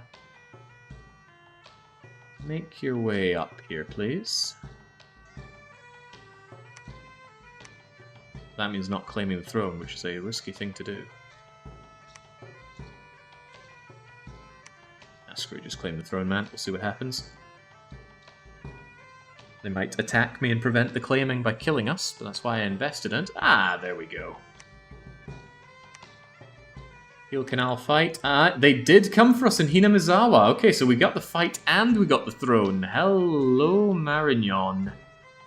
The Harbinger is here. These nasty flying Angel of the Hosts are here. I was just thinking of contributing to the Randomiser mod, and then I saw it's written in Java. Bleh. Yeah, I couldn't get it to work until I think, downgraded my Java. Because I upgraded to the latest, and then that wasn't good enough. So we got our Province Defense, we've got our last line of Vindicators. Many died. They're not even all healed up from the poison attacks, but those that remain are my most deadly, highly experienced ones. I'm like Hannibal after he crossed the Alps. He simply removed the chaff. The problem is those flyers are going to come to the back row, and I just reduced my bodyguards.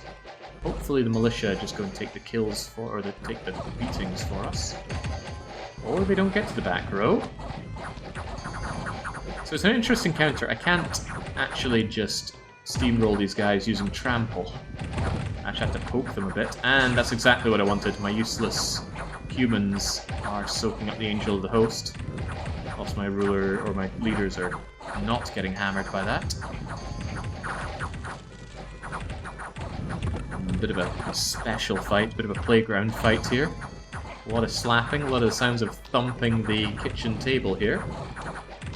We should be able to proceed, yeah? I think they're starting to break. Yeah, if even their knights are starting to turn around, that looks good for me. Giant scorpion is out of here. My archers were all killed by the Angels of the Host, and they're going to find new prey.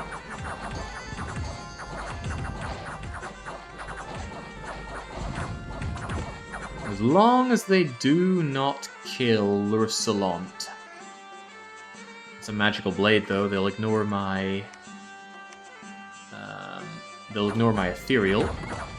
And you have awe. You're pretty hard to hit. Morale negates that, and we have morale for days, but I've also got to get through ethereal, and good defense, and that shield, and that 18 protection. But you know, once we do all that, we're sorted. Oh, well, one of you just burned to death. How did we burn? Ah, holy fire. Crumbs. Did I just see Lursalant die? I thought I saw Lursalant right there, and you just slaughtered him. I don't like the sound of that. Lushbubchanya, Selectimo, Mosmoris, JJ, Ernie Heckelrot. A long list of actors in this fight. Lursalant the War Chief. Yeah, that's exactly what happens. Angel the Host came down, smashed him for 16 points of damage, killing him instantly. Wow. Had you from the very start as my prophet, and you die on the 11th hour. Those Angels of the Host are deadly. I would know, I've used them before. They're a lot of fun as well. How just being able to fly over with your invincible awestruck sacreds. They don't even demand money. They got a lot going for them. However, despite the strain on my already poison-crippled army, we did triumph over the knights, and that means that the Angels of the Host know the battle is lost. There we go. Oof, another costly one. Coming through Marignon lands has been nothing but pain for my units. And now with my amazing Vindicators, fewer than 30 are still standing. Of all the leaders, they just get the one war chief, they get L'Ursulante. And people are picking off all the goods from L'Ursulante. That's his Ring of Regeneration. That's his enormous cauldron of broth. Well, that's a little concern. There was an arena, which I completely missed. Paladin beats Warden. Van Jarl dies to Paladin. Kills 2. Ooh, winning the arena suddenly got less terrible. You actually get money and gems as the prize. That's good, because sometimes winning the arena is actually more of a burden than anything. You just end up with a unit that is essentially cursed to return there. That's very nice. Always wanted a nice buff to the arena. Great Bay Temple is still slowly being torn down, but it doesn't matter, for we have victory! You reign supreme! You, the real decoy, are the Pantocrator. Your enemies are cast down, broken, dead, enslaved, or imprisoned. Tell that to Marignon's angels there. We are the sole author of fate, summoning of tides. Okay, skip to the end. The thrones are empty. There's a new dawn. It's just an endless cycle. But how did it go? Can we pause this, by the way? I think we can. So this is our starting out in Kagasia, and I was initially quite happy to see that we were surrounded by water, keeping us largely safe. Then I was unhappy because the elves can sail over water, and then I was happy because the elves were so fat that they couldn't ride their own boats. And I'm not making that up.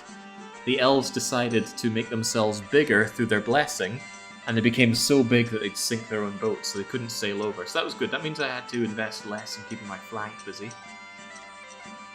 So we set out, we took the maze, we took the pocket circuit, mud skipper, Cornwall, just grabbing the cap circle.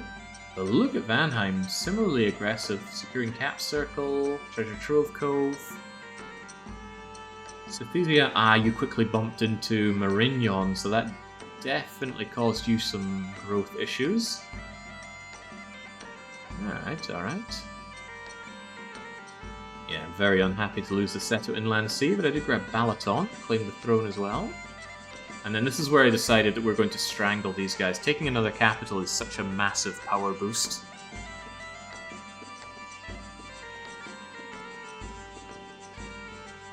Splendid.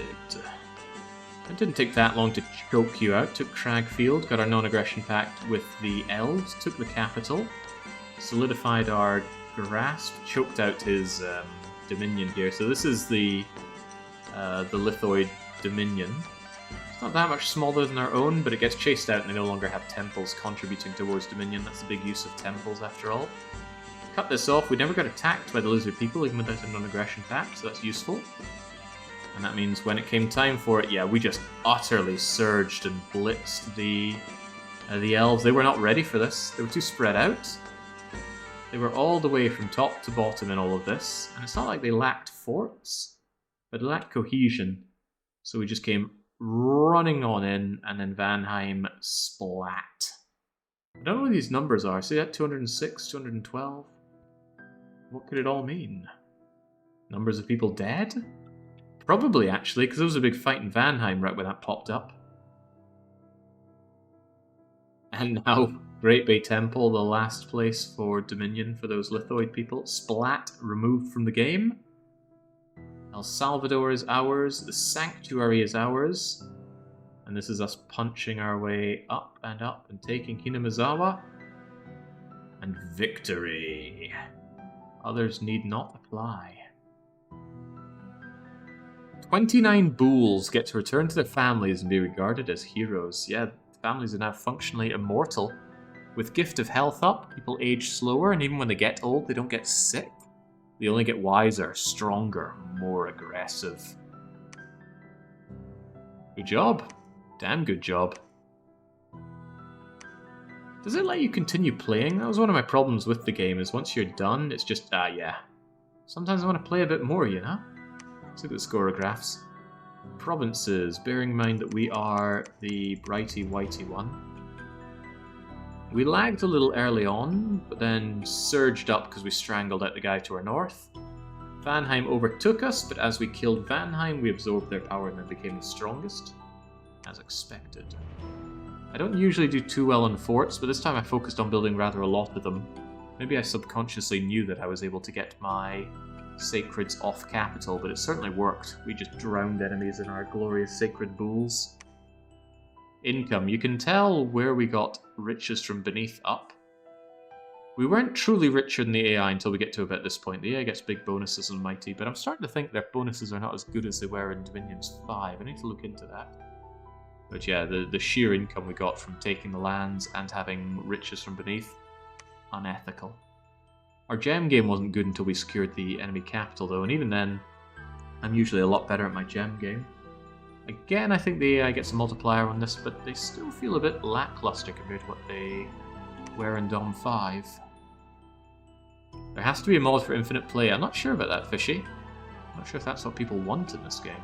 I mean, I want it, but I'm not all Dominions players. No blood income for anybody. There were no real blood players. Marignon had some. I reckon they just found a site early on for it. Happy about this. I'm not normally the front runner on research in a game of Dominions, but we took double magic scales and we were pumping out a lot of cheap research dogs. On top of that, our god had inspirational research, so that boosted us a little bit more when he arrived. The Dominion game a lot more shaky. Again, this is our line. Underperforming almost all of them early on. Later on, Marignon has us beaten out, but then when we crushed our enemies, particularly Vanheim, we took advantage on the Dominion game. They did not. It took a while for us to ramp up army size, but about this point I think I realized, hey, I have off-capital sacreds. Whoop. This is where some people met a nasty, stinky lizard death. Total elf death! Oh, that's so nice to see. Let me think, how did that go, right?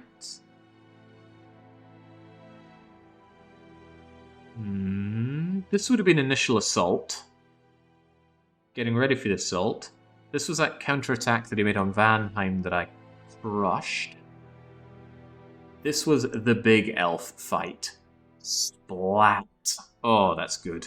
Actually, I think this was taking Vanheim in the first place, and this was killing the reinforcements of Vanheim. Yeah, notice my numbers not dipping whilst yours go crashing down. Same can be said about Marignon's. Ugh. And in Ascension points, we were ready for the win at the end, and win we did. Alright, good job. And the game just closes itself. Whoa, whoa, whoa. Nobody needs to see my Steam games there. Whew. I don't like the way that it auto goes and captures something else. Can I bring the game back up in that case? Don't you be doing that to me, game.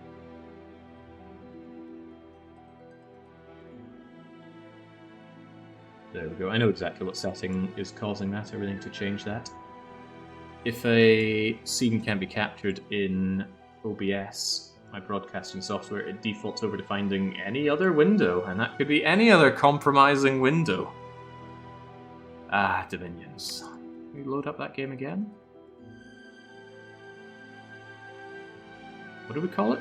Bull people, that sounds about right. Yeah, it just brings you back here. If you want to play infinitely, you have to back up your save before you win, or just don't win. Not that it matters, we had Cataclysm. Infinite wasn't really part of the journey here. But yeah, good fight, good fun. Glad to be back in Dominions. I will periodically play more Dominions because we have a lot of really awesome random nations that I want to chew through. What did we not touch on in all of this?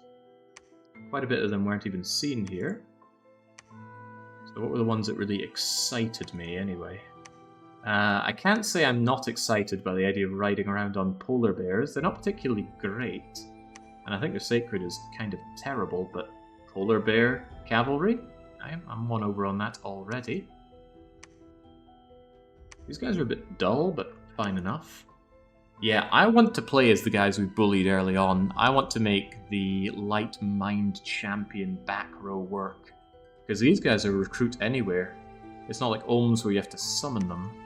And you can see that Mind Blast. They can Mind Blast for days. Imagine a whole back line of, I don't know, 100 of these guys. And I could afford 100 of these guys. Just constantly hurting you with mind blasts. It only does 1 damage, but that 1 damage gets added on by a random dice roll. You can counter it with your own dice roll, but I might roll 16 and you roll 2, and then you're just taking unavoidable 15 damage. Yeah, Riley's in all 3 ages, so is Airmore. And I think these guys are understated. Magical weapon built in. Their stats are kind of crummy and their protection's pretty low, but you can fluff that up with a nice bless. Here's a bit of a problem though. Causes unrest. You want these guys in your enemy territory, not your territory, but the problem is you turn enemy territory into your territory.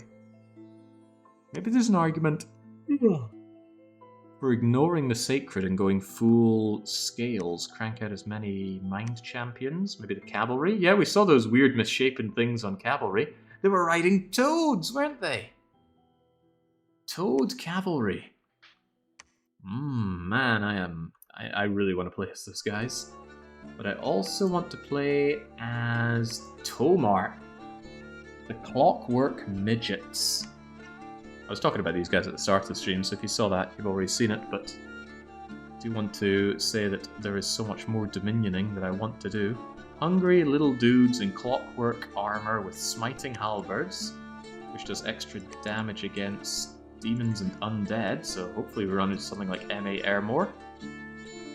And then we've got these guys that are a bit taller, a bit more baller. All with their problems though, they all exhaust by default. And there was more as well. Who else was there? Cave of Bones. Those are the ones we just played as, but there was also Kadu. Furious Protectors, Flying, Berserking, Heating, Sacred, Long Pike, size 5. Again, good with the repelling, but a very different beast than the bulls we were playing with. A couple of good frontline Abyssians and mysteriously fire-resistant pale ones. I like it. What I like here. But we will play with those at a later date. What did my schedule even say I'm doing this week? I can't remember, even though I write that thing every week. Oh, now I know where I forgot. It's a double bill of punishment games plus a dictator game tomorrow, so... Nancy Drew in the Model Mysteries, Lisa the Painful, and a dictator game with Cobalt Core. Alright, well I want to rest up easy before we jump into that. Alright, cheers for joining for Dominion 6. Like I said, there will be more, periodically. Probably not every week. Dominion 6 can get exhausting to play a lot of, but whenever I fancy some more of it, we'll come crawling back. So until I am back with more, it's a cheers and cheerio.